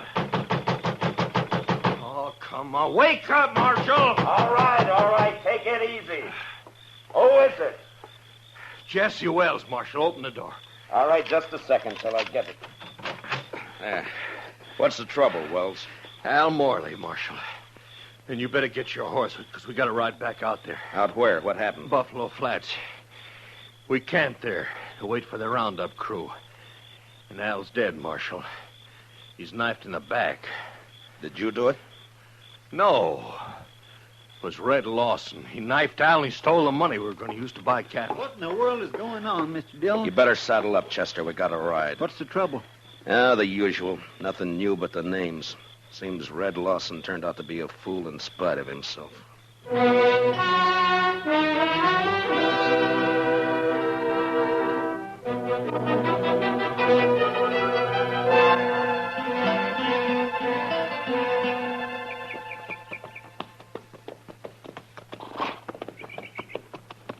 Over this way, Marshal. Camp is right there by that plum thicket. Right. Be daylight in another 20 minutes. Hello, boy. Oh. He's laying over there by the bushes. Yeah, I see him.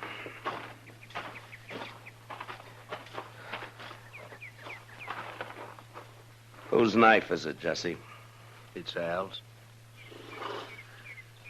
We were all asleep. We built a fire, made some coffee, and then turned in. Going to wait for daylight, the Lazy Bee bunch planned to work their stock up this way. I see. Here, Chester. Wrap the knife in something and hang on to it. Huh? Yes, Mr. Dillon. Now, go on, Jesse. What happened? Well, like I said, Marshal Dillon, we were all asleep. I guess it was the sound of the horse's hose woke me up. Mm-hmm. Red Lawson, he was pulling out. I run over to Al, shook him to wake him up and tell him. Then I saw the knife. He was dead. Where were you sleeping, Jesse? Well, right about here, I guess.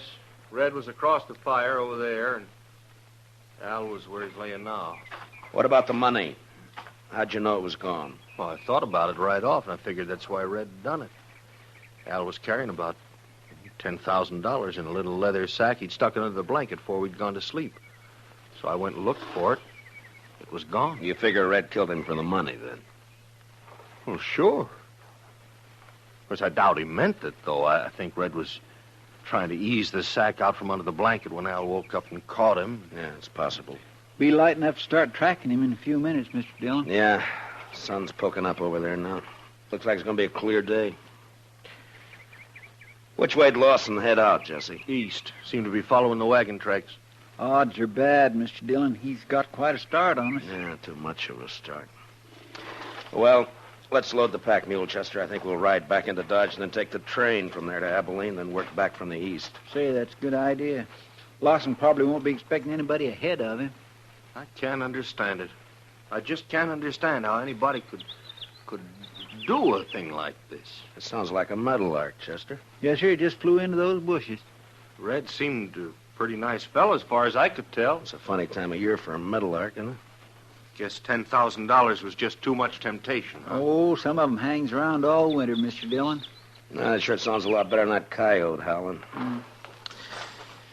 All right, Chester. Get a hold of his feet. Let's load him up.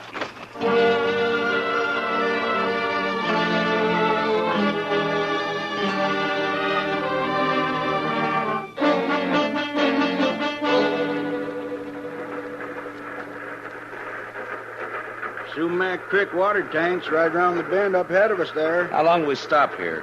Oh, about 5 minutes. Just long enough to take on water. Might as well relax, Marshal. It's a long ways yet to Abilene. Why, we ain't but 24 miles from Dodge City. Feels more like 100. These seats are harder than a saddle. Yeah. Say, this here feller you boys looking for, I guess he's a real mean enough. What? Oh, yeah. Mean enough. Well, it's just like I always say. This prairie country ain't never gonna be a law-abiding place to live. Well, every time I pull out of Kansas City on the run west, I'm expecting every minute to be shot or hung or scalped. Chester. What's the matter, Mr. Dillon? Look out the window here. Around the bend there by the water tank. Looks like we don't have to go to Abilene. Oh, yeah. There's some fella waiting to catch a train, I guess. You boys recognize... Is he the one? Yeah. His horse is tied there by the tank. Must have decided on a quicker way of traveling. Yeah, it looks that way. All right, Chester, he won't be expecting us. Let's get out in the vestibule and then drop off and take him as soon as the train stops. Yes, sir. Hey, Marshal, whatever you do, don't let him get on this train. Just keep the passengers away from the windows. In a way, it's too bad, Mr. Dillon. Miss Morley would have really enjoyed that $10,000. You're guessing, Chester. Well, he hasn't seen us yet. All right, let's go. Lawson, get your hands up. No. You're under arrest. Get your hands up. No. He's running for his horse, Mr. Dillon. Lawson! He's going to fight. You can't get away on foot. Lawson! Come on, Chester. That's a cutting it awful thin, Mr. Dillon. Giving a man 3 chances before you haul down on him. Well, we're still on our feet. He's not. Yeah, but it's a pushing the odds, though. Yeah, I guess. All right, pick up his gun there, will you? Yes, sir. Lawson? He's still alive, Mr. Dillon. Can you hear me, Lawson? Sure. Sure, I can hear you. There's a sack of money. Looks like it fell out of his coat. Yeah, I see it. Lawson, there's no doctor on the train. We're going to try to stop the bleeding and do the best we can for you. There'll be a train back toward Dodge City in about a half hour. We'll wait for it. Is that all right with you? I don't have any choice, do I? No, I guess you don't. You made your choice last night. Was she worth it?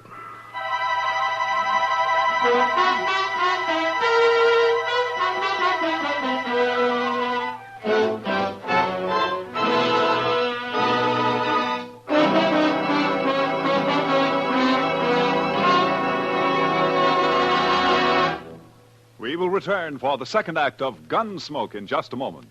But first, every Saturday night, Gene Autry invites all his friends to visit him at Melody Ranch for a half hour of songs and stories about the Old West. Tune in the Gene Autry Show tomorrow night over most of these same CBS radio stations. Now for the second act of Gunsmoke.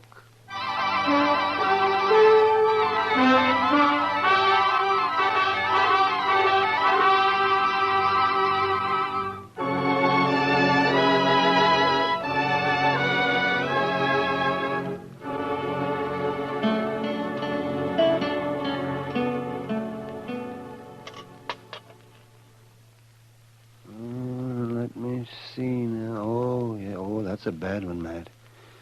Yes, I'd say the bullet's lying right in against his heart. I just tried to wing him, Doc, but we were both moving. You can't always call him, you know. No, I guess not. Well, I'm afraid that's about all I can do for him, Matt. It's not enough, is that it? He won't live an hour. Yeah, I wish he was conscious. I want to talk to him. Well, the stimulant might take effect, and then again might not. With this kind of a case, you never know. What is it you're after, Matt? Ms. Morley? Accessory before the fact? She could have been. Mm-hmm. Well, I'm a broken down old man, Matt, but if that woman rolled her eyes at me just once, well, I do not know. I just might. Matt. Yeah. Lawson? Lawson, can you talk? Can you hear me, Lawson? Yeah. Sure. Was Ms. Morley in on it? Nobody was in on it. Did she know you were going to do it? She had nothing to do with it. Was she going to meet you somewhere later? She had nothing to do with it. It was my idea. Nobody else. Lawson. Lawson, listen to me. You're dying. Do you know that? Yeah. Yeah, I know. I can feel it. She wasn't in on it. All right. That's the way you want it. At least Al won't treat her like a dog anymore. What do you mean? I mean, a dead man can't bother anybody. Al? You ought to know. You killed him. No. No. What? He was asleep. I took the money and rode away. And they were both asleep. I didn't touch him. You're telling the truth.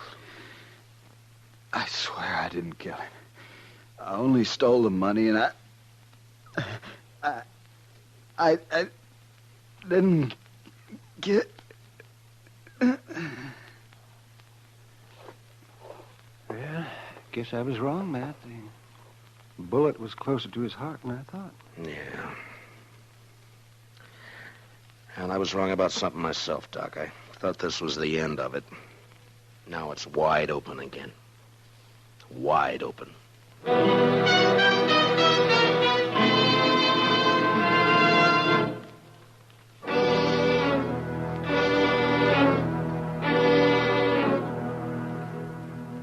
don't see why you got me here just to ask the same things all over again, Marshal, because I told you how it happened. Yeah, I know, Jesse. You caught Red Lawson with the money on him. Now, what more proof do you need? It only proves he took the money, Jesse. It doesn't prove he killed Al.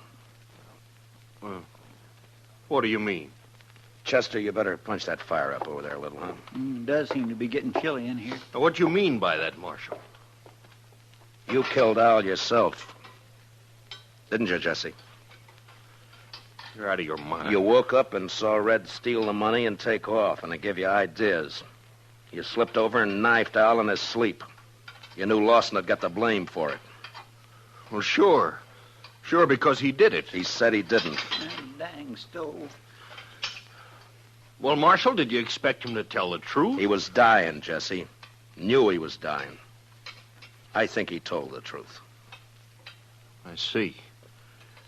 His word against mine. Word of a thief. I didn't say I could prove it, Jesse. But you did it, though. We both know that. And sooner or later, I'm going to get you for it. Chester, I think it'd draw better if you'd open the damper.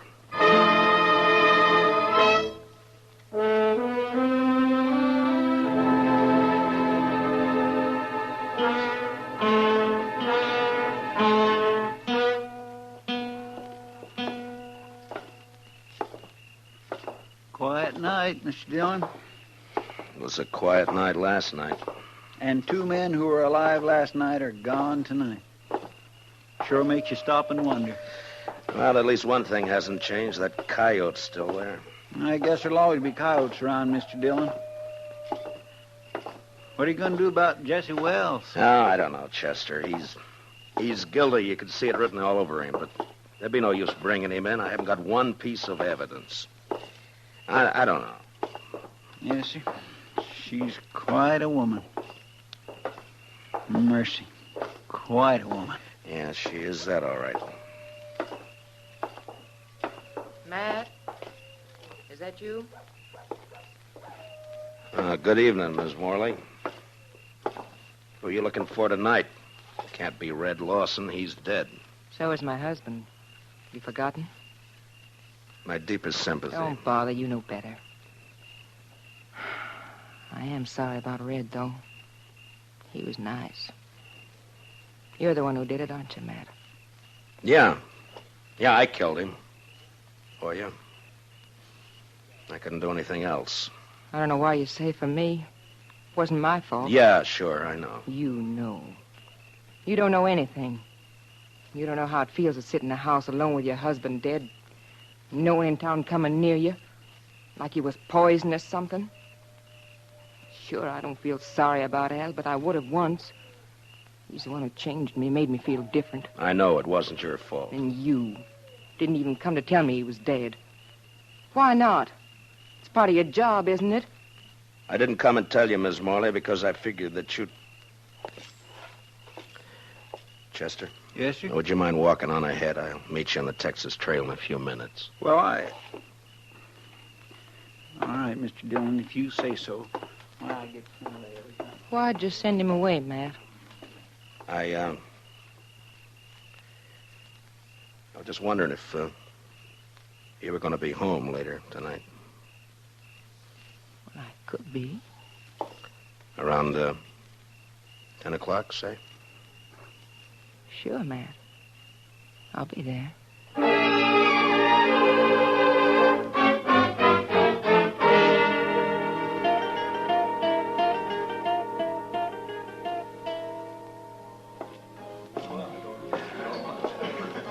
Well. Hiya, Kitty. Chester and I were trying to think of some way to rescue you from Ava's clutches. Only one thing, though, Mr. Dillon. I wasn't sure you wanted to be rescued. Kitty, has Doc been in tonight? Oh, I haven't seen him, Matt. Chester, will you see if you can find him and have him meet me here? Yes, sir. Right away, Mr. Dillon. Kitty, Yeah. I wonder if you'd help me with something. Well, sure, Matt. What? Drop a hint to that bartender, Jesse Wells, that it might be smart to slip out of here and pay a visit to Ms. Morley's around, say, 9:45 tonight. All right. Is it anything you can talk about? I don't exactly know how to talk about it, Kitty. I got a murder on my hands.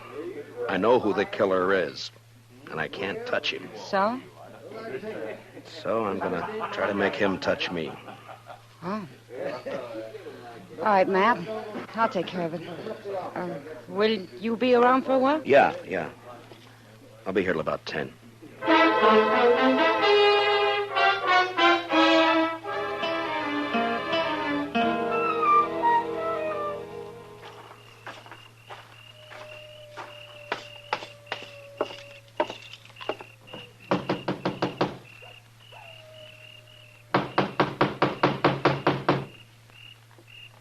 Who is it?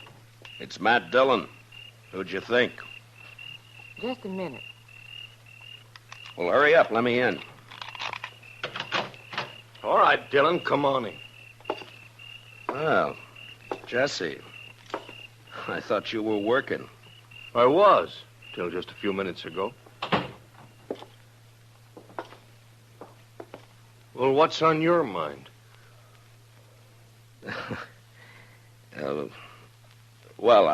I think Mr. Dillon probably wants to ask me some questions or something. Yeah, I do, as a matter of fact. Jesse Wells, for instance. What? You didn't tell me he was going to be here, Ava. Well, What do you mean she didn't tell you? Wait, Ava, what about this? You were expecting him. You knew he was coming. Of course you knew I was coming. You and Matt Dillon. For how long? And what kind of a fool does that make me? I'm afraid you were born a fool, Jesse. That's why she picked you. She's so wonderful you said if only Al didn't stand in our way. I didn't tell you to kill him. I didn't mention it once. You didn't have to. Just kept dropping hints, leading me on. And all the time you and Matt Dillon. She's too smart for you, Jesse. You should have realized that. Yeah. And instead I played right into your hands. Both of you. How, Jesse? Killing Al, getting him out of your way, giving the two of you a clear field. You're under arrest for murder, Jesse. What? Oh, you'd like that, wouldn't you? Both of you would. Sit around and laugh about it while you're waiting for me to hang. I said you're under arrest. Now hand over your gun. No, you don't, Dillon. You're not going to carry it that far. You're not taking me in for something both of you wanted me to do. Hand over your gun, Jesse. You want my gun, you got to take it away from me. Get away from the door. Oh, sure, I'll get away from you. Hold it, Mr. Wells!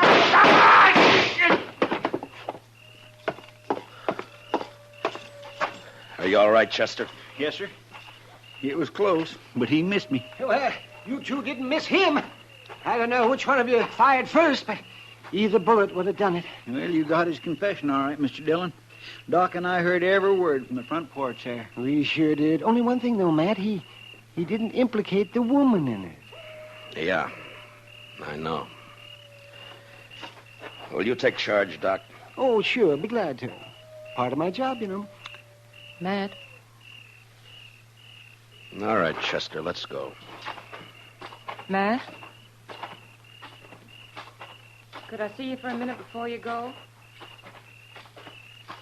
Matt? What's it add up to, Mr. Dillon? 3 men have been killed since the same time last night. Yeah. And you know, Mr. Dillon, I think maybe it's kind of all her fault. And you can't pin a thing on it. My. Well, there's one lucky thing. There aren't many women like her.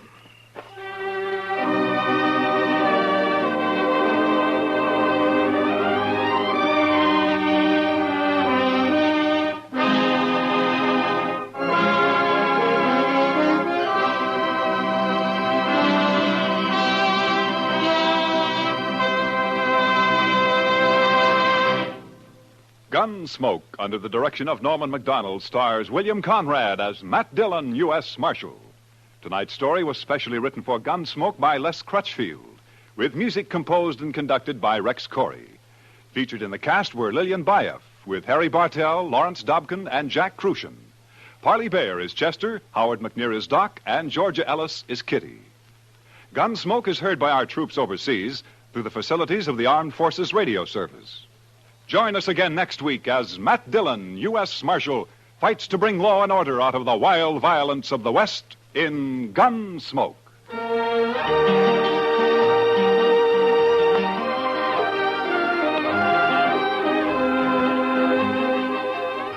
Strange Island tells the remarkable story of a tropical paradise that sank into the sea. Hear all about it on Tarzan, Lord of the Jungle, tomorrow night on most of these same stations. Hear about the miracle that saves Tarzan from drowning and brings the island back from the sea.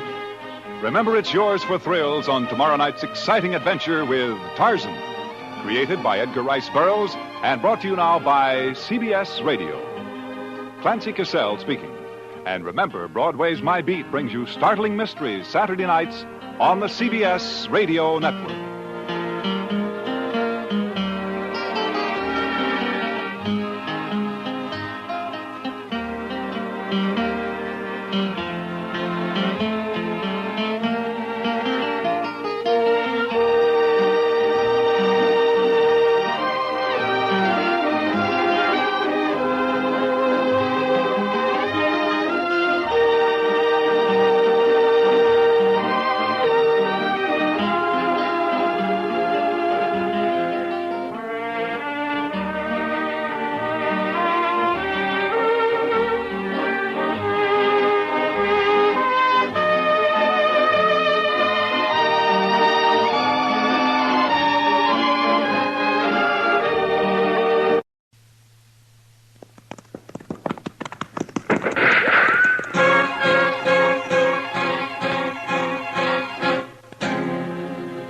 Dodge City and in the territory on west, there's just one way to handle the killers and the spoilers, and that's with a U.S. Marshal and the smell of Gunsmoke.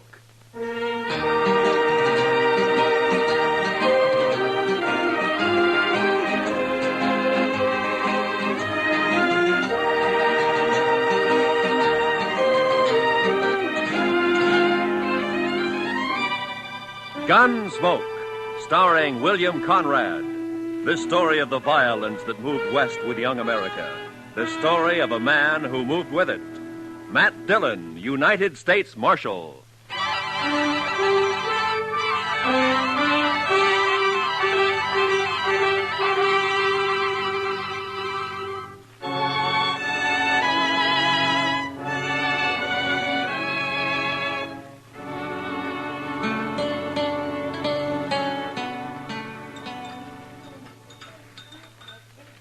Mr. Dillon, could I give you some more coffee? Yeah, I guess so. How about you, Chester? Yes, sir, I believe it will. Why don't you just leave the coffee pot here on the table, Miss Keller? Why, sure thing, Marshal. Oh, I got some fresh eggs this morning, if you're interested. They were just brought in. Well, good. Cook us up about a half a dozen of them, huh? Have them for you right away, Mr. Dillon. All right. Fresh eggs. My, I'll swear if Delmonico's ain't getting to be about as fancy as some of them Kansas City restaurants. Well, that's civilization, Chester. Progress. Another 5 years and Dodge City will be tamed, curried, and bridled. Seeing's believing, Mr. Dillon. No, you'll see it. Both of us will see it. That is, if we live that long. Yeah. I beg your pardon, gentlemen. You Mr. Yeah? Dillon, the marshal here? Yes, that's right. Well, I'm sorry to bother you at breakfast, Marshal. My name is Hunter. Ed Hunter. Mr. Hunter? I'm a deputy sheriff from Richmond, Virginia. Come in the Santa Fe this morning. I see. Well, why don't you pull up a chair, Mr. Hunter? I thank you, sir. Chester Proudfoot, Mr. Hunter. Howdy do. Howdy do. Here's my first trip to the frontier. I find it a rather remarkable experience. I can imagine. Won't you have some coffee? No, thank you. Marshal, I'm here to arrest 2 men who are wanted in Virginia. No? Here are the warrants and the orders of extradition. I stopped off for them in Topeka. Uh-huh. John Allison, Calvin Moore. Both wanted for murder, huh? Hey, do you know these men, Mr. Hunter? No, sir, I don't. Well, the names aren't familiar to me. I never heard of them. Have you, Chester? No, sir, Mr. Dillon. Well, I have some information that may help. Not much on Allison, I'm afraid. He shot and killed a bank teller at Greenbrier last spring. Oh? He's about 30 years old, dark hair and mustache, medium build, an excellent horseman and a confirmed gambler. Well, that's fine. That narrows it down to about 2/3 of the men in Dodge City. Well, possibly I can do a bit better in regard to Calvin Moore, Mr. Dillon. Now, he came down to Richmond from the north and set up practice as a medical doctor. He was about 29 at the time. And he ambushed and shot young Roger Beauregard and then left town. That was 17 years ago. Beauregard's been trying to trace him ever since. Well, I'm afraid that's a pretty I long have a time. picture of Moore, photograph. Oh? Of course, he was much younger than this. Oh, sometimes there's still quite a resemblance, even after 17. Something familiar about that picture, Mr. Dillon? 17 years. He must be somewhere past 45 now, huh? Are you sure that these men are here in Dodge, Mr. Hunter? Reasonably so. Is there something about that photograph that makes you... Well, it's too blurred to tell much about it. Besides, he'd be 17 years older. Yeah, that's true. I tell you what, Mr. Hunter, suppose you leave the picture and the descriptions with me, and I'll check around town, and I'll keep in touch with you. Thank you, sir. Oh, I wonder if you might suggest a good hotel. Certainly. Why don't you try the Dodge House? It's a corner of Railroad Avenue at the end of the plaza, the East End. Tell the deacon I sent you. I thank you again, Mr. Dillon, and I'll be grateful for any help you can give me in this matter. Yeah, sure. So long.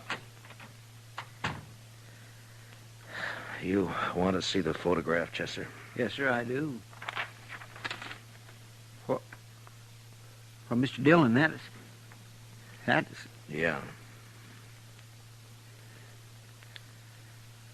What are you going to do, Mr. Dillon? I don't know, Chester. He's my friend. I never asked him anything about his life before he came here. Didn't seem to matter. But now the law says he's a murderer. I'm part of the law. So now it does matter. Maybe it's not him. No, it's him, all right, Chester. You saw it same as I did. It's Doc.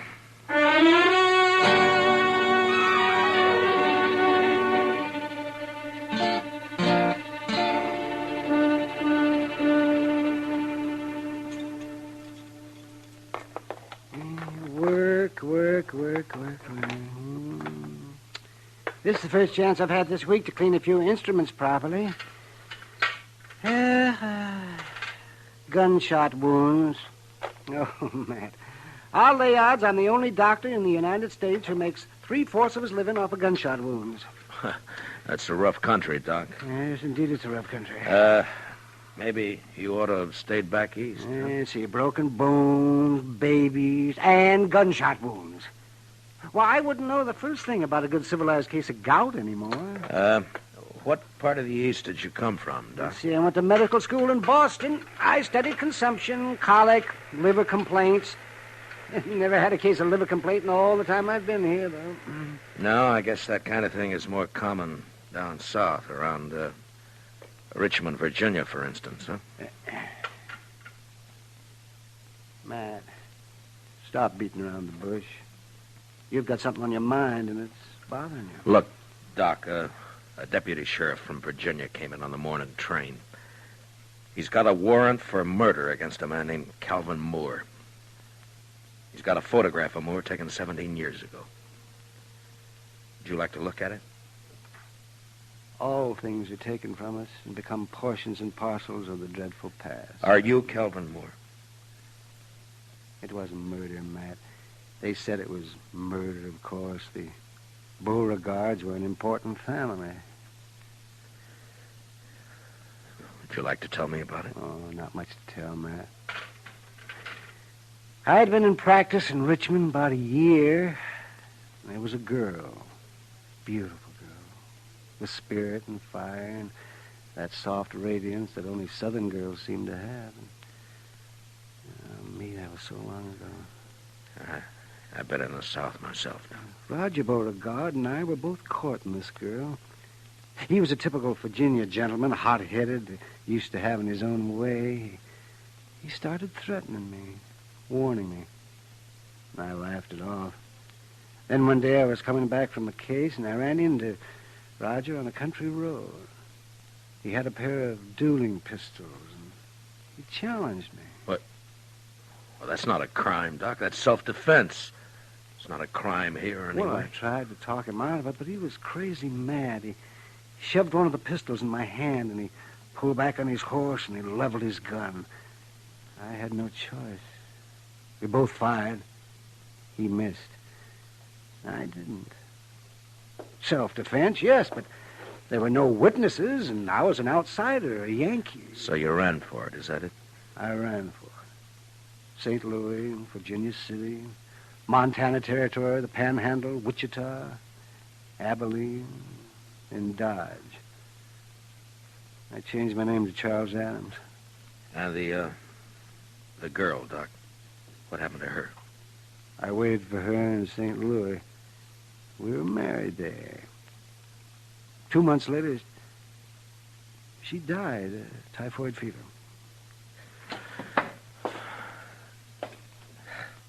Well, you never know.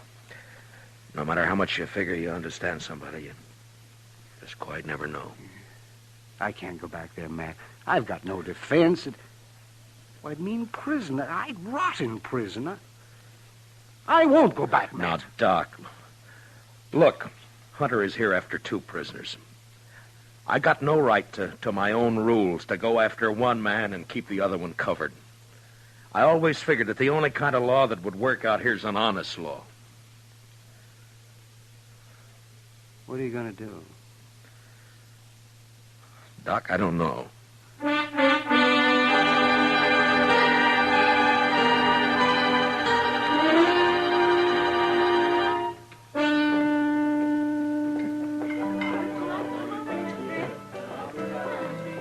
You're late, Matt. I decided you weren't going to stop in tonight. Is Chester around, Kid? Yeah, over there by the faro table. No. Matt, what about this Virginian who's been hanging around for the last 2 days? Oh, Hunter? Yeah. He's a deputy sheriff, got a couple of warrants to serve. Why? Well, he's been asking questions. Some of the boys are getting a little skittish. Well, there's no call for it as long as they're not named Allison or Moore. Are you free now, Miss Kitty, or are you busy? What's it look like? Well, I figured maybe he was just killing time. Hiya, Marshal. Bunko? Bought you a drink, Kitty. It's over on the bar. All right. Thanks. Matt, I'll be off in a couple of hours. Drop around. Yeah. Yeah, maybe. I understand you've got a rival lawman in town, Marshal. Well, there's a deputy here from Virginia, if that's what you mean. I always figured you were the law here. Is he short in this town, Marshal? Say the word, we'll run him out.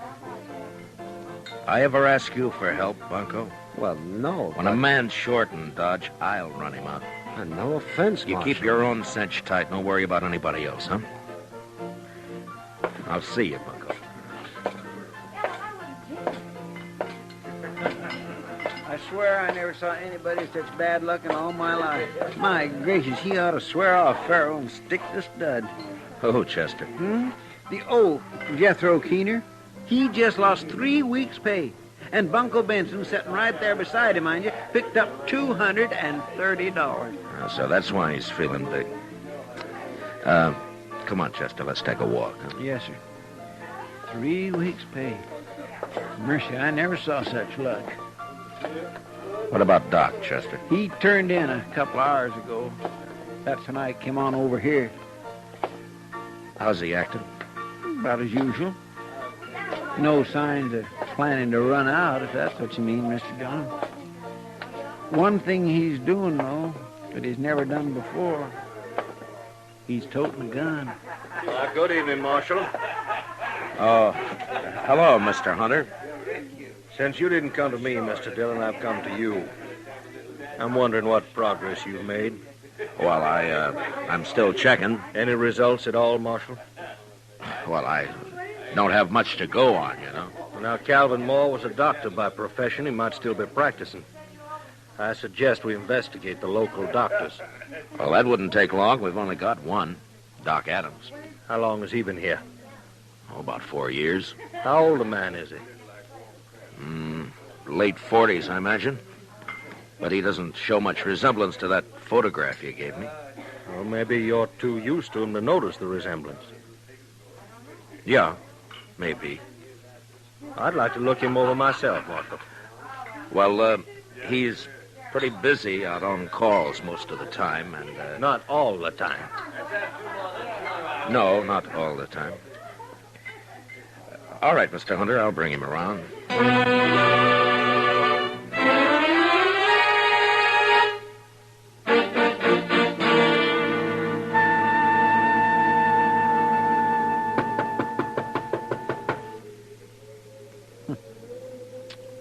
That's funny, Mr. Dillon. Yeah, he should have answered by now.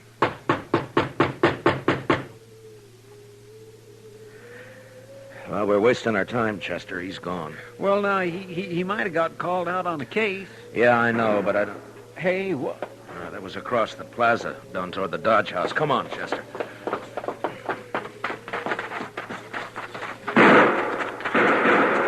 Somebody sure is stirring up the smoke. Yeah, it's across the street.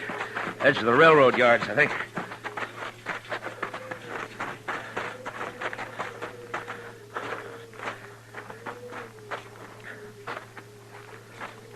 That you, Marshal? Yeah.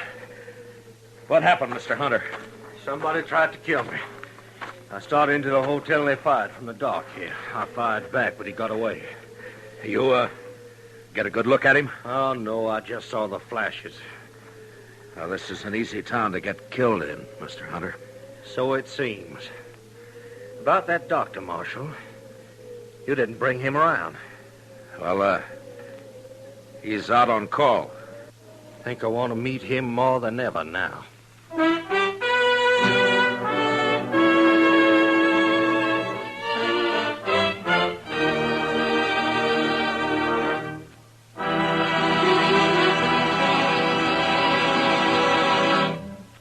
We will return for the second act of Gunsmoke in just a moment. But first, there's a world of wonderful entertainment awaiting you every weekday in the daytime with CBS Radio's roster of wonderful dramatic serials. This Monday, listen in. And now, for the second act of Gunsmoke.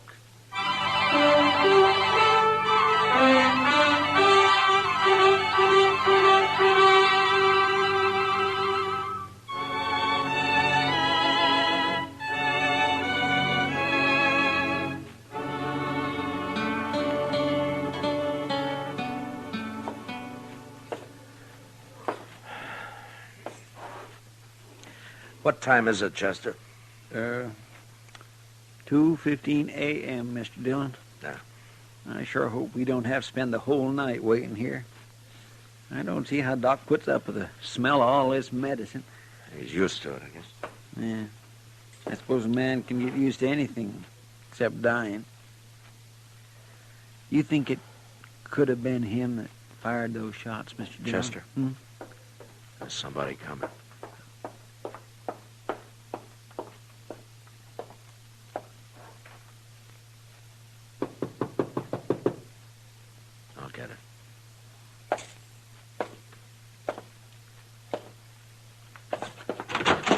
Doc, Marshal.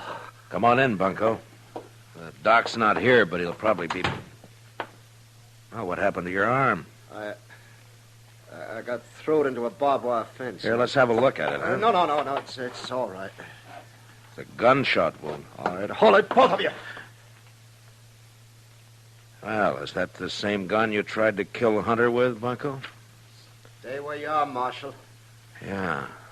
Around 30 years old, dark hair, mustache, medium build, excellent horseman, confirmed gambler. Wanted for murder. John Allison. Alias Bunko Benson. Am I right, Bunko? He's not taking me back there. You stay where you are, Dillon. Now, don't be a fool, Bunko. Put away the gun. Stay back. I'm warning you. Bunko, look! All right, Chester, let's get him over to the jail.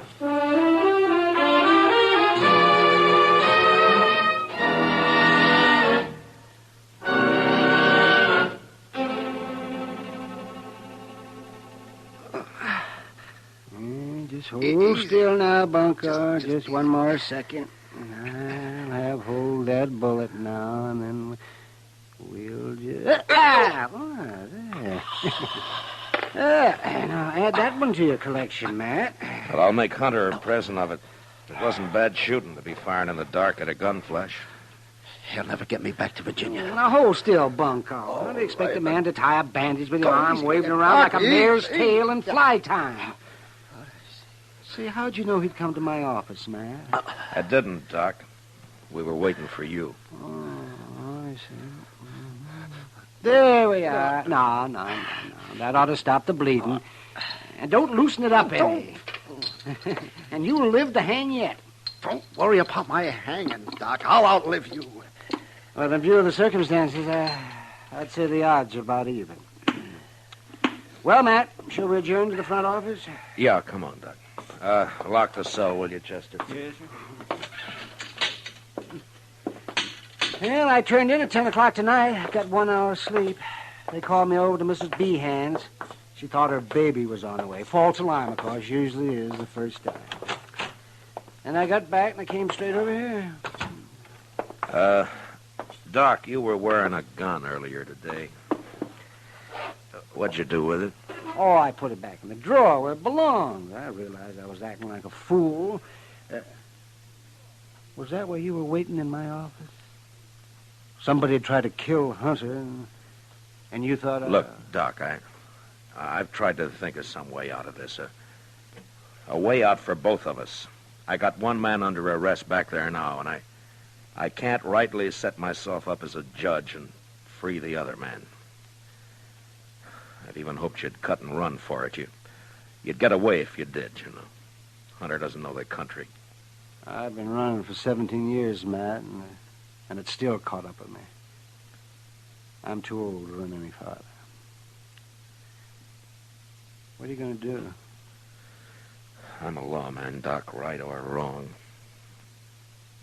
Well, then I guess I'm under arrest. Huh? No, I didn't say that. I just said that... Is Doc Adams here?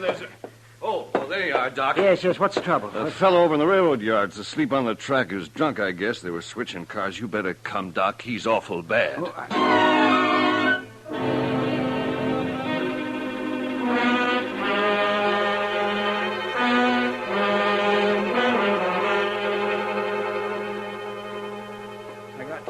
Mr. Dillon, that ought to be enough. Good, Chester. You ready, Doc? I'm ready as I'll ever be. All right, let's go then. He said near the loading pens. Down this way, I guess. Yes, sir. It looks like some lights over there. People around. Marshal, is that you? Yeah. Oh, Hunter. I thought you went to bed hours ago. I'm a light sleeper, Mr. Dillon. I heard there's an accident over in the yards. Thought it might give me a chance to meet your local doctor. Well, I guess you can meet him right now if you want to. Doc, this is Ed Hunter, Doc Adams. How do you do, sir? Mr. Hunter? I got one of your prisoners locked up, Mr. Hunter, John Allison, known here as Bunko Benson. Good. I just found out he's the man who tried to kill you tonight. He caught one of your bullets in his arm. Oh, I see.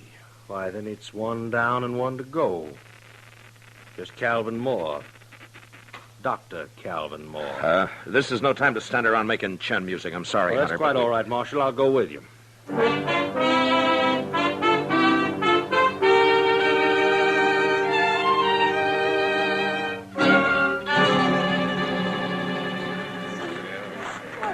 Will you pardon us, please? All right, will you move back and let us through here, please? Here, Doc, this way. Yeah, I'm right with you, Matt. Please stand back now, will you? Give Doc a chance to work. Yes, please, if you please, just stand back. Bad is right. Well, we'll do what we can. Come on. That man who's hurt, Marshal, who is he? Oh, just a drifter. Been around Dodge a couple of years. Calls himself Texas Joe. No friends or family. Nobody knows where he came from. It's the usual story. Easy now, Tex. We'll have you fixed up here in just a couple of shakes. Is that you, Doc? That's right. I told him, get you. Be all right if you got here. Why, sure, it'll be all right. You just lie still now. Yeah. Certainly has to work under primitive conditions. Doc? Yeah. Chester, will you get those lanterns going and give Doc some more light? Yes, Mr. Dillon. Yeah, he's the only real doctor this side of Abilene. Mr. Dillon, is there anything I can do to help? I guess not, Miss Kelly. Thanks anyway. Poor old Tex. Why, he stopped in the restaurant not more than 4 hours ago. I fixed him a meal. You never know. Well, Doc can pull him through if anybody can. Sure he can. Put one of those lanterns on the other side there, Chester. Yes, you You seem to have a lot of faith in this Dr. Adams. They've got reason to, Mr. Hunter. Matt, could you give me a hand here? Oh, yeah. Yeah, sure, Doc. Lift his head up just a little bit there, Matt. Yeah, all right. Not much of a chance. All I can do is make him comfortable. Marshal Dillon. No, don't try to talk, Tex. You're going to be all right. You've been decent to me, Marshal. Just a bum, but you treated me square. You and Doc, only friends I got. Sure, Tex. I got one more favor to ask. Could someone read me some scripture?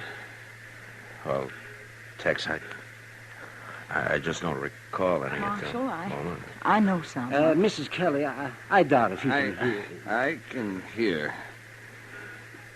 Please. The Lord is my shepherd. I shall not want. He maketh me to lie down in green pastures.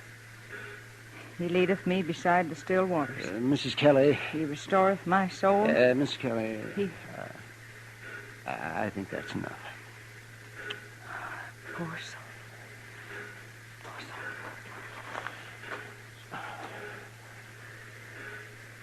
Well, you can't win them all, I guess. No, you can't win them all, Doctor. Well, Doctor, as the only physician here, I suppose you also function as coroner. That's right, yes. This man will be buried in the name of Texas Joe. Don't you worry about that. Boot Hill is full of men buried under nicknames. In this country, we... Doc! Doc, I just came from... Oh. What, Kitty? Oh, Doc, I've been sitting up with Mrs. B, and you left too soon. She needs you over there right away. Well, then it wasn't a false alarm. No. All right, Kitty, I'll be there just as quick as I can, but... Well, as soon as I... Kitty, you go on back over and do what you can for her, huh? Doc will be along. Oh, all right, Matt, but you better hurry.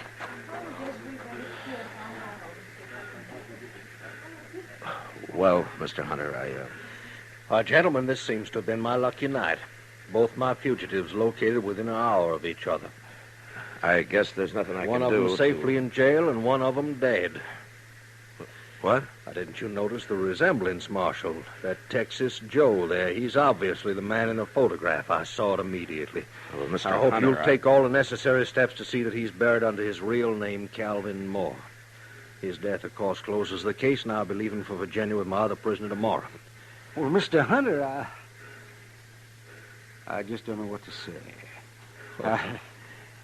Now, I'd say it's no time to stand around making chin music, Dr. Adams. You have a patient waiting, and this town seems to depend on you. Well, of course, but... Hey, you got work to do, Doc.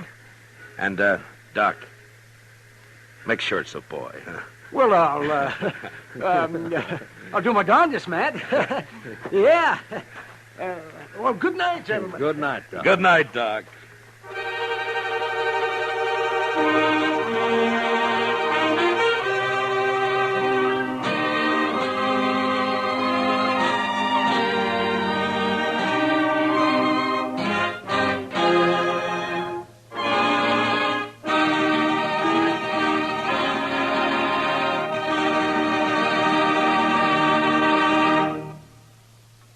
Gunsmoke, under the direction of Norman MacDonald, stars William Conrad as Matt Dillon, U.S. Marshal. Tonight's story was specially written for Gunsmoke by Les Crutchfield, with music composed and conducted by Rex Corey. Featured in the cast were Lawrence Dobkin, Lou Krugman, Paul Dubov, and Vivi Janis. Parley Bear is Chester, Howard McNear is Doc, and Georgia Ellis is Kitty. Gunsmoke is heard by our troops overseas through the facilities of the Armed Forces Radio Service. Join us again next week as Matt Dillon, U.S. Marshal, fights to bring law and order out of the wild violence of the West in Gunsmoke.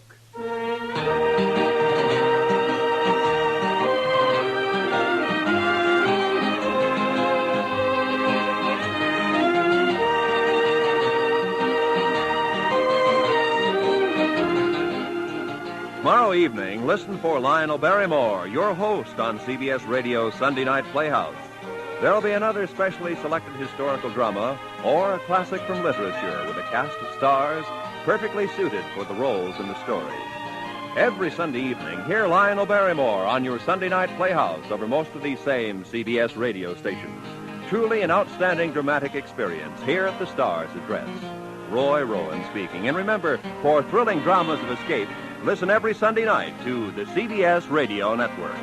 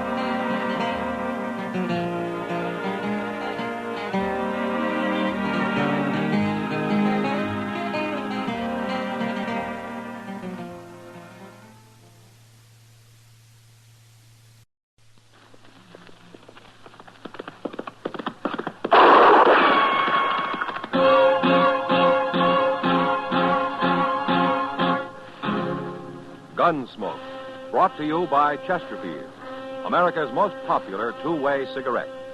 What a pair. Chesterfield King Size at the new low price. Chesterfield Regular.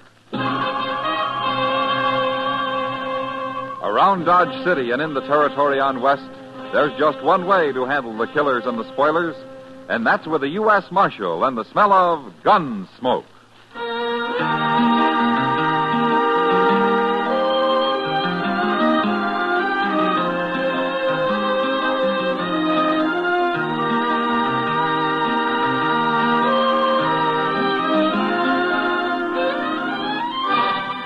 Gunsmoke, starring William Conrad, the transcribed story of the violence that moved west with young America, and the story of a man who moved with it.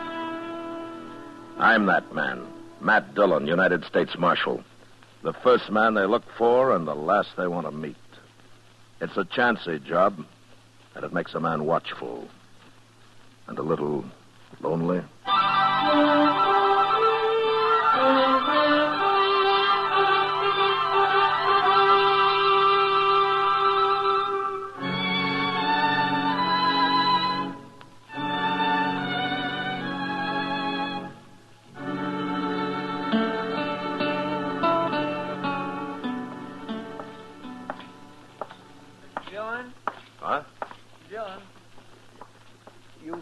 Headed for the depot? Oh, no, I'm not, Chester. I'm looking for a cup of coffee. Thought I'd go into Delmonico's here. You want to join me? Well, sure, I'd like to, but maybe I better go on down to the depot. Oh, what for? The mail. I never got there at noon. That's why I thought you was going now. Well, I don't care about the mail, Chester. Yeah, but come to think of it, you did start out at noon, didn't you? What happened? I got robbed. Got robbed? Yes, sir. Over at the Alfraganza. Oh, you've been gambling all afternoon, huh? Not all afternoon, Mr. Dillon. I watched the game for about an hour before I set in. Oh, you should have gone on watching it. Oh, yes, sir, you're right. Absolutely right. Cost me my last $10. But I thought sure I'd win this time. Oh, why? Because it was my last $10 for the month. I had to. Well, that's about as good a reason for winning as any, I guess. Yes, sir. You know, there's just too much month for my pay, Mr. Dillon. Anyway, I might have won if I hadn't got cheated. Oh, it's a crooked game? The fellow dealing was crooked, and I know he was. But I sure didn't want to start no argument with him. No, sir, not him. Well, why? Who was he? I don't know. Some stranger calls himself Sam Kircher. What?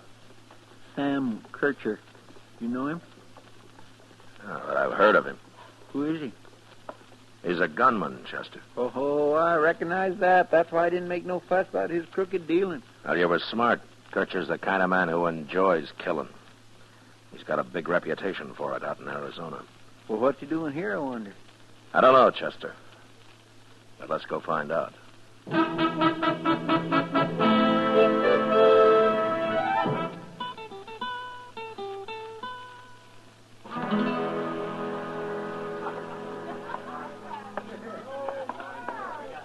That's him, Mr. Dillon. Just getting up from the table over there. I guess the game's finished. Funny you'd tell you his name, Chester. A man like that usually doesn't talk so much.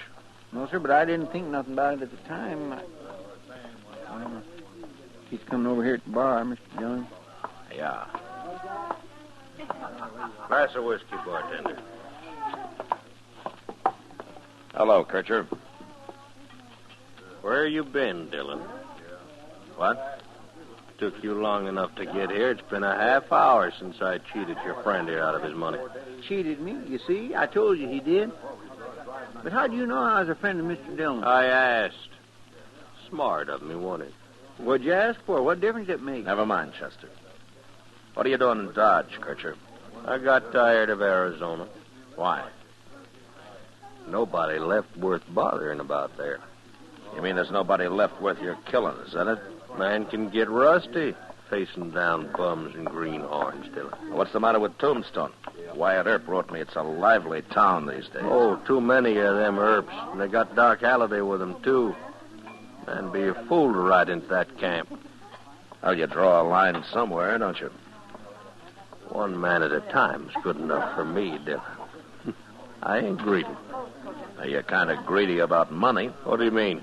You admitted cheating Chester out of his $10. I had a reason for that, Dillon. Now, did you? Yeah. He was hanging around watching the game, and I found out who he was. So when he sat down, I took him. I can deal faster than that. I wanted him to know and run tell you about it. Why? I wanted to meet you, Dillon. Always like to get to know the leading citizens of a place. You got your own way of going about it. You objecting? Ordinarily, I object to cheating at cards, yeah. But with you, I don't think it matters much. Now, what are you doing in Dodge, Kircher? I was nearby, up in Colorado. I heard about you there, Dillon. You've got quite a reputation. I'm a lawman, Kircher, not a gunman. I don't care about my reputation. I do. Yeah. You came here to kill me, huh? That's what I came for, Dillon. Kircher, I'm going to tell you something. What? Men like you are as useless as wolves. I hate every one of your kind. And that'll make it easier for you to fight me, Dillon. I'll meet you out in the plaza, sundown tomorrow.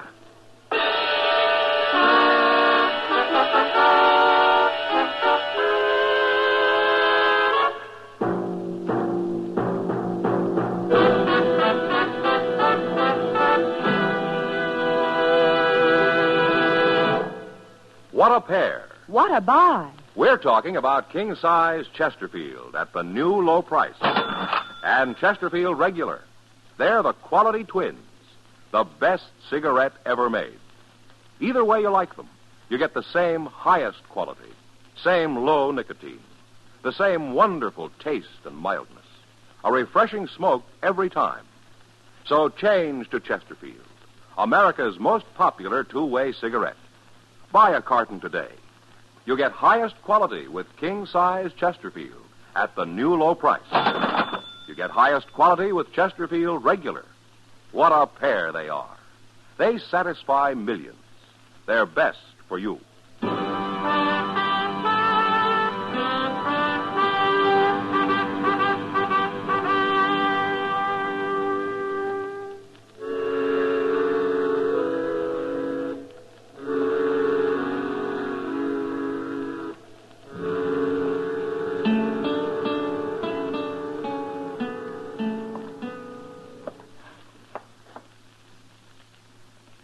Dillon?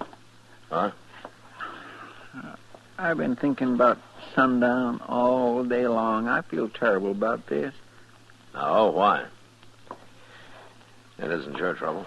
Yes, sir, I know, but if I hadn't sat in that game yesterday, things might be different. Sam Kirchard found me soon enough. That's what he said he came here for. I heard him. but I still feel guilty. What's the matter, Chester? You afraid he'll kill me? Is he really good? Well, he's beat a lot of men. You're going to fight him, ain't you? Yeah, that's the worst part of this job, Chester, having men like Sam Kircher come around looking for another notch on his gun. There's nothing I can do about it. Well, you don't have to fight him, Mr. Dillon. No, I don't. I could avoid it. How? Run away. Oh.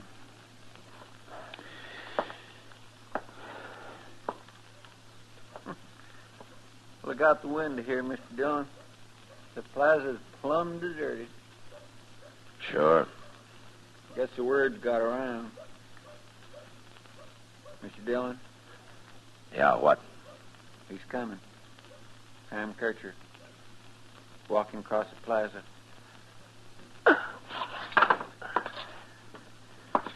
Well, it must be sundown. Yes, sir, it is.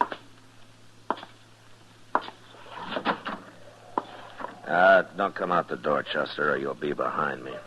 I'm only going as far as the boardwalk. I won't. I'll stay right here. But if anything happens, then I'm coming out, by golly. Don't be a fool.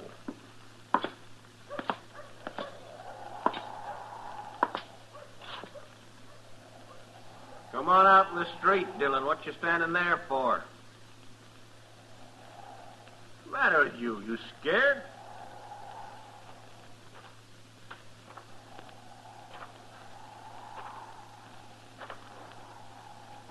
Why don't you come down here, Dillon? There's a lot of people hid out watching us. Been a long time since a marshal was killed in Dodge. I don't want to hear your talk, Kircher. Let's get this over with.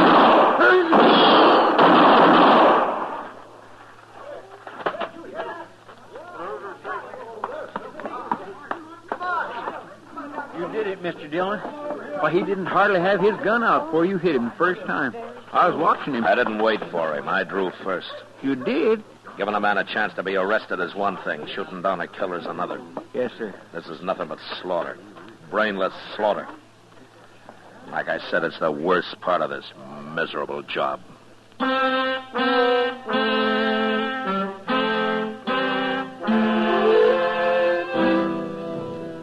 I guess it helped, ridding the country of a man like Sam Kircher.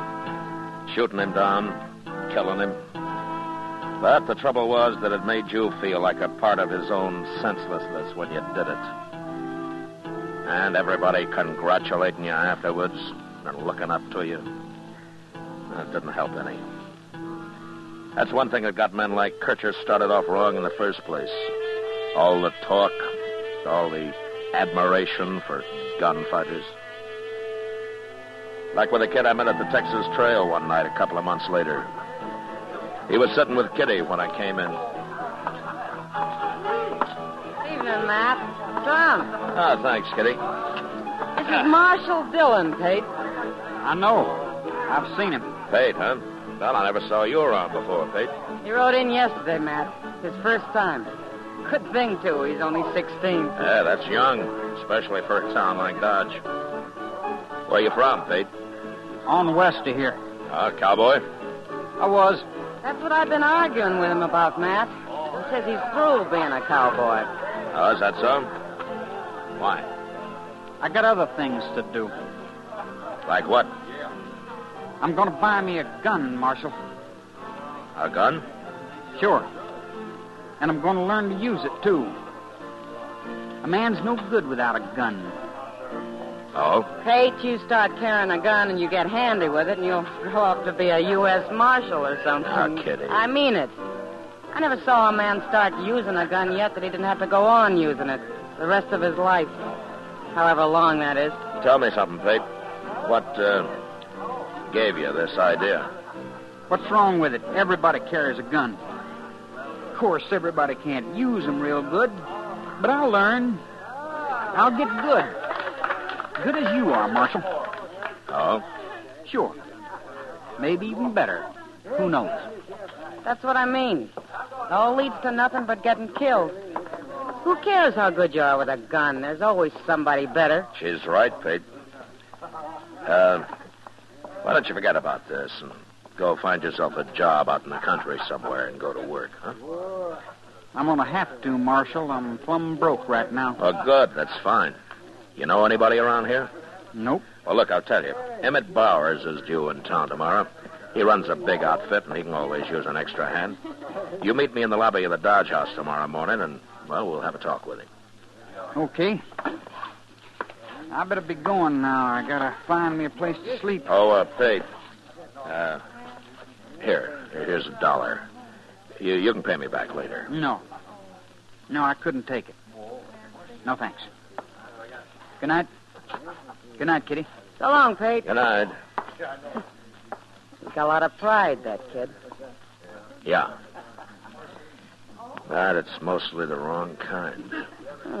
Maybe. Well, he'll probably forget about this gunfighting business once he's back out in the country where he belongs. Well, I hope so. There are enough gunmen around already. Oh, Pete's all right. Don't worry about him. No, I won't, Kitty. Unless he comes back someday.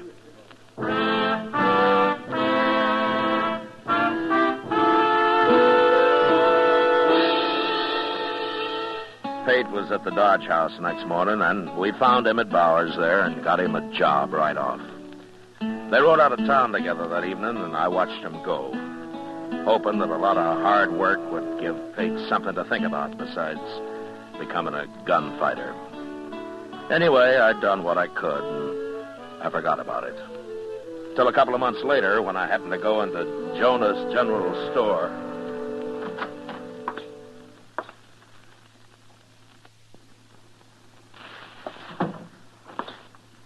Well, morning, Marshal Dillon. Hello, Miss Jonas. Well, how come you're running the store? Why, hadn't you heard, Marshal? Oh, no, heard what? My husband's got the ague real bad. I've been taking care of him and running the store, too. Oh, well, I'm sorry to hear that, ma'am. But how do you manage to do both? Well, I moved his bed into the storeroom out back. Matter of fact, Doc Adams is in there with him now. Oh? Oh, that poor man, Marshal. He's had chills one day and fever the next for nigh on to a week. Well, Doc will fix him up. Doc can cure almost anything. I can cure anything but a liar, Matt. What? Oh, hello, Doc. I didn't know you were listening. I was listening and I heard what you said. And it was a long way from what you told me the other day. Why, what do you mean, Doc? Mrs. Jonas, he told me the only thing croakers were good for was performing autopsies and signing death certificates. That's exactly what he said. Death certificate? Now, don't let him scare you, ma'am. Nobody ever died of ague yet, doctor or no doctor. Oh, Matt, why aren't you out patrolling Front Street or keeping the peace somewhere like you're paid to do? Man can't work all the time, Doc. Oh, we can. Yes, well, I'll just remember that the next time you come hounding me out of bed in the middle of the night to patch up some bad man that you've just torn apart. When you're through here, I'll buy you a glass of beer, Doc. It's awful hot today. Yeah, I don't mind the heat. I'll take you up on it, though. Just say, Mrs. Jonas, if your husband complains about his ears roaring, it's the quinine I gave him. So just you don't worry about it. Oh, all right. Marshal. Well, hello, Pate. How are you? I'm okay. Oh, Pate, you know Miss Jonas here? Ma'am? Hello, Pate. And Doc Adams. Howdy do. Doc? Pate's been riding for Emmett Bowers the last couple of months. Oh, that's fine. Emmett's a good boss, I've always heard. He's all right. They treating you okay out there? It's like any other job punching cows, Marshal. Short grub and long hours. Yeah, sure. Oh, what you doing in town? Did you come in with Emmett? No. I come in alone. Oh? You, didn't quit, did you? I quit. I drew my time last night. Yeah, I was afraid so. Ma'am? Mm-hmm. I want me a 6-gun and a holster and a belt. And all the ammunition the rest of my money will buy. Well, now, son, ain't you a little young to be carrying a gun? I'm 16. And if I'm old enough to do a man's work, I guess I'm old enough to live like a man. Live like a man? You mean die like one, don't you, young fella? I ain't afraid to die. I don't know. I've dug bullets out of all kinds of men, young and old. And no matter how they talk, every one of them's been afraid. I get good enough, I'll do the killing. If I'm given a decent chance. Pate, tell me something. How'd you get started on all this in the first place? I don't mind telling you, Marshal. Now Now? Now I got money for a gun, and I can start practicing. Oh, wait a minute. Is there some particular man you're after? Is that it? Yeah. That's it, Marshal. Well, who is he? You. Me? I'm going to fight you, Marshal. And I'm going to kill you if I can. Well, why? I never saw you before in my life till you came here. Pate's my first name, Marshal. So? My last name's Kircher. I heard about how you shot my brother, so I come here to take his place. Pate, Sam Kircher was nothing but a killer. He was no good. You drew first on him. What difference does it make? Your brother came after me for only one reason, to kill me so he could be a big man. You think I'm going to take a chance being killed for anything as brainless as that? There's rules to gunfighting, Marshal. He wasn't ready to draw. Where'd you get all these crazy ideas, kid? Who taught you that killing people is a game of some sort? My brother told me all about it a long time ago. Yeah, sure. Now, for him, it was a game. That's what was wrong with him. He'd have beat you if he'd have been ready. Pate, do you wait for a mad dog to bite you before you try to stop him? And your brother was ready. He rode into Dodge ready. Well, I'll be ready for you. In a few weeks, I will. You will, huh? Look, Pate, I've been handling a gun for years. What makes you think that you can go against me in a few weeks? Unless you're planning something else. No, Marshal, I'll never shoot anybody in the back, not even you. You're not bad, Pate, but you sure got everything mixed up. Why? Because I'm only 16? You'll see what I can do, Marshal. You'll see. Well, what if I won't draw on you? I'll kill you anyway. Like you say, what difference does it make? All right. If you're going to act like your brother, I'll treat you like your brother. And when you come gunning for me, I'll shoot you down as fast as I did him. So go ahead and practice. Practice all you like. But when you face me, I'll have 3 bullets in you before you clear your holster. I don't care how old you are.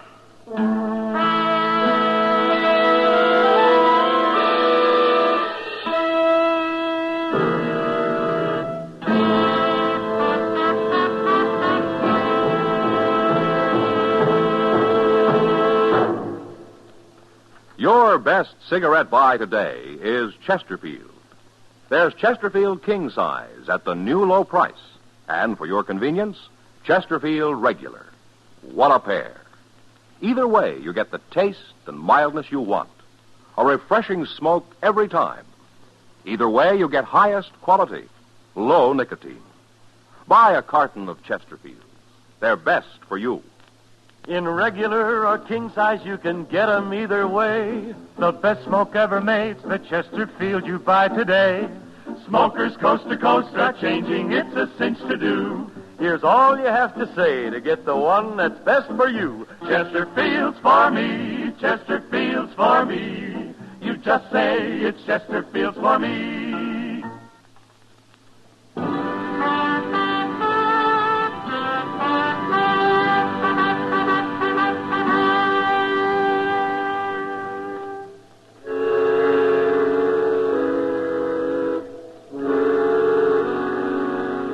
If I thought getting mad would scare some sense into Pate Kircher, I was wrong. He went ahead and bought his 6-gun, and every day he spent hours down by the Arkansas practicing with it. In a few years, that kind of concentration might have made him into a fair gunfighter, but as it turned out, he didn't get a few years. He didn't get more than about 10 days, and those 10 days got spent fast.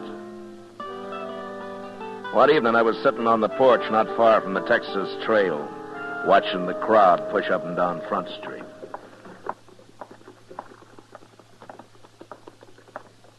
Oh, hello, Marshal. Hello, John.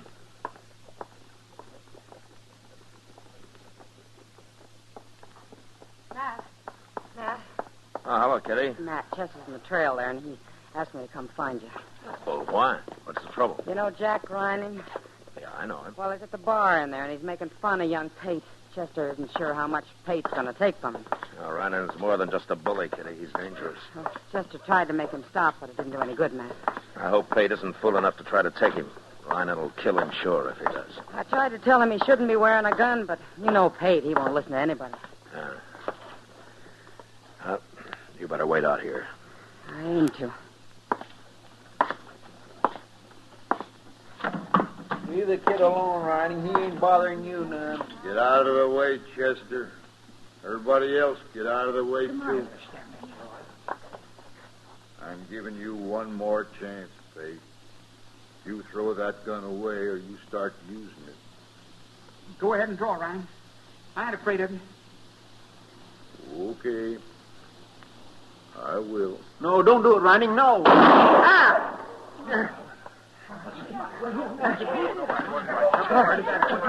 All right, shut up, everybody. My hand. Shut up. You busted my hand, Marshal. What'd you do that for? You think you're fighting? It's like shooting a man in the back. You ruined my hand. You were about to murder this boy, Ryan, and I should have shot you in the head. Now go on over to Doc's if your hand bothers you. It bothers me. It's smashed. Good. I wonder how many lives that's going to save. Now go on. Get out of here. I'm going.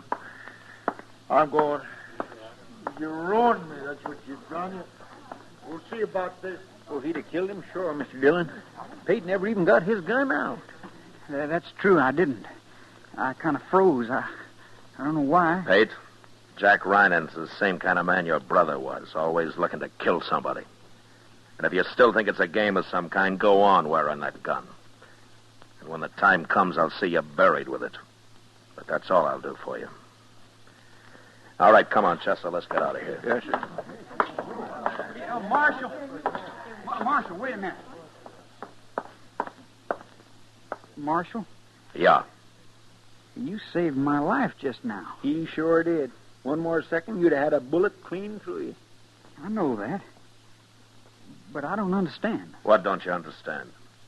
Well, you could have let him kill me, and then I wouldn't be after you no more, would I? Not dead, you wouldn't. But you saved the life of a man who sworn to kill you, Marshal. Yeah, that's right. Well, why'd you do it? Because you didn't have a chance with him, Pate. Not a chance. I'm kind of confused, Marshal. You are? I sure am. Well, it's about time. And maybe you'll figure it out now, Pate, if you give yourself half a chance. Marshal, I always could think better when I'm riding a horse. I'm going back to my job. Good. I'm glad to hear that, Pete. Would you do me a favor? Sure. Well, punching cows will keep me so busy I won't have time to practice much. Would you hold on to my gun for me? What? Here. Yeah, sure I will, Pete. Sure I will. I'll keep it for you. For a long time, I hope.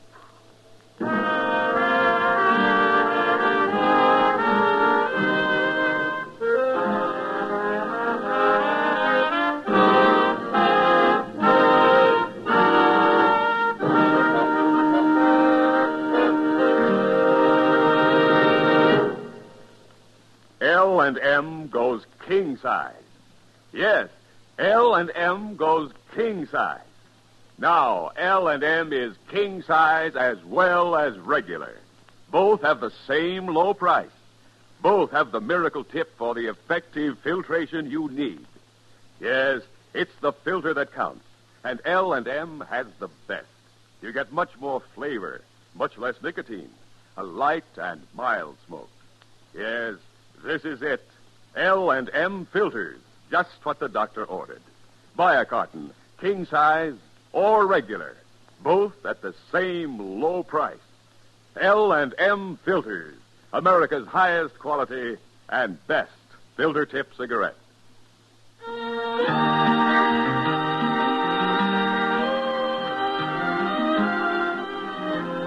Gunsmoke, produced and directed by Norman McDonald, stars William Conrad as Matt Dillon, U.S. Marshal. Tonight's story was specially written for Gunsmoke by John Meston, with music composed and conducted by Rex Corey. Featured in the cast were Sam Edwards, Lawrence Dobkin, Vivi Janis, and John Daner. Harley Bear is Chester, Howard McNear is Doc, and Georgia Ellis is Kitty. Join us again next week as Matt Dillon, U.S. Marshal, fights to bring law and order out of the wild violence of the West in Gunsmoke.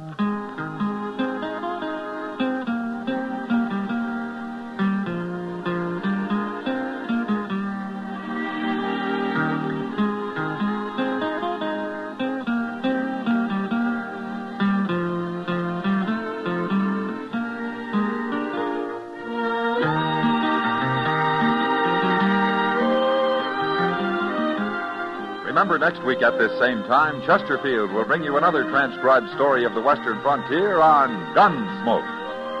This is the CBS Radio Network.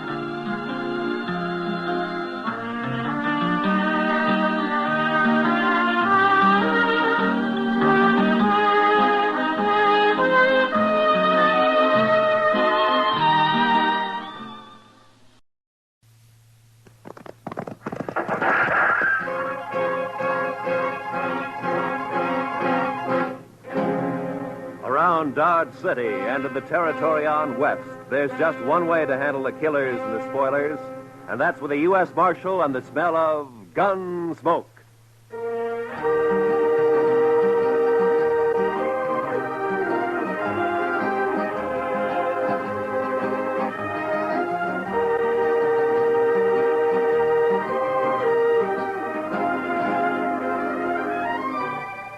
Gunsmoke, starring William Conrad. The story of the violence that moved west with young America.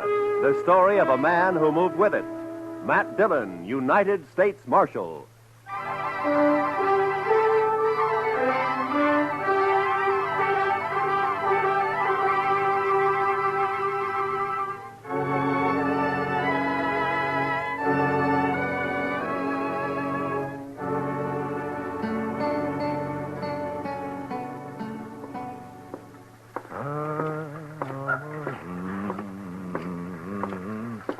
How are you this morning, Mr. Bumby?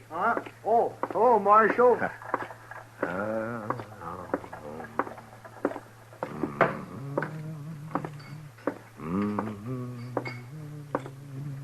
Morning, Mr. Dillon. Morning, Sam. Is Kitty around? Oh, don't know she's up yet, but if she is, she ought to be down soon. I'll wait. Nippy this morning. Oh, feels good. It's a nice time of year, huh? I don't know. I kind of like spring myself. Sam, you better wash that glass over. Oh, yeah. Thanks. Can I get you something? Beer, maybe? Got any coffee? Sure. Just made a pot. Oh, that'll be fine.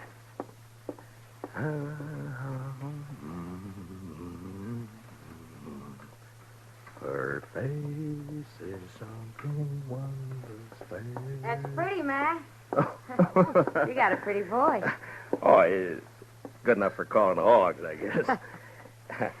Yeah. You just get up? A while ago. Why? Oh, it just strikes me I haven't seen you close too early like this. Uh-huh. No, you look fine. I mean that you... You better quit while you're ahead. Yeah, I guess it's... Where's Sam? Oh, he's bringing in coffee. Oh, Sam, cup for me, please. Sure, Miss Kitty. What's the occasion, Matt? Kitty? There's a party tomorrow night, a dance. It's a benefit for the new school down at the hall, you know? And, every fellow's to bring a girl. You know? It happens at dances. Go on. Well, what I'm trying to... Will you go? With me? I'd kind of like to, Matt, but no thanks. Oh. Well, I gotta work here. You know that. Besides... Well, you ought to be able to get off. Well, even if I could, ladies might not take kindly to it, Matt. Not rightly polite society. What do you care about what... Well, thanks anyway, Matt. That smells wonderful. Sammy, I think I'll marry you. Me? Shucks. Me? Oh, shucks. Listen, Kitty, about the dance, I've already bought the You're tickets. sweet, Matt, and I thank you kindly for thinking of me, but you better ask someone else. Well, it isn't... Sam, will you go and polish up your glasses, please? Oh, sure, Mr. Dillon. Sure. Now, look, Kitty, I'm asking you to go with me. It's important to me that you go. Are you making love to me, Matt? At this hour in the morning? No, I mean it. I want you to go to the dance. You want to be embarrassed. You want everyone to stare at us. You know what they'll say? My, the marshal really should have better sense than to bring that woman here. It ain't decent. It ain't proper. Oh, Kitty. Well, it's true. I'm a hostess at the Texas Trail, a saloon. You know what they think about me. Well, will you go, Kitty? No. I'll call by for you at 7, huh? I'll drink a bottle of whiskey and clout some old biddy on the head. Then you'll be sorry. Oh, Kitty. I haven't got anything to wear, Matt. I can't wear my working You clothes. look just fine, like you are, Kitty. Just fine, just like you are.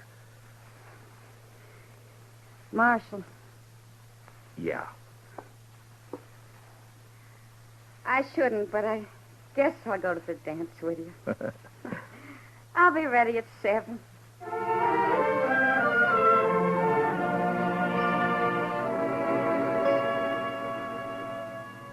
How do you talk about a woman like Kitty? The color of her hair, eyes, the shape of her leg, the way she spoke, thought. Well, that's a picture you had to get by looking and hearing. Otherwise, you'd never know it. And I felt real good about taking Kitty to the party. The first time we'd really be out in company. And I liked the idea.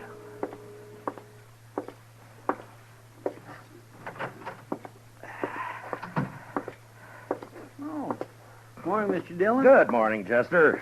Nice day. What is that?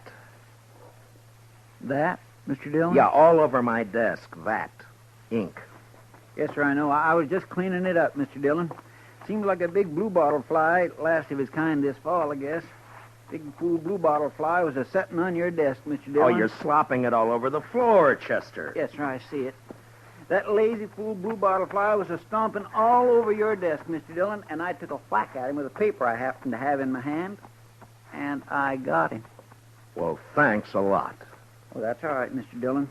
If there's anything in this world I hate, it's a big, maggoty bluebottle fly. Yeah, I know, Chester. The mail come in yet? Yes, sir. A couple of minutes ago. It's right over there. Oh, okay.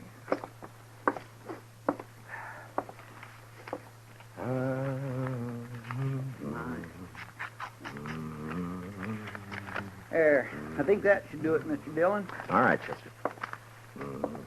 Anything likely in the mail, Mr. Dillon? No. Look, Chester, we better get these government circulars posted. Would you do that for me? Yes, sir, I'll do that. Say, Mr. Dillon? Yeah, what is it, Chester? About the dance tomorrow. Now, what about it? Well, you're going, aren't you, sir? Doc's going. He's taking Ms. McNish. I'm going. Everybody's going. You are going, aren't you, Mr. Dillon? Yeah, I'm going. Don't seem right, a man you're standing not to go to a big social like we're... You are? Yes. Well, that's fine. Just fine. Doc and me, we were talking, and it just didn't seem right to us that a man like you didn't have no real nice, sweet girl to escort to a big social. I got one, Chester. A real nice, sweet girl. I'm taking Kitty. Miss Kitty? I asked her before I came down, and she accepted. Well, that's good. Miss Kitty. That's right, Chester. I got a couple of letters off to Washington, Chester. You want to go and see about posting those circulars, huh?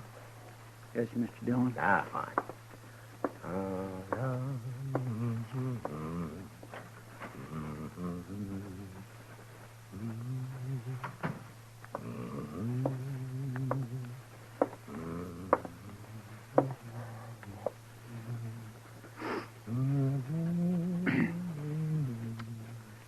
Mr. Dillon? Oh, what is it, Chester? Well, Mr. Dillon, it ain't none of my business, and I did not have no right to say it. Say what? Well, sir, Yeah. I was wondering if I might borrow one of them fancy ties off you for the party. That's not your business. That's what you haven't got any right to say. Yes, sir. No, that's right. You're a liar, Chester. But you can borrow a tie. I thank you kindly, Mr. Dillon.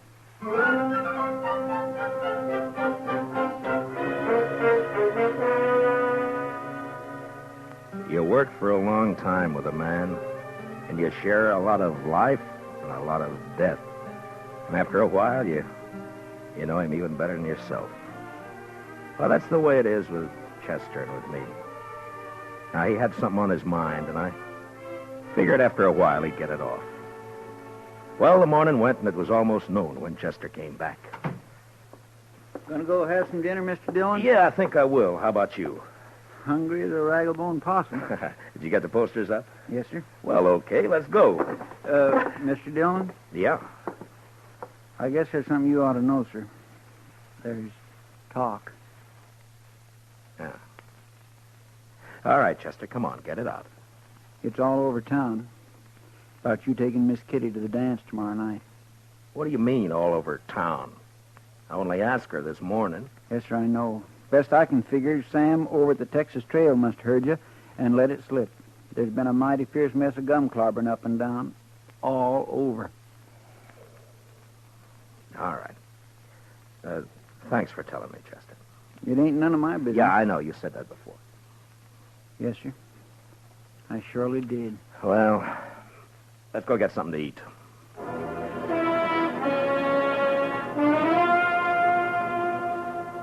It's hard to tell about people.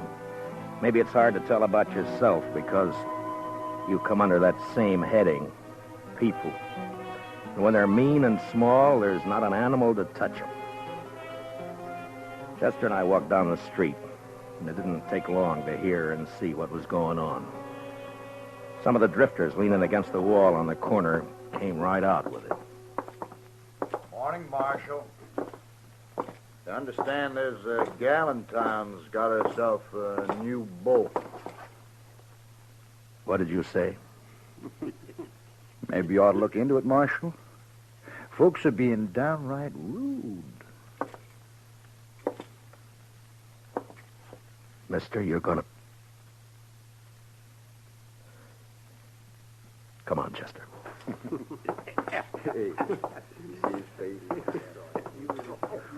Ought to haul them in. Every one. Yeah? What are you going to charge him with? Pestilence, Mr. Dillon. Just plain pestilence.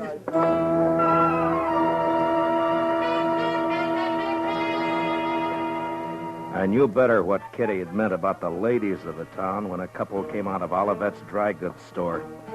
They didn't see me until it was too late. Complain to the dance committee. It's indecent, that's what it is. Why, she's common. Nothing but a common saloon woman. What's this city coming to when a United States Marshal... Ooh. Morning, Miss Sprinkle.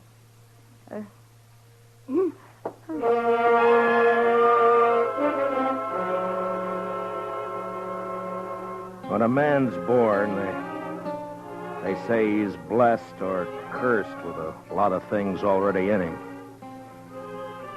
Take pride, for instance. Sometimes pride can be a curse.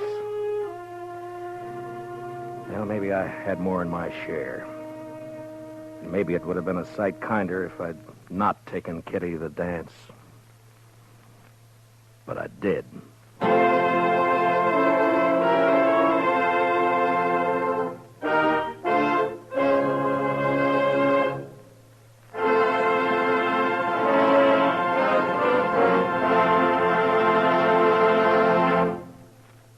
We will return for the second act of Gunsmoke in just a moment. But first, this hint for weekend driving.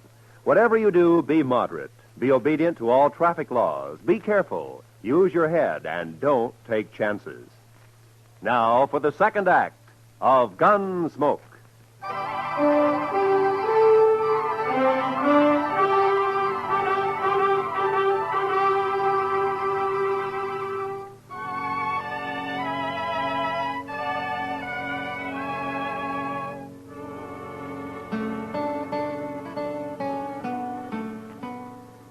picked up Kitty at the Texas Trail at 7 the next evening. She was waiting by the side door, and when I saw her, she kind of moved back in the shadows, almost as though she was ashamed for me to see her. Hi. Hello, Matt. Are you all set? Well, I guess so. Matt, are you sure? Hey, Kitty, you look fine. You look just fine. Do you like it? Yeah. Yeah, I like it.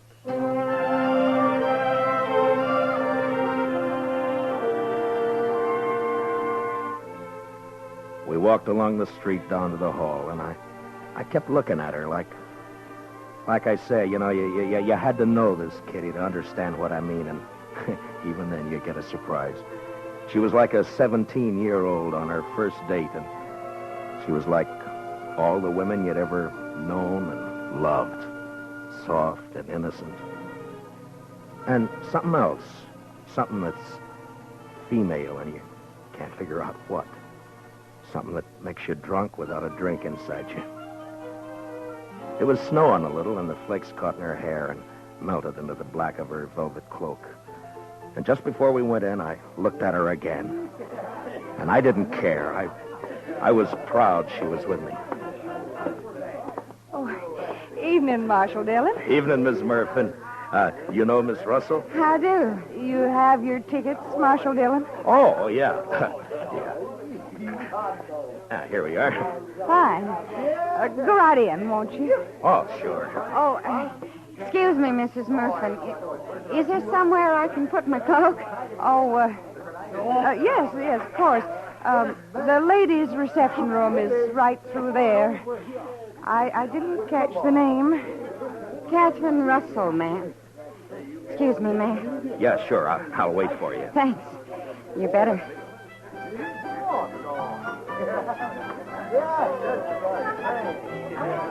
I could see them through the big open doors in the hall. They were all there. Faces flushed, smiling, happy, dancing. And all the women seemed pretty and the men handsome. And Chester was up on the platform calling the dance, and Doc was fiddling. And I was waiting for my dancing partner, Miss Kitty Russell.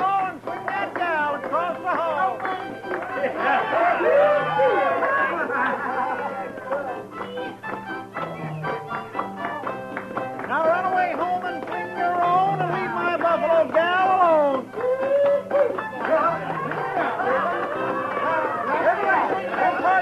Then promenade all and around you go.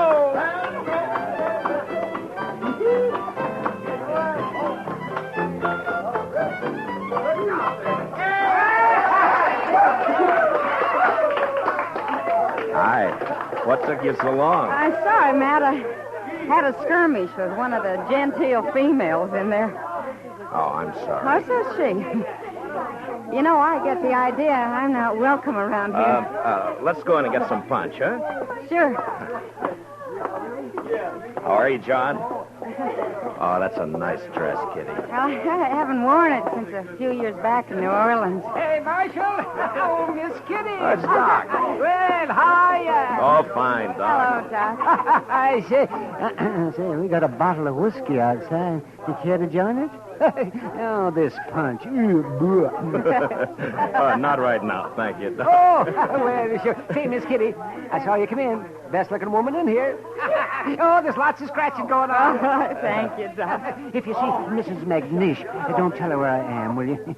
Man gets kind of dry fiddling. Oh, well, so long. So long, Doc. Punch, Marshal Dillon? Kitty? I guess so. Mr. Sprinkle, have you met Miss Catherine Russell? No, I'm afraid I haven't. You got a short memory, Mr. Sprinkle. Huh? I could have swore it was you in the Texas Trail a couple of weeks back. Drunker than a hoot owl.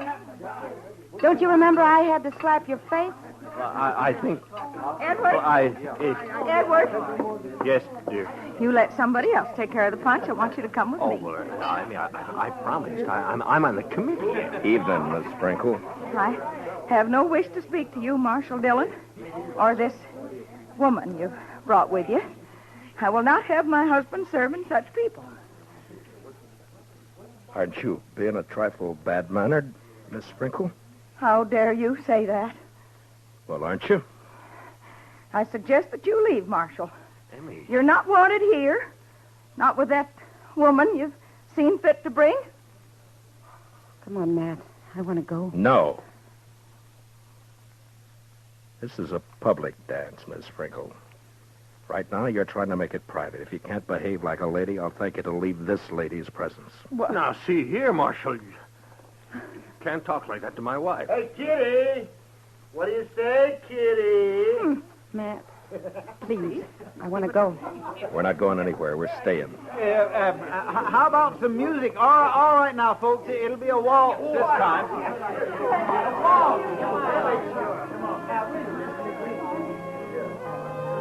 Thanks for the punch, Mr. Sprinkle. Come on, Kitty. I warned you, Matt. Now, please, will you take me out of here before something happens? Nothing's going to happen, Kitty.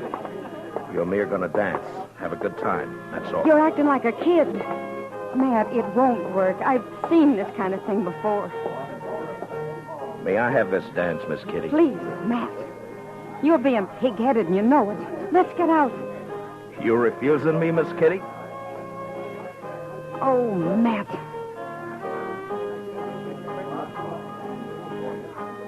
We danced. But it wasn't what I hoped it'd be. Kitty closed her eyes. I guess she was trying to blot it out, but I could see the other couples looking, whispering, and one by one dropping away over into a small group that got larger. There were only about 6 of us left when the waltz ended. And that's when the stranger and a couple of his pals walked out onto the floor. They were drifters, probably been in town for a week. And they were having their fun before they moved on.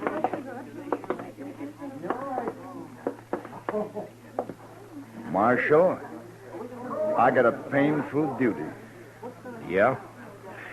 Folks in this town seem real upset about you bringing that woman in here. What's your name? I'm just a fella. I kind of made myself and my friends here a committee of 3, seeing as how everything's done by committees here, and we figured it would be best if you take your friend home. Mister, I'm the marshal in Matt, Dodge City, and I'm leaving. You're staying here, Kitty. She's smarter than you, Marshal. Everything all right? Everything's Mr. Dillon? fine, Chester. This ain't a matter of law, you know, Marshal. It's decency and what's right. Yeah, and Marshal, this ain't right. Mister, I'm taking this badge off. Chester, you stay here with Kitty. Matt, don't you do it. Now come Matt. on outside. You. We're going to talk some more about this out there. It's cold outside. Now, you be a good fella and get out of where you ain't wanted. You know I won't hit you in here, don't you? Were you thinking of doing that, Marshal? Now, that ain't lawful. I ain't done nothing. Kitty. Kitty, wait. Now there's a gal with sense. All right, mister. No, I'm telling you. You and your pals are going to have to come out sooner or later, and when you do, you better start hightailing it out of Dodge before I catch up with you. We'll think of that. We sure will. Marshal.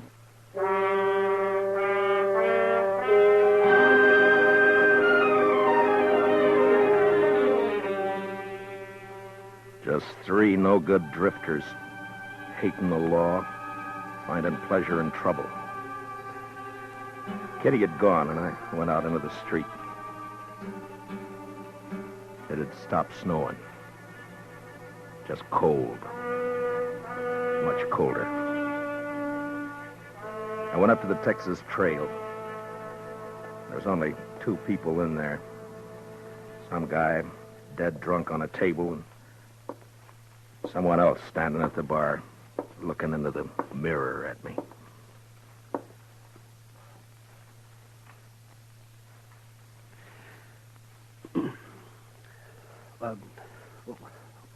What'll you have, Mr. Dillon? Nothing, Sam. Yeah. Well, I got some things to do in the back. Give me a call if anyone comes in, will you? Yeah, sure.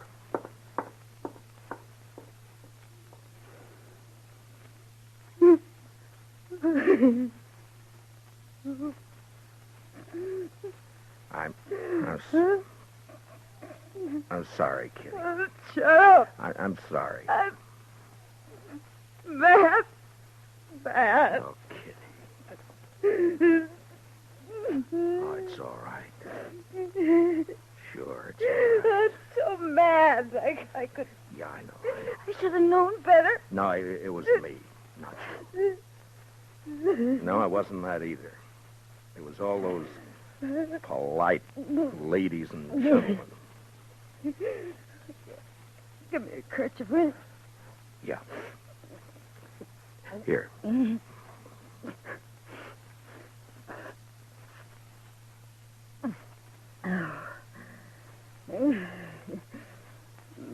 a long time since I cried.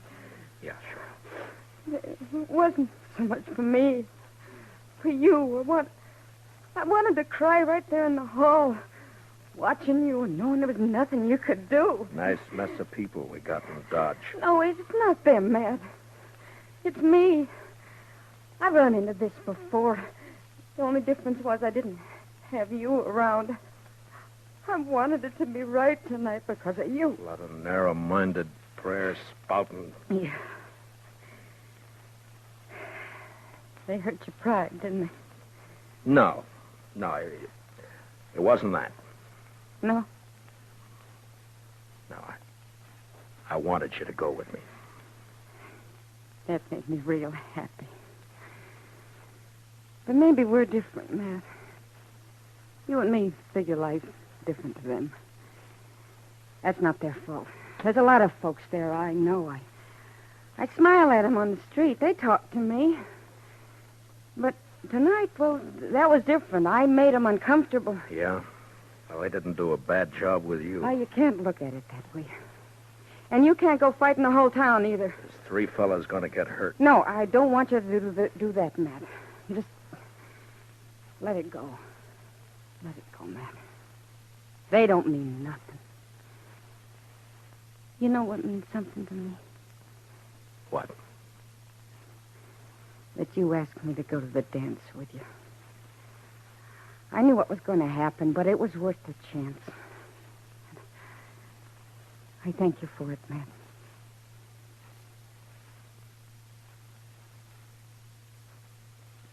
You're a funny one.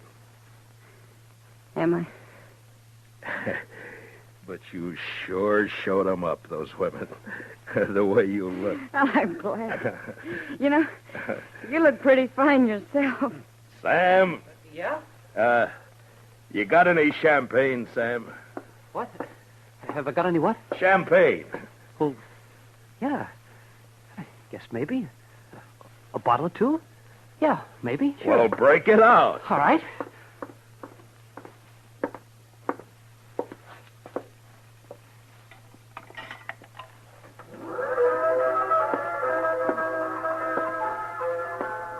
Miss Kitty, I think the next dance is mine. Oh, Matt. I'd be real pleased, Mr. Dillon.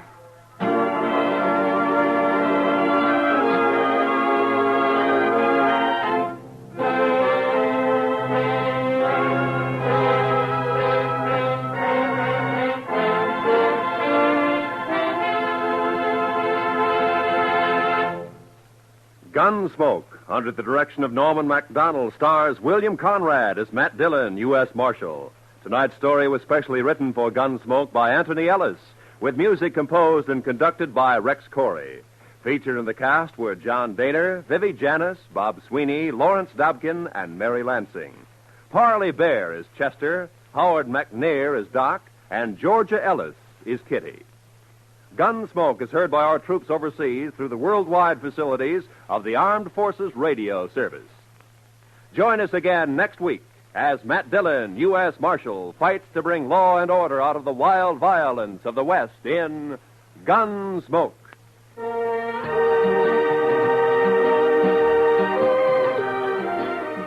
Don't miss Robert Trout and his timely roundup of world news tomorrow on most of these same CBS radio stations. Roy Rowan speaking. And remember, Amos and Andy are here every Sunday on the CBS Radio Network.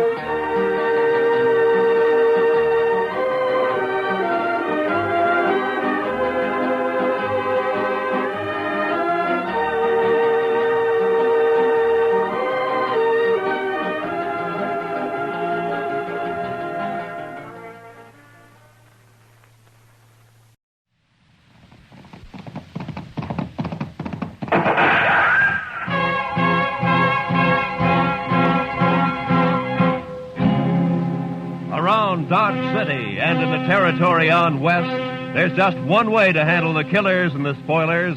That's with a U.S. Marshal and the smell of Gunsmoke.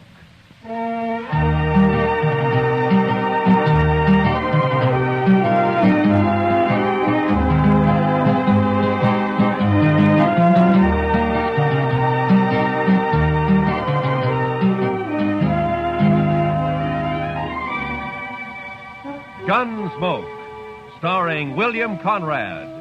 The story of the violence that moved west with young America. The story of a man who moved with it. Matt Dillon, United States Marshal.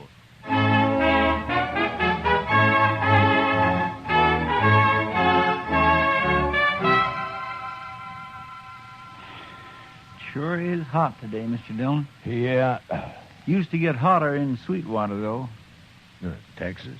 Yes, sir. But I wasn't there very long. No. What'd you do there, Chester? Oh, I was a salesman, Mr. Dillon. Salesman? Well, what'd you sell? Lightning rods. Lightning? Oh, well, now, they're good things to have, Mr. Dillon. Why, I had a line of Well, lightning now, rods. don't explain it to me, Chester. Too hot. Well, I'll go get us some beer. Maybe that'll help. I don't think I want any beer, Chester. Well, then, why don't you just go take a siesta, Mr. Dillon? I'll stay here in the office. Why don't you just leave me alone, huh? All right, Mr. Dillon.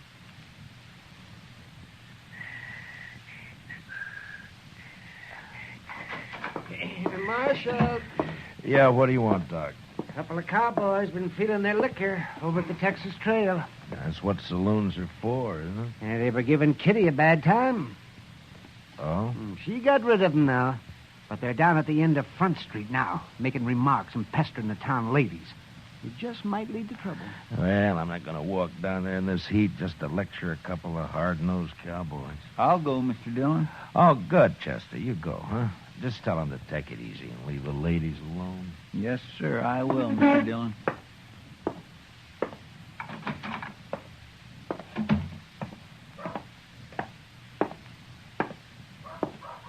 Hey, lady, you ever been to Texas? Real men down there. Not like these short grass Kansas. All right, boys. Now, that's enough. Who's this? The preacher, maybe. Boys, Marshal Dillon sent me down here. And we're going to send you right back, fella. Mr. Dillon said you can have all the fun you like, but to leave the ladies alone. That's the whole dang trouble with these Dodge ladies. They've been left alone too long. Yeah, what they need is a couple of big-handed Texas men. Look, now, why don't you go over there to the Alfaganza? I'll buy you both a beer. You will, huh? Well, that's mighty thoughty of you, mister. We just don't want any trouble, that's all. Sure we don't. And I got an idea how we won't have any. Wait till I get on my horse here. Stay with our friend a minute, Trevor. Hey, mister, I'll make a bet. What kind of bet? What do you mean? Any kind. You name it. Come on. Well, but I don't. I got him! He spilled his gun, Trevor. Pick it up and grab your horse. Get this rope off of me. Maybe it'll wear off, mister. You're going for a ride. Drag 'em, Stobo, drag 'em. Let's go.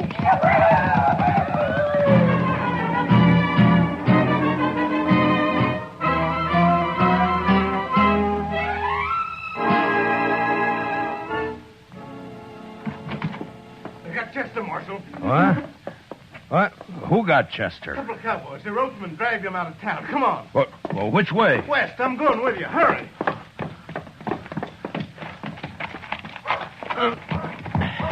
Come on.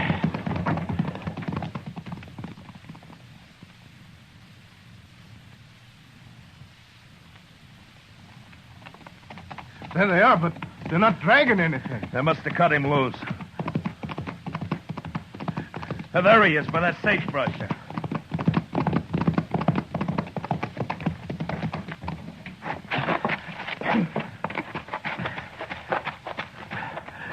Chester.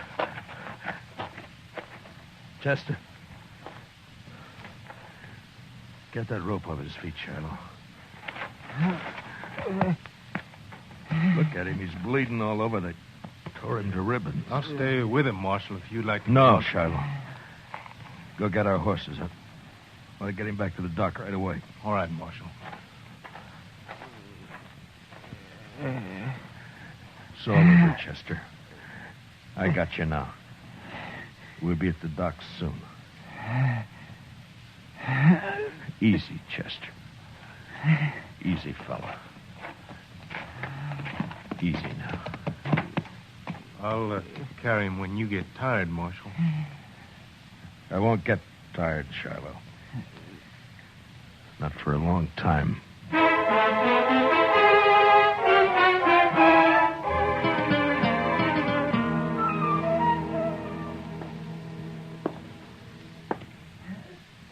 Well, Doc? Yeah, he's in bad shape, Marshal. The worst is something's bothering his breathing. I don't know what it is. We'll just have to wait and see if it goes away. If he lives the next few days, he'll pull through. Oh, Doc. I know. But I'll stay right here with him. Why did I have to send him? Why didn't I go? Oh, now don't blame yourself, I Marshal. told him to go, didn't I? Yes, but... Doc, can I talk to him? No, Marshal, no. Not for a while. All right, then. Would you tell him this for me? I'm going after those men. I'm going to bring them back. Alive. Or at least half alive.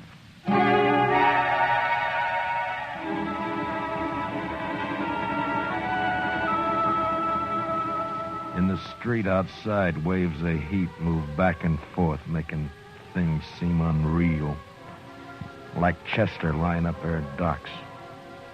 That seemed unreal somehow. I walked down to the jail, and I went inside, and I sat there for a while. And then all at once, I got up and unbuckled my guns, and I hung them on a peg behind the desk. And I went over to the Texas Trail. I'm over here, Matt. Sit down. Matt, I heard about Chester. How is he? Doc doesn't know for sure. Oh. They were in here bothering you. Who were they, Kitty? I never saw him before. One was a kind of weasel-faced man named Trevitt. And the other? Big man. Real brute. Named Stobo, I think. I see. What outfit, they say? Would it be the Crow Track? Yeah. The Crow Track's holding a herd up the river. Thank you, Kitty. Wait a minute, Matt. Yeah? It's no business of mine to ask, but where are your guns? It would have been easier for Chester if they'd have shot him and killed him. But I don't see... So I'm not going to shoot them. Chester dies, I'll see him hanged. Otherwise... Otherwise what, Matt? I don't know. But I'm going to bring him back and we'll wait and see. You're taking an awful chance. Maybe. Oh, Matt. Please be careful. Sure. Kitty, Yeah, ma. look in on Chester once in a while, will you? Oh, Maybe of course I will. Don't worry about him. Thank you, Kitty. So long. Hey, Marshal, What is it, Shiloh? I'll walk outside with you. Marshal, I want to ride after those cowboys with you. No, Shiloh, I'm going alone. But we could use you here at the jail. Here? I'm going to take 2 prisoners. I don't know when or how, but I need a jailer when they come in. So I'll bring them in with you, and then I'll... No. That's something I have to do alone. Marshal, you're a stubborn man. But, okay, I'll do it. Keys are in my desk. Here's my horse. I'm going now. Wait a minute, Marshal. You're not armed. I know it, Shiloh. Goodbye.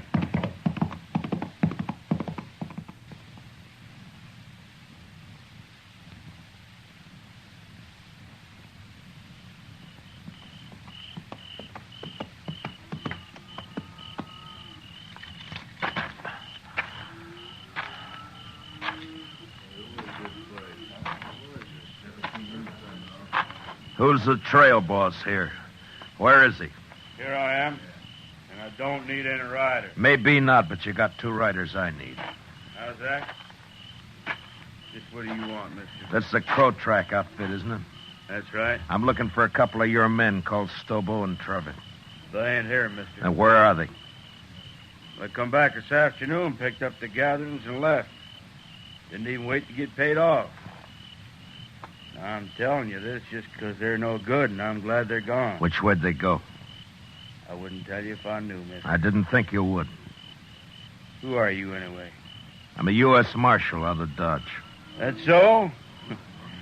Well, I don't know what you want them for, and I don't care, but how you going to take them, Marshal? Put salt on her tail? You ought to at least take a club if you're going after that Stobo. He's mean, he's big. Besides being a Texan. We've hung Texans up here before, mister.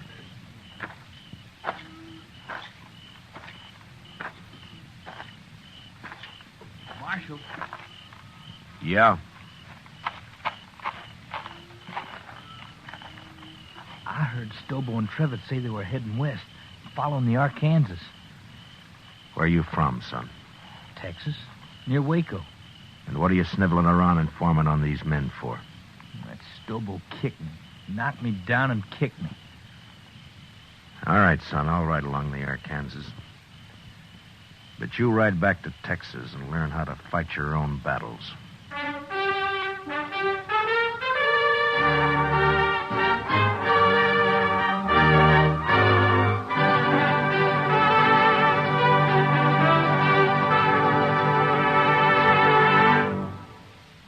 We will return for the second act of Gunsmoke in just a moment. But first, the conventions start next Monday when the Republican Party takes over Chicago. CBS Radio's greatest reporting names and a corps of technical experts manning mobile units and studios covering the convention floor and corridors are all set to bring you history as never before. Whatever happens, wherever it happens, you'll miss nothing when you tune in the conventions on CBS Radio starting next Monday. Now, the second act of Gunsmoke.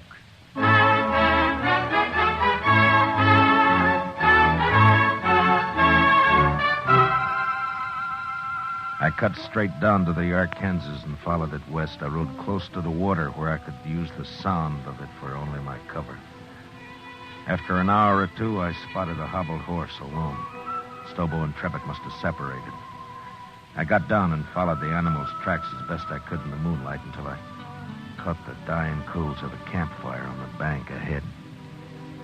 To one side, I could make out the huddled figure of a man asleep in his blanket. It took a long time to crawl to his head where I saw the weasel face of the man Trevitt. His gun belt lay on the saddle blanket in easy reach. I stood up and heaved it out into the river. And As Trevitt sat up with a snap, I kicked him back. Don't shoot! Don't shoot! You sit up again and I'll smash your skull, Trevitt. Don't kill me. Don't kill me. Shut up. Now, where's your rope? I told you to lie down. Now, where's your rope? Under my saddle there. You gonna lynch me? No. But you may hang legally if you live that long. Now, keep your arms in that blanket and lie still while I get you roped up here. Who are you, mister? Yeah, that'll do it. Let's just say I'm a good friend of a man you dragged out of Dodge this morning. Stobo was in on that, too. It was his idea. He did it. Don't worry, I'll find Stobo. You ain't gonna leave me like this? I'll be back.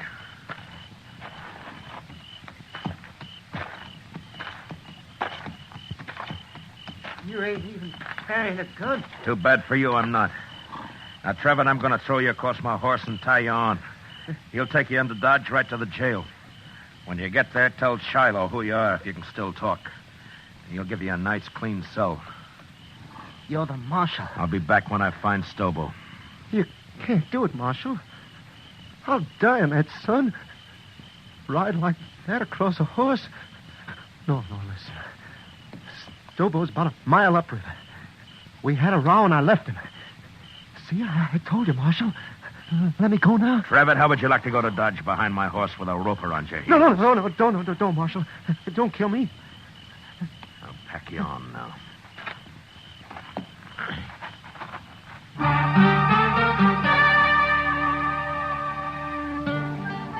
I tied Trevor across my horse and started him off in the direction of Dodge, and then I forgot about him. Stobo was next. I rode west on Trevitt's horse. Dawn was just breaking when I saw him, crouched behind a campfire, cooking breakfast. His horse was saddled and stood nearby. I rode straight up, got down, and walked over.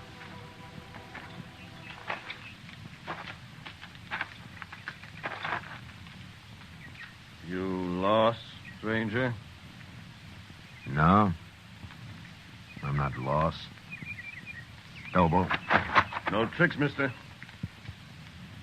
I don't see a gun, but no tricks. Relax, Stobo. I'm unarmed. Who are you? Matt Dillon. I'm a U.S. Marshal out of Dodge.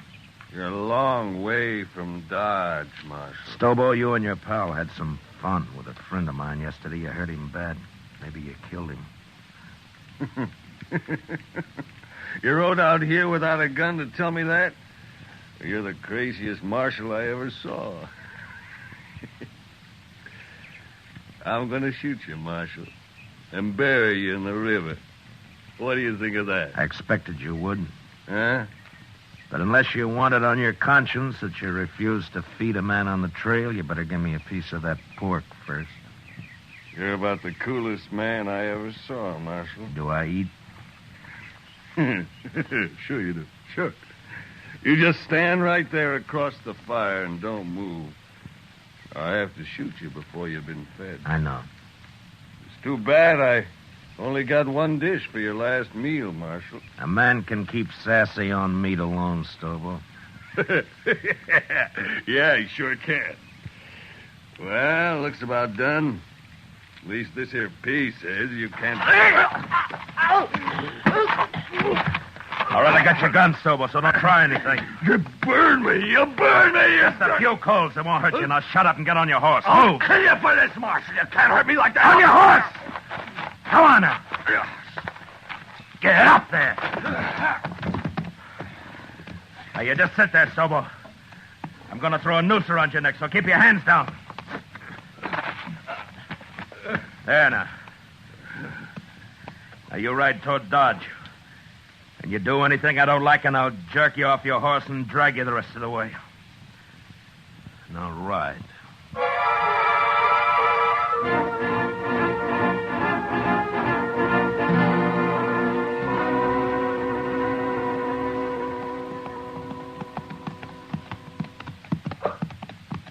The jail's on the left.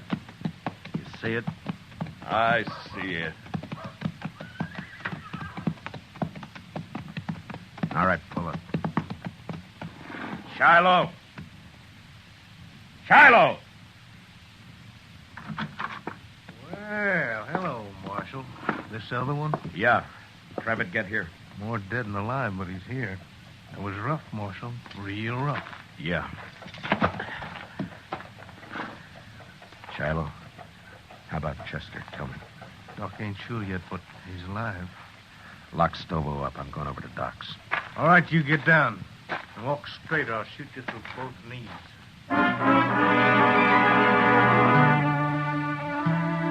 Chester was asleep, but the doc let me take a look at him. Seemed to me he had more trouble breathing than before. But the doc said another day might see him out of it. And there was nothing I could do. So I went up for a steak and some sleep. And the next morning I went back to the jail. Morning, Marshal. Everything all right, Shiloh? Doc looked over your prisoners. Trevitt's pretty sick yet, but Stobo's all right. Got a few burns is all. Nothing could hurt that moose. A hanging might. Sure, but what if Chester pulls through? You can't hold us in, Marshal. There's no law that says... I don't like the sound of your voice, Trevitt. But you can't Be hold quiet. Don't worry, Travis. There's nothing he can You do. too, Stobo. Shut the door, Shiloh. I don't even want to look at him. That Stobo's a mean one, but I feel kind of sorry for Trevor. And go cry about it someplace else. I don't feel sorry. Don't you take it out on me, Marshal. I didn't send Chester off to do my job. Yeah. Yeah, you're right. I'm sorry. Go get some breakfast, huh, Shiloh? I'll wait here now. I'll be back later.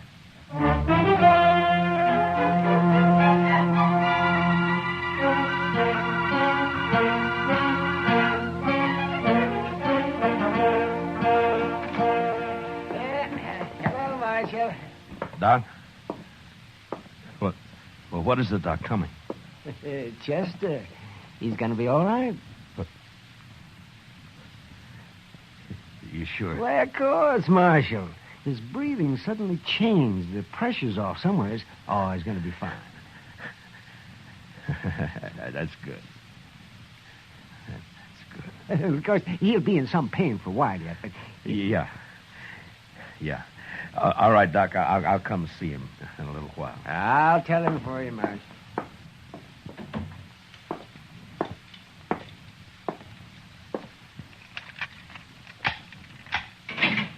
All right, come on, Trevor. Where to? Come on, I said. What's up, Marshal? I'll be back for you, Stobo. Now get going. Come on.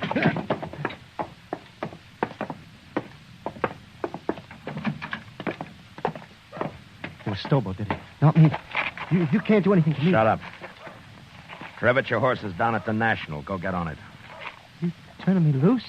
Get your horse and ride, and don't ever come back to Dodge, not while I'm alive. Now go on before I change my mind. Yeah, sure, I'll go.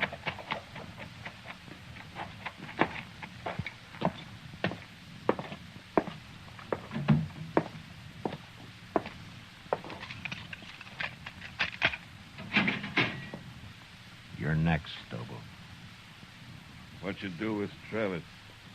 Put a knife in him? I turned him loose. Now come on, get out of that cell. Am I free, too? You will be in a little while. Tell the doc, Marshal. Chester's... Hey, where you going with Stobo? Gonna shoot me in the back, probably. That right, Marshal? I'm going to do what I should have done 3 days ago when I sent Chester after you. Bring him outside, Shiloh. Let's go, Stobo. Slow and easy.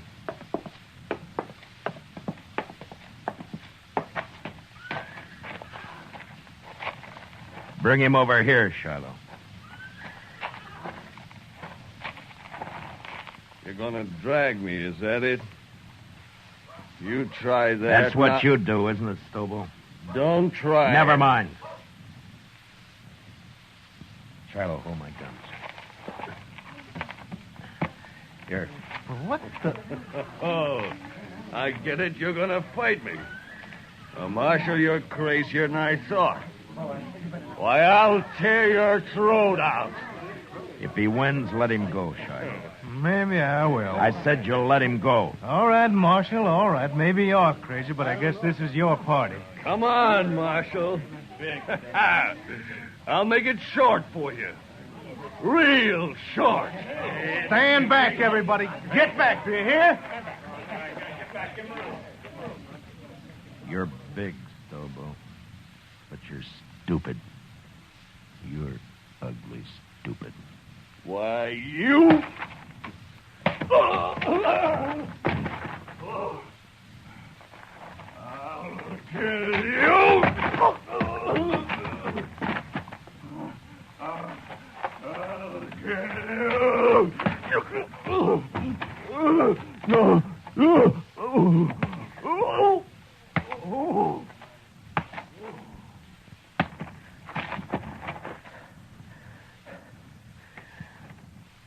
Give me my guns, Shallow. Here. You don't look too good, Marshal. I'd better get that doc. He's hurt, but he isn't dead. If he can't ride, throw him on a stage, but get him out of here. If I see him again, I'll shoot him.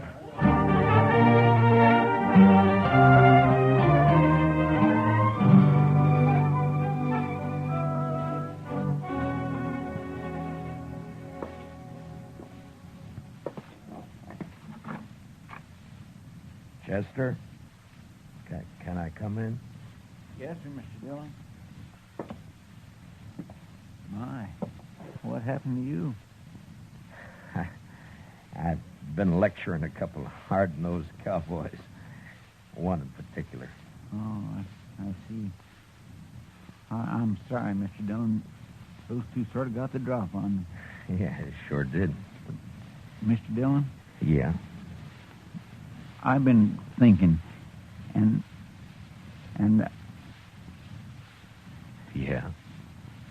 What is it, Chester? Well, Mr. Dillon, I'm not much help to you here. Maybe I better just... That's enough, Chester. Well, but I've been thinking Well, that... just stop thinking. Yes, sir, Mr. Now, look, Chester, I'm going to tell you something. I need you here. You see, you're the only man in Dodge I can really trust. The only one. Yes, sir. Well, you can trust me, Mr. Dillon. Yeah, I know. And I'm thanking you, Chester. But you're sure no help to me lying there, you know. No help at all. Well, I don't aim to stay here long. The doc says I'll be up and around again. Look, Chester, I tell you what. I'll go get patched up, and then we'll make Kitty come over and fix us some steaks, and we'll have some beer, too, huh? Well, what do you say? My, that'd be fine, Mr. Dillon. My, I'd sure like that.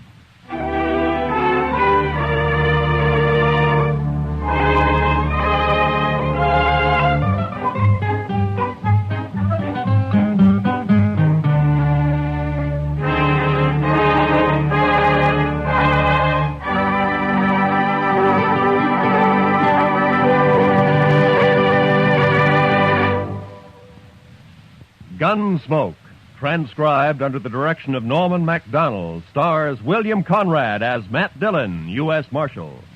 Tonight's story was especially written for Gunsmoke by John Meston, with music composed and conducted by Rex Corey. Featured in tonight's cast were Paul Dubov, Lou Krugman, and Georgia Ellis, with Don Diamond, Gil Stratton, and Jack Crucian. Parley Bear is Chester, and Howard McNear is Doc. Join us again next week as Matt Dillon, U.S. Marshal, fights to bring law and order out of the wild violence of the West in Gunsmoke.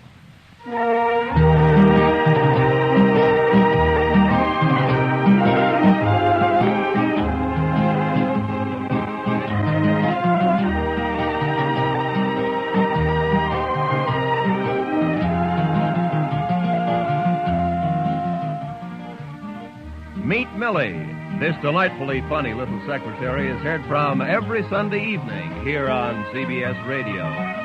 Audrey Totter stars as Millie, a gal with a one-track mind on the subjects of love and marriage, especially where the boss's son is concerned.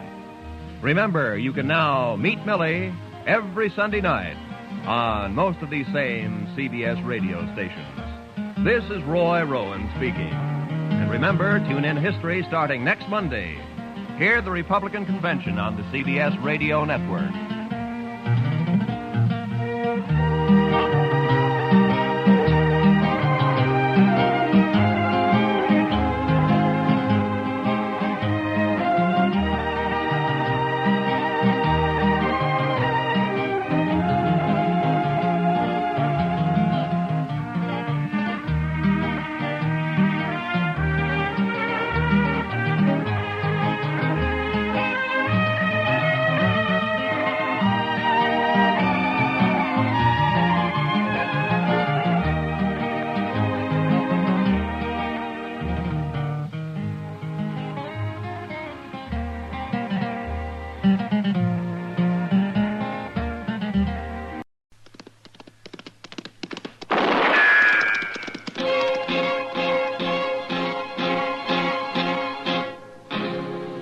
Gunsmoke, brought to you by L&M Filters. This is it. L&M is best, stands out from all the rest. Around Dodge City and in the territory on West, there's just one way to handle the killers and the spoilers, and that's with a U.S. Marshal and the smell of Gunsmoke.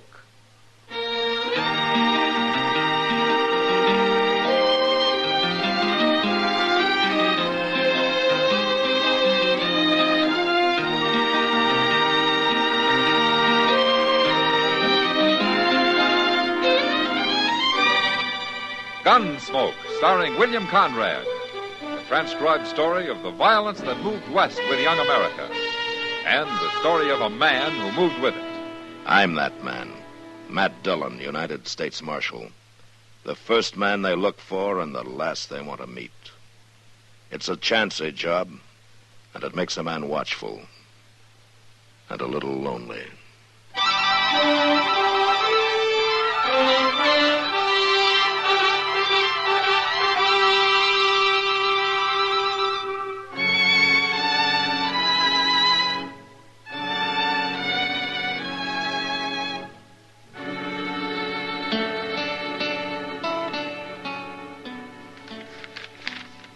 I sure do hope things... Mr. Dillon, are you listening to this? What? Oh, yeah, sure. Go on, Chester. Go on. And I sure do hope things has been good with you like they has been with me.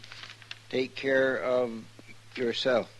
Maybe I will come up to see you one day soon. Your loving brother Magnus. And then down at the bottom he says, your Uncle Will got tromped on by a cow last week. Well, now, ain't that nice, Mr. Dillon? What do you mean about Uncle Will? No, I mean getting this letter from Magnus. It's real thoughty of him. That's the first one I remember you getting. It's the first one he's wrote. To me, at least.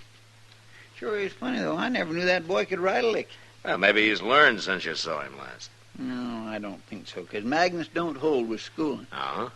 No, sir, none of my kinfolk does. Why, my ma says all a body needs to know is how to cook, care for your own, and get to the church. She must have made your pa a very good wife. I don't know as he ever said. He run off when I was only 4. Him and Ma never talked to each other much from what I... Mister? Yes, ma'am, that's right. I'm Nancy Creed. Well, come in, please. This Chester Proudfoot, Miss Creed. How you doing, Miss Creed? Marshal, I come to see you because my pa's going to shoot somebody dead. What? I want you should stop him. Well, who's your pa going to shoot? Fella that worked for him a spell, name of Ben Tolliver. Now, why's your pa after him? Ben run off last night and took one of Pa's studs. Pa says he was just about the best stud Pa ever saw. Where do you and your pa live, Nancy? About 20 miles from here, out along the Arkansas. And you think this man, this Ben Tolliver, came into Dodge, huh? I don't just think it, Marshal. I know it. So does Pa. Ben always said he was coming here. I see.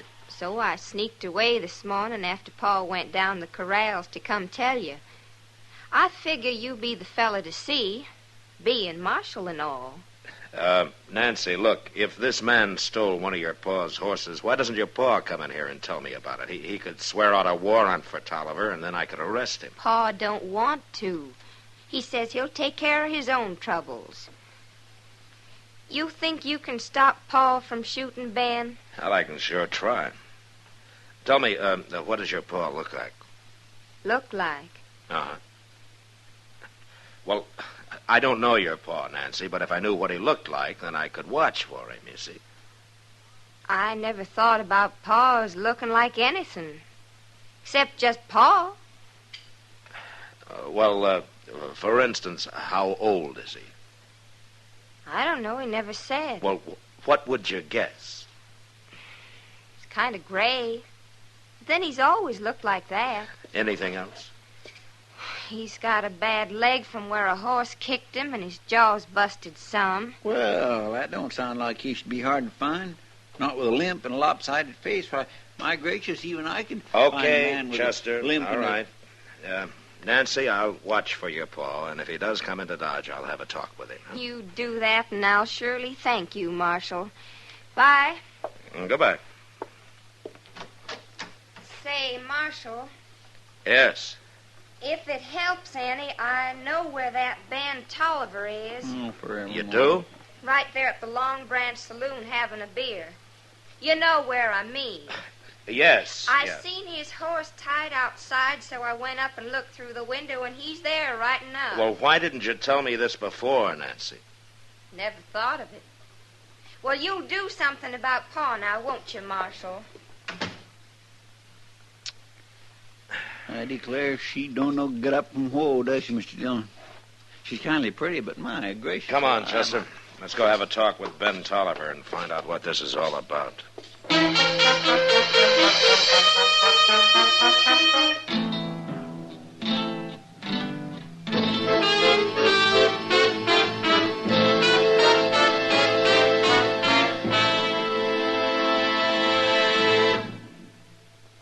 This is it, L&M filters. It stands out from all the rest. Miracle tip, much more flavor. L&M's got everything. It's the best. Yes, L&M's got everything. Superior filtration, superior taste. Superior filtration because of L&M's superior filter. White, all white, pure white. The purest tip that ever touched your lips. Superior taste because of L&M's superior tobaccos. Tasty, full of flavor, light and mild. No doubt about it.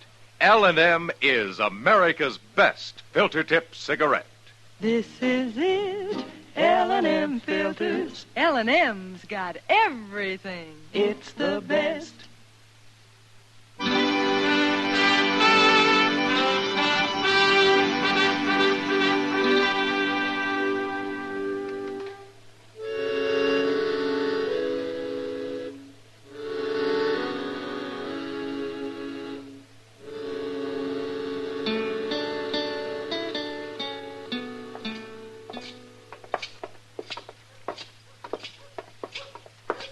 Nancy sure didn't have no hankering to come with us. And I think she was afraid we might run into her pa. She sure lit out for home fast enough.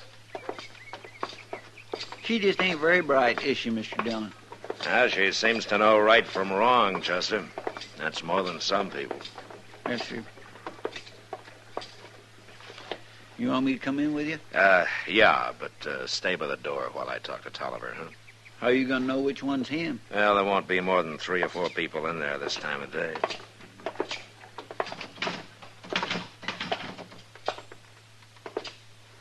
You reckon that's him sitting at the table over there? Well, it could be.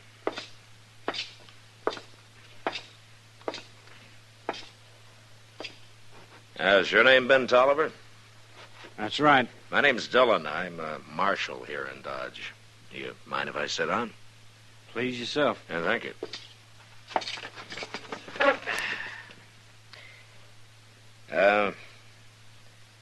Girl named Nancy Creed came into my office a little while ago. What'd she want? She says that her pa's looking for you. Oh? Says he's going to shoot you. Shoot me? Yeah, he claims that you stole one of his horses. Is that right? He owed me 4 months' wages and he wouldn't pay me. So I took a stud horse that broke. Was it your horse? I figured I had something coming. You can't take a horse that belongs to somebody else, no matter what you figure. Look, mister, I caught that stud horse when he was running wild out on the range. I brought him into old Creed's place and broke him myself. I put 3 months' work into that stud and on my own time of an evening. Creed says it was his horse and you stole him. No such thing. Besides, he said he'd pay me $30 a month, and he threw me out without a penny. Now, the girl didn't tell me anything about paid being due you? Nancy wouldn't know about it anyway. Her pa don't tell her nothing. She just keeps the place redded up and cooks for him and the like. Well, come on, Ben. Come on where? I'm going to take you to jail. Jail? What are you putting me in jail for? And if what Nancy says is true, Creed's coming in to look for you. Putting you in jail's the best way I know of to stop a fight. But I ain't done nothing wrong, Marshal. Not the way I see it. You'll only be in jail till I get this straightened out. Later this afternoon, I'm going to ride out and have a talk with Creed before he decides to come into town.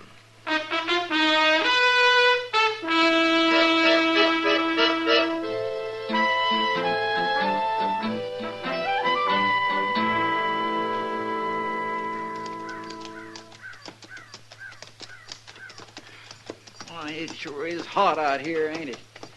There ain't a speck of shade for miles around. Well, if he's breaking wild horses out here, he doesn't have time to worry about the heat. I wonder if that fellow Ben Tolliver was telling the truth. Yeah, there's no way of knowing until we talk to the old man. No, sir, I guess they ain't. Say, he's got some pretty good-looking stock down them pens, ain't he? Yeah, there's good stock running wild on the prairie. If a man knows how to catch 'em, he can make out fine. Well, we better leave our horses here, Chester. All right, sir.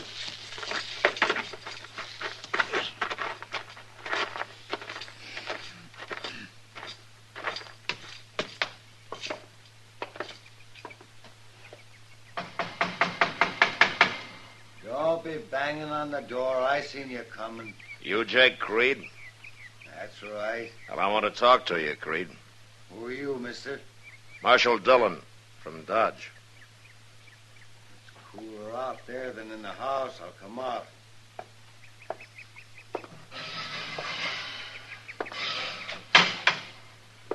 What is it you want? I want to know about Ben Tolliver. That fool Nancy run to Dodge and told you, huh? Yeah, that's right. Well, since she did, I won't try to fool you. That boy stole a horse of mine. I figure in a couple of days I'll go after him. Go after him? Find him and shoot him. Now, look, Creed, you just can't shoot a man down. Why not? He's a horse thief. If you want to swear out a complaint, I'll hold him for trial. I ain't got time for all that foolishness. He stole a horse, so I got cause to shoot him. Now, you listen to me, Creed. I don't have to listen to nobody. Being a marshal, you're all filled up with laws. But I ain't got time to mess with that. No, just shoot him. Creed, either you come into Dodge and swear out a complaint against Tolliver, or you forget about the whole thing. I got better than 40 range horses out here, only half broke. I can't be wasting time fooling around with no trial. Did you owe that boy money? Of course not. Everything he did, I had to show him how. The way I see it, he should have paid me. He worked out here for you for 4 months, right? You could say that. Well, he told me that stud horse was his. Well, since he caught him and broke him, I guess he'd figure it that way. But Ben was working on my place and taking my food. That stud's mine. Now, the law might not agree with you, Creed. I know that, Marshal. That's just why I'm going to handle my own trouble.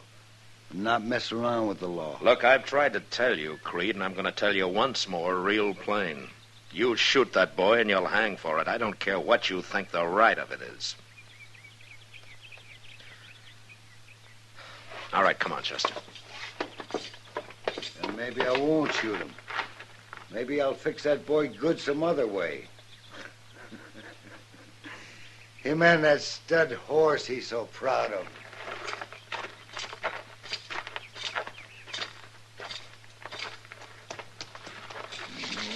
Miserable old buffalo's as mean as an acre of snakes, ain't he? Yeah. What are you going to do, Mr. Dillon? Well, I can't keep Ben Tolliver in jail forever if Creed won't swear out a complaint. No, sir. I'll just have to turn him loose in the morning and hope they don't run into each other. Maybe you could run Tolliver out of town. It wouldn't do any good. We'll just have to wait and see what happens. Well, let's move along. We got a lot of ground to cover. Come on.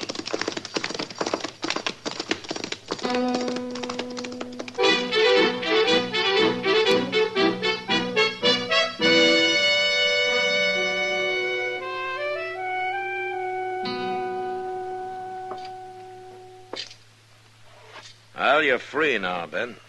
Thanks, Marshal. Being in jail overnight makes a fella kind of ouchy. Yeah, well, I'm sorry about that. I did it to save trouble. I know, Marshal. I don't blame you none. What you going to do now, Ben? Well, Chester, I thought maybe I could find myself a job of work somewhere. Yeah, what kind of work? All I know is horses. There ought to be some spread near here that could use a hand. Well, if there's anybody looking for a hired hand, Sam down at the Long Branch would know about it. He's the bartender there. I'll tell you what, I'll walk down with you if you like, Ben. Oh, thanks, Marshal. Mr. Dillon? Yeah, what is it, Chester? You could just have a beer while you're down there talking. Yeah. Okay, Chester, you can come along, too. Come on. Oh, thank you. Say, Mr. Dillon, that was a good idea. I'm glad you thought of it. Well, thank you, Chester. Where are you from, Ben? California. Oh, California? What are you doing in Kansas?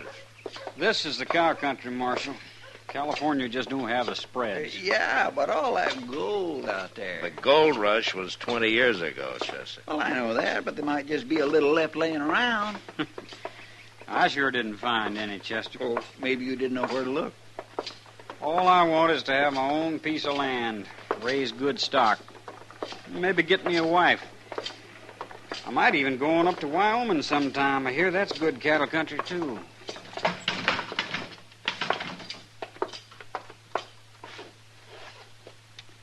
Well, I don't see Sam nowheres.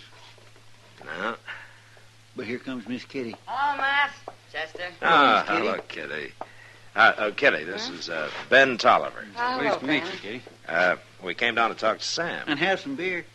Well, I can get you the beer, Chester, but Sam's down at the depot with a wagon. No? Shipment of rye whiskey's coming in on the Santa Fe this morning. Oh, I see.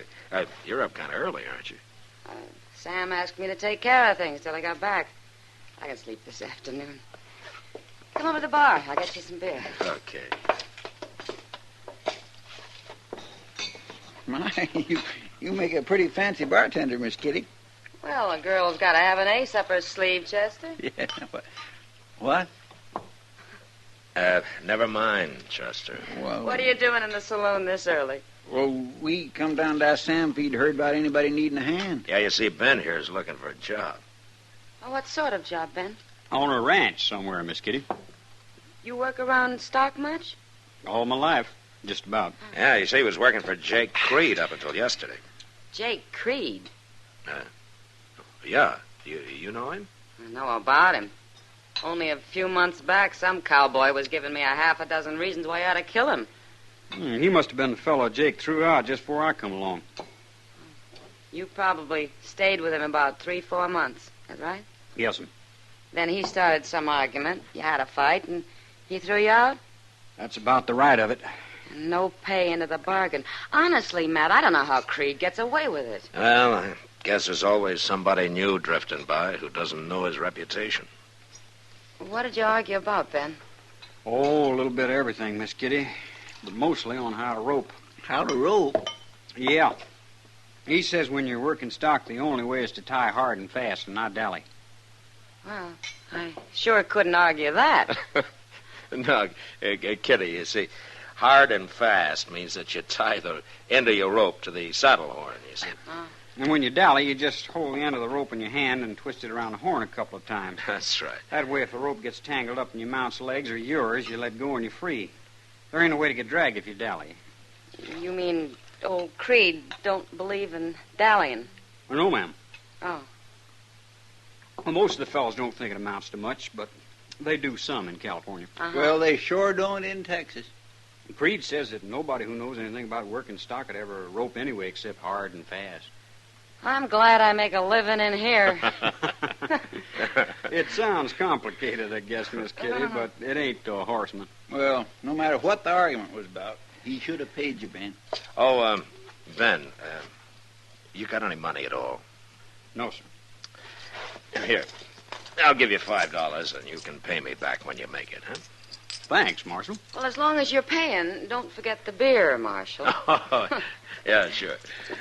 Here you are. Thank you. Yeah, Sam won't have to worry about his bar, not with you behind it, Kitty. Well, this bar pays a good part of my salary. Marshal, I think maybe I'd better go down and have a look at my horse. Make sure he's been watered this morning. Oh, Moss would take good care of him, Ben. Well, I think maybe I'll just walk down there anyway. Can I go with you? I'd like to see your horse. Sure. Ben, you come back later this afternoon. Sam will be here then. We can talk about a job for you. Well, thank you, Miss Kitty. He seems like a nice young fellow, Matt. Yeah. What's the matter? I was thinking about Jake Creed, Kitty. What about him? Now, he's got something on his mind. He'll try to get to Ben Tolliver's some way.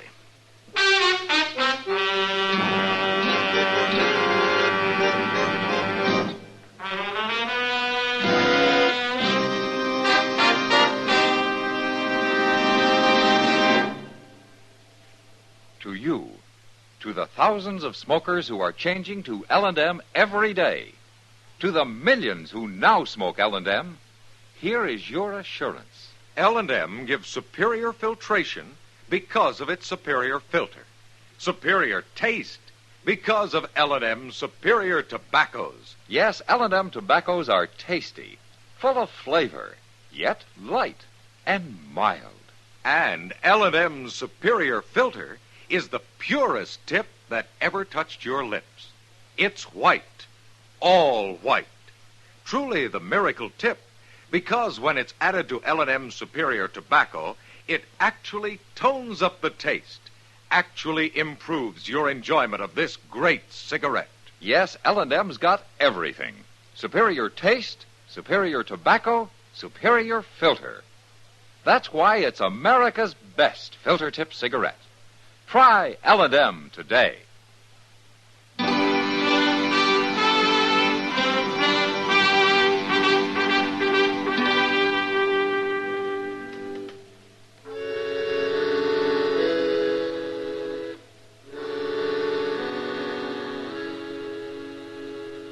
In the next 3 or 4 days, there was no sign of Jake Creed around town, and I began to breathe easier.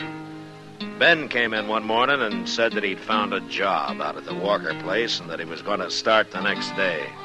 And I was glad for him. But then trouble came. Mr. Dillon?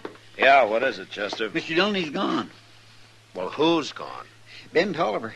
He took a horse from Moss Grimace and he's headed out for the Creed place. He says he's going to kill him. Oh, what for? What's it all about? Well, this morning I walked down to the stable with Ben to kind of say goodbye like, and that's when we saw it. Oh, doggone it, that poor old stud. Well, so what, Chester? Moss told us he'd seen old man Creed out and back by the corrals, but he didn't think too much of it. Chester, what happened? That mean old devil hamstrung Ben's stud, Mr. Dillon. Hamstrung him? He cut both hind legs. Oh, that horse couldn't budge an inch out of his tracks. Ben just stood there, real stony-like, looking at the stud, and then he shot him. He didn't say a word, just turned and walked away with a funny kind of a look on his face. All right, come on, Chester. We'll ride out to the Creed place before Ben does something he'll be sorry for.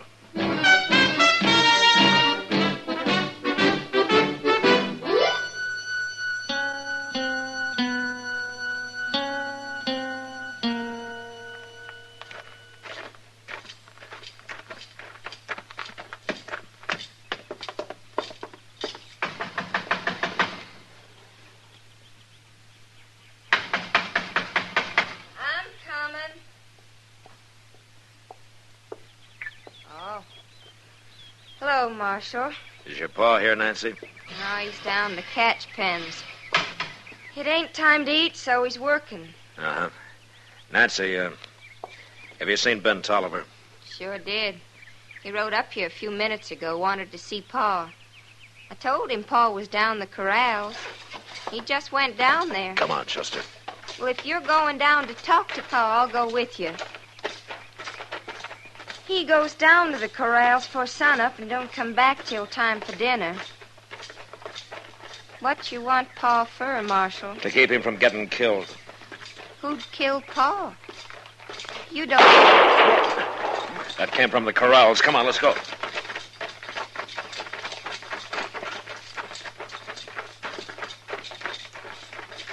Mr. Dillon, look. Out there in the middle of that catch pen. All right, Tolliver. Hold it right there. I ain't moving.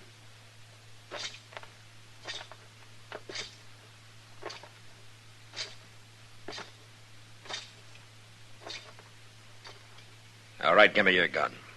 What for? You're under arrest, and this time you'll stay in jail. Ben, why'd you shoot my Pa?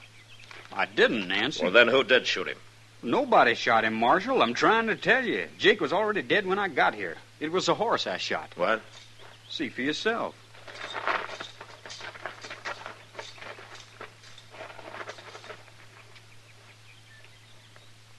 Looks to me like Jake's horse got tangled up in the rope while they was working a Mustang. The horse got throwed, and Jake was trapped under him, and the Mustang drug 'em both. It killed Jake. His horse had 2 legs broke, so I shot him. That's what you heard. Well, looks like you're telling the truth, Ben. I am, Marshal. Poor old Pa. I always told Jake he shouldn't work wild horses alone. He ought to have somebody snub for him. Pa always did have a mind of his own. He sure did. That old devil. You should be glad he did, Ben. It saved you from hanging.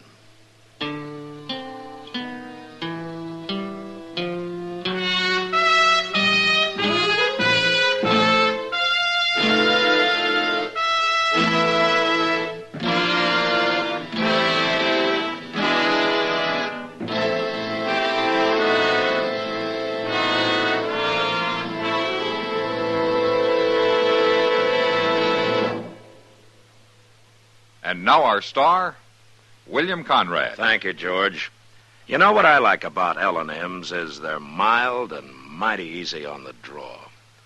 When you get right down to it, no filter stacks up with L&M's pure white miracle tip for quality or effectiveness. Darn good smoke. See for yourself. L&M stands out from all the rest.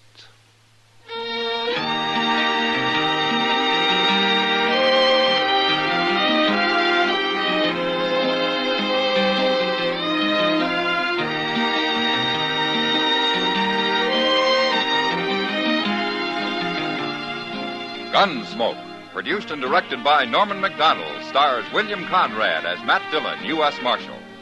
The special music for Gunsmoke was composed and conducted by Rex Corey. Sound patterns by Tom Hanley and Bill James. Featured in the cast were Sam Edwards, Eleanor Tannen, and James Nusser. Parley Bear is Chester, and Georgia Ellis is Kitty.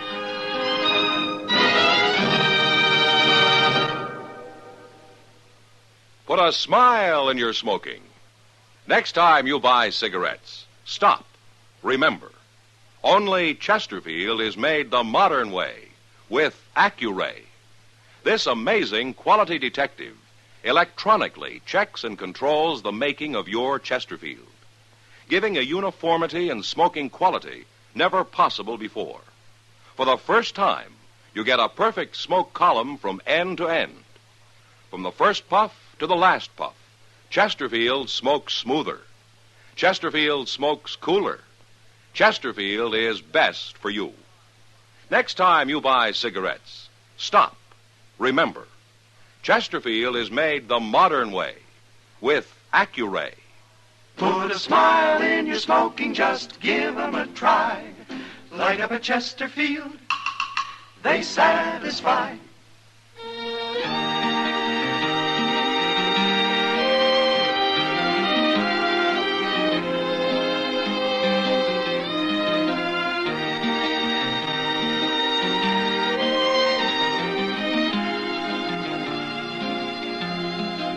Remember, listen again next week for another transcribed story of the Western frontier when Matt Dillon, Chester Proudfoot, Doc, and Kitty, together with all the other hard-living citizens of Dodge, will be with you once more. It's America growing west in the 1870s. It's Gunsmoke, brought to you by L&M Filters.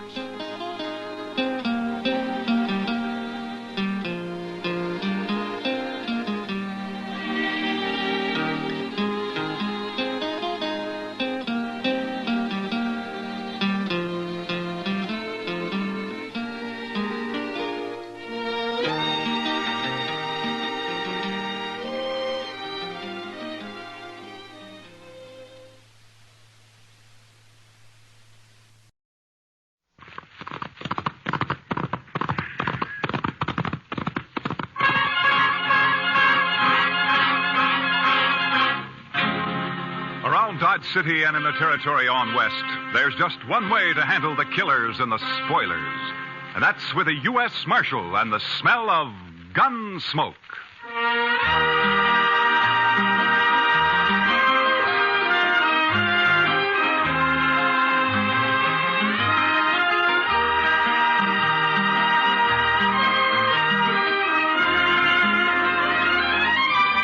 Gunsmoke, starring William Conrad. The story of the violence that moved west with young America. The story of a man who moved with it. Matt Dillon, United States Marshal.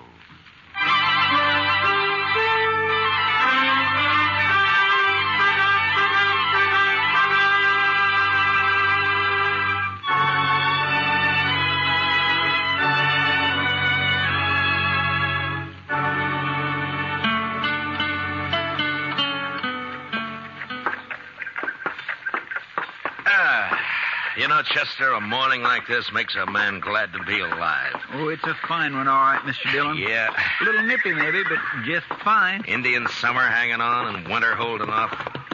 You know, Chester, this time of year, I wouldn't trade western Kansas for everything east of the Mississippi. Oh, good. Pedro's got a fire going. I built the fire, Marshal Dillon. Oh, good morning, Caleb. I've been waiting in this jail office for a full 2 hours. What time do you start work, Marshal? You know Caleb Andrews, don't you, Chester? Oh, yes, indeed. How are you, Mr. Andrews? Marshal, I have an order here from the U.S. District Court. I believe it's your job to serve such orders. Yeah, it is. I don't get them often, though. Order of foreclosure and eviction on Ed Blake. Why are you doing this to Ed, Caleb? The man borrowed money from me. Gave me a mortgage on his farm and household effects. He can't pay it. Why do you think I'm doing it? It only came due 3 days ago. You sure didn't waste any time. I'm not interested in your opinions, Marshal Dillon. Yeah, amount of the mortgage. $420.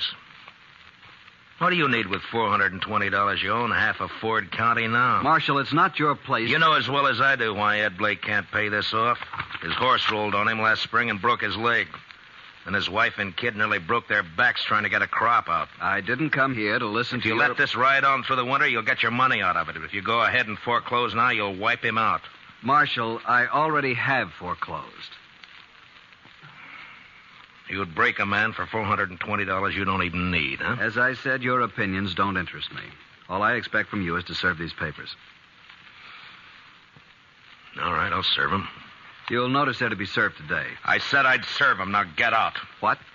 This office belongs to the United States government, and as far as I know, that's one thing you got no mortgage on, so get out. You may find I have some influence in Washington, Marshal Dillon. Then see if you can get me a decent salary for this rotten job of mine. It sure was a fine morning, Mr. Dillon. Yeah, it was. All right, Chester, let's saddle up.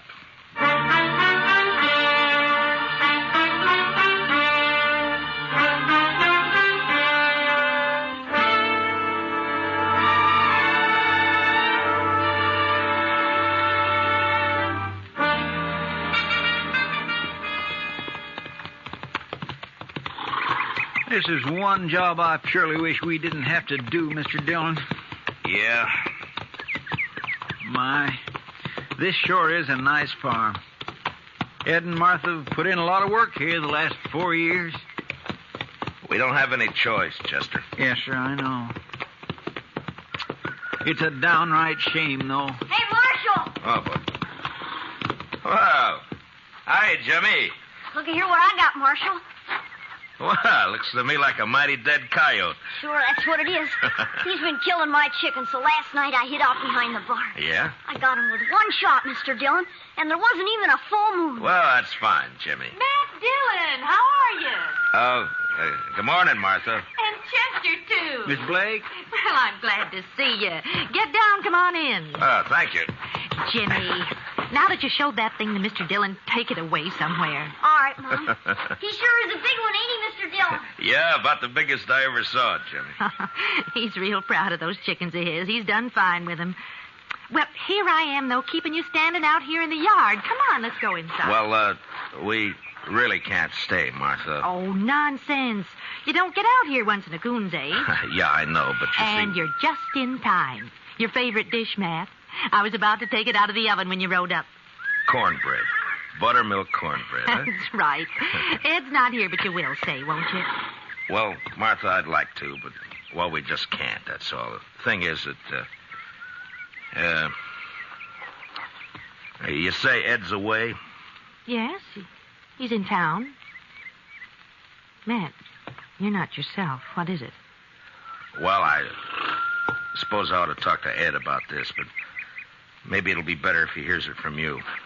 Here's what? Martha, I got a court order here. It has to do with that mortgage of Caleb Andrews. It's a order of foreclosure and eviction and sale. No. Oh, no. Here it is. We were so sure he'd extend it. He knows what happened and why we couldn't pay it. We were sure he'd extend it. Well, he won't. I talked to him. Matt, how long before we have to get out? 5 days. So soon. You were right, Matt. It is better that Ed hears it from me. Coming on top of everything else, it'll... Well, I can't let it break him. I just can't let it break him. Martha, if there's anything I can do, you let me know, huh? Matt, I don't blame you for this. I understand. Well, come on in now and have some cornbread with us. Well, I couldn't. I'm sorry. Thank you anyway, Martha, but I just couldn't.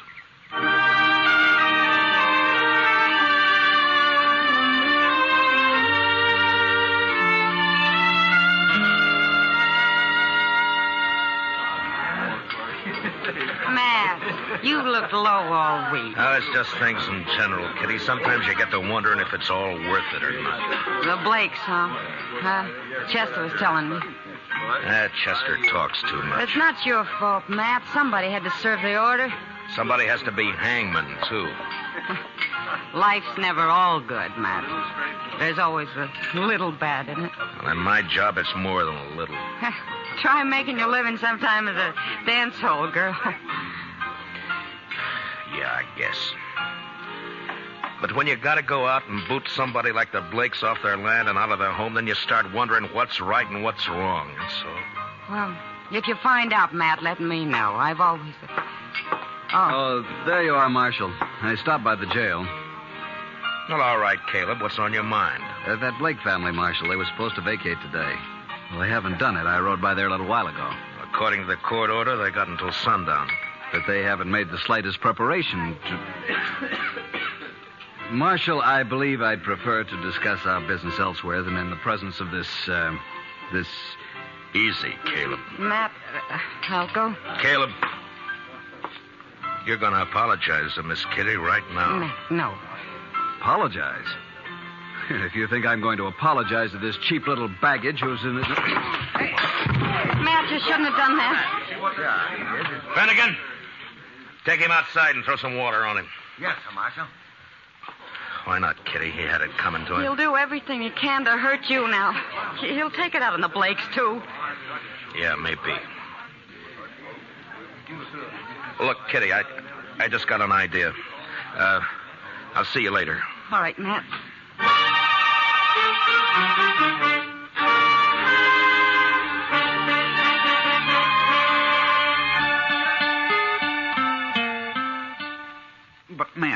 mere fact a man runs a bank doesn't always mean he's got a free hand in everything he does.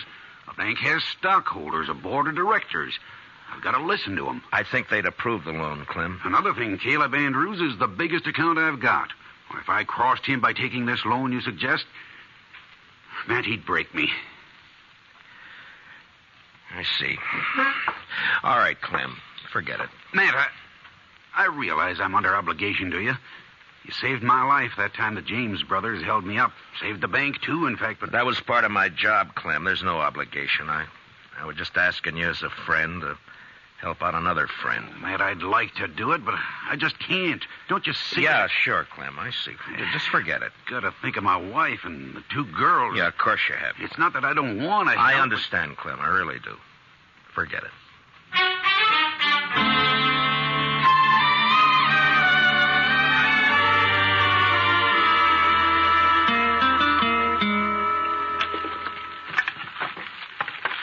There. That'll hold it a while. That fire feels kind of good, Mr. Dillon. It's getting chillish out tonight. Yeah, I guess we better have Pedro lay in some more wood. Yes, sir. When winter sets in, it always makes you feel good to know you got a warm place to hole up. Be mighty rough not to have a... not to... Yeah, I was thinking of the same thing, Chester. You suppose they vacated this afternoon? I don't know.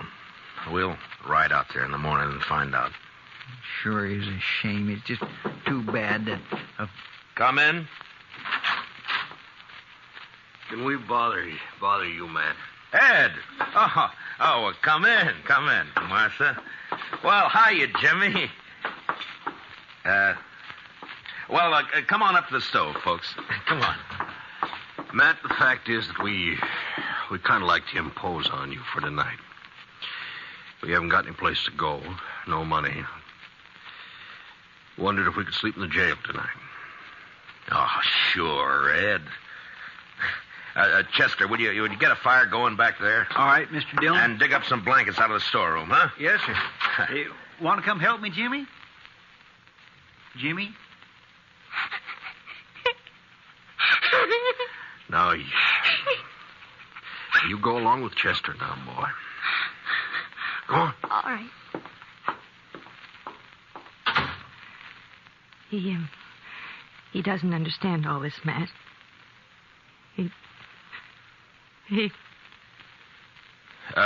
Ed, we may as well get your stuff out of the wagon, I guess. Well, there ain't any wagon, Matt. We walked into town. 6 miles? With that leg?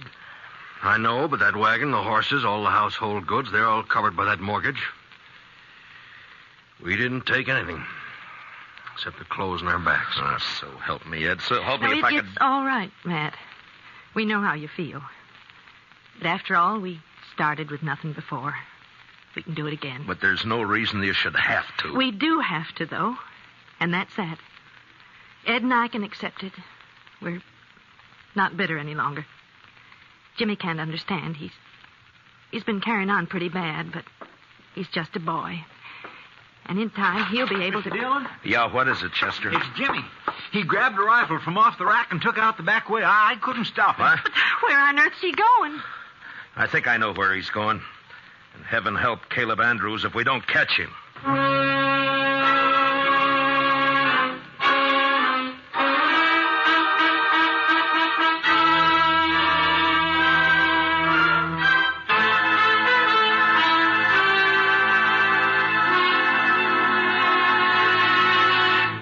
We will return for the second act of Gunsmoke in just a moment. But first, that widely traveled man of music, Mr. Vaughn Monroe, will land in Pottstown, Pennsylvania this Saturday night. The Moon Maids, the Moon Men, and the Monroe Ensemble will be on hand to enliven the session. Remember, tomorrow night and every Saturday evening, it's Vaughn Monroe and his musical caravan on most of these same CBS radio stations. Now, the second act of Gunsmoke.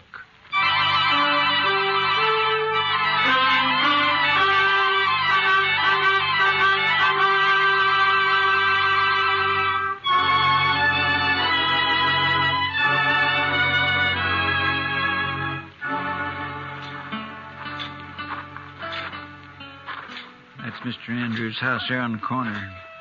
Looks dark, Mr. Dillon. Yeah, he may not be home. I sure hope he isn't. No sign of the boy around. Reckon he broke in the house, Mr. Dillon? Maybe.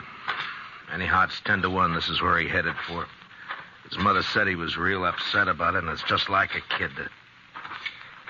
Chester? There's somebody back of that tree up there on the left. Yeah. Think it's him? I don't know. Just keep on walking. Yeah, it's him, all right. I can see the moonlight on the rifle barrel. Will we try to rush him, Mr. Dillon? Well, not unless you're thinking of suicide. I'm going to talk to him, Chester. Jimmy? It's me, Matt Dillon. Go away, Mr. Dillon. Better go away now. Don't bother me. I can't do that, Jimmy.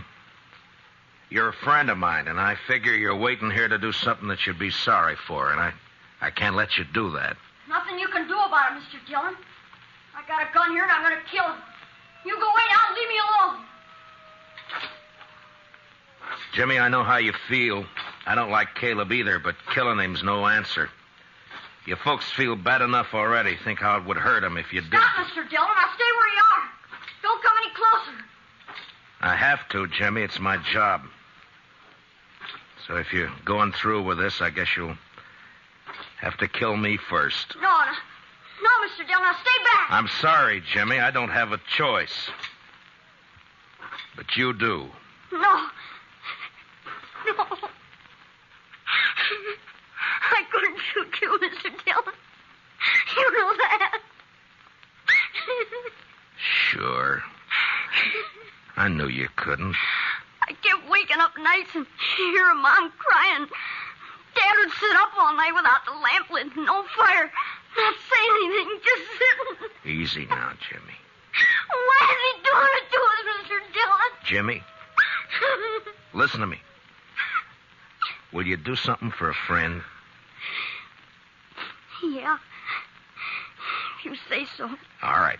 Then take that rifle back to the jail and put it in the rack and go to bed. Now, you promise? Yeah. I promise, Mr. Dillon. I'm sorry, and I'll do like you say. You're all right, Jimmy. Good night, son.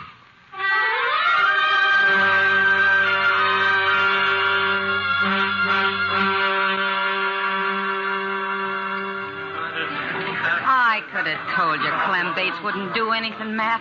He wouldn't dare. He'd be scared Caleb would take his money out of the bank. Yeah, that's about what he said. I don't know, Kitty. I've done everything I could possibly think Oh, of. the worst of it is everybody in town's just as scared of Caleb as Clem is. I doubt if they'll even have the nerve to bid against him at the sale. Yeah, I know.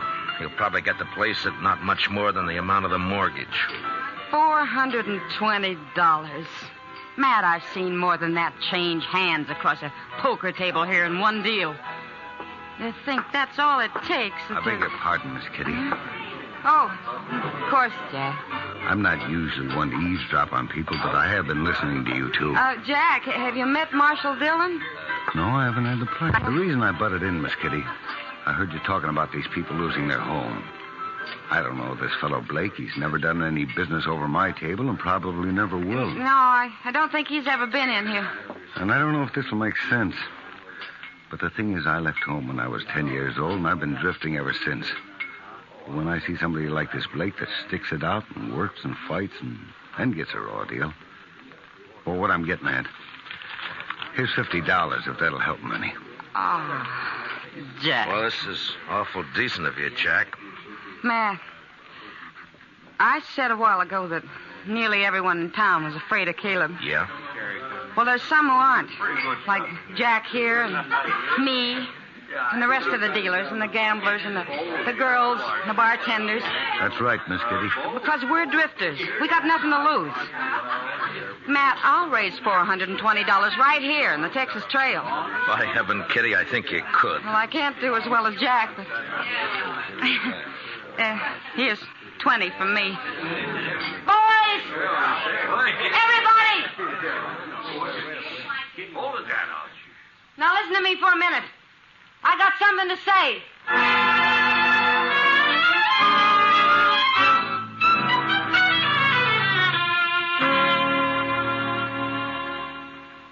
He's sure taking his time getting here, Chester. Well, I told him what you said, Mr. Dillon. Well, that ought to bring him on the run, if anything will. Anytime Caleb figures he's about to lose $1 or $2, it's hitting him where it hurts. The Blakes turned in for the night? Yeah, I guess so. It's been quiet back there for the last few. Marshal, what's this all about? Well, shut the door, Caleb. We're trying to keep it warm in here. Would you mind telling me why I've been called over here at this time of night? Yeah, sure. Here's $420. The Blakes want to pay off the mortgage. They do they? The court costs up to now will probably run about $10. I'll pay that myself. That's mighty generous of you. Well, good night, Marshal. Is it a deal, then? I am not the least bit interested in having that mortgage paid off, Marshal Dillon. The Blake farm is worth about $2,000 now, and in 5 years it'll be worth 3 times that much. Land's going up in Ford County. That's why I'm grabbing every piece I can get. So I don't want the money. I want the farm. And when it's put up for sale, I'll get it at my own price. The foreclosure still goes. I see. Good night, gentlemen. Well, I guess that's that, Mr. Dillon. I don't know why I even thought he'd take the money. The Blakes won't get a cent out of the sale. He'll scare everybody off and bid it in a few dollars over the amount of the mortgage, and nobody in town will even try to... Try to what, Mr. Dillon? Chester, I'm going over and wake up Clem Bates. I got an idea, and if it works, we'll hold that sale at noon tomorrow. That's pretty short notice to find an auctioneer. I don't need an auctioneer, Chester. This one I'm going to run myself.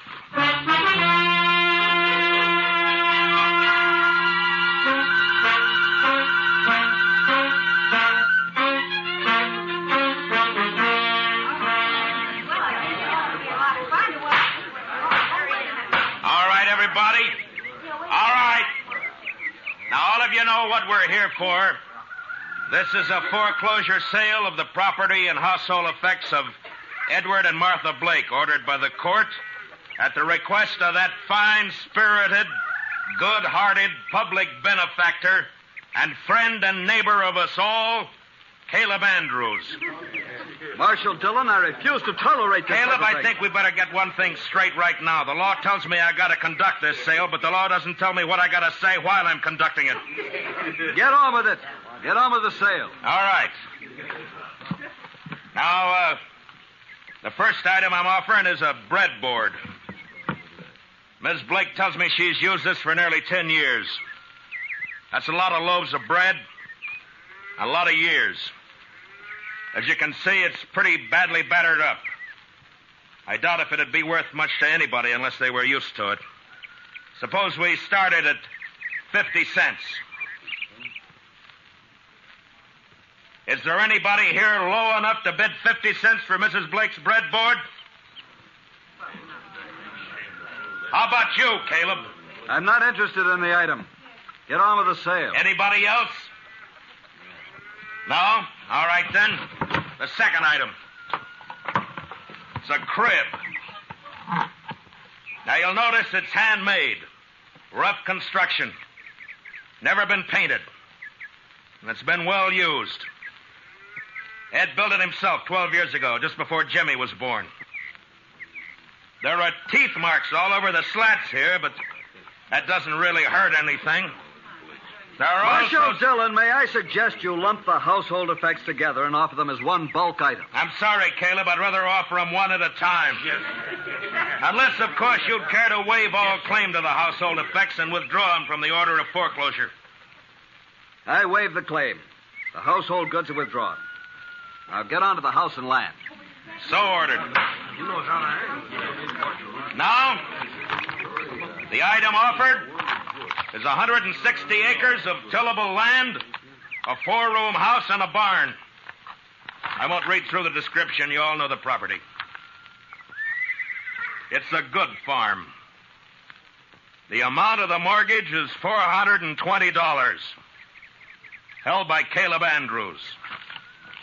All right, the bidding's open. What am I offered? $450. I have $450 from Cable Andrews. Do I hear another bid? Oh, the farm's worth $2,000. You're going to let him have it for $450? How about another bidder? Mr. Dillon? Yeah, what is it, Chester? Well, I've been thinking some lately of getting me a little place like this and settling down. I'll bid $1,000. I have $1,000. Do I hear another bid? It's a trick. He doesn't want this place. $1,000. Going once? $1,200. Caleb Andrews bids $1,200. What do you say, Chester? Well, sir, I think I kind of like this farm. $1,500. This is ridiculous. The bid is $1,500. Going once. Going twice. $1,600. $1,600 from Mr. Andrews. Chester? $8,420. He never had that much money in his whole life. Do I hear another bid? Oh, what do you say, Caleb? Do you think I'm a fool? Going once, going twice, sold. The Chester Proudfoot for $8,420. The buyer will come forward and complete the sale. Don't you worry none about me, Mr. Andrews. I got it right here. There's $8,000 in $500 bills, and here is the $420. Where did you ever get that much in cash? Well, I save my pay, Mr. Andrews. Then, of course, I drink just mostly beer. It adds up after a while. Caleb, I guess $420 of this is yours. And that takes care of the mortgage. Well, Ed, looks like you made a pretty fair profit on the place. Yeah, a lot better than I expected. Here's your money. Thank you, Matt. But I tell you, I'd still rather have the farm than the money. Well, now, I've been sort of thinking it over, Mr. Blake. Maybe I kind of lost my head. But when you come right down to it, I don't know what I'd ever do with a farm, so if you'd like to buy it, I'll take a $420 loss and sell it back to you for $8,000 cash. Done. Here's your money. This is unheard of. They can't do it, Marshal. Well, as far as I know, there's no law against a man selling his own property. Now, the way I see it, Mr. Andrews, is right this minute you're a trespasser on my property. Come on, let's go. Let go of me, Gracie. Who do you think you're landing? Chester, you better get that $8,000 back to the bank. Clem Bates is probably worrying himself into a breakdown for fear somebody will find out that he let us have it. All right, Mr. Dillon, I'll see you in town later. Yeah. Oh, Matt, I don't know how we can ever thank you for what you've done. Not me, Martha. Thank the bunch that work at the Texas Trail. You know, they're bums and drifters, most of them. But when Kitty told them the story, they really came through. We'll pay it back, Matt, every cent of it. And, well, that girl, Kitty, I guess I've said some hard things about her in the past, but... Matt, will you ask her to come out to dinner some afternoon? What? I'd like to thank her myself. Sure, Martha. I'll ask her. And I think she'll appreciate that more than you'll ever know.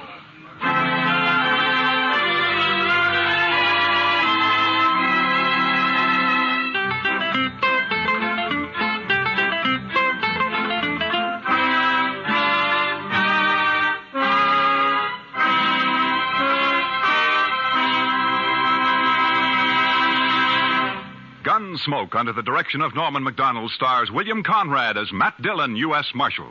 Tonight's story was specially written for Gunsmoke by Les Crutchfield, with music composed and conducted by Rex Corey. Featured in the cast were Harry Bartell, Paula Winslow, and Richard Beals, with Joe Duvall, Lawrence Dobkin, and Jim Nusser. Parley Bear is Chester, and Georgia Ellis is Kitty.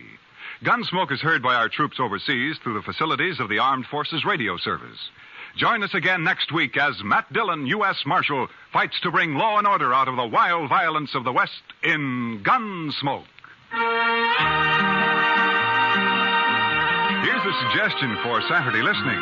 Fun for All, starring Bill Cullen and Arlene Francis, and John Reed King's great show, Give and Take. Hear them tomorrow on CBS Radio.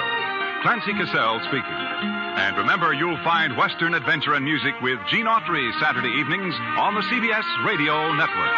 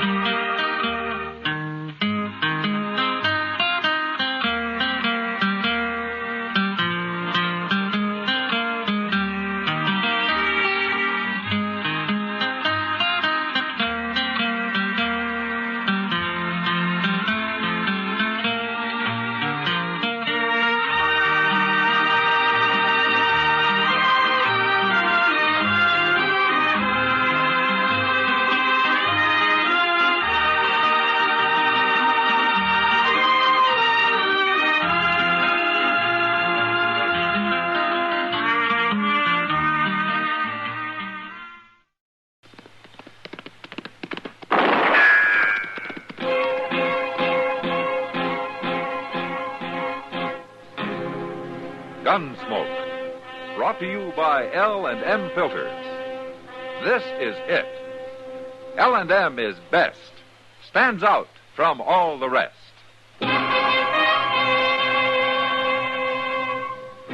Around Dodge City and in the territory on West, there's just one way to handle the killers and the spoilers, and that's with a U.S. Marshal and the smell of Gunsmoke.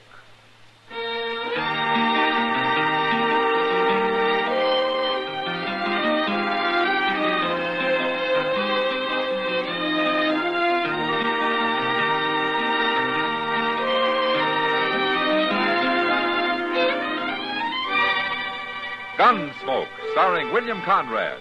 The transcribed story of the violence that moved west with young America. And the story of a man who moved with it. I'm that man. Matt Dillon, United States Marshal. The first man they look for and the last they want to meet. It's a chancy job, and it makes a man watchful. And a little lonely.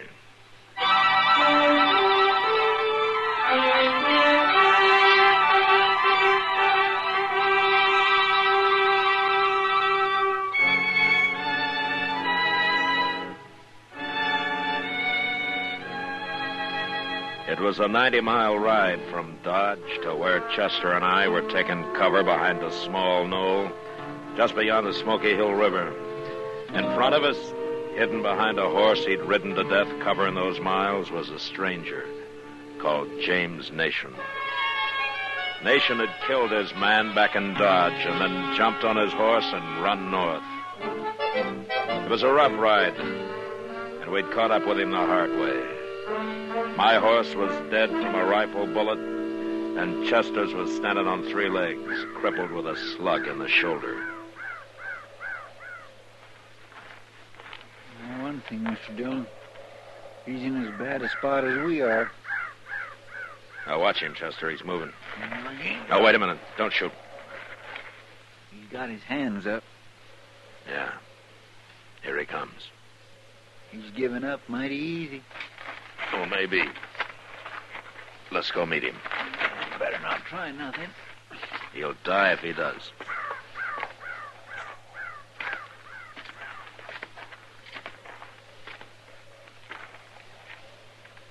Keep coming, Nation.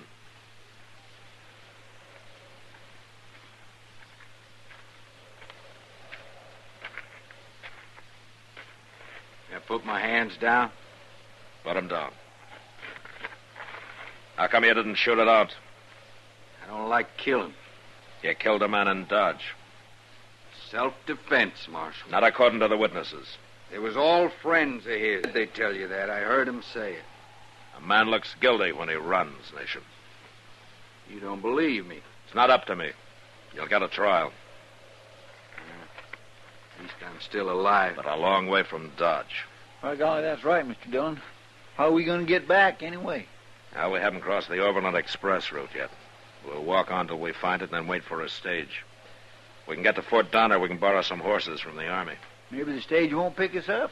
Now, that sure won't pick us up here. Marshal? What? You don't owe me no favors, Marshal. But I'd like to ask something of you. Yeah?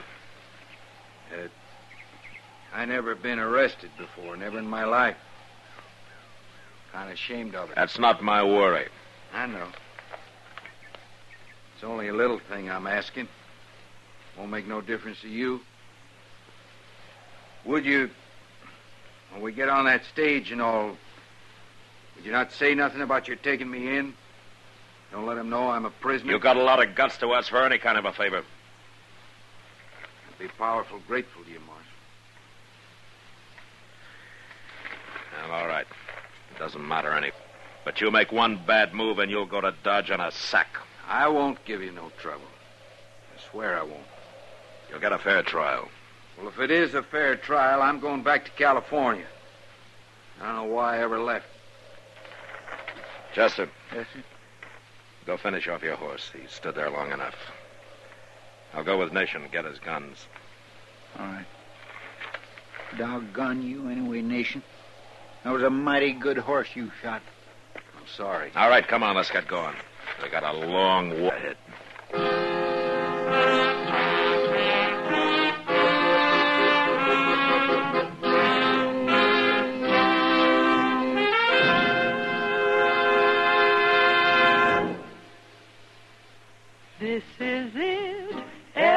L&M filters. It stands out from all the rest.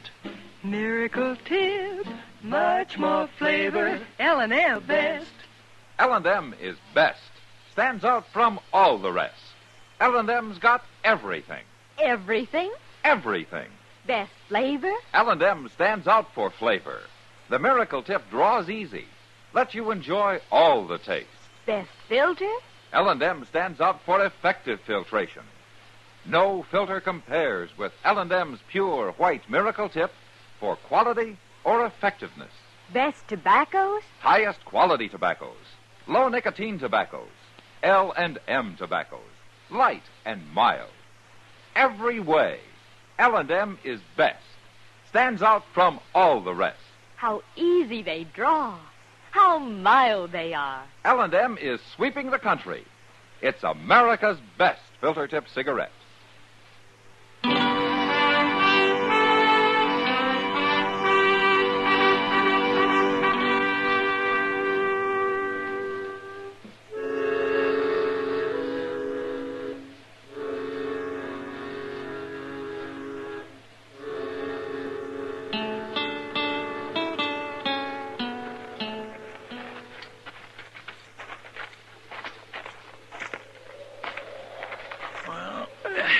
There's the road, Mr. Dillon. Right there, see it? Yeah. Well, that stage is headed right for us. We have to keep walking? I never heard of a stage driver who'd leave the road 10 feet for anybody. I guess you're right, Marshal. You sure must be mighty proud of that coach. Look how he's gone and painted it bright red. What if he won't stop for us? Road agents don't carry their saddles. The driver will notice that. If he's awake. Driving 6 horses ought to keep him awake. Yeah, but not sober. Yonder they come.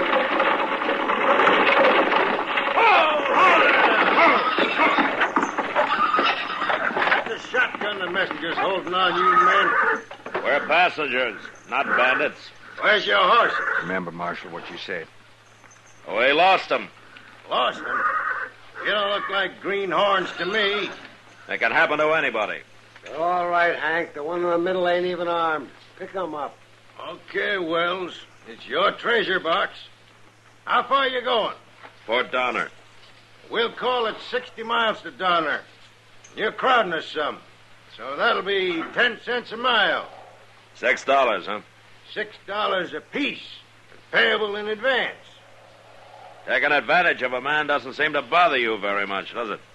Pay up or walk, mister. All right. Here it is. $18. 10, 15, 16, 17, 18. Okay, get in. I don't know how them people in there are going to like this, so. Room for a couple more in here? A man that can't hold on to his horse ought to be made to walk. There's room for 2 if we jam up, but we sure can't handle 3. No? You can see that for yourself, mister. Yeah, you're right. Chester. Oh, no. Now, doggone it all. Do I have to climb? I don't want Nation on top, so you got up there. Yes, sir. Doggone it, they ought to charge less if I got a ride on top like a doggone carpet bag. Company guarantees a ride, mister. Comfort's your problem. Now, get on or get off. You've held us up long enough. All right, get in, Nation. Son, just wind off, probably fall over here and bust open all your sack holes.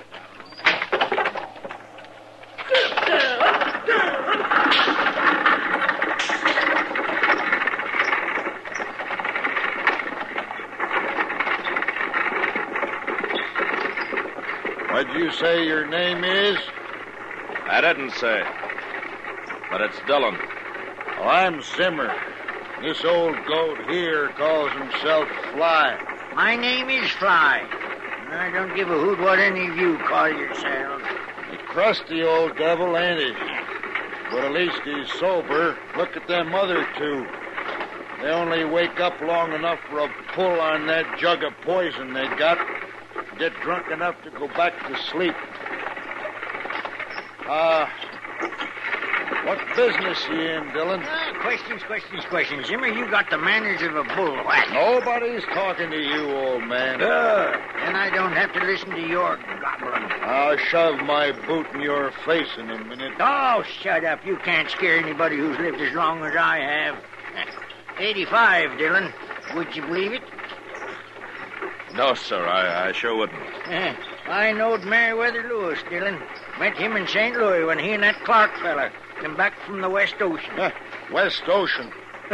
Listen to him. Why don't you leave him be, Zimmer? Oh, don't pay him no mind, Dillon. He's been nervous about something the whole trip. What are you talking about? You got ants all over you, Zimmer. I can see him from here. Yeah, if you weren't so doggone old, I'd squeeze you out of your skin, Fly. I ain't gonna talk to you no more. Hey, Dillon. Yeah? We'll be at Cherokee Station in about an hour. Spend the night there. Grub's terrible low. Last time I was there, all they had was fat pork. One pilgrim claimed a sore belly. Said he couldn't eat fat pork. And you know what the old woman who does the cooking told him? Real polite like. She said, well, then you just help yourself to the mustard, my friend.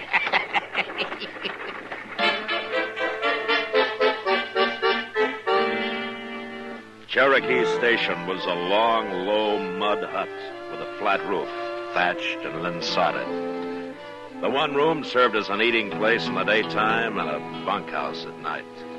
It was hot and stuffy inside.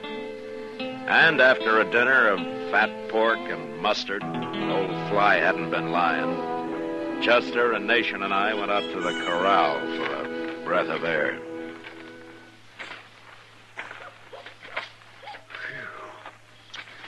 My, I hate to think of spending the night in that place. A fella could drown in that air. I'll bet that stock tender ain't washed since the day he was baptized. Ain't it awful? Don't worry about it. We'll sleep outside. Good. But half the night you're going to stand guard over Nation, Chester. Well, I ain't going to run away, Marshal. No. You ran once. All right. I'll tell you something. Then maybe you'll trust me a little. What? You want to know who Zimmer is? I mean, who he really is? Go on. Name's Art Carp. How do you know? I seen it under his picture. It was tacked on a pole out in California. I think the reward was $500, but I ain't certain about that. But you're sure it was his picture? Of course I'm sure. Everybody was talking about him for a time out there. He's real clever, that Carp. Now, how's he clever? Well, I heard that one time he rode in a stage as a passenger. Then some fellas on horses, they stopped the stage in a canyon somewheres. And this Carp pulled a gun on the people inside the stage and held them there. And when the boys outside got the treasure box unloaded, he got out, climbed on a horse they had for him. They all rode off. Now, that's pretty clever, ain't it? Yeah. Yeah, that's real clever. Seems to me he went to a lot of trouble. They could have held it up without him. Passengers sometimes give bandits more fight than the driver and messenger, Chester. They feel safe because they're inside the stage. You gonna arrest him, Marshal? I think you're telling the truth, Nation. But I'm not going to arrest him. Not yet. Oh, there's that poor miserable old woman. Oh, yeah. But she can do something for me. You keep an eye on Nation, Chester. I'll be back. Yes, sir. Evening, ma'am. Evening.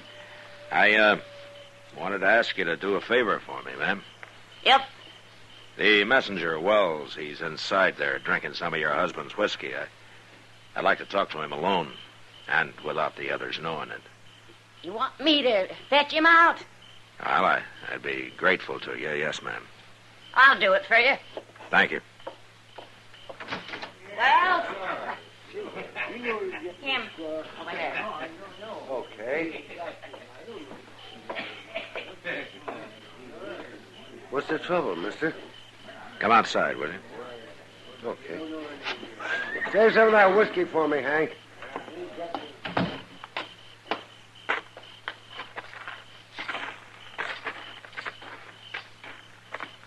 Yeah, this'll do.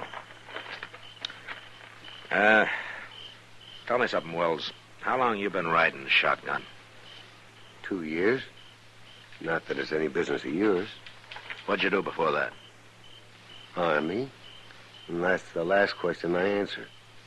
And I'm just trying to find out if you can handle yourself.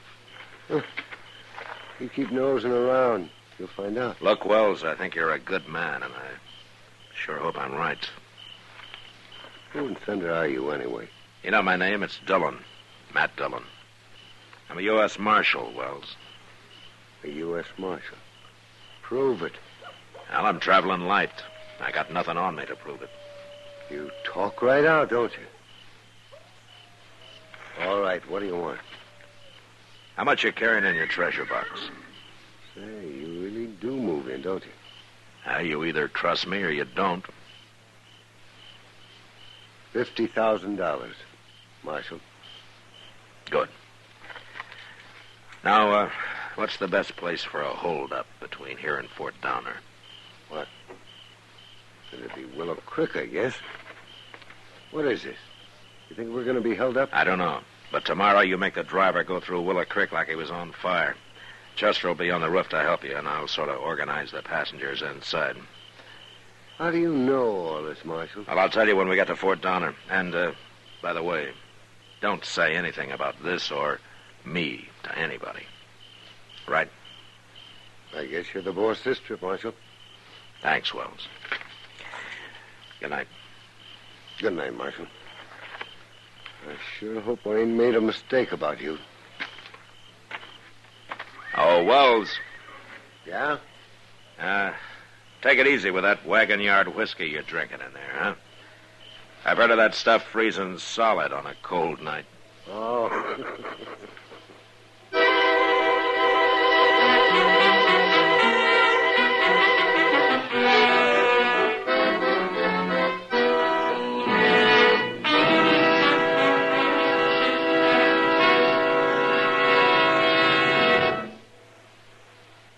I've got L&M.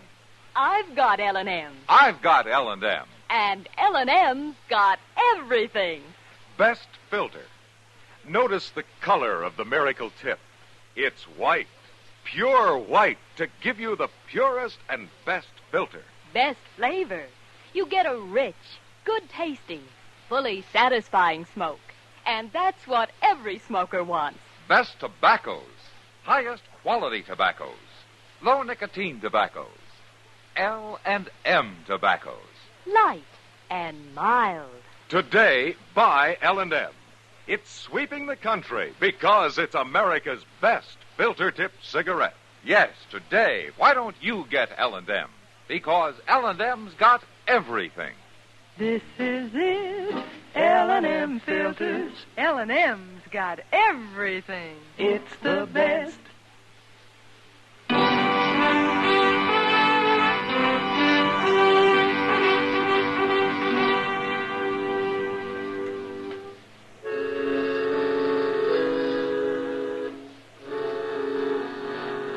Next morning, Wells told me it was 10 miles to Willow Creek and another 12 miles to the next change of horses at a small swing station run by a lone stock tender. We went through Willow Creek flying. Had no trouble at all. But trouble was waiting for us at the swing station beyond. It was a small one-room adobe hut with the usual corral at the rear. But as we pulled up, I noticed there wasn't a horse in sight. And out of the two windows facing us was pouring thin streams of white smoke. Everybody jumped down and ran up to the half-open door, where two arrows were embedded in the frame. Comanches. It's Comanches. Look at them arrows. Stand back there. Let me take a look inside. Let's all take a look, Zimmer. Why, look at that. 3 men killed. Now, this man's still alive. That's the stock tender, Dillon. Wait a minute. I thought he was alone here, Wells. He's always alone here. I'm wondering who these other 2 men are. Never mind them. They're dead, ain't they? Yeah. They're dead. Maybe he can tell us what happened, Dillon.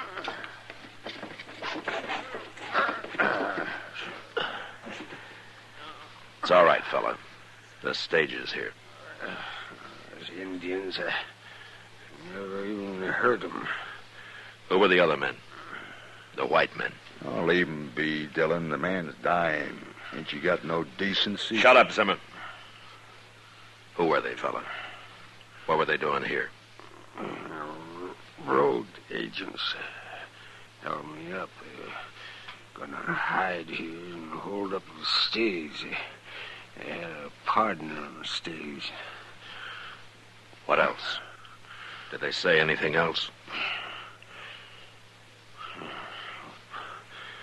Put my head down, mister.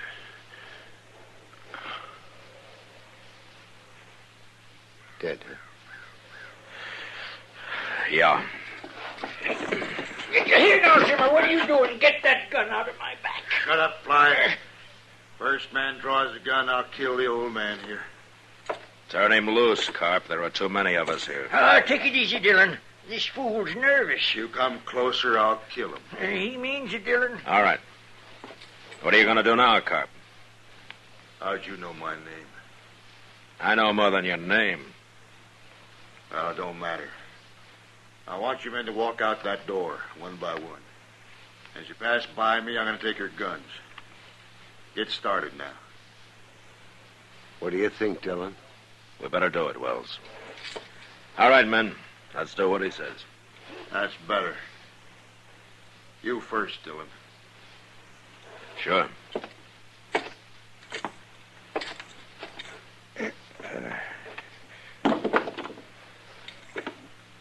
Stand right out there where I can see you. You hold still, Fly.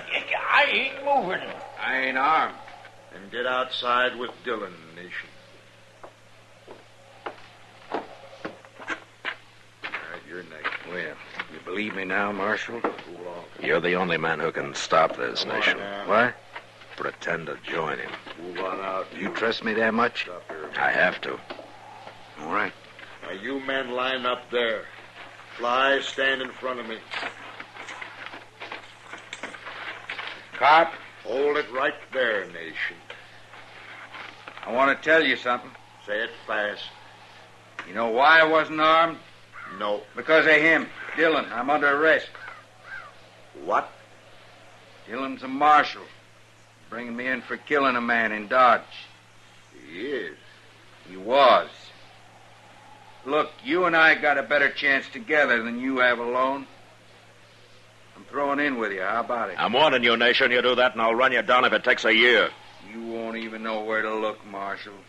You'll be standing around here till tomorrow while we're riding off on them stage horses. How about it, Carp? If that's your name, I heard the Marshal say it. That's my name. Okay, Nation, grab a gun there and get over here. Sure will.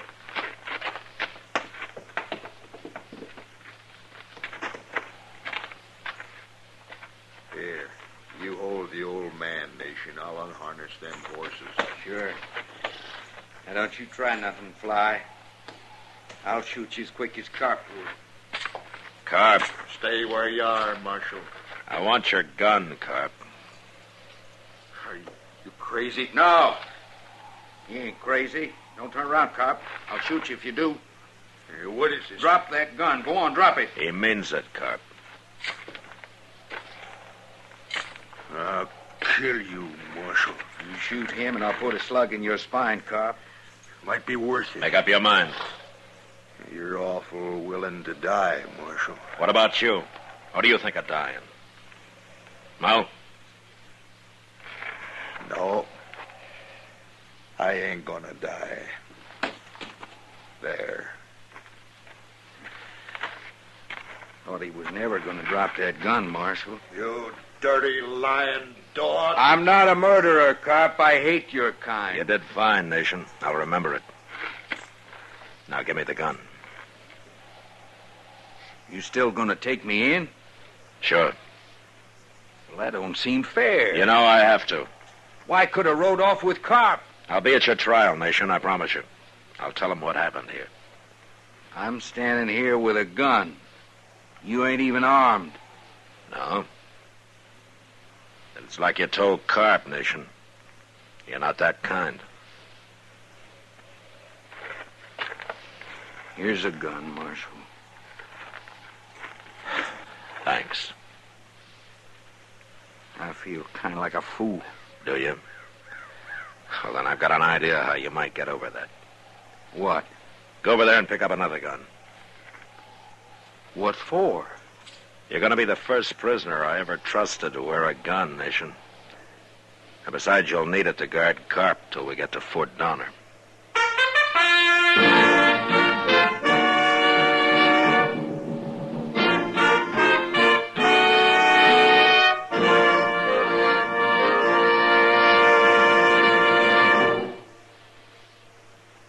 And now our star, William Conrad. You know, Father's Day is June 19th.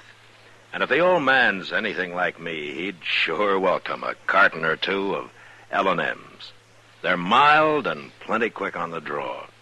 And L&M's pure white miracle tip, well, no filter stacks up with it for quality or effectiveness.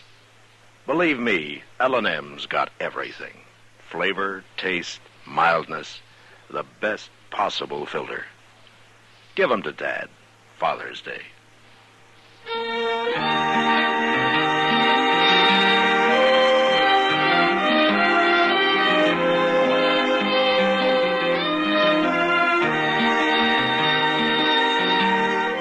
Gunsmoke, produced and directed by Norman Macdonald, stars William Conrad as Matt Dillon, U.S. Marshal.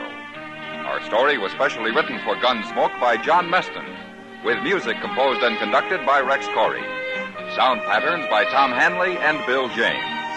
Featured in the cast were Vic Perrin, Joseph Kearns, John Daner, Clayton Post, and James Nusser. Parley Bear is Chester.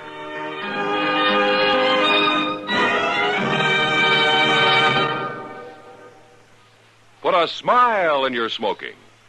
Next time you buy cigarettes, stop. Remember, only Chesterfield is made the modern way with Accuray. This amazing quality detective electronically checks and controls the making of your Chesterfield, giving a uniformity and smoking quality never possible before. For the first time, you get a perfect smoke column from end to end. From the first puff to the last puff, Chesterfield smokes smoother. Chesterfield smokes cooler. Chesterfield is best for you. Next time you buy cigarettes, stop. Remember, Chesterfield is made the modern way with Accuray. Put a smile in your smoking, just give 'em a try. Light up a Chesterfield, they satisfy.